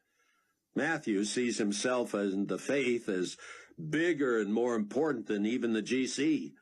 Sion says the Bible teaches that Matthews will only last so long." The phone rang. It was Chloe. "Buck, where are you?" "Still sitting here on the runway." "You and Ken head for a rental car. I'll talk as you walk." "What's up?" Buck said, climbing out and signaling Ken to follow. "I got through to a small private hospital. A woman told me they were being shut down in 3 weeks because they're better off to sell to the global community than pay the ridiculous taxes." Buck jogged toward the terminal, but soon slowed when he realized Ken was lagging. "Is that where Hattie is?" he asked Chloe. "No, but this woman told me there's a big GC testing laboratory in Littleton. It's housed in a huge church Enigma Babylon took over and then sold to Carpathia when attendance dwindled. A reproductive clinic in the old educational wing of that church takes in longer-term patients. She wasn't fond of it. The clinic and the lab work hand in hand, and apparently there's a lot of cloning and fetal tissue research going on." "So you reached Hattie there?" "I think I did. I described Hattie, and the receptionist got suspicious when I didn't know what name she might be using. She told me that if someone was using a phony name, that meant they didn't want to be contacted. I told her it was important, but she didn't buy it. I asked if she would just tell every patient that one of them had a message to call CW, but I'm sure she ignored it. I called a little later and disguised my voice. I said my uncle was the janitor, and could somebody get him to come to the phone? Pretty soon this guy came on, and I told him I had a friend in there who forgot to give me her alias. I told him my husband was on the way there with a gift, but he would have to know whom to ask for to be able to get in. He wasn't sure he ought to help until I told him my husband would give him $100. He was so excited, he gave me his name before he gave me the names of the 4 women staying there right now." Buck reached the rental car desk, and Ken, knowing the drill, slapped his driver's license and credit card on the counter. "You're going to owe me a ton," he said. "Let's hope they've got a decent-sized car." "Give me the names, hon," Buck said, pulling out a pen. "I'll give you all 4 just in case," Chloe said, "but you're going to know right away which is hers." "Don't tell me she called herself something like Derby Bull." "Nothing so creative. It's just with the makeup of the women represented we got lucky. Conchita Fernandez, Susie Yang, Mary Johnson, and Lee Yamamoto." "Give me the address and have Uncle Janitor tell Mary we're on our way." Max set the chopper down close to the Challenger and jumped aboard with Rayford. I don't know what all's going down, Ray, but I wouldn't stall you like that without a reason. It gives me chills to think I almost missed this. But after you dropped me off, I taxied the Condor into that south hangar like you said. I'm coming out of there and heading to the cab line when Fortunato pages me from the ambassador's house. He asks me will I let him back on the Condor because he's got a classified call he's got to make, and the only secure phone's on board. I tell him sure, but that I'm going to have to unlock it for him and get some power on for his call and then lock up after him. He tells me that's okay as long as I stay in the pilot's quarters or in the cockpit and give him privacy. I told him I had stuff to do in the cockpit. Check this out, Ray. Mac pulled a dictation machine from his pocket. Do I think ahead or what? I slipped in there, jammed on those headphones, and flipped the switch. I tucked the machine inside one of the phones and turned it on. Listen. Rayford heard dialing, then Fortunato saying, Okay, Your Excellency, I'm on the Condor, so this is secure. Yes, I'm alone. Officer McCullum let me in. In the cockpit, no problem. On his way to Denver. They're going to do it right there? It's as good a place as any. It's going to change our trip back, though. One pilot simply can't physically do this whole trip. I wouldn't feel safe. Yes, start telling the ambassadors we'll need more time to get back. Did you want me to try to hire a pilot from here in Dallas? I see. I'll check in with you later.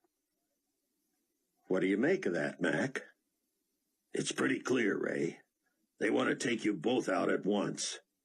What got to me is when he rushed to the cockpit and knocked quickly. He looked flushed and shaken. He asked if I would come back and join him and to please sit down. He looks nervous, wiping his mouth and looking away.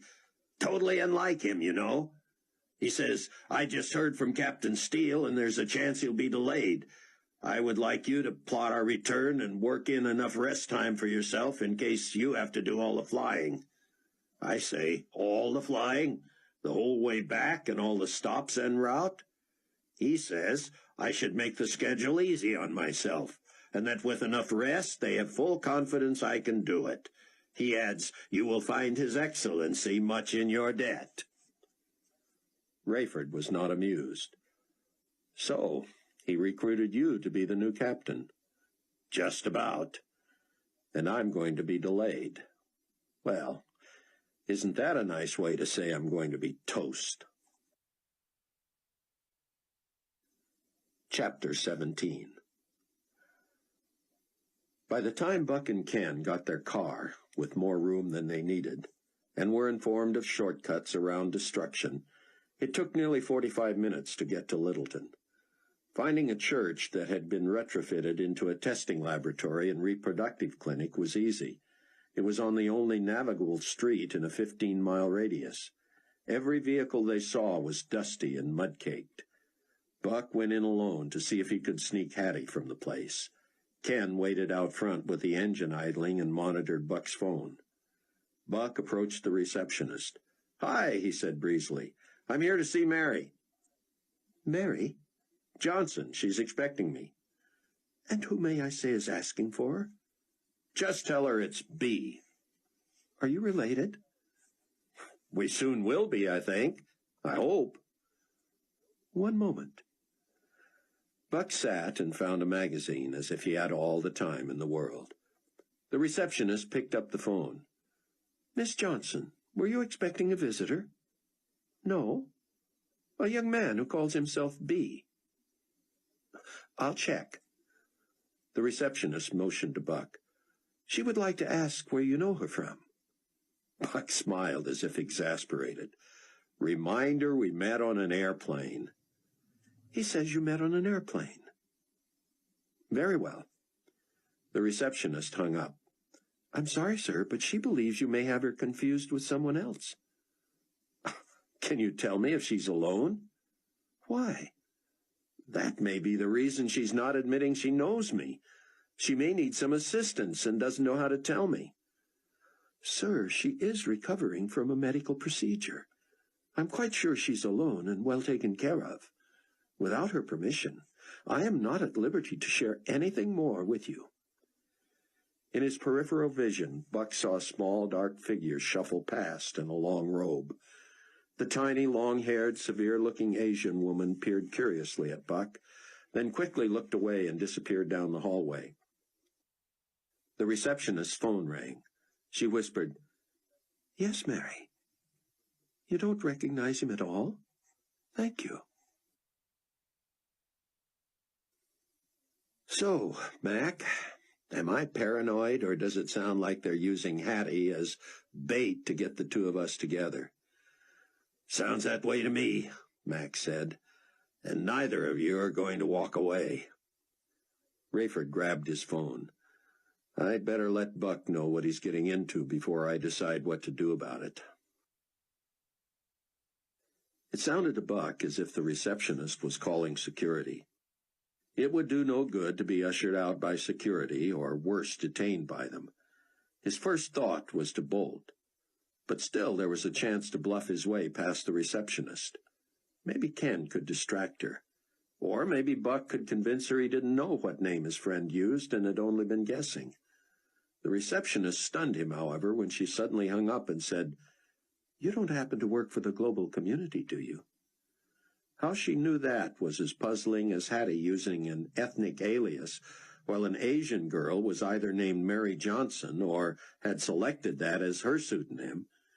If Buck denied working for the global community, he might never find out why she asked. Yeah, as a matter of fact, I do," he said. The front door swung open behind him. Ken was on the run, Buck's phone in hand.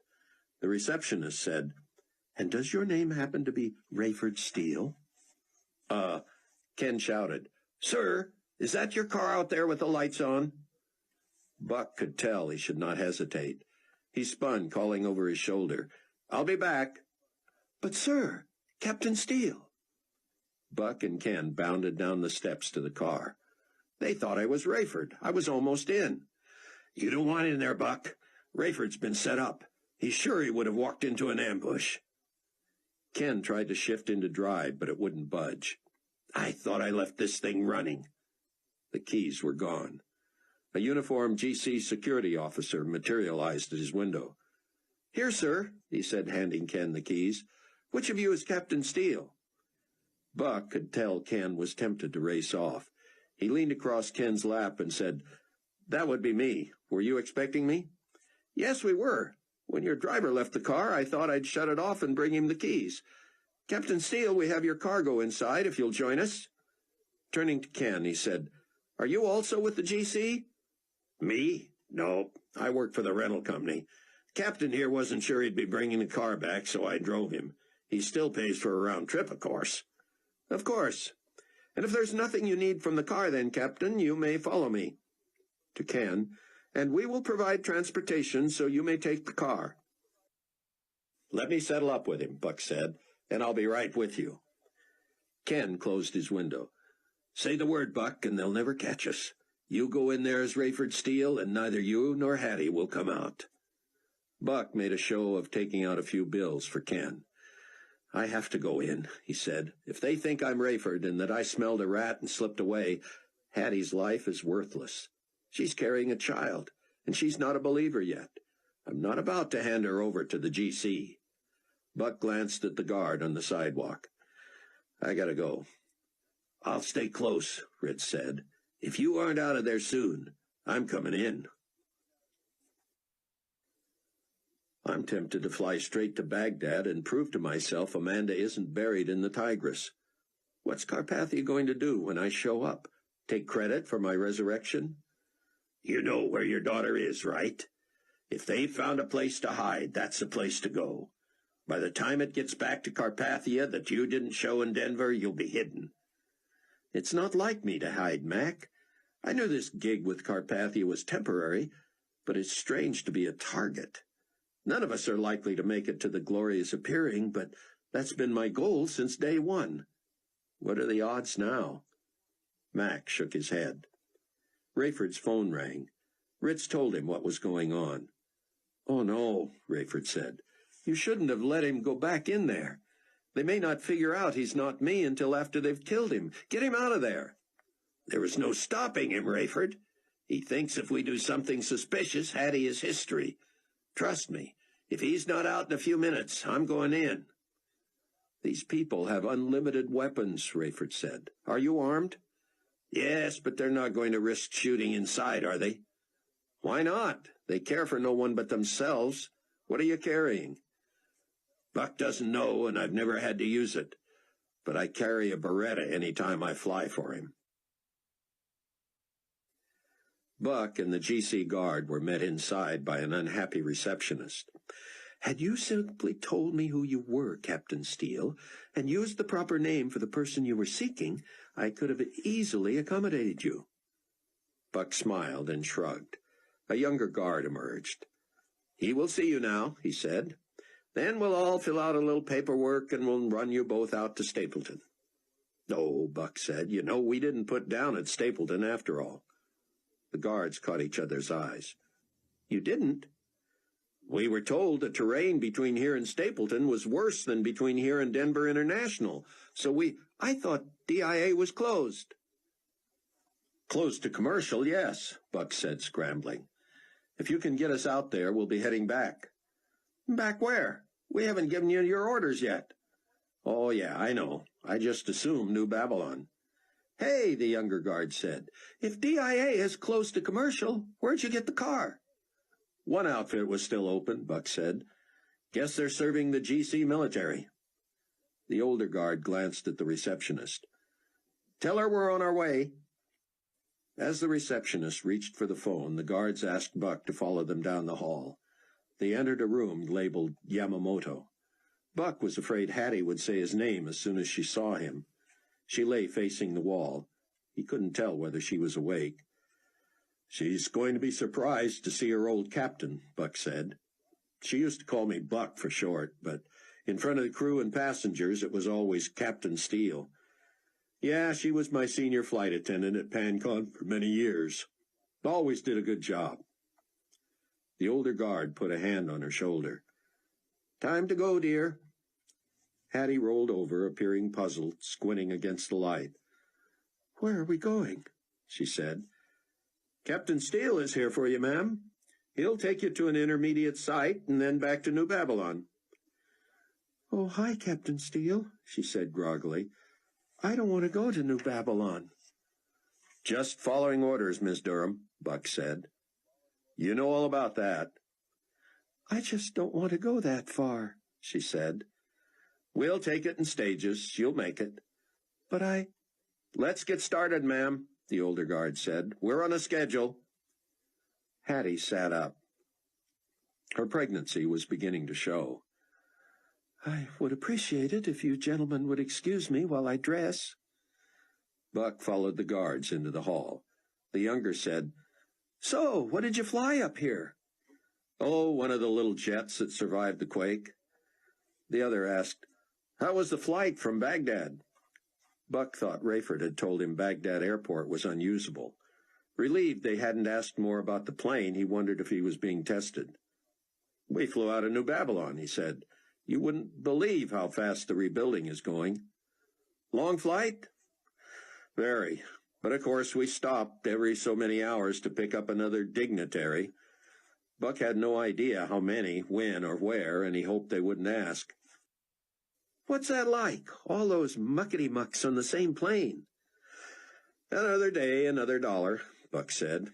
"Pilots stay in the cockpit or in our quarters anyway. We don't get involved in the pageantry."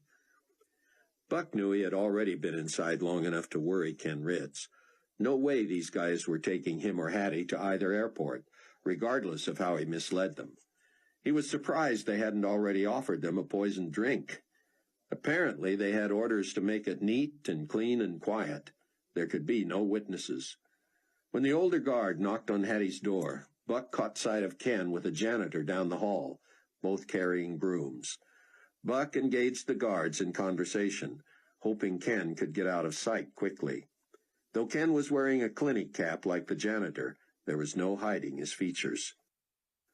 "So, what kind of a vehicle did you guys get issued?" Buck said. "Anything that'll get us through this terrain faster than a rented sedan?" "Not really. A minivan. Rear-wheel drive, unfortunately. but we can get you to DIA with no trouble."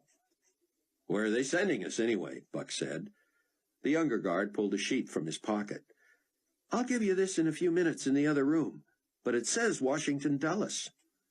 Buck eyed the man. He knew one thing for sure. There weren't even plans to rebuild Dulles. It had been obliterated in the war, and the earthquake had wiped out Reagan National. Reagan had an operable runway or two, Rayford had told him, but Dulles was a pile of debris. "I'll be another second," Hattie called out. The guard sighed. "What's in the other room?" Buck said. "A debriefing. We give you your orders, make sure you've got everything you need, then we head to the airport." Buck didn't like the idea of the other room. He wished he could talk to Ritz. Buck couldn't tell if the GC men were carrying sidearms, but they were purported to have Uzis and holsters strapped at their ribs in the back. He wondered if he was going to die trying to save Hattie Durham. Rayford didn't want Fortunato to know he was not yet in Denver, in case GC forces there had already reported his arrival. If Denver was tipped off that the real Rayford was still in the air, Buck would be exposed, and neither he nor Hattie would have a chance. Rayford sat on the runway in Kansas as helpless as he had ever felt. "You'd better get heading back, Mac. Fortunato thinks you were visiting friends, right?" "I am, aren't I?" "How does he contact you?" "Has the tower call me, and then we switch to frequency 11 to talk privately." Rayford nodded. "Safe trip." "All right, ma'am," the guard said through Hattie's door. "Time's up. Now let's go." Buck heard nothing from Hattie's room. The guards looked at each other. The older turned the doorknob. It was locked. He swore. Both yanked weapons from their jackets and banged loudly on the door, commanding Hattie to come out. Other women peeked from their rooms, including one from each end of the hall. The younger guard waved his Uzi at them, and they ducked back in. The older burped 4 shots at Hattie's door, blowing the latch and lock housing to the floor and causing screams down the hall. The receptionist came running, but when she appeared in the corridor, the younger guard sprayed a fusillade that ripped from her waist to her face. She dropped loudly onto the marble floor. The older guard rushed into Hattie's room as the younger spun to follow him. Buck was between them. He wished he'd had some defense or assault training. There must be some strategic response to a man in your face carrying an Uzi. With nothing in his repertoire, he planted his right foot, stepped quickly with his left, and drove his fist square into the young guard's nose with all he could muster. He felt the crush of cartilage, the cracking of teeth, and the ripping of flesh. The guard must have been in mid-stride when Buck hit him, because the back of his head hit the floor first. The Uzi rattled on the marble, but the strap wound up tucked under him. Buck turned and ran toward the last room to his left, where he'd seen a panicky face peek out a moment before. Swimming in his mind in slow motion were the curtains blowing from the open window in Hattie's room, the riddled body of the receptionist, and the whites of the eyes of the guard when Buck drove his nose so deep into his head that it was flush with his face. Blood dripped from Buck's hand as he ran. He glanced back as he raced into the room at the end. No sign of the older guard yet. A pregnant Hispanic woman shrieked as he flashed into her room. He knew he looked awful, the sore on his cheek still fiery, his hand and shirt covered with the blood from the young guard's face. The woman covered her eyes and trembled. "Lock the door and stay under the bed," Buck said. She didn't move at first. "Now, or you'll die." Buck opened the window and saw he would have to turn sideways to get out. The screen wouldn't budge. He backed up and lifted his leg, driving it through. The momentum carried him out and down into some bushes. As he regained his footing, bullets ripped through the door behind him, and he saw the woman cower under her bed. He raced along the side of the building past Hattie's open window. In the distance, Ken Ritz was helping her into the back of the car. The Global Community minivan sat between Buck and the sedan. Buck felt as if he were in a dream, unable to move faster. He made the mistake of holding his breath as he ran and soon had to gasp for air, his heart cracking against his ribs. As he neared the van, he shot a look back as the guard leaped from the window he had escaped through. Buck ducked around the other side of the van as bullets drilled the chassis. A block ahead, Ritz waited behind the wheel. Buck could stay put and be massacred or held hostage, or he could take his chances and run to the car. He ran. With every step, he feared the next sound would be a bullet crashing into his head. Hattie was out of sight on the seat or the floor, and Ken leaned right and disappeared as well. The passenger door flew open and beckoned like a spring in the desert. The more Buck ran, the more vulnerable he felt, but he dared not look back. He heard a sound, but not gunfire. Duller. The van door. The guard had jumped into the van. Buck was within 50 yards of the car. Rayford dialed Buck's phone. It rang several times, but Rayford did not want to hang up. If a GC man answered, Rayford would bluff him until he found out what he wanted to know. If Buck answered, Rayford would allow him to talk in code, in case he was in front of people who shouldn't know who was on the other end. The phone kept ringing. Rayford hated helplessness and immobility more than anything. He was tired of games with Nikolai Carpathia and the global community. Their sanctimony and sympathy drove him wild. God, he prayed silently, let me be Carpathia's out-and-out enemy, please. A petrified female voice answered the phone. What? She shouted. Hattie, don't let on, but this is Rayford. Rayford, Buck's pilot scared me to death outside my window, but then helped me get out. We're waiting for Buck. We're scared he's going to be killed. Give me that phone, Rayford heard. It was Ritz. Ray, he looks fine, but he's got a guy shooting at him. As soon as he gets to the car, I'm gone. I may have to hang up on you. Just take care of them, Rayford said. A few steps from the car, expecting to be leveled, Buck had heard nothing more. No shots, no van. He stole one last look as the GC man clambered out of the van. He dropped into a crouch and began firing. Buck heard a huge blast next to him as the right rear tire was blown. He dove for the open door, grabbing the handle and trying to get a foot inside. The back windshield blew through the car in pieces. Buck tried to keep his balance. His left foot was on the floorboard, his right on the pavement. His left hand gripped the chassis and his right the door handle. Ken had leaned over onto the passenger seat again to escape the bullets, and before Buck could pull himself in, Ken blindly floored the accelerator. The door swung open, and to keep from flying out, Buck swiveled and sat on Ritz's head. Ken screamed as the car spun, flat tire flapping and good tires peeling rubber. Buck tried to keep out of the firing line too, but he had to get off Ken's painful head. Ken let go of the wheel and used both hands to fight his way out from under Buck. He sat up to get his bearings and wrenched the wheel left, not in time to miss the corner of a building. The right corner panel tore and crumpled high.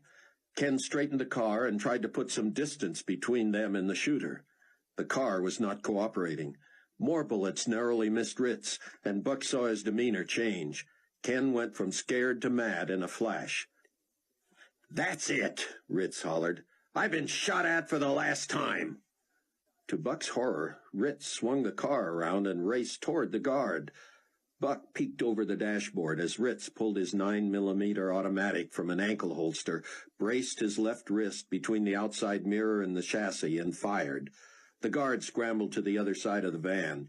Buck hollered for Ken to head for the airport. "No way," Ken said. "This guy's mine." He skidded to a stop about 50 feet from the van and leaped from the car. He squatted, the Beretta in two hands, squeezing shots off just above ground level. Buck screamed for Ritz to get back in the car as the GC man turned and ran toward the building. Ritz fired off 3 more shots, and one hit the guard in the foot, sending his legs shooting up in front of him and flipping him backwards. "I'll kill you, you—" Buck ran from the car and grabbed Ritz, dragging him back. "No way, he's alone," Buck said. "We gotta go." They jumped into the car, and Ken spun the wheel with the accelerator on the floor. A huge cloud of dust boiled up behind them as they bounced and shimmied across the earthquake-ravaged terrain toward Stapleton. "If we can get out of sight," Buck said. "They think we're headed toward DIA. Why couldn't he get that van started?" Ritz reached under his seat and pulled out a distributor cap, wires dangling. "This might have something to do with it," he said. The car protested noisily. Buck put a hand on the ceiling to keep from hitting his head as they bounced along. With his other, he reached across Ritz and buckled him in. Then he buckled himself in and saw his phone slide by his feet. He grabbed it and saw it was in use. "Hello," he said. "Buck, it's Ray. Are you safe?" "We're on our way to the airport. We got a blown rear tire, but all we can do is go till we stop." "We've also got a gas leak," Ritz said. "The gauge is dropping fast." "How's Hattie?" Rayford asked. "Hanging on for dear life," Buck said. He wanted to buckle her in, but knew it would be impossible in her condition, especially with the bouncing. She lay in the back seat, feet pressed against the door, one hand holding her stomach, the other pushing against the back of the seat. She was pale. "Hold on," Ritz hollered. Buck looked up in time to see a tall dirt mound they would not be able to avoid. Ritz neither slowed nor tried to stop. He kept the pedal to the floor and steered for the center of the dirt.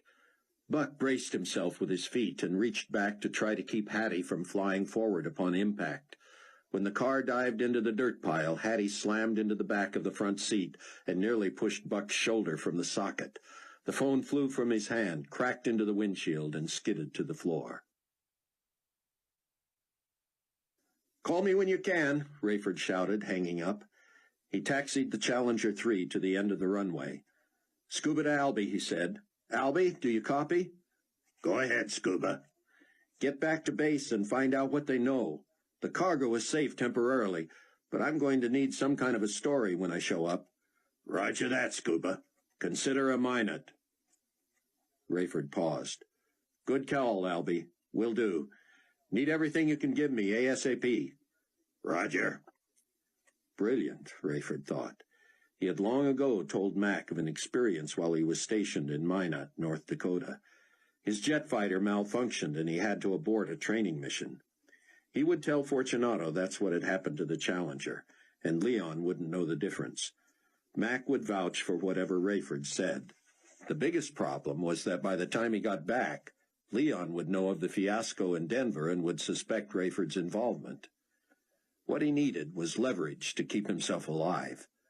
Was Hattie important enough to Carpathia that he would keep Rayford around until he knew where she was? Rayford had to get back to Baghdad to know what had become of Amanda.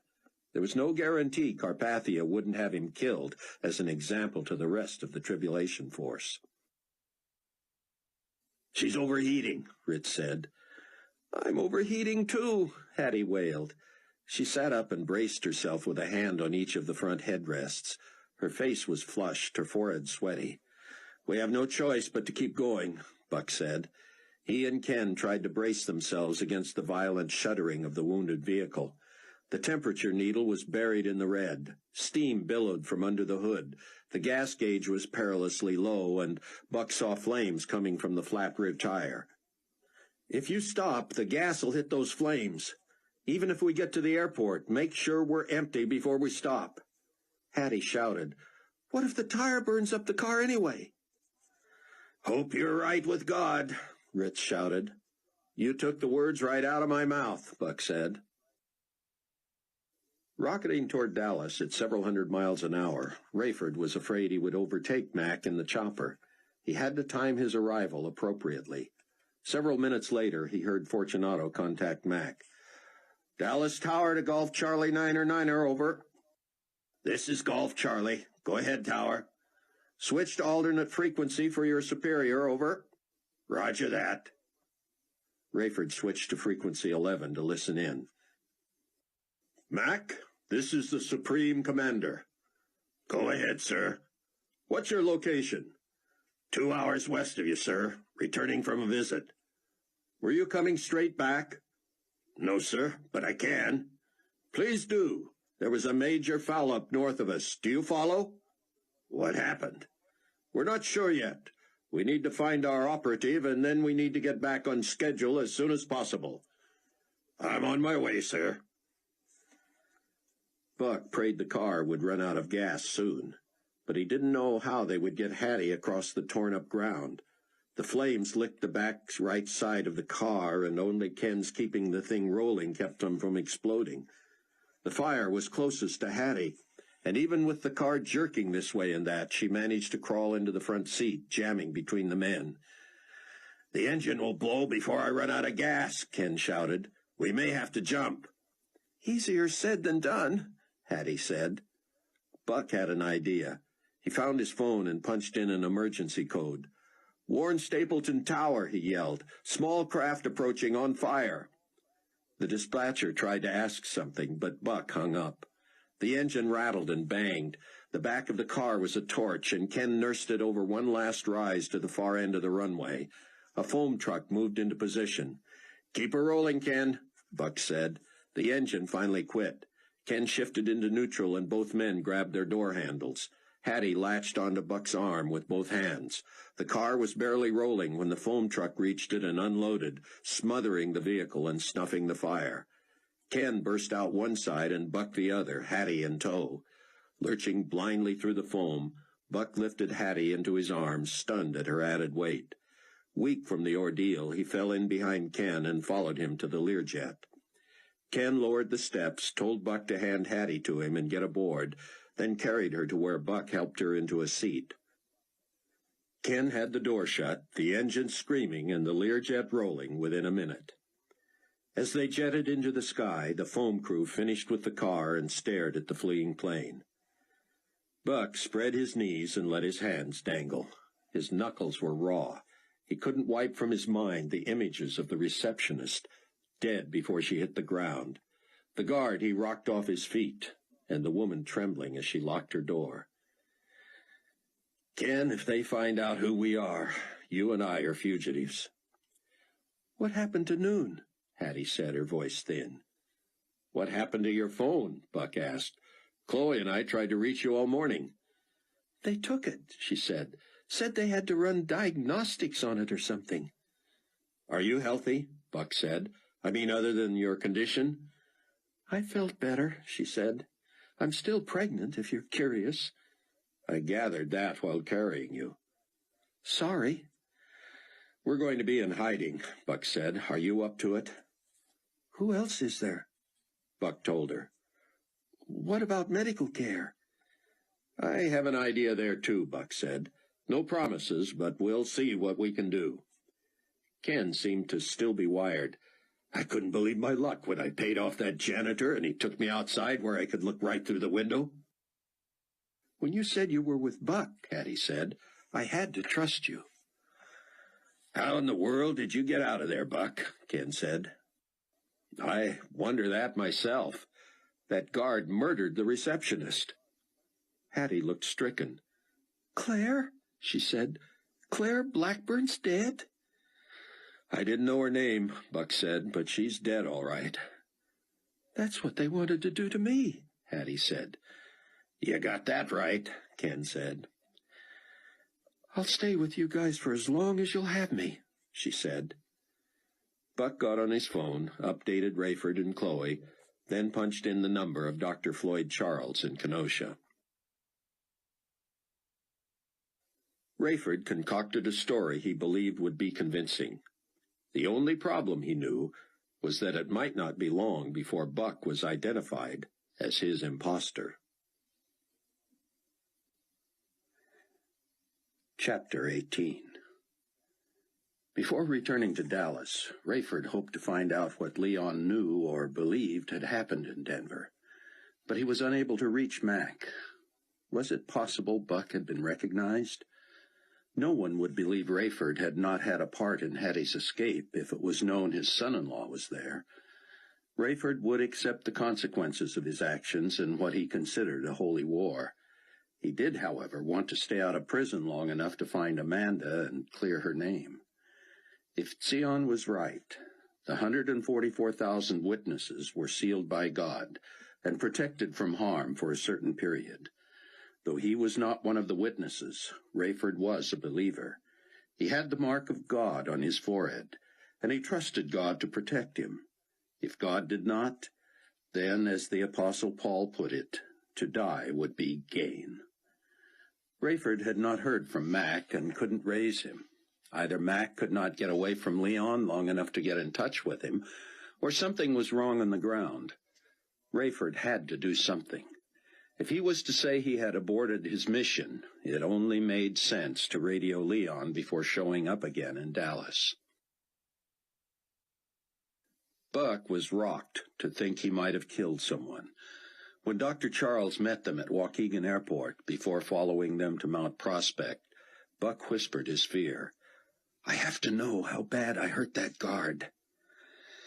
"I know a guy at the GC emergency facility outside Littleton," Dr. Charles said. "I can find out." Dr. Charles stayed in his car on the phone after Ken wheeled the Suburban into the backyard. Chloe and Sion demanded every detail. Chloe navigated the stairs with her cane, insisting that Hattie take the downstairs bed. Hattie looked exhausted. Ken and Sion helped her up the stairs and urged her to call for them after her shower so they could help her back down. Buck and Chloe spoke in private. "You could have been killed," she said. "I'm surprised I wasn't. I just know I killed that guard. I can't believe it. But he had just murdered the receptionist, and I knew he'd do the same to us. I reacted instinctively. If I'd thought about it, I might have frozen." "There was nothing else you could do, Buck. But you can't kill a man with a punch, can you?" "I hope not. But he had spun around and was moving right toward me when I hit him. I'm not exaggerating, hon. I don't think I could have hit him harder if I'd been running at him. It felt as if my fist was inside his head. Everything crumbled beneath it, and he landed flush on the back of his head. It sounded like a bomb." "It was self-defense, Buck." "I don't know what I'll do if I find out he's dead." "What will the global community do if they find out it was you?" Buck wondered how long that might take. The young guard had gotten a good look at him, but he was likely dead. The other guard assumed he was Rayford Steele. Until someone showed him a picture of Rayford, he might still believe it. But could he describe Buck? Buck moved to a mirror in the hallway. His face was grimy, his cheek red and purple almost to his nose. His hair was wild and dark with sweat. He needed a shower. But what had he looked like at that clinic? What might the surviving guard say about him? "Charlie Tango to Dallas Tower, over." "Tower, go ahead, Charlie Tango." "Relay urgent message to Global Community Supreme Commander. Mission aborted due to mechanical failure. Checking equipment before return to base. ETA 2 hours, over." "Roger that, Charlie Tango." Rayford put down at an unattended and seemingly abandoned airstrip east of Amarillo and waited for Leon Fortunato's call. Buck worried when Dr. Charles finally came into the house and would not make eye contact. The doctor agreed to check Chloe, Ken, and Hattie before heading back to Kenosha. He appeared most concerned about Hattie and her baby. She was to remain at rest for other than nature calls. He told the others how to care for her and what symptoms to monitor. The doctor removed Ken's stitches and advised him also to take it easy for several days. "What? No more shootouts?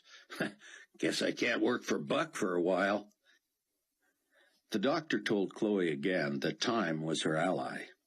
Her arm and foot casts were not ready to be removed, but he prescribed therapy that would help her snap back more quickly. Buck waited, watching. If Dr. Charles ignored him altogether, that meant Buck had killed a man, and the doctor didn't know how to tell him. "Could you check my cheek?" Buck asked. Without a word, Dr. Charles approached. He held Buck's face in his hands and turned him this way and that in the light. "I need to clean that," he said. "You risk infection unless we get some alcohol in there." The others left them while the doctor worked on Buck. "You'll feel better after a shower, too," he said. "I'll feel better when you tell me what you found out. You were on that phone a long time." "The man is dead," Dr. Charles said. Buck stared. "I don't see that you had any choice, Buck. They'll come looking for me. They had cameras throughout that place. If you looked like you look now, even people who know you might not have recognized you.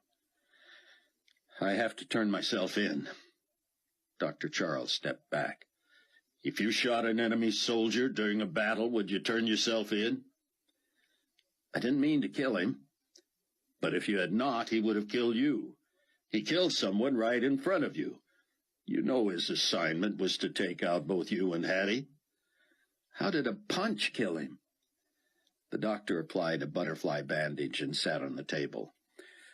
My colleague in Littleton tells me that either of the two blows to the face or the back of the head could have done it, but the combination made it unavoidable. The guard suffered severe facial trauma, a shattering of cartilage and bone around the nose, some of it driven into his skull. Both optic nerves were destroyed. Several teeth were shattered. The upper jaw cracked. That damage alone might have killed him. Might have? My associate leans toward the posterior cranial damage as the cause of death. The back of his head hitting flush on the floor caused his skull to shatter like an eggshell. Several shards of cranial tissue were embedded in his brain. He died instantly. Buck hung his head. What kind of a soldier was he? How could he be expected to fight in this cosmic battle of good versus evil if he couldn't handle killing the enemy? The doctor began putting his things away. I've never met anyone who caused another person's death and didn't feel awful for a while, he said. I've talked with parents who killed someone while protecting their own child, but still they were haunted and sobered. Ask yourself where Hattie would be if not for what you did. Where would you be? I'd be in heaven. Hattie would be in hell. Then you bought her some time. Rayford finally received a call from the Dallas Tower, asking that he inform them when he was half an hour from touchdown. The Supreme Commander awaits your arrival. He told them he was about to get underway. Half an hour out of Dallas, he radioed in, and 40 minutes later he taxied to the hangar that also housed the Condor 216. He alighted to face a glowering Leon Fortunato, Mac McCullum behind him with a knowing look.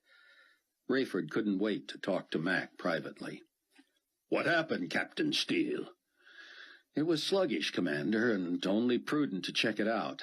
I was able to make an adjustment, but I was so far behind schedule I thought I'd better check in. You don't know what happened then? To the plane? Not entirely, but it was unstable, and I mean what happened in Denver. Rayford glanced at Mac, who almost imperceptibly shook his head. In Denver? I told you, Commander, Mac said. I was unable to reach him. Follow me, Fortunato said. He led Rayford and Mac to an office, where he punched up on a computer a video and text email from the Global Community Office in Denver. The three bent over the monitor and watched as Fortunato narrated. We knew Miss Durham was unwilling to return to New Babylon, but His Excellency believed it was in her best interest and in the best interest of global security. To protect his fiancée and their child, we assigned 2 security officers to meet with you and her and to give you your orders. Their top priority was the transfer of Miss Durham to you for her transport to the Middle East. They were to ensure she was still in Denver when you arrived. While the laboratory and clinic there were largely undamaged by the earthquake, we thought the surveillance system had been knocked out. However, the surviving security officer double-checked the system, just in case, and found a view of the imposter. The imposter, Rayford said. The man claiming to be you. Rayford raised his eyebrows. These were professionals, Captain Steele. These? At least 2, maybe more. The cameras in front of the building and in the reception area were not operating. There are cameras at either end of the main corridor and one in the middle. The action you'll see here took place in the middle, but the only camera working was the one at the north end of the corridor. Nearly every view of the imposter is blocked by one of the security men, or the imposter has his back to the camera. The tape begins here with the security guards and the perpetrator stepping outside Miss Durham's door while she dressed for the trip. It was clear Buck was the man between the 2 guards, but his face was indistinct. His hair was out of place, and he had an ugly cheek wound.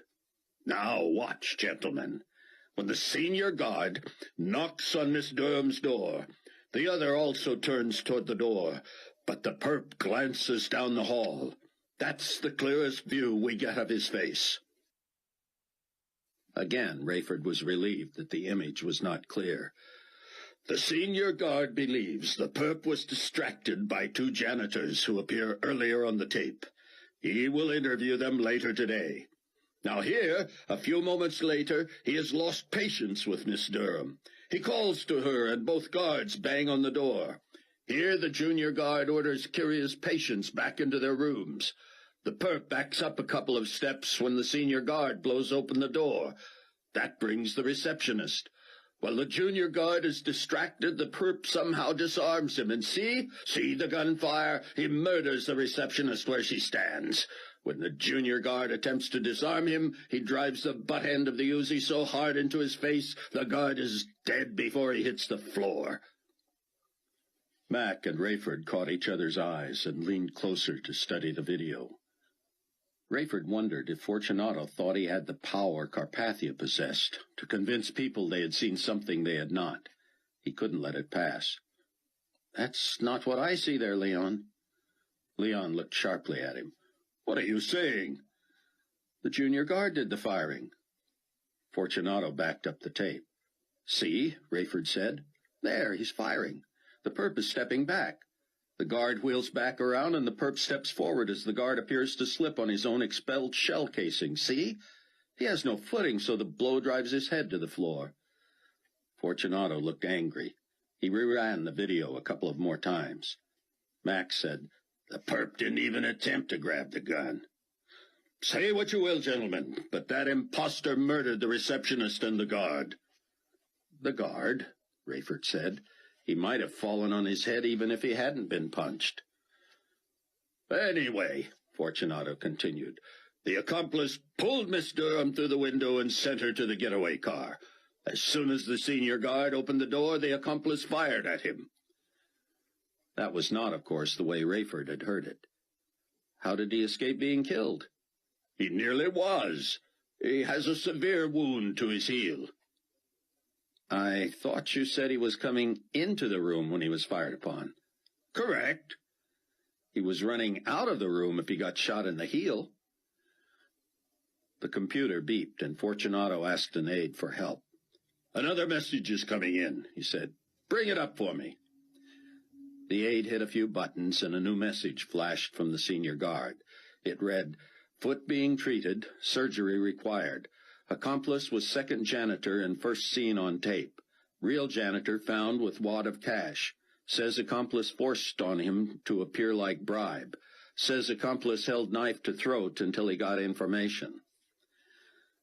Fortunato's aide backed the video all the way to where the two janitors entered the hallway and walked toward the camera. Rayford, who had never met Ritz, guessed which one he was only by his incomplete janitorial outfit. The only thing resembling a uniform was the cap he had apparently borrowed from the janitor. He carried a broom, but his clothing was Western. "He could be from that area," Fortunato said. "Good call," Rayford said. "Well, it doesn't take a trained eye to identify regional clothing." "Still, Commander, that's an insightful catch." "I don't see a knife," Max said as the figures neared the camera. Ritz's cap was pulled low over his eyes. Rayford held his breath as he reached for the bill of his cap. He lifted it and reset it on his head, showing his face more clearly. Rayford and Mac looked at each other behind Fortunato. "After they passed that camera," Fortunato said, "the accomplice got the information he needed and ran the janitor off. He absconded with Miss Durham and opened fire on our guard, and those guards were there only to protect Miss Durham." The guard had conveniently left out details that would have made him appear an idiot. Until someone could thoroughly investigate the scene, the global community had not a shred of evidence implicating Rayford. "She will contact you," Fortunato said. "She always does. You had better not have had anything to do with this. His Excellency would consider that high treason and punishable by death." "You suspect me?" I have come to no conclusions. Am I returning to New Babylon as a suspect or as a pilot?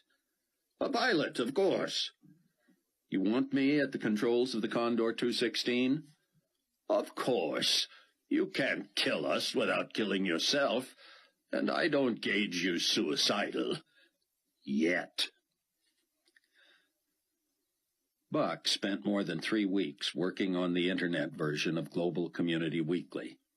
He was in touch with Carpathia nearly every day.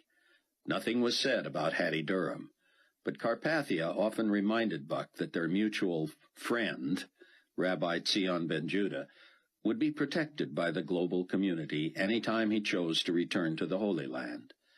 Buck did not tell Tzion. He merely kept alive his promise that the rabbi could return to Israel within the month. Donnie Moore's duplex proved more ideal every day. Nothing else in the neighborhood had survived. Virtually no traffic came by. Ken Ritz, now fully on the mend, moved out of the tiny sliver of the Quonset hut he had been allotted at Palwaukee and commuted between Palatine and Waukegan from his new digs in the basement of the safe house. Dr. Charles visited every few days, and every chance they got, the Tribulation Force met together and sat under Tzion's teaching. It was no accident that they met around the kitchen table with Hattie not 8 feet away on her sickbed. Often she rolled onto her side with her back to them, pretending to sleep. But Buck was convinced she heard every word. They were careful not to say anything that might incriminate them with Carpathia, having no idea what the future held for Nikolai and Hattie. But they cried together, prayed together, laughed, sang, studied, and shared their stories. Dr. Charles was often present. Tzion rehearsed the entire plan of salvation in nearly every meeting. It might come in the form of one of their stories, or simply expositing a scripture passage. Hattie had lots of questions, but she asked them only of Chloe later. The Tribulation Force wanted Dr. Charles to become a full-fledged member, but he declined, fearful that more frequent daily trips to the house might lead the wrong people there. Ritz spent many days tinkering in the underground shelter, getting it into shape in case any or all of them needed complete seclusion. They hoped it would not come to that. The flight from Dallas to New Babylon, with several stops to pick up Carpathia's regional ambassadors, had been a harrowing one for Rayford. He and Mac both worried that Fortunato might enlist Mac to eliminate him. Rayford felt vulnerable, assuming Fortunato believed he was involved in the rescue of Hattie Durham. The device that allowed Rayford to hear what was going on in the main cabin yielded fascinating listening throughout the trip. One of the strategically placed transmitters was near the seat usually occupied by Nikolai Carpathia himself. Of course, Leon had appropriated that one, which was propitious for Rayford. He found Leon an incredible master of deceit, second only to Nikolai. Each ambassador came aboard with attendant fanfare, and Fortunato immediately ingratiated himself. He ordered the cabin crew to wait on them, whispered to them, flattered them, took them into his confidence. Each heard Fortunato's tale of having been raised from the dead by Carpathia. It sounded to Rayford as if each was either truly impressed or put on a good front. I assume you know that you're among His Excellency's favorite 2 regional potentates, Fortunato privately told each king. Their responses were variations of, "I didn't know for sure, but I can't say it surprises me. I am most supportive of His Excellency's regime."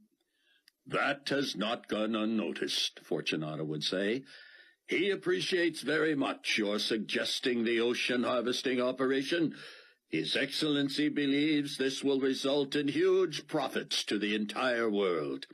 He's asking that your region split the income equally with his global community administration, and he will then redistribute the GC share to the less fortunate regions." If that made a king blanch, Fortunato went into overdrive. "Of course, His Excellency realizes the burden this puts on you.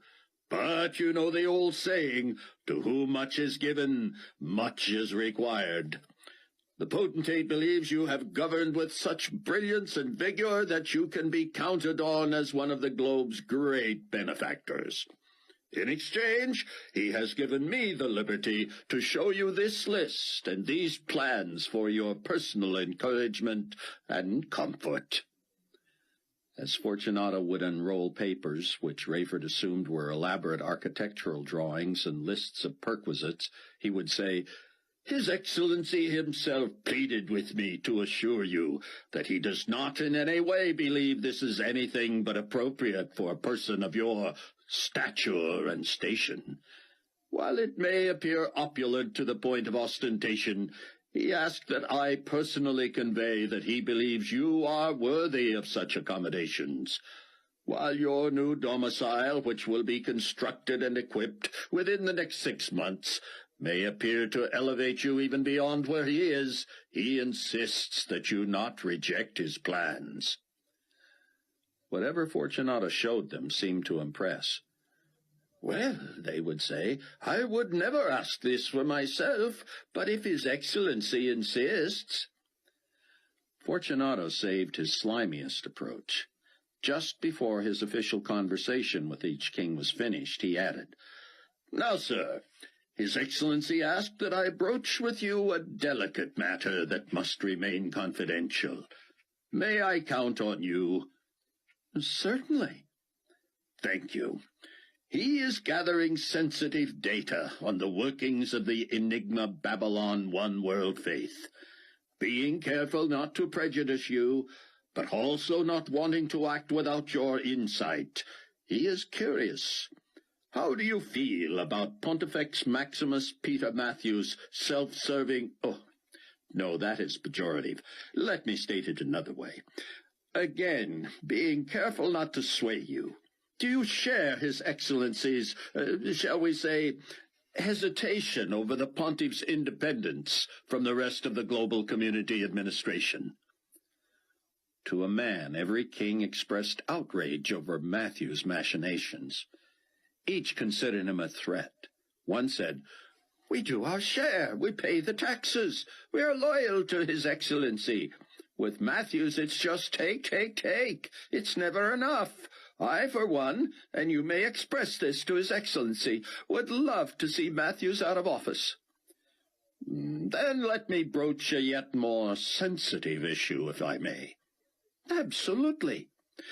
"If it came to taking an extreme course of action against the very person of the Pontiff, would you be one upon whom His Excellency could depend?" "You mean—" "You understand." "You may count on me." The day before the Condor 216 was to deliver the dignitaries to New Babylon, Mac received word from Albie. "Your delivery is early. Ready for pickup." Rayford spent nearly an hour scheduling his and Mac's time in the cockpit and in the sleeping quarters so both would feel as fresh as possible at the end of the trip. Rayford penciled himself in for the last block of piloting. Mac would sleep and then be available to make the chopper run to make the pickup and pay off Albie. Meanwhile, Rayford would sleep in his quarters at the shelter. Come nightfall, Rayford and Mac would slip away and helicopter to the Tigris. It worked almost as planned. Rayford had not anticipated David Hasid's eagerness to debrief him on everything that had happened in his absence. "Carpathia actually has missiles pointing into outer space, anticipating judgmental meteors." Rayford flinched. "He believes the prophecies that God will pour out more judgments?" "He would never admit that," David said, "but it sure sounds like he's afraid of it." Rayford thanked David and finally told him he needed rest. On his way out, Hasid shared one more bit of news, and it was all Rayford could do to stay off the internet. "Carpathia has been manic the last several days," David said. "He discovered that website where you can tap into a live camera shot of the Wailing Wall. He spent days carrying his laptop everywhere he went, watching and listening to the two preachers at the wall. He's convinced they're speaking directly to him, and of course they are. Oh, he's mad. Twice I heard him scream, 'I want them dead, and soon.' That won't happen before the due time, Rayford said. You don't have to tell me, David said. I'm reading Sion Ben Judah's messages every chance I get. Rayford posted coded notes on bulletin boards all over the net, trying to locate Amanda. He may have been too obscure, but he didn't dare make it more obvious. He believed she was alive, and so unless it was proven otherwise, to him she was. All he knew was that if she could communicate with him, she would. As for the charges that she was working for Carpathia, there were moments he actually wished that were true. That would mean she was alive for sure. But if she had been a traitor, no, he would not allow himself to run with that logic. He believed the only reason he had not heard from her was that she did not have the means to contact him. Rayford was so eager to prove Amanda was not entombed in the Tigris that he wasn't sure he could sleep. He was fitful, peeking at the clock every half hour or so. Finally, about 20 minutes before Mac was due, Rayford showered and dressed and accessed the Internet. The camera at the Wailing Wall carried live audio as well. The preachers Rayford knew to be the two witnesses prophesied in Revelation were holding forth. He could almost smell their smoky burlap robes. Their dark, bony, bare feet and knuckled hands made them appear thousands of years old. They had long, coarse beards, dark, piercing eyes, and long, wild hair. Eli and Moishe, they called each other, and they preached with power and authority. And volume. The video identified the one on the left as Eli, and subtitles carried his message in English. He was saying, "Beware, men of Jerusalem! You have now been without the waters of heaven since the signing of the evil pact. Continue to blaspheme the name of Jesus Christ, the Lord and Savior, and you will continue to see your land parched and your throats dry. To reject Jesus as Messiah is to spit in the face of Almighty God. He will not be mocked. Woe unto him who sits upon the throne of this earth. Should he dare stand in the way of God's sealed and anointed witnesses, 12,000 from each of the 12 tribes, making a pilgrimage here for the purpose of preparation, he shall surely suffer for it." Here Moishe took over. "Yea, any attempt to impede the moving of God among the sealed will cause your plants to wither and die, rain to remain in the clouds, and your water, all of it, to turn to blood. The Lord of hosts hath sworn, saying, Surely as I have thought, so it shall come to pass, and as I have purposed, so it shall stand." Rayford wanted to shout. He hoped Buck and Sion were watching this. The two witnesses warned Carpathia to stay away from those among the 144,000 coming to Israel for inspiration. No wonder Nikolai had been seething. Surely he saw himself as the one who sits on the throne of the earth. Rayford appreciated that Mac did not try to dissuade him from his mission. He had never been more determined to finish a task. He and Mac latched their gear to the struts for the short hop from New Babylon to the Tigris. Rayford strapped himself in and pointed toward Baghdad. By the time they landed, the sky was dark. "You don't have to do this with me, you know," Rayford said. "No hard feelings if you just want to keep an eye out for me." "Not a chance, brother. I'll be right there with you." They unloaded at a steep bank. Rayford stripped down, pulled on his wetsuit and booties, and stretched the rubber cap over his head. Had the suit been any smaller, it would not have worked. "Did I get yours?" he asked. "Albie says one size fits all." When they were completely outfitted with 80 cubic foot tanks, buoyancy control devices, BCDs, weight belts and fins, they fog-proofed their masks with spit and pulled them on. "I believe in my heart she's not down there," Rayford said. "I know," Mac said.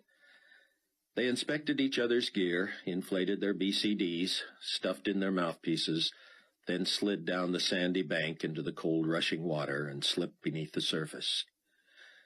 Rayford had only guessed where the 747 dropped into the river. While he agreed with PanCon officials who told Carpathia the plane was too heavy to have been affected much by the current, he believed it could have gone dozens of feet downstream before embedding itself in the bottom. Because no vestige of the plane had ever surfaced, Rayford was convinced the fuselage had holes front and back. That would have resulted in the plane hitting the bottom rather than being held aloft by air pockets. The water was murky. Rayford was a good diver, but he was still claustrophobic when unable to see more than a few feet, even with the powerful light strapped to his wrist. It seemed to shine no more than 10 feet in front of him. Mac's was even dimmer, and suddenly disappeared. Did Mac have bad equipment, or had he turned his off for some reason? It made no sense. The last thing Rayford wanted was to lose sight of his partner. They could spend too much time searching for the wreckage and have little time to investigate it. Rayford watched clouds of sand shoot past and realized what had happened. Mac had been pulled downstream. He was far enough ahead that neither could see the other's light. Rayford tried to steer himself. It only made sense that the lower he went, the less current would pull him. He let more air out of his BCD and kicked harder to dive, peeling his eyes to see past the end of his beam. Ahead, a dim, blinking light appeared stationary. How could Mac have stopped? As the blinking beam grew larger and stronger, Rayford kicked hard, laboring to align himself with Mac's light. He was coming fast when the top of his head smacked violently into Mac's tank. Mac hooked Rayford's elbow in the crook of his own arm and held firm. Mac had snagged a tree root. His mask was half off and his regulator mouthpiece was out. With one arm holding Rayford and the other gripping the root, he wasn't free to help himself. Rayford grabbed the root, allowing Mac to let go of him. Mac reinserted his regulator and cleared his mask. Dangling in the current, each with a hand on the root, they were unable to communicate. Rayford felt the spot on his head where he had banged into Mac's tank. A flap of rubber rose from his cap. A matching patch of skin and hair had been gouged from his scalp. Mac pointed his light toward Rayford's head and motioned him to lean over. Rayford didn't know what Mac saw, but Mac signaled to the surface. Rayford shook his head, which made his wound throb. Mac pushed away from the root, inflated his BCD, and rose to the top. Rayford reluctantly followed. In that current, he could do nothing without Mac. Rayford popped out of the water in time to see Mac reach an outcropping on the bank. Rayford labored to join him. When they had raised their masks and snorkels, Mac spoke quickly. "I'm not trying to talk you out of your mission, Ray, but I am telling you we have to work together. See how far we've come from the chopper already?" Rayford was stunned to see the dim outline of the helicopter way upriver. "If we don't find a plane soon, that means we're probably already past it. The lights don't help much. We're going to have to be lucky." "We're going to have to pray," Rayford said. "And you're going to have to get that head treated. You're bleeding." Rayford felt his head again and shined the light on his fingers. "It's not serious, Mac. Now let's get back to it." "We've got one shot. We need to stay close to the bank until we're ready to search in the middle. Once we get out there, we'll be going fast. If the plane is there, we could run right into it. If it's not, we've got to get back to the bank. I'm going to wait for your lead, Ray. You follow me while I'm navigating the edge of the river. I'll follow you when you signal me it's time to venture out." "How will I know?" "You're the one doing the praying." Chapter 19. It was just before 1 o'clock in the afternoon in Mount Prospect. Sion had spent the morning logging another long message to the faithful and to the seekers on the Internet. The number of messages back to him continued to spiral. He called out to Buck, who trotted upstairs and looked over his shoulder at the quantity meter. "So," Buck said, "it's finally slowed." "I knew you would say that, Cameron," Sion said, smiling. "A message came across at 4 this morning, explaining that the server would now flash a new number, not for every response, but for every 1,000. Buck shook his head and stared as the number changed every 1 to 2 seconds. "Sion, this is astounding." "It is a miracle, Cameron. I am humbled and yet energized. God fills me with love for every person who stands with us. and especially for all who have questions. I remind them that almost anywhere you click on our bulletin board, you will find the plan of salvation. The only problem is, because it is not our own website, all this has to be refreshed and posted new every week. Buck put a hand on the rabbi's shoulder. It won't be long before the mass meetings in Israel. I pray God's protection for you. I feel such boldness, not based on my own strength, but on the promises of God, that I believe I could walk alone to the Temple Mount without being harmed. I'm not going to let you try that, Sion, but you're probably right. Here, look, Cameron. Sion clicked into the icon, allowing him to see the two witnesses at the Wailing Wall. I long to talk with them again in person. I feel a kinship, even though they are supernatural beings come from heaven. We will spend eternity with them, hearing the stories of God's miracles from people who were there. Buck was fascinated. The two preached when they wanted to and fell silent when they chose. Crowds knew to keep their distance. Anyone trying to harm them had dropped dead or had been incinerated by fire from the witnesses' mouths. And yet Buck and Sion had stood within a few feet of them, only a fence separating them. It seemed they spoke in riddles, yet God always gave Buck understanding. As he watched now, Eli sat in Jerusalem's gathering darkness with his back to an abandoned room made of stone. It looked as if guards may have once used it. Two heavy iron doors were sealed, and a small barred opening served as a window. Moishe stood, facing the fence that separated him from spectators. None was within 30 feet. His feet were spread, his arms straight at his sides. He did not move. It appeared Moishe was not blinking. He looked like something carved from stone, save for the occasional wisp of hair ruffling in the breeze. Eli shifted his weight occasionally.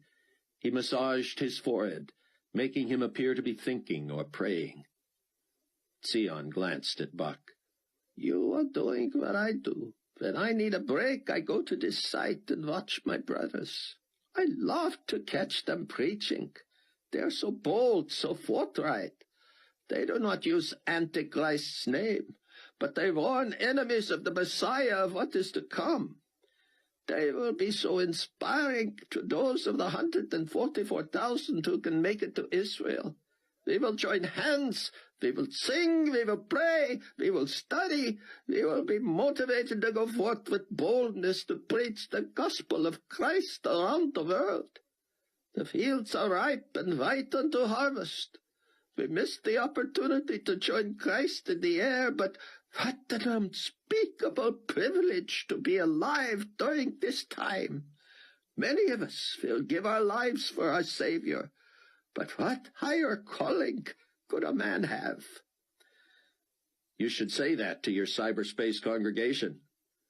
As a matter of fact, I was reciting the conclusion of today's message.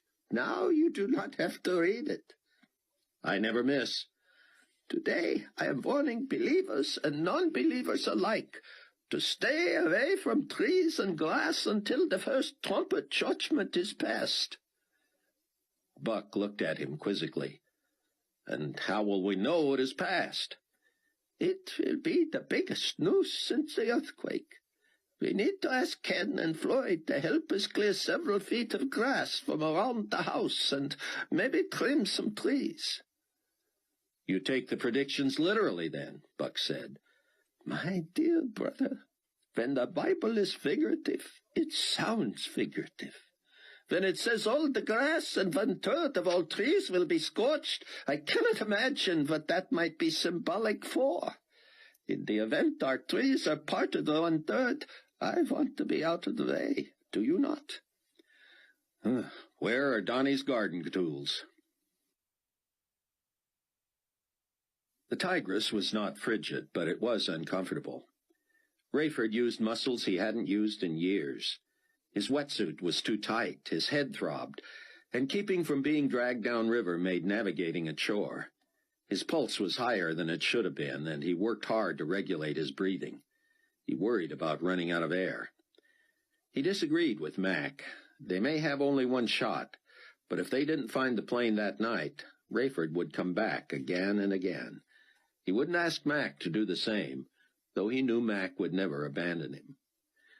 Rayford prayed as he felt his way along behind Mac. Mac eased himself lower by releasing air from his BCD, and Rayford followed. When either Rayford or Mac went more than 10 feet without something to grip on the side, the current threatened to pull them away from the bank. Rayford worked hard to stay with Mac. "Please, God, help me finish this. Show me she isn't there, and then direct me to her. If she's in danger, let me save her." Rayford fought to keep from his mind the possibility that Carpathia had been telling the truth about Amanda's true loyalties. He didn't want to believe it, not for a second, but the thought nagged him nonetheless. While the souls of bodies in the Tigris were either in heaven or in hell, Rayford sensed he was going to leave everyone in the plane, if he found any. Was that feeling a signal from God that they were near the wreck? Rayford considered tapping Mac's trailing fin, but he waited. The plane had to have hit with enough force to immediately kill everyone on board. Otherwise, passengers would have been able to unstrap and get out through holes in the fuselage or doors and windows that had burst open. But no corpses had surfaced. Rayford knew the wings would have been sheared off, and perhaps the tail. These planes were marvels of aerodynamics, but they were not indestructible. He dreaded seeing the result of such an impact. Rayford was surprised to see Mac 2 or 3 feet from the bank now, not holding on to anything. Apparently they were low enough that the powerful current was diminished. Mac stopped and checked his pressure gauge. Rayford did the same and gave a thumbs up. Mac pointed to his head. Rayford gave the OK sign, though his head was only so-so. He moved ahead, leading the way. They were within 6 feet of the bottom now. Rayford sensed he would soon find what he was looking for. He prayed he would not find what he did not wish to find. Away from the side wall of the river, less muck was stirred with their movements, and their lights had more range. Rayford's picked up something, and he put up a hand to stop Mac. Despite the relative calm, they angled toward the side to keep from drifting. Both shined lights where Rayford indicated. There, bigger than life, was the huge, wholly intact right wing of a 747. Rayford fought for composure. Rayford scanned the area. Not far ahead, they found the left wing, also intact except for a huge tear from the flaps to where it had connected to the plane. Rayford guessed they'd find the tail section next. Witnesses said the plane went in nose first, which would have brought the back of the plane down with such force that the tail should have been ripped apart or broken off. Rayford stayed low and moved approximately midway between where they had found the wings. Mac gripped Rayford's ankle just before Rayford collided with the gigantic tail of the plane. It had been severed. The plane itself had to be dead ahead. Rayford moved 20 feet ahead of the tail and turned upright so he was almost standing on the bottom. When one of his fins touched, he realized how mushy it was and how dangerous it would be to get stuck. It was Buck's turn to feed Hattie, who had become so weak she could barely move. Dr. Charles was on his way. Buck spoke softly as he spooned soup to her lips. "Hattie, we all love you and your baby. We want only the best for you. You've heard Dr. Ben Judah's teaching. You know what's been foretold and what's already happened. There's no way you can deny that the prophecies of the Word of God have been fulfilled from the day of the disappearances until now. What will it take to convince you? How much more proof do you need? Bad as these times are, God is making clear that there's only one choice. You're either on His side or you're on the side of evil. Don't let it get to where you or your baby are killed in one of the judgments to come."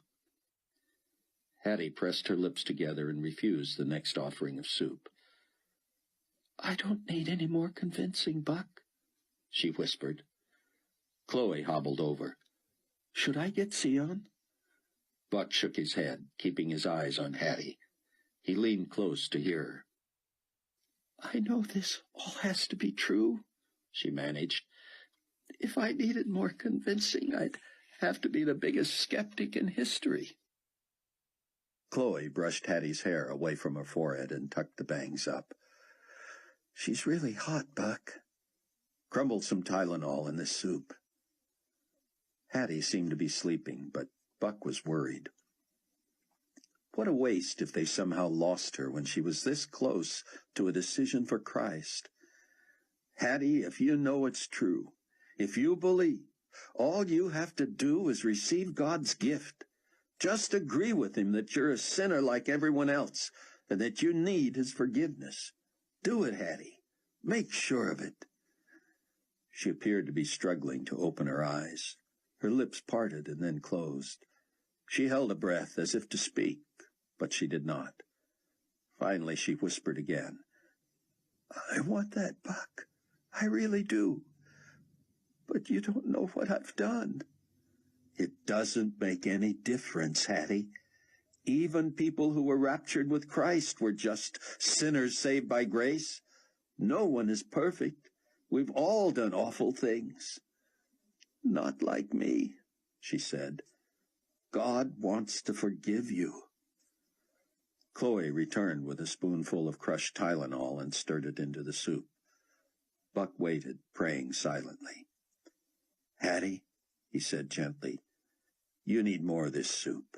We put medicine in it for you. Tears slid down Hattie's cheeks and her eyes closed. Just let me die, she said. No, Chloe said. You promised to be my baby's godmother. You don't want somebody like me for that, Hattie said. You're not going to die, Chloe said. You're my friend, and I want you for a sister. I'm too old to be your sister, she said. Too late. You can't back out now. Buck got some soup down her. You want Jesus, don't you? He whispered, his lips near her ear.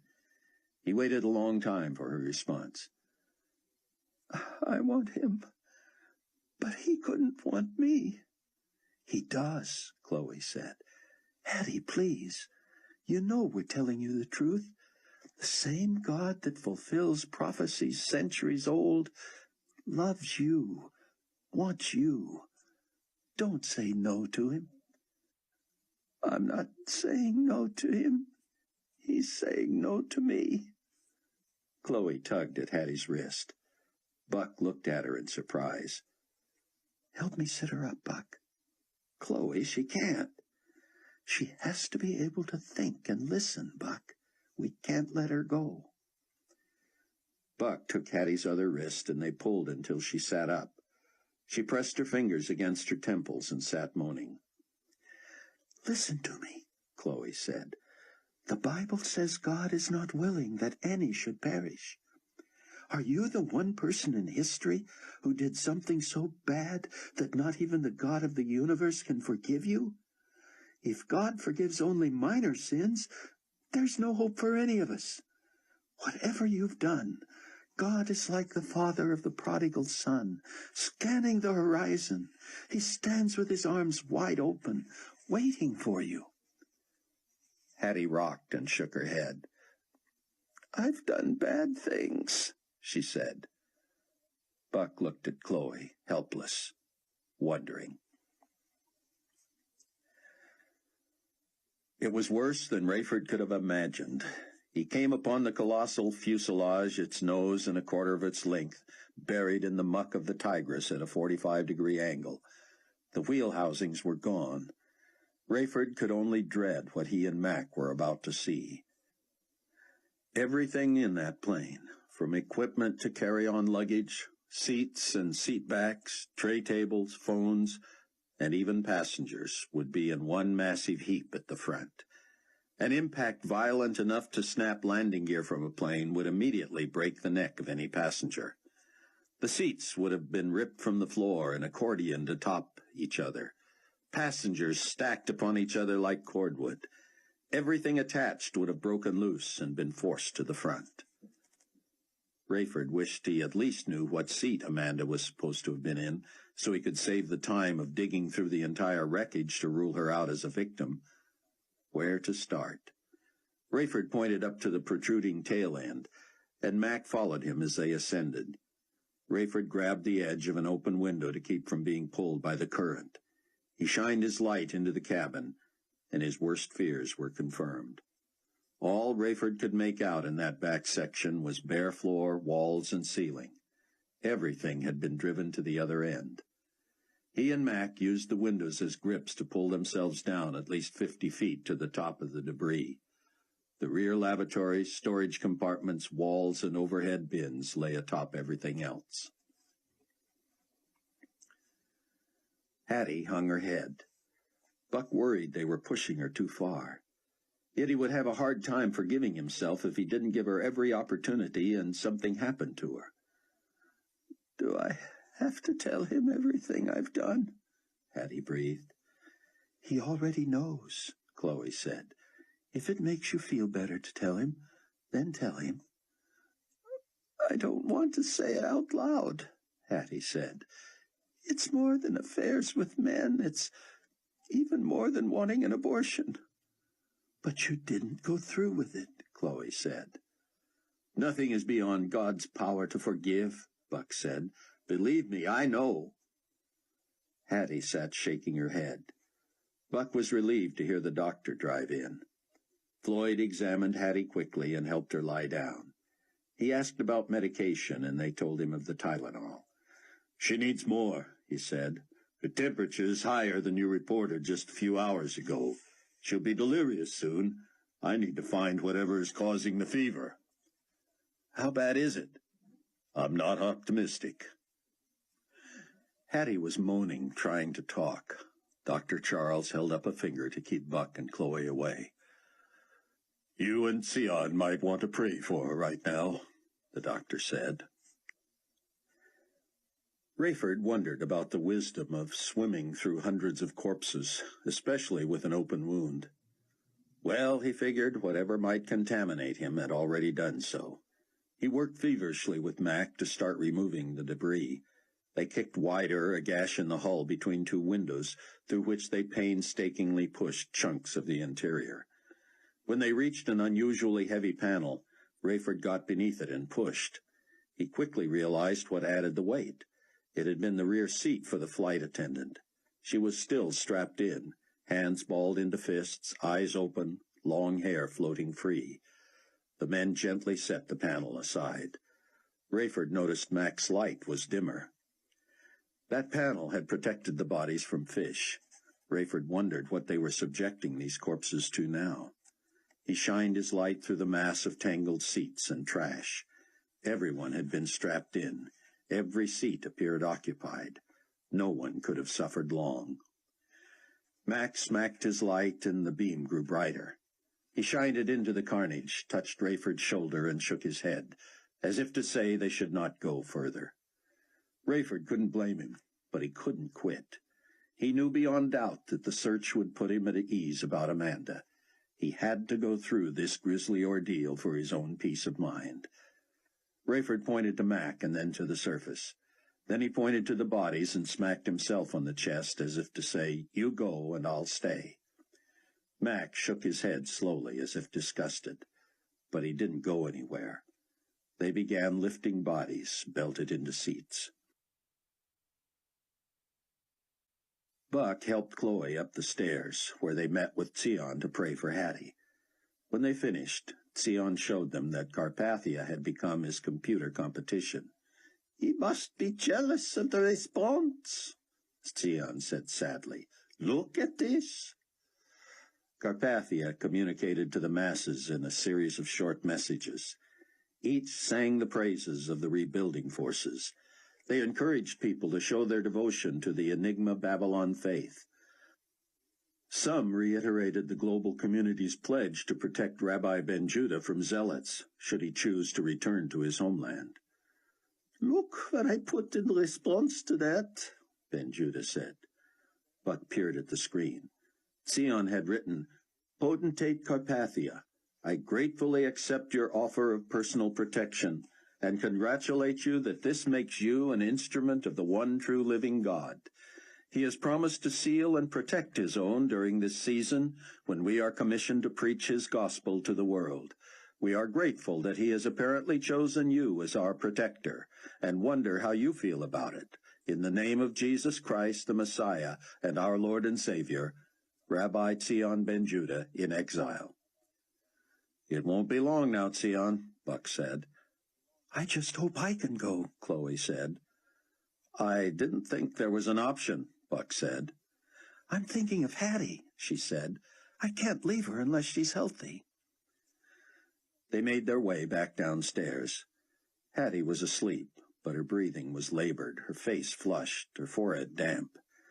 Chloe dabbed at her face with a cool washcloth. Dr. Charles stood at the back door, gazing through the screen. Can you stay with us tonight? Buck asked. I wish I could.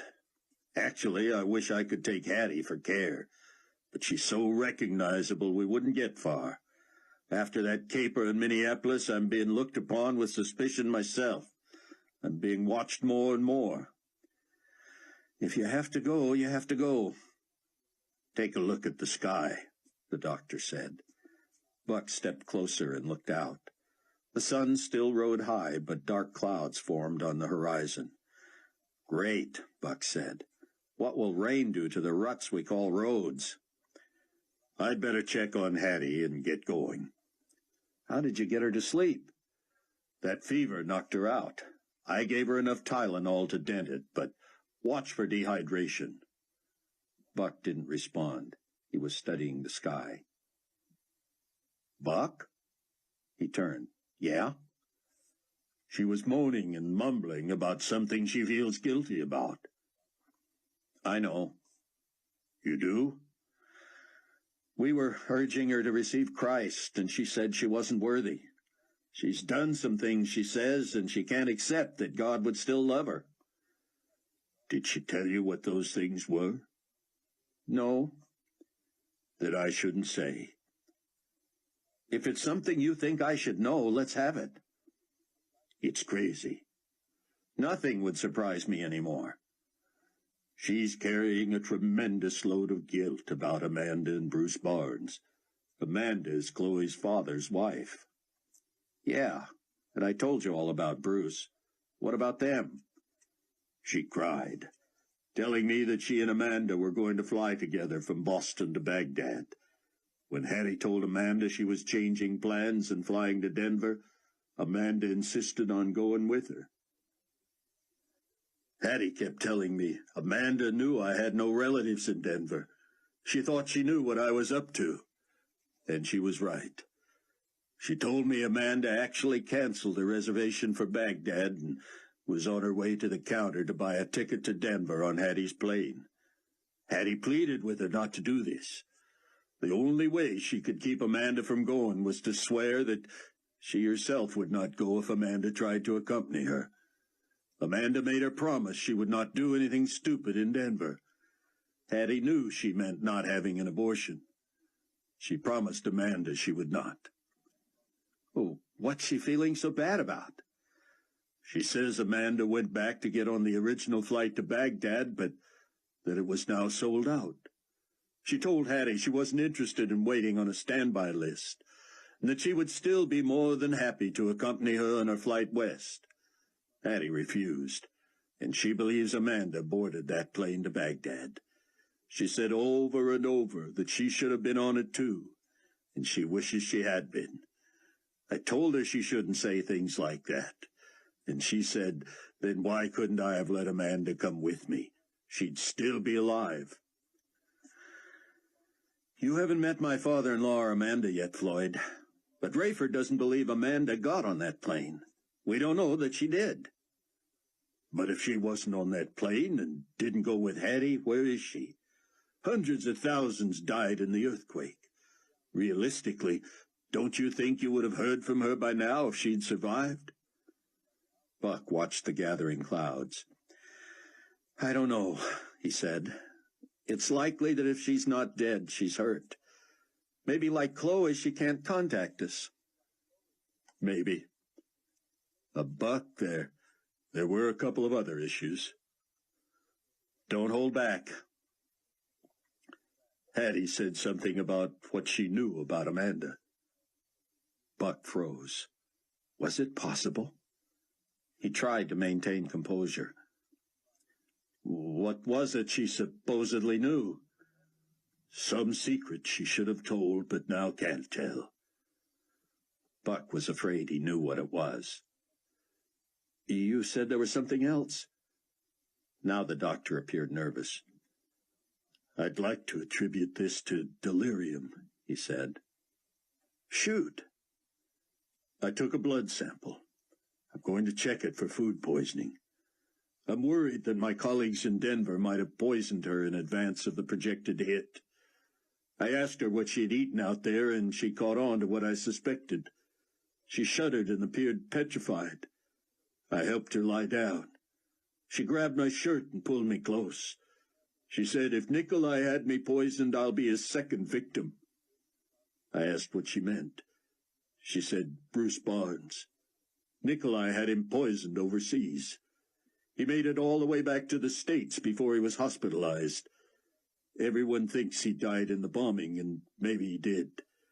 But if he wasn't dead already, he would have died even if the hospital had never been bombed. And I knew all about it. I've never told anyone. Buck was shaken. I only wish you could have met Bruce, he mumbled. It would have been an honor. You can know for sure about his death, you know. It's not too late for an autopsy. It wouldn't bring him back, Buck said. But just knowing gives me a reason. A reason? An excuse, anyway, to murder Nikolai Carpathia. Chapter 20. The water provided nearly the same weightlessness as outer space. Pushing debris up and out and displacing rows of seats with bodies attached was grueling. Rayford's light was dim and his air supply low. His scalp wound throbbed and he felt lightheaded. He assumed Mac was in the same shape, but neither signaled any intention of quitting. Rayford expected to feel awful searching corpses, but deep foreboding overwhelmed him. What a macabre business.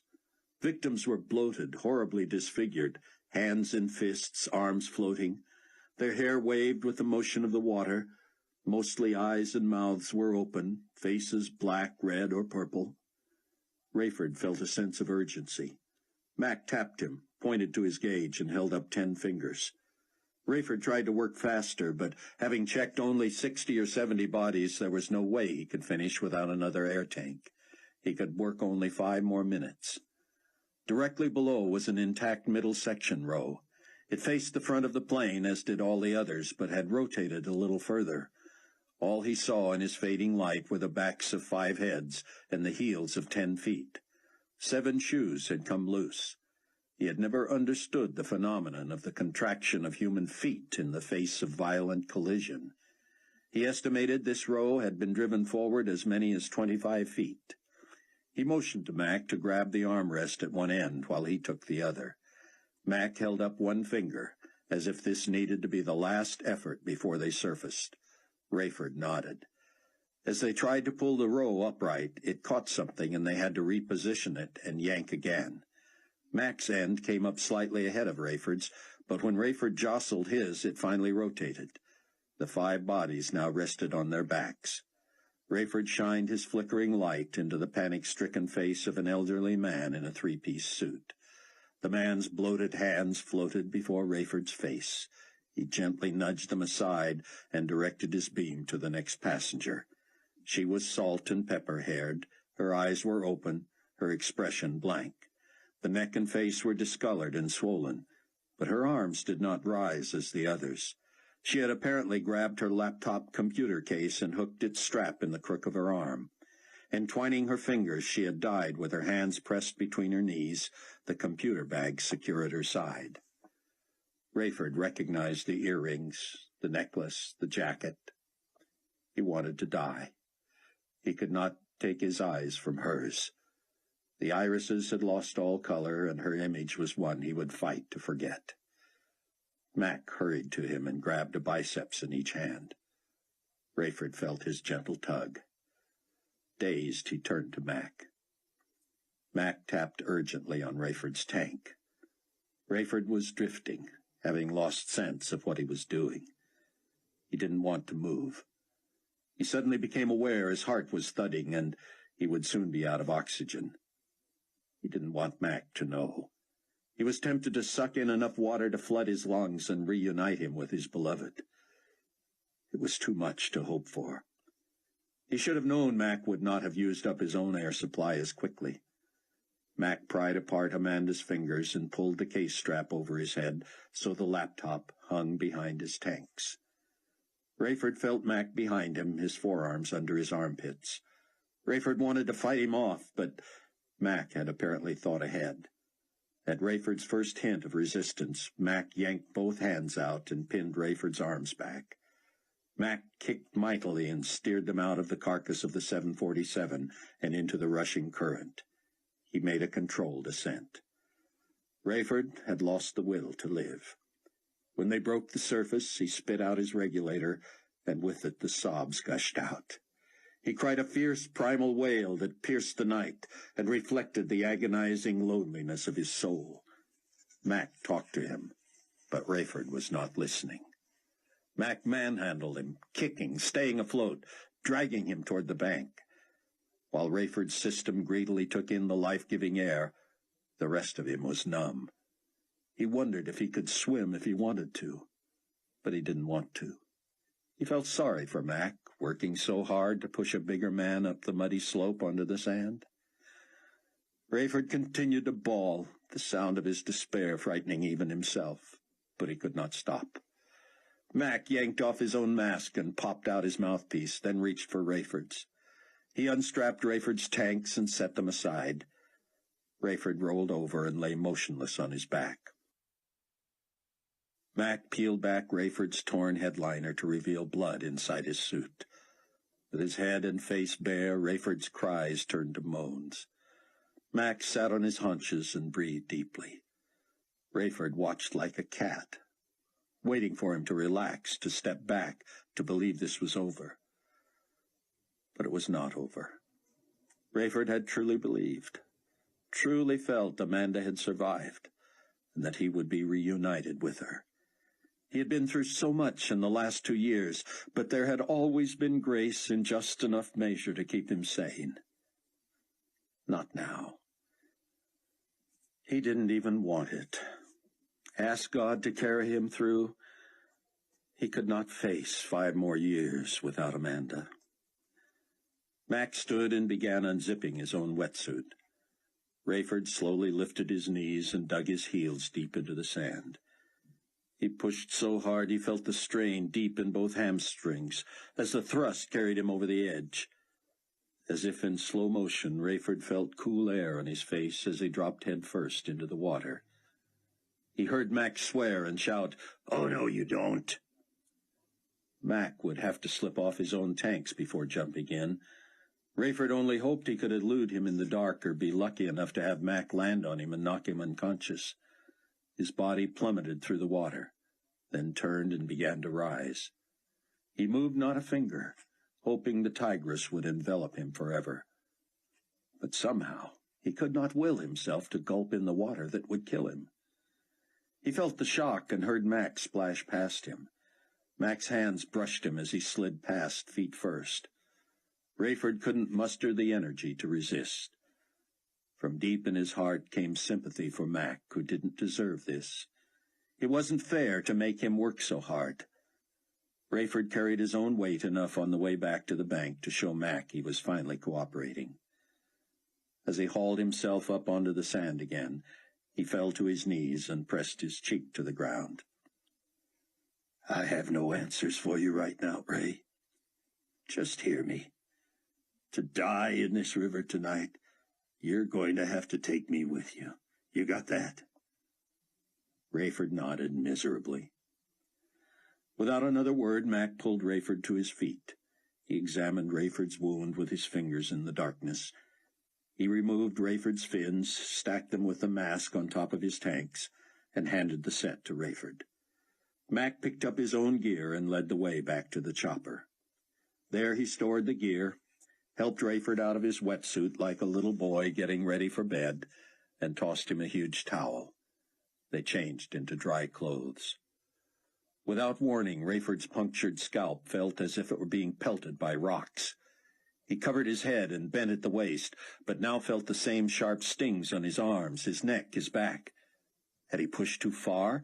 Had he been foolish to continue a dive with an open wound? He peeked as Mac lurched toward the chopper. "Get in, Ray. It's hailing." Buck had always enjoyed storms, at least before he lived through the wrath of the Lamb. As a boy, he had sat before the picture window in his Tucson home and watched the rare thunderstorm. Something about the weather since the rapture, however, spooked him. Dr. Charles left instructions on how to care for Hattie, then departed for Kenosha. As the afternoon steadily grew darker, Chloe found extra blankets for the dozing Hattie, while Sion and Buck closed windows. "I am only taking half a risk," Sion said.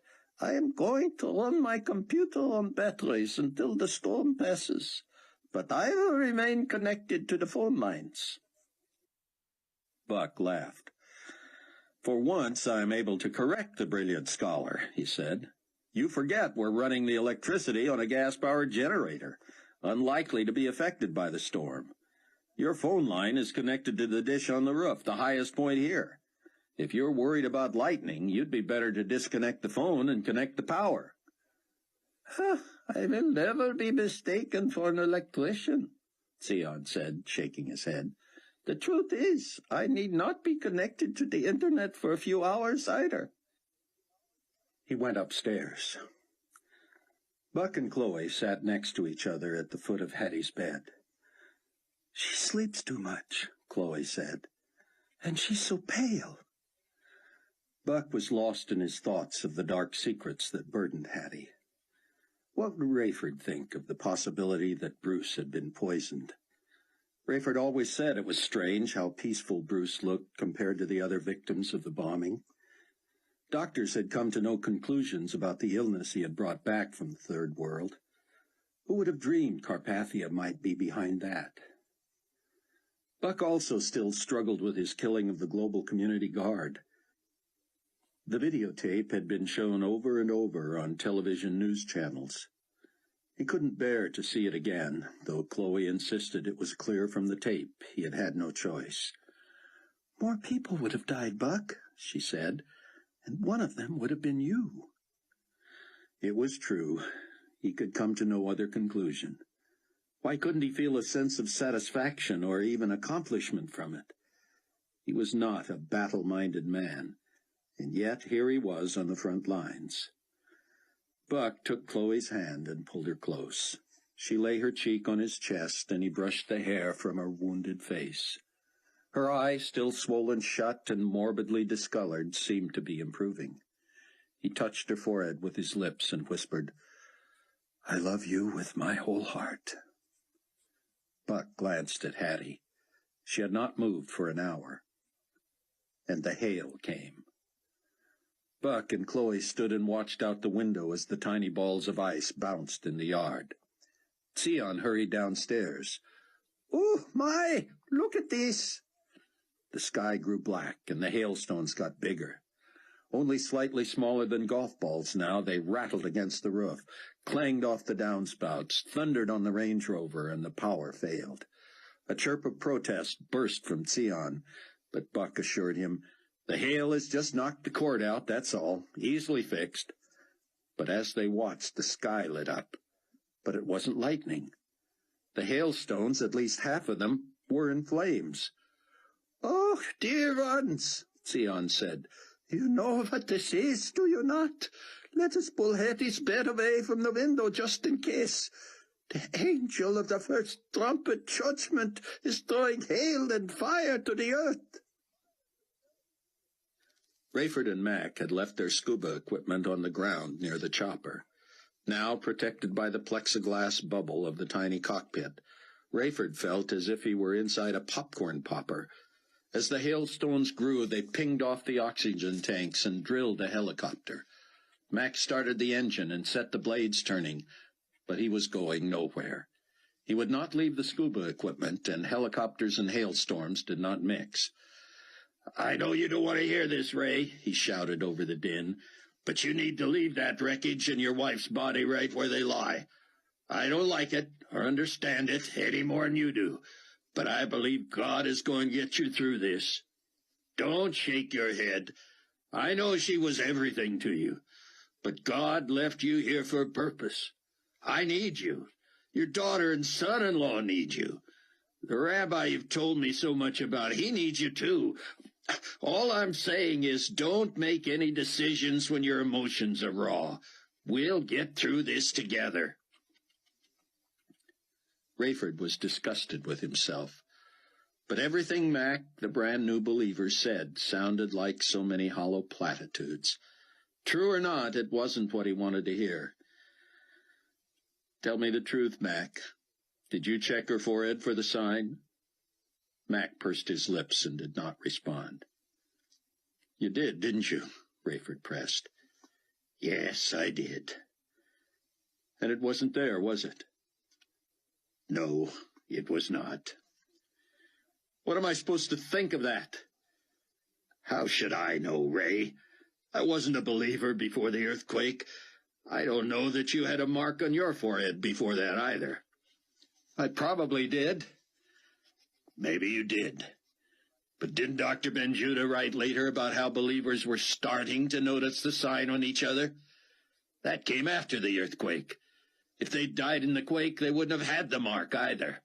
And even if they had it before, how do we know it's still there when we die?" "If Amanda wasn't a believer, she probably was working for Carpathia," Rayford spat. "Mac, I don't think I can handle that." "Think of David," Mac said. "He'll be looking to us for leadership and guidance. And I'm newer at this than he is." When plummeting tongues of fire joined the hailstones, Rayford just stared. Mac said, "Wow," over and over. "This is like the ultimate fireworks." Huge hailstones plopped into the river and floated downstream. They accumulated on the bank and turned the sand white like snow. Snow in the desert. Flaming darts sizzled and hissed as they hit the water. They made the same sound when they settled atop the hailstones on shore, and they did not burn out right away. The chopper lights illuminated an area of 20 feet in front of the craft. Mac suddenly unclipped his belt and leaned forward. "What's that, Ray?" "It's raining, but it's red. Look at that, all over the snow." "It's blood," Rayford said, a peace flooding his soul. It did not assuage his grief or take away his dread over the truth about Amanda. But this shower of fire and ice and blood, reminded him yet again that God is faithful. He keeps his promises. While our ways are not his ways, and we can never understand him this side of heaven, Rayford was assured again that he was on the side of the army that had already won this war. Sion hurried to the back of the house and watched the flames melt the hail and set the grass afire. It burned a few moments, and then more hail put the fire out. The entire yard was black.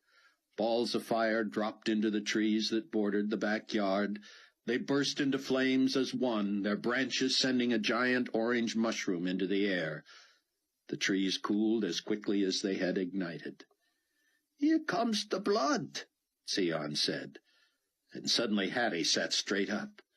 She stared out the window as blood poured from the skies. She struggled to kneel on the bed so she could see farther. The parched yard was wet with melted hail, and now red with blood. Lightning cracked and thunder rolled. Softball-sized hailstones drummed the roof, rolling and filling the yard. Sion shouted, "Praise the Lord God Almighty, maker of heaven and earth! What you see before you is a picture of Isaiah 1:18. Though your sins are like scarlet, they shall be as white as snow. Though they are red like crimson, they shall be as wool." "Did you see it, Hattie?" Chloe asked. Hattie turned, and Buck saw her tears. She nodded, but looked woozy. Buck helped her lie back down, and she was soon asleep. As the clouds faded and the sun returned, the results of the light show became obvious. The bark on the trees had been blackened, the foliage all burned off. As the hail melted and blood seeped into the ground, the charred grass showed through. "The scriptures told us that 1/3 of the trees and all of the green grass in the world would be burned," Sion said. "I cannot wait until we have power, so we can see what Carpathia's newsmen make of this." Yet another clear movement of God's hand had moved Buck. He longed for Hattie to stay healthy so she could pursue the truth. Whether Bruce Barnes had been poisoned by Nikolai Carpathia or had lost his life in the first volley of bombs in World War III made little difference in the larger scheme of things. But if Hattie Durham had information about Amanda that could confirm or deny what Sion had stumbled onto in Bruce's computer files, Buck wanted to hear it. Mac left the chopper running, but Rayford was cold. With nothing green to scorch in that part of the world, the fire and blood had been overcome by the hail.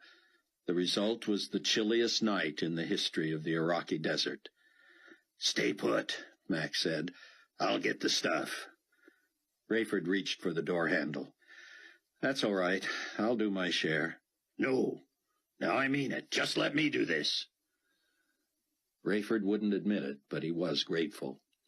He stayed inside as Mac sloshed in the melting hail. He stored the scuba equipment behind the seats. When he reboarded, he had Amanda's waterlogged laptop computer. "What's the point, Mac? Those things aren't waterproof." "True," Mac said. "Your screen is shot, your solar panels are ruined, your keyboard won't function, the motherboard is gone, you name it. That much water had to kill it. Except for the hard drive. It's encased and waterproofed. Experts can run a diagnostic and copy any files you want." "I don't expect any surprises." "I'm sorry to be blunt, Rayford," Max said, "but you didn't expect to see her in the Tigris. If I were you, I'd look for evidence to prove Amanda was everything you thought she was." Rayford wasn't sure. "I'd have to use someone I know, like David Hasid or someone else I can trust." "That narrows it to David and me, yes." "If it's bad news, I couldn't let a stranger discover it before I do. Why don't you handle it, Mac? In the meantime, I don't even want to think about it. If I do, I'm going to break your confidence and go straight to Carpathia and demand he clear Amanda's name with anybody he ever talked to about her." "You can't do that, Ray." "I might not be able to help myself if I have exclusive access to that computer. Just do it for me. Give me the results." "I'm not an expert, Ray. How about if I supervise David or let him run me through it?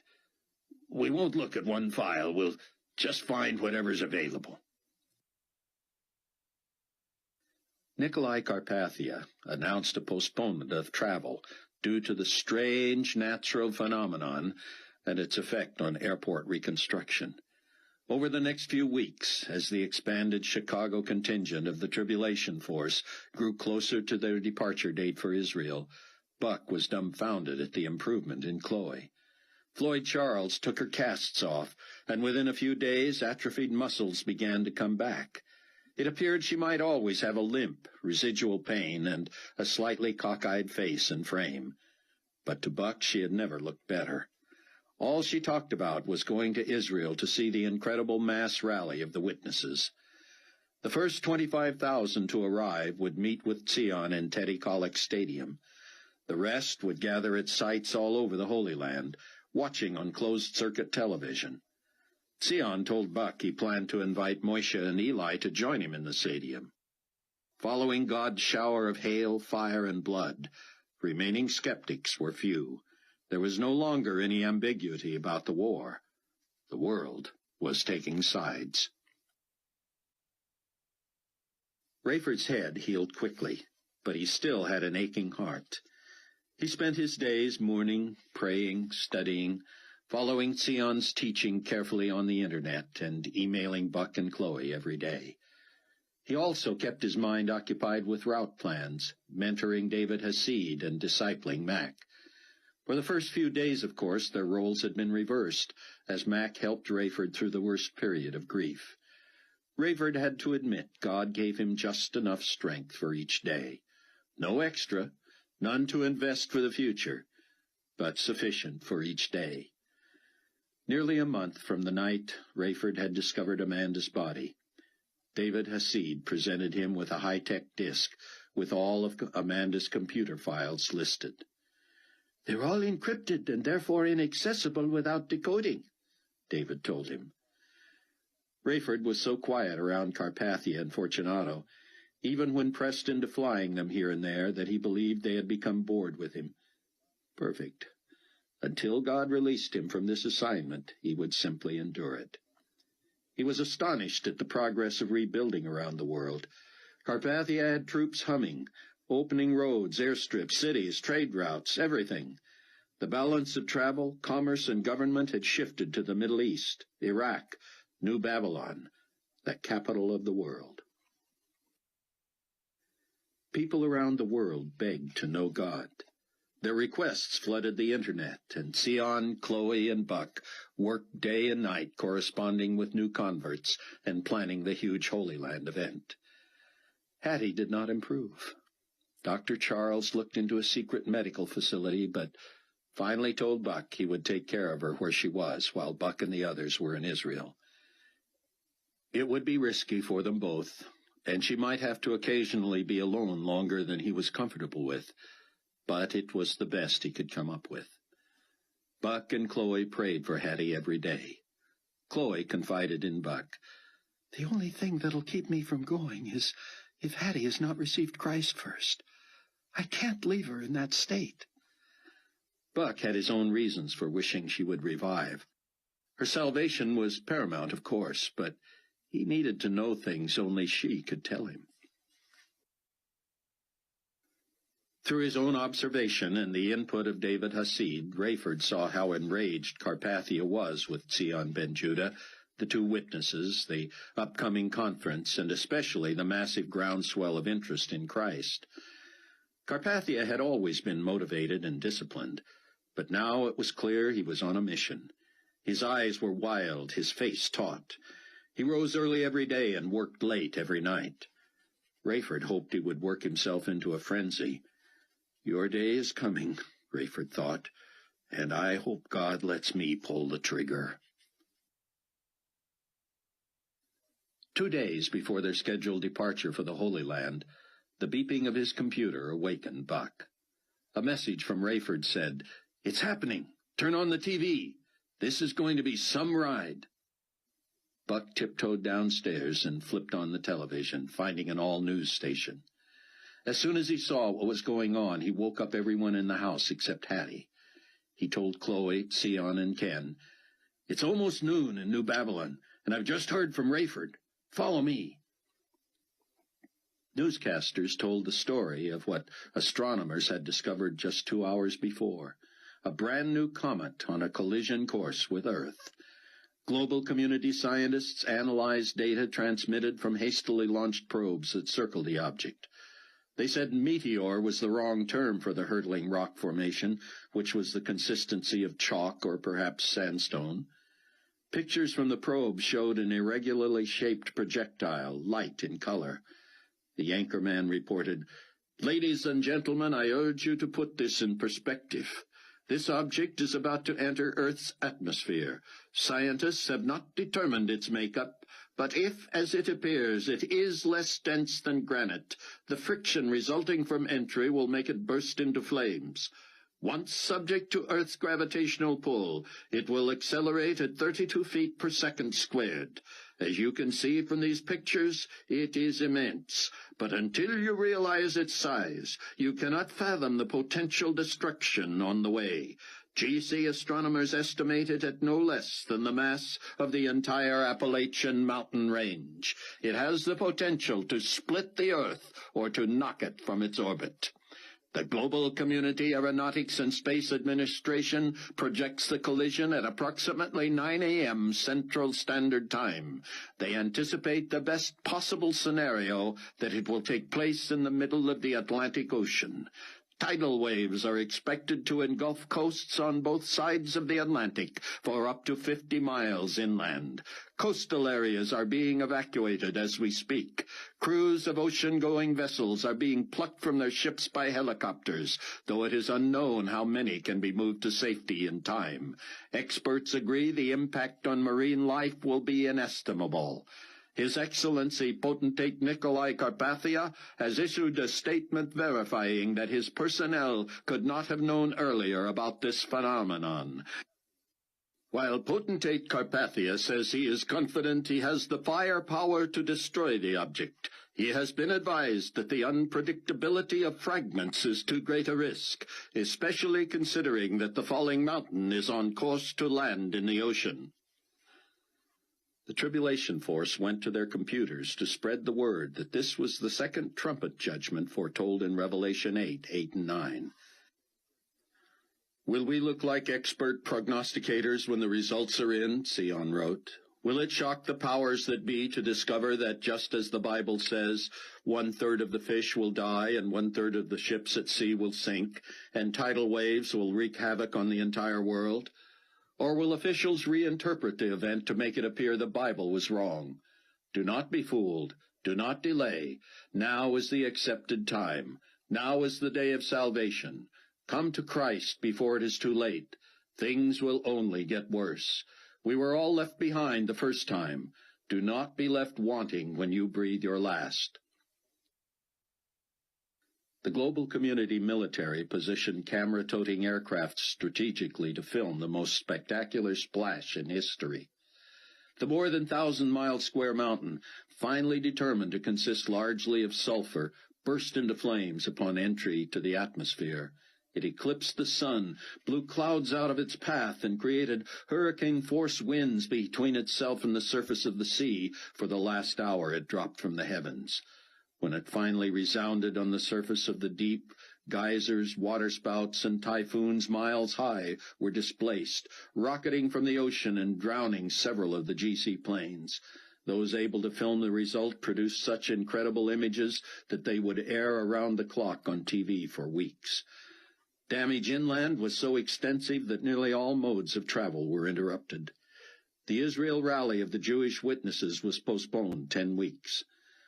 The 2 witnesses at the Wailing Wall went on the offensive, threatening to continue the Holy Land drought they had maintained since the day of the signing of the covenant between the Antichrist and Israel.